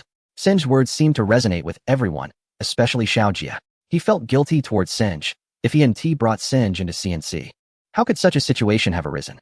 Singe had worked hard to help CNC through tough times, and not only was there no gratitude shown, but now there were various means being employed to control his life. Even if he were Singe, he would say the same. Just because one holds a position of power, does it mean they can disrespect others? Can they casually demand that others do things they are unwilling to do? Were Xiao Long and Liao Ximin not thinking the same way? If it weren't for Singe today, CNC would have long since fallen apart. Did they really have the time to stand here and play games? Was this what they should be doing? Singe's figure was elongated by the streetlights, appearing so lonely and desolate. His frail silhouette imprinted itself on everyone's hearts, making them realize that what they should offer Singe was not commands, but care for this young man. Moved by this realization, Liao Ximin sighed and said, Old Xiao, perhaps we were all wrong. Xiao Long lit a cigarette, but before he could take a puff, Liao Ximin snatched it away. With no choice, he lit another one, took a deep drag, and slowly exhaled. In the haze of smoke, Singe slowly disappeared into the night, and Xiao Jie followed suit. If others didn't thank Singe, he would. Liao Ximin said softly. What parent wouldn't be proud of such a child? Xiao Long replied. Singe is an orphan. What did you say? Those words hit Liao Ximin like a heavy punch to the heart, causing all his feelings to collapse and explode like a tumultuous upheaval. Singe was an orphan, yet he bore a proud spirit, unmoved by temptations or benefits. How could that not be touching? How could it not evoke compassion? Liao Ximin is a person who values talent, and Seng has always been someone he believes in. At this moment, Seng is deeply etched in his heart. Regardless of whether Seng goes to the divine realm, he knows that Seng's future is limitless. After Xiao Jie caught up with Seng, he initially wanted to say sorry, but he felt that was a bit impractical. He thought about saying thank you, but that wouldn't be what Seng wanted to hear. Seng knew Xiao Jie was following him from behind, but didn't speak. It wasn't that he had nothing to say. He was simply too hungry to muster the energy to talk. This was Seng's habit. Whenever he took a stroll on the street at night, he had to eat something, much like the feeling after watching a late-night movie and returning home. Xiao Jie thought for a moment and finally said, It's so late. I wonder if the food stall is still open. Seng replied, What are you waiting for? It's already late, and I'm about to starve. Upon hearing this, Xiao Jie finally relaxed. It meant Seng hadn't taken the earlier matter to heart, which made Xiao Jie respect him even more. Fortunately, the food stall was still open, indicating that business wasn't great that night, as the owner and staff looked like they were about to fall asleep. As soon as Xiao Jie entered, he shouted, Boss. 10 kilograms of rice, a case of beer, and whatever dishes you have, cook them quickly. The boss opened his eyes and immediately perked up, turning to his staff and yelling, Get up. We have customers. It's a big order. Who would order 10 kilograms of rice? Are they planning to stuff their mouths? Seng took the water jug and drank several cups as his throat felt like it was on fire. He wanted to ask Xiao Jie where Siyu had gone. But just then, Siyu rushed in, drenched in sweat and carrying a bag. She grabbed the cup from Seng's hand and drank it all in one go. Oh my gosh, I'm exhausted. This is even harder than a military assault. Xiao Jie laughed and said, I ordered a lot of delicious food for you. You did great today. You deserve praise. Siyu placed the bag into Seng's arms and added, That's more like it. I've sacrificed my future for you guys. And you don't even say thank you. Seng awkwardly smiled. I didn't realize you were so brave. Thank you. Finally smiling, Siyu pulled up a chair and sat next to Seng. Considering the table could seat at least 8 people, with Seng and Xiao Jie sitting across from each other, Siyu's presence next to Seng felt intimate. Xiao Jie looked around and said, Boss, I'm starving. Hurry up and whip up some scrambled eggs or something. With the unique scent of the girl's sweat wafting in the air, Seng felt refreshed. After all, he was still a boy who had never been close to a girl. With Siyu sitting so close, The accidental brush of their bodies sent a jolt through him, making him want to hide under the table. Xiao Jie continued, but you should consider the consequences. What if Liao Ximin punishes you? Siyu chuckled, what is the big deal? Worst case, I'll just get discharged. Anyway, Seng will take care of me, so I'm not worried. Senka's face turned bright red, reaching all the way to her neck, and she felt a tickle in her throat, as if she wanted to cough. Xiao Jie helplessly said, I've noticed that women these days have such thick skin. Did Senka say she would support you? Siyu huffed and defiantly replied, Senka, are you going to support me or not?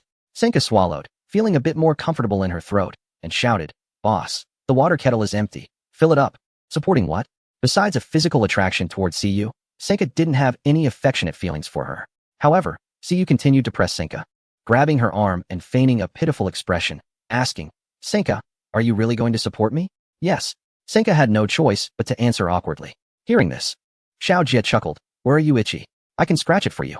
The boss's dishes began to arrive one by one, and the group fell silent, diving into their meals.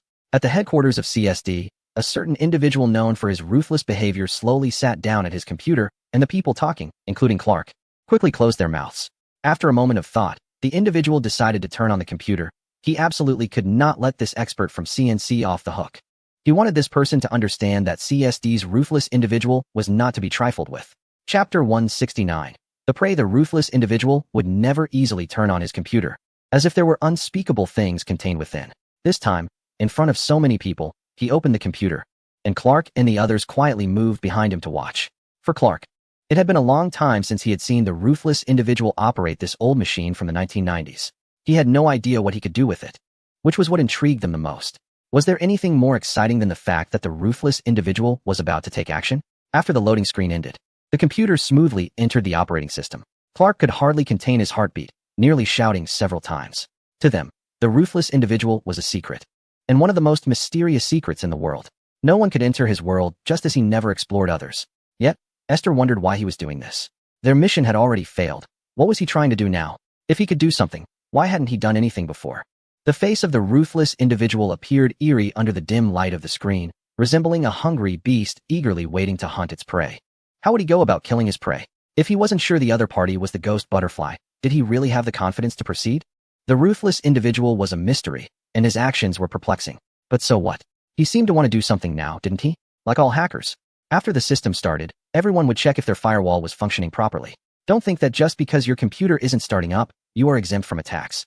Some hackers couldn't care less whether your machine was on or off. There are more residual variant viruses in the system. These viruses are executed alongside system files when the system restarts. They typically hide in your system registry or memory, and you will never notice their existence while the system is being operated. Once the system boots up, the virus immediately activates, and you will find that your computer is already ruined. Any self-respecting hacker would not do this, but many hackers lack such dignity. The individual known as the killer also has this habit, but he is very confident in his system. As he puts it, he hasn't properly used his system for almost half a year, so even the viruses must be bored to death. The main thing is that his firewall is built from a core module of his own unique encryption software, which has undergone 128 layers of encryption. It may be a bit bulky, but it's tough and not easily defeated. Clark has witnessed the power of this firewall. At least, he knows that with his abilities, he cannot break through it. When he first arrived at CSD, the killer was responsible for testing his skills.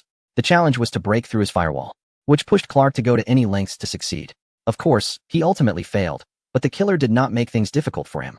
He simply stated that this firewall was earned with lives. Nobody can break through it. What he wanted to convey to Clark was that if he wanted to live well, he should leave CSD. If he wanted to play with life and seek thrills, he shouldn't be afraid of death, because CSD could claim a person's life at any moment. Clark would joke with anyone, but he never doubted the killer's words. Seeing his ghostly face every day, one would eventually be scared to death. Not only Clark, but everyone at CSD had seen the killer's firewall, and he had said the same thing to each of them. It seemed that the only purpose of his actions at CSD was to deliver this message to these people, alongside showcasing his firewall. Everyone wants to show off a bit, right? The killer is no exception. While demonstrating the firewall, he also showcased his attacking techniques. As Clark described it, their systems were as fragile as a virgin membrane in the face of the killer's attacks, and once breached, it would bleed profusely. Every time he said this, Clark would glance at Esther, but all he received from her was a middle finger. But what was the killer trying to achieve with this? Don't think others are unaware. He simply wanted to show these people how he differs from other hackers.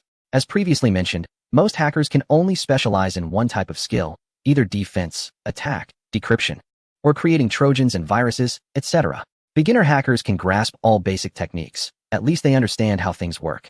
However, those with more advanced skills can only specialize in one based on their interests.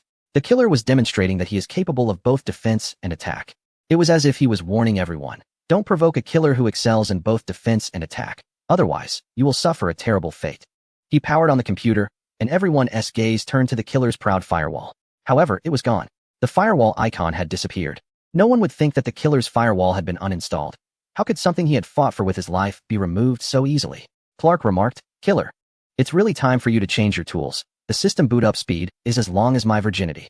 After saying that, Clark glanced at Esther, who didn't even look at him, and casually replied, "F you. You always say that. Do you dare to act on it?" Esther had no intention of acknowledging him and just stared unblinkingly at the killer's computer. While others thought the killer's computer was slow, he was quite confident in the speed of his system. The firewall hadn't failed to start. It seemed to have been uninstalled. This was impossible. The killer couldn't believe that his computer could be attacked without even being booted up. He opened the system file manager to look for the core files of the firewall. Although others didn't know how his firewall was programmed, they could tell that it was currently being uninstalled. The files in the firewall module were a mess, with most of them missing. Clark was shocked, saying, "What the hell is going on?" The killer wanted to know the same thing. His computer wasn't even fully booted up, for goodness sake. It was just that when Robert caused the network congestion, he had compressed those junk files. Could such a simple action expose his whereabouts? Was that even possible? This was ridiculous. Who could do that? Without thinking too much, the killer immediately opened the module and began encrypting the core files of the firewall. That was the only thing he could do. Otherwise, he would just have to watch his firewall being uninstalled, and then the attacker would waltz into his host, wreaking havoc without restraint. Clark helplessly said, "Do they want to wipe him out completely?"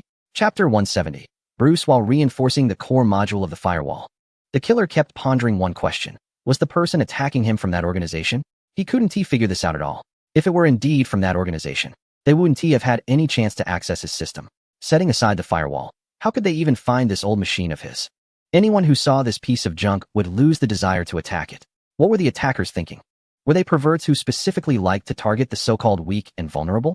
If they weren't from that organization, it was even less likely that anyone else could find this old scrap. The main question was, what use was it to attack such a piece of junk? Could they find satisfaction in that? However, others didn't share his thoughts.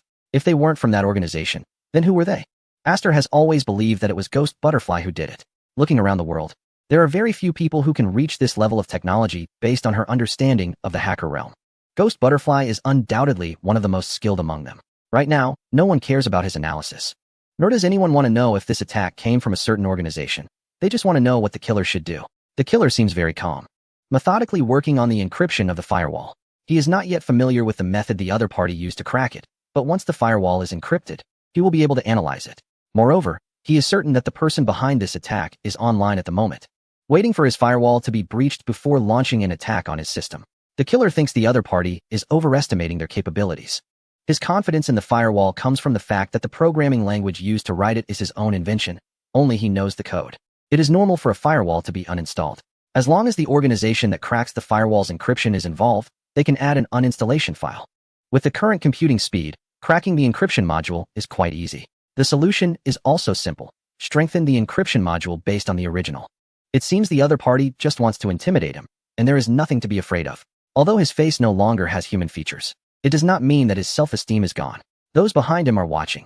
If he gets taken down like this, he can forget about maintaining his air of mystery in front of them. However, just as the firewall finished encrypting, he was about to check the server when he suddenly found that the network was down. What is going on?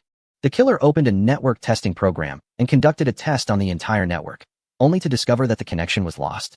Moreover, it was a physical disconnection. A physical disconnection simply means that the network cable has been unplugged or the connection is loose. However, a physical disconnection caused by a hacker is not that simple.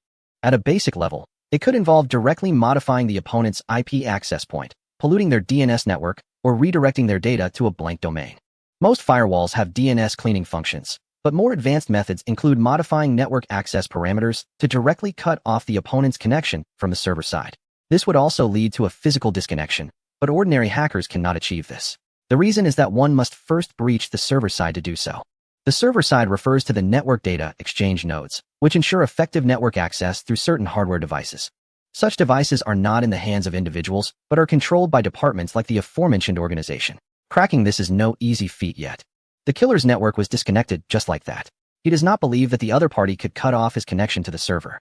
So, he crawled under the desk, unplugged the network cable, and plugged it back in. After several attempts, the network still wouldn't connect. In the end, he simply unplugged someone else's network cable and connected it to his computer. If the other person's network was working fine, it meant that his own network was as compromised as his firewall. Clark helped him plug in a new cable, but unfortunately, the network remained down. This indicated that it was likely a network issue. However, Esther didn't think so. The network had been functioning well. So how could there be a problem at this moment? She asked Clark to check the wireless network to confirm if it was working. Clark might ignore others, but he would never frown when Esther asked him to do something. Connecting his laptop to the wireless network worked perfectly. The frustrated individual slammed his fist on the keyboard. How could a plastic keyboard withstand such a blow? Even the circuit board was shattered. Though others remained silent, he could feel their disdainful gazes. He thought he was strong, but just powering on led to him getting beaten up, unable to fight back. The infamous individual was not as formidable as he believed. After replacing the keyboard, Clark began trying to fix the network. He ruled out all conceivable issues, even replacing the network card, but still couldn't connect. For a hacker, the network was their lifeline. Without it, it felt like falling into an endless abyss, making the whole world feel constricted. The frustrated individual wanted to scream in anger, feeling as if he were choking on his own rage. If only he could let it out, but it was stuck in his chest and throat, making it hard for him to breathe. His body was already heavily burned, and his breathing sounded like a disaster. Ironically, those without shame often seek face. Behind him stood a hacker group ready to help him if he said a word. But this individual was extreme in his thinking. He viewed these people as defeated opponents and questioned how they could help him if they had allowed him to be in such a dire situation. The more he thought about it, the angrier he became, clenching his fist and smashing the newly replaced keyboard into pieces. Just then, a voice behind him said, "Stop smashing the keyboard. If you want to fix the network, you need to unlock it from the server side." Everyone turned to see that the speaker was a network expert from CSD named Bruce. Chapter 171. The drunkard Bruce, 27 years old, was a hacker member responsible for network debugging at CSD. Before joining CSD, he worked for a strategic intelligence agency, specializing in network maintenance and debugging. Like many hackers who joined CSD, Bruce had a remarkable story, but so far, he never considered himself a hacker because he was completely unaware of the technical skills that hackers possessed. However, he can connect anyone's network to any device, including many government officials and even data lines of certain agencies. Like other hackers, Bruce does this for money. He enjoys drinking, especially fine wine, and has invested almost all of his income into his drinking habit. Don't think his income is high. At the agency, he is just a network engineer, always on call to fix issues when others' networks go down. After 5 years of working there, he doesn't even have an office. Like many talented but overlooked individuals, Bruce's life is quite miserable, spending his days working in low tunnels filled with various cables or frequenting cheap bars. Until one day, as if fate had arranged it, the network at his regular bar suddenly went down. The bar owner complained to the staff for a long time without receiving the service he expected. Sitting across from the owner, Bruce offered to help, with the condition that if he fixed the network, he must be treated to a drink. In fact, the owner didn't have a good impression of Bruce. He saw him as just a drunkard who wouldn't leave the bar without being completely intoxicated. How could someone like that be skilled in networking? However, they agreed that if Bruce couldn't fix the network, the drinks were still on him. In less than 10 seconds, Bruce identified the problem. The owner's network settings had been reset, causing the outage. After another 10 seconds of entering the correct IP address and network parameters, the bar's network was back up. The owner was astonished. What he couldn't resolve after a day of complaints was fixed by Bruce in under half a minute. It seemed that the people from those departments were less reliable than a drunkard. After fixing the network, the owner treated Bruce to an entire bottle of wine as promised. This was the most carefree drinking session Bruce had since he started his love affair with alcohol. Usually, he had to consider his finances when drinking, but today, he could drink freely without spending a penny. The feeling of earning a whole bottle of wine in less than half a minute was exhilarating. And Bruce couldn't sleep all night. He realized he had discovered a fantastic way to make money. He was skilled at solving various network issues, which was his wealth. Why not convert this wealth into cash? He wasn't thinking about making money by repairing networks for others. To earn big, he couldn't focus on the common folks. So, through various means, he found a hacker who specialized in software development. He offered everything that interested hackers in exchange for a program tailored to his needs. This program could cut off all specified network connections upon launch or create data fluctuations to force a disconnection. What he needed to do was use a portable computer to set up the networks of large companies in various fiber optic tunnels throughout the city. No one knows the network distribution of this city better than him. During his years working at SGS, he often had to inspect the network in those low, damp cable corridors to ensure network security. When these companies encountered network issues, they typically communicated with their service providers first, asking them to send staff for resolution. However, the key to solving the problem lay in Bruce's hands. He was meticulous, even when the service provider's staff could not identify the cause. The unresolved network issues directly impacted these companies' revenue. At this point, Bruce would use his identity as an SGS engineer to feign discovery of their problems while inspecting the network. Consequently, these companies were willing to pay Bruce to resolve the issues quickly and restore their networks. From then on, Bruce no longer frequented cheap bars, but instead visited relatively upscale ones. There is a commonality between the wealthy and the poor. Their income and expenditure are never proportional. This is normal. The rich earn more and spend less, becoming wealthy, while the poor earn less and spend more, remaining poor. What is most concerning is when income and expenditure become proportional, leading to an explosive surge in a person's desires. In a few months, Bruce earned tens of thousands of dollars, but also spent just as much. He realized that aside from drinking slightly more expensive alcohol, he gained nothing else. Thus, he contemplated earning more money. Eventually, he set his sights on the networks of certain government departments. He had the hacker create a data interception software for him, capable of capturing all data transmitted through the network cables. For others, having just a software wouldn't suffice for such business, but Bruce could do it, as he could effortlessly identify the specific cable he needed among countless city data lines. While sipping drinks, he began downloading all data sent over the network. His portable computer almost became a privacy vault for government officials, and he even knew details about an official's peculiar interests. Of course, all this privacy eventually turned into cash. Bruce no longer visited mid-range bars, but began entering high-end clubs. Like all treasure hunters, he only saw the allure of the treasure, forgetting the inherent dangers. Bruce's actions finally drew the attention of federal authorities, with a personal investigation led by a top official. Because Bruce was solely focused on making money, he inadvertently attracted the attention of the CIA. Bruce was skilled in networking, but he wasn't a hacker. His methods seemed magical to those unfamiliar with networks. But for those who understood, taking him down was quite easy. When CIA agents burst into Bruce's bedroom, he, with a crescent-shaped face, seemed to awaken from a lifetime of intoxication at that very moment. However, this is already of little use. If mistakes could be remedied by regret, there would be no death in this world. Chapter 172. Service. Bruce's life also belongs to CSD. He is not a hacker in the strict sense. So he is basically an unnoticed person within CSD. In daily attacks and tasks, he hardly has any involvement, except for some special missions that require him to install certain devices. CSD itself holds many unknown secrets, among which the most speculated by outsiders is how these hackers, organized by certain agents, managed to enter CSD. Many believe that Alan, the head of the intelligence group at CSD, is actually a high-ranking official from a certain agency. Many tasks that this agency is unwilling to handle personally are handed over to CSD. In a sense, CSD is quite similar to another well-known group. But the latter does not engage in intelligence work, and CSD is even more notorious. However, the more mysterious something is, the more people tend to speculate about it. It's like installing a software but not knowing how to use it, staring at those enticing features without being able to access them. There have been thoughts of giving up, but it gets stuck in the most sensitive part of your heart, making you always want to seek answers. But this is the biggest secret of CSD. And even the agency in question has never publicly responded to this issue. In fact, this is a question they are unwilling to face, as it could completely damage their image. Returning to the CSD headquarters, Bruce's proposal was accepted by the killer. Everyone has their own value and significance, right? Holding a portable computer, Bruce appeared half an hour later in the fiber optic passage beneath the service provider's data center. Damn it. Earning hundreds of millions a year, but unwilling to make this passage a bit larger. Complaining, Bruce crawled into the passage, which was less than half a meter in diameter. It was completely dark and particularly damp. Thankfully, there were no rats, or else Bruce would have wanted to blow up the building above him.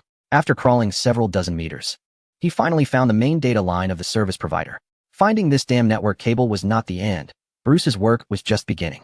To prevent the underground fiber optic cables from being damaged by moisture or gnawing rats, each data line is wrapped in a particularly thick composite material. Pulling out his tool bag, he took out a small electric saw and began to cut. This was a meticulous task.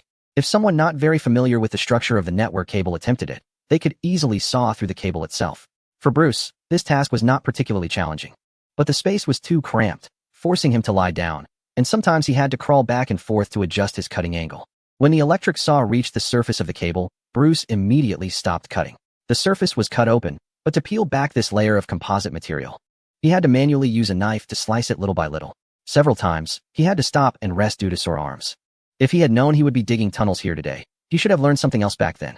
He could only blame his parents for wanting to choose his future job based on his interests. The tragedy is that Bruce has been fascinated by wires and similar things since he was little, as if in a past life, he were just a cursed wire. An hour later, Bruce finally cut through the outer layer of the network cable. After taking a breath, he pulled over his toolkit, took out his computer and data clamp, and connected them to the cable. The software began to crack automatically. Half a minute later, he was connected to the service provider's server. This software was specially created for Bruce by CSD at Alan's request, allowing him to use it when breaking through certain network devices. Once inside the server, he manually located CSD's data IP and found that they had locked their network service using this method. Bruce was puzzled.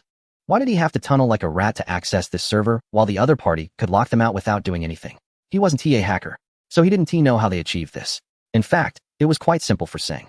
He found the relay node of the IP address, which usually belongs to the management system of the service provider. This made it easier for them to charge and manage daily operations. By entering the server data host and locating the IP address, he could directly lock all data service protocols, effectively shutting down the network. Singh also set up a delay file, meaning the service provider wouldn't see the service suspension information until 48 hours later. Jack had told Singh that when service providers promote their services, they say everything, even offering to have someone stay with you during lonely nights. However, when you actually need their services, they become quite uncooperative. Typically, they rely on server data, and if their service data appears normal, they will absolutely not send their staff to resolve any disconnection issues. So Singh did just that, and he did it perfectly. At least he made Bruce crawl through the tunnel for over an hour. After resetting everything, he pressed the confirmation key, and the network on CSD's side was instantly restored. Clark nodded and said, "That drunkard Bruce really has some skills." The killer didn't want to say anything nice about him. This task should have been his, otherwise. Why would CSD keep him around? Now that the network was back up, the killer's firewall had also been encrypted, and it was time for revenge. Clark and the others perked up, ready to see how the killer would start this battle. To connect to the CNC server's network, the first step was to access their homepage, which was the quickest way to link to the server. To access the homepage, they needed to use the IE browser, the system's built-in browser. The killer didn't hesitate and clicked away. He was eager to access the server and wreak havoc on every file inside, intending to spread chaos. However, after clicking the Internet Explorer icon, there was no response except for some noise from the hard drive. What the heck was going on? The IE icon was unresponsive, but the hard drive was working, indicating that the system was functioning. There was only one explanation. Clark, looking helpless, said, "Boss, you're infected." The killer's computer infected? What a joke.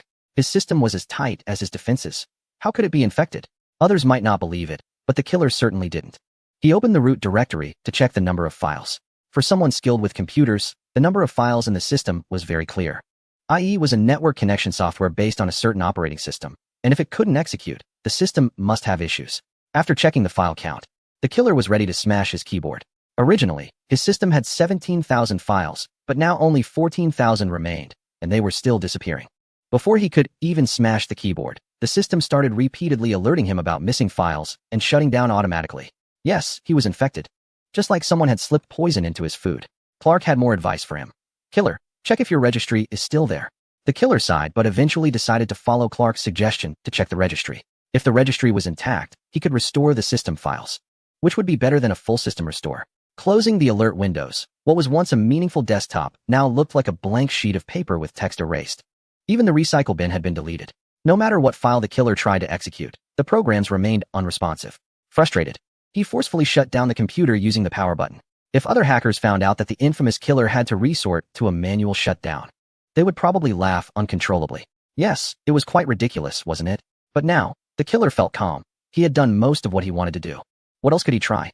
When a person is extremely furious, they can suddenly become calm. However, this wasn't true calmness. It was right on the edge of a breakdown. Restarting the computer, he directly entered safe mode and activated the system restore function. To comfort the killer, Clark smiled and said, "See? The other party is just a novice hacker. They didn't even know about system restore." Esther sighed and shook her head in resignation. What hacker didn't know about this function? The killer certainly knew, and when he opened the system restore window, everything seemed normal. It seems the other party didn't expect the destruction of his core files. Otherwise, the system would be irrecoverable. The one known as the killer quietly set up the system recovery data while muttering, "It's nothing much." I almost believed he was a skilled expert. It sounded like he was talking to himself, but he was actually addressing the person behind him. Don't think the other side is that powerful. In the face of a simple function, He completely exposed his ignorance. Apart from Clark, no one else believed that this so-called expert from CNC would be so careless. Esther could hardly wait to see how CNC would mess up this old machine. This was a real show, much more entertaining than acting. Once the data was set, the killer casually clicked the confirmation button to start the recovery. However, the system popped up another window, indicating that the system file was unrecognizable and could not be recovered. Huh, what the hell is going on? What is happening? The killer shouted each time, slamming the keyboard, and the entire room seemed to vibrate with his beast-like roar. No one stopped him. Even Clark had retreated to a distance, watching his breakdown alongside the smiling Esther. His body was already failing him. In his anger, he seemed almost exhausted, barely able to stand. Seeing that he wasn't smashing anything anymore, Clark cautiously approached him, first listening intently, worried that the killer, who had been so still, might have been driven to death by anger. Hearing faint breaths, he finally breathed a sigh of relief. The killer. Or perhaps my method isn't the best, but it could solve the problem in one go. Just throw this computer away. It's been completely ruined and can't do anything. The killer abruptly lifted his head, frightening Clark into thinking he would attack, who then scrambled back to Esther and the others. Unexpectedly, the killer ignored everyone, stood up, and unsteadily left the room. Dennis felt he couldn't watch any longer and softly asked, "Is he going to be okay? He looks like he's done for." Clark wiped the sweat from his forehead, saying that even in such a state, he hadn't died. He had just been attacked by a hacker. So he probably wasn't that fragile. As soon as he finished speaking, Clark returned, carrying a new computer case. It seemed he took Clark's advice. This old machine had been thoroughly ruined. Who knows what tricks might still appear in this computer? But that didn't mean the killer would stop. If he wasn't making a mess in CNC, he wouldn't be the killer. This computer was used for testing software, and there was no need for debugging. He found a keyboard, plugged in the network cable, and powered it on directly. The killer was persistent. He had to regain his lost face. Especially in front of these people. He was the killer, forever the killer, destined to kill others, and no one should think of killing him. Even if they tried to kill him, they could never truly end him. No one can kill him. Not even the former agents from a certain intelligence agency or those mysterious assassins. Stubbornness is his faith, and persistence is his belief. Clark and others surrounded him again. They wanted to see how the killer would take revenge today, and they were curious about why he was called a killer. They wanted to watch him kill, to see how he would use the blood of others to become stronger. Only one person looked at them with a constant smile, and that person was Esther.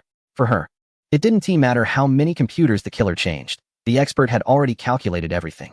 If the killer logged into the network again, it would only be self-humiliation. When people are angry, they often don't know what to do. What the killer should do now is not to take revenge, but to thoroughly analyze what virus is in his computer. However, the killer no longer cared. After the system booted up, everyone still habitually looked at the firewall icon in the lower right corner. However, it was gone. The killer turned to look at Clark and the others, closed his eyes, and fell to the ground. Chapter 174. Long Tianwu. What exactly did Seng do? This was a question everyone wanted to know, even during meals. Xiao Jie didn't let up on his inquiries. Without Cu present, Seng might have said something to Xiao Jie, but stepping out of the CNC, Seng was just an ordinary person. No matter how dazzling the fireworks were, in the end, they were just part of the starry sky. Just like the killer from CSD. No matter how strong the hatred was, in the end, he could do nothing. This was helplessness. A strong man wearing sunglasses carried him out of the room like a sack. Looking at the chaotic keyboards and mice on the floor, Clark and the others could only leave one after another. No one dared to touch the killer's belongings, even though they wanted to know why this was happening. But they had their own burdens to bear, their own lives and paths. Once they stepped out of CSD, they became strangers. Even if they met on the street, they wouldn't glance at each other. In the eyes of others, they were just ordinary employees of a company specializing in import and export trade. Many things could be erased, even the expressions on their faces and their clothing. However, everything they experienced today could never be erased. Seng was the same. Wasn't this what a hacker should do? Just as Jack once told Seng, once you become a hacker, your life will completely change. But you still have to pretend that nothing has changed, wearing the same clothes every day, eating the same breakfast, and even deliberately maintaining your habits. Why do this? Because a hacker must live, living without being discovered by anyone. When he returned home, it seemed that everything had quieted down again. While showering, Seng kept thinking about those people from CSD. They were originally not his opponents, and the cyber battle in CNC was not his war, but now it probably was. Singe doesn't care. After all, he already has many enemies. Everyone has their own enemies, don't they? There are always people wanting to take everything from you. We just did what we were supposed to do. The best reason for self-comfort is that sometimes emotions need to be shared with others, whether you are in pain or joy. However, in Singe's world, comfort and sharing are both extravagant thoughts. Singe originally planned to go to the secret room to finish a few tasks, but looking at the time, it was already midnight. To ensure he is well rested for tomorrow's work at the library, he needed to prioritize sleep. Although he wanted to maintain his habits, sometimes he really felt out of control. Even lying in bed, he tossed and turned. Was it insomnia? Not really. It was excitement that kept him awake. Yes, he had defeated CSD. This news might explode in the online world like a bomb. Singe wanted to see what hackers were saying about it. He also wanted to know if anyone from CSD had made a public statement. But thinking about it, Xiao Jie had already taken care of those matters for him. And now all he needed to do was sleep. Xiao Jie didn't have the luxury of taking a bath and falling into a deep sleep. Once back at CNC, he was called by Xiao Long and Liao Ximin. The conversation revolved around Singe, and Liao Ximin was no longer insisting that Singe join the divine domain. Singe was a very strong-willed person, which was partly due to being an orphan since childhood. Life had made him so resilient, so unyielding. No one could force him to do anything he didn't want to do. This wasn't an extreme personality, but rather someone who understood how to protect themselves. Liao Ximin respected Singe's thoughts, so this matter was temporarily settled. However, Liao Ximin would definitely not give up. If Xiao Jie could maintain a good relationship with Singe, he could also integrate into Singe's life. Even if he couldn't, he still had his daughter. In any case, the plan was formed and could not be changed. The investigation led by Karen and others began overnight, but before that, Liao Ximin secretly met someone. This person was named Long Tianwu, the deputy commander of the Divine Domain Special Forces and one of the key figures. At 25 years old, he was extremely composed and highly regarded by Liao Ximin and others. Liao Ximin was nearly 1.8 meters tall, but Long Tianwu was even taller. A person who is calm has a particularly composed expression and gaze. Only Liao Ximin knew that behind that indifferent gaze was a body capable of immense explosive power.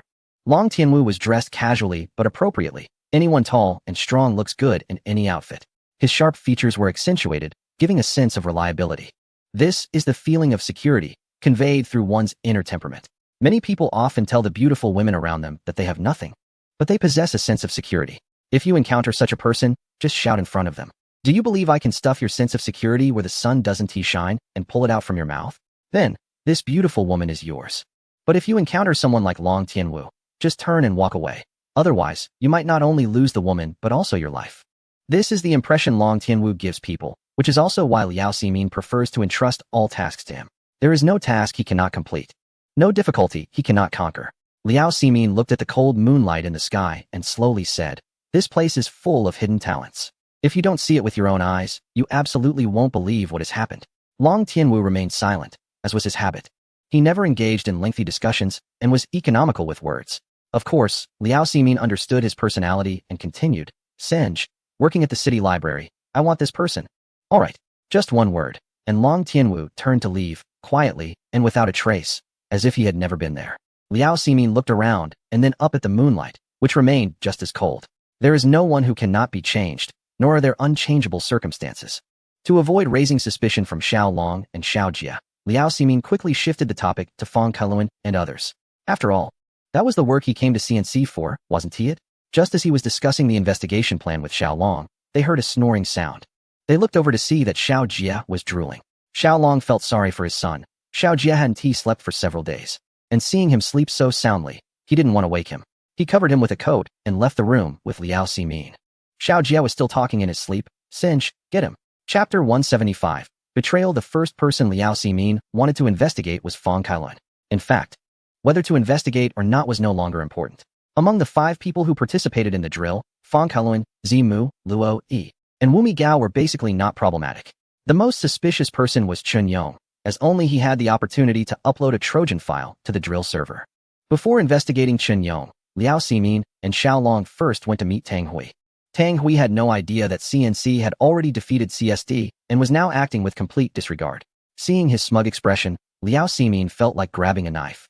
But Xiao Long held him back. Tang Hui feared nothing. He had the largest intelligence organization in the world behind him, as well as support from CSD. What did he have to be afraid of? "You've come to see me now because CNC has been completely messed up, right? I told you long ago. But you didn't believe me. Look at you now, scared, huh? Just let me leave peacefully." Although Liao Ximin couldn't hit him, he could certainly scold him. And when Liao Ximin started to insult someone, it felt like all their ancestors would rise from the grave to challenge him. "You must be Tang Hui. I'm Liao Ximin. You don't need to know who I am because I'm in a hurry to use the restroom. Seeing your face gives me a feeling of constipation, leading to severe hormonal imbalance. It's strange. Our people have such good lineage. How did your parents give birth to you? Did they shoot you out through a wall? Otherwise, why do you seem like you're missing something? Who cares, right? Your genes might just be that way. Xiaolong nodded, feeling that Liao Ximin was absolutely right. But Tang Hui seemed completely indifferent. He had nothing left to lose. Would he still care about saving face? Say whatever you want if it makes you feel better. What? The CNC was attacked. And now you're struggling to report back to your superiors, aren't you? From the looks of it, you're the one suffering, not me. All I'm thinking about now is how to enjoy the rest of my life. Jealous? Haha. Liao Ximin laughed too and said, hey, stop dreaming and wake up. The moment you saw me means you've lost everything. Open the curtains and look outside at the capital. Do you see the scene you described? Still fantasizing about that damn CSD? Let me be straight with you. CSD's attack has already failed. All your backing has collapsed. Did you really think you had what it takes to challenge the CNC? And providing backdoor server access to CSD, did you think letting the dogs in would make them bite us? You're wrong. They bit you instead. I'm afraid the rest of your life will be spent in misery. How pitiful. And because of you, everyone around you will be implicated. You've committed treason. You know? Did you really think CSD could save you? I feel like spitting a mouthful of vitamins in your face. The smile slowly faded from Tang Hui's face. This can't be. Don't think I don't know the capabilities of those fools at CNC. They're no match for CSD. Xiaolong laughed and said, don't forget, we were the ones who discovered your Trojan. Even the backdoor that only you and the whole world knew about, we sealed it off. By the way, we let them in on purpose. Now, all 15 members of CSD are probably dead. Did you really think they could rescue you? I really don't know if you're clever or just stupid. Tang Hui finally believed it was true. The moment his dream shattered, malice surged within him, and he lunged across the table to attack Xiaolong.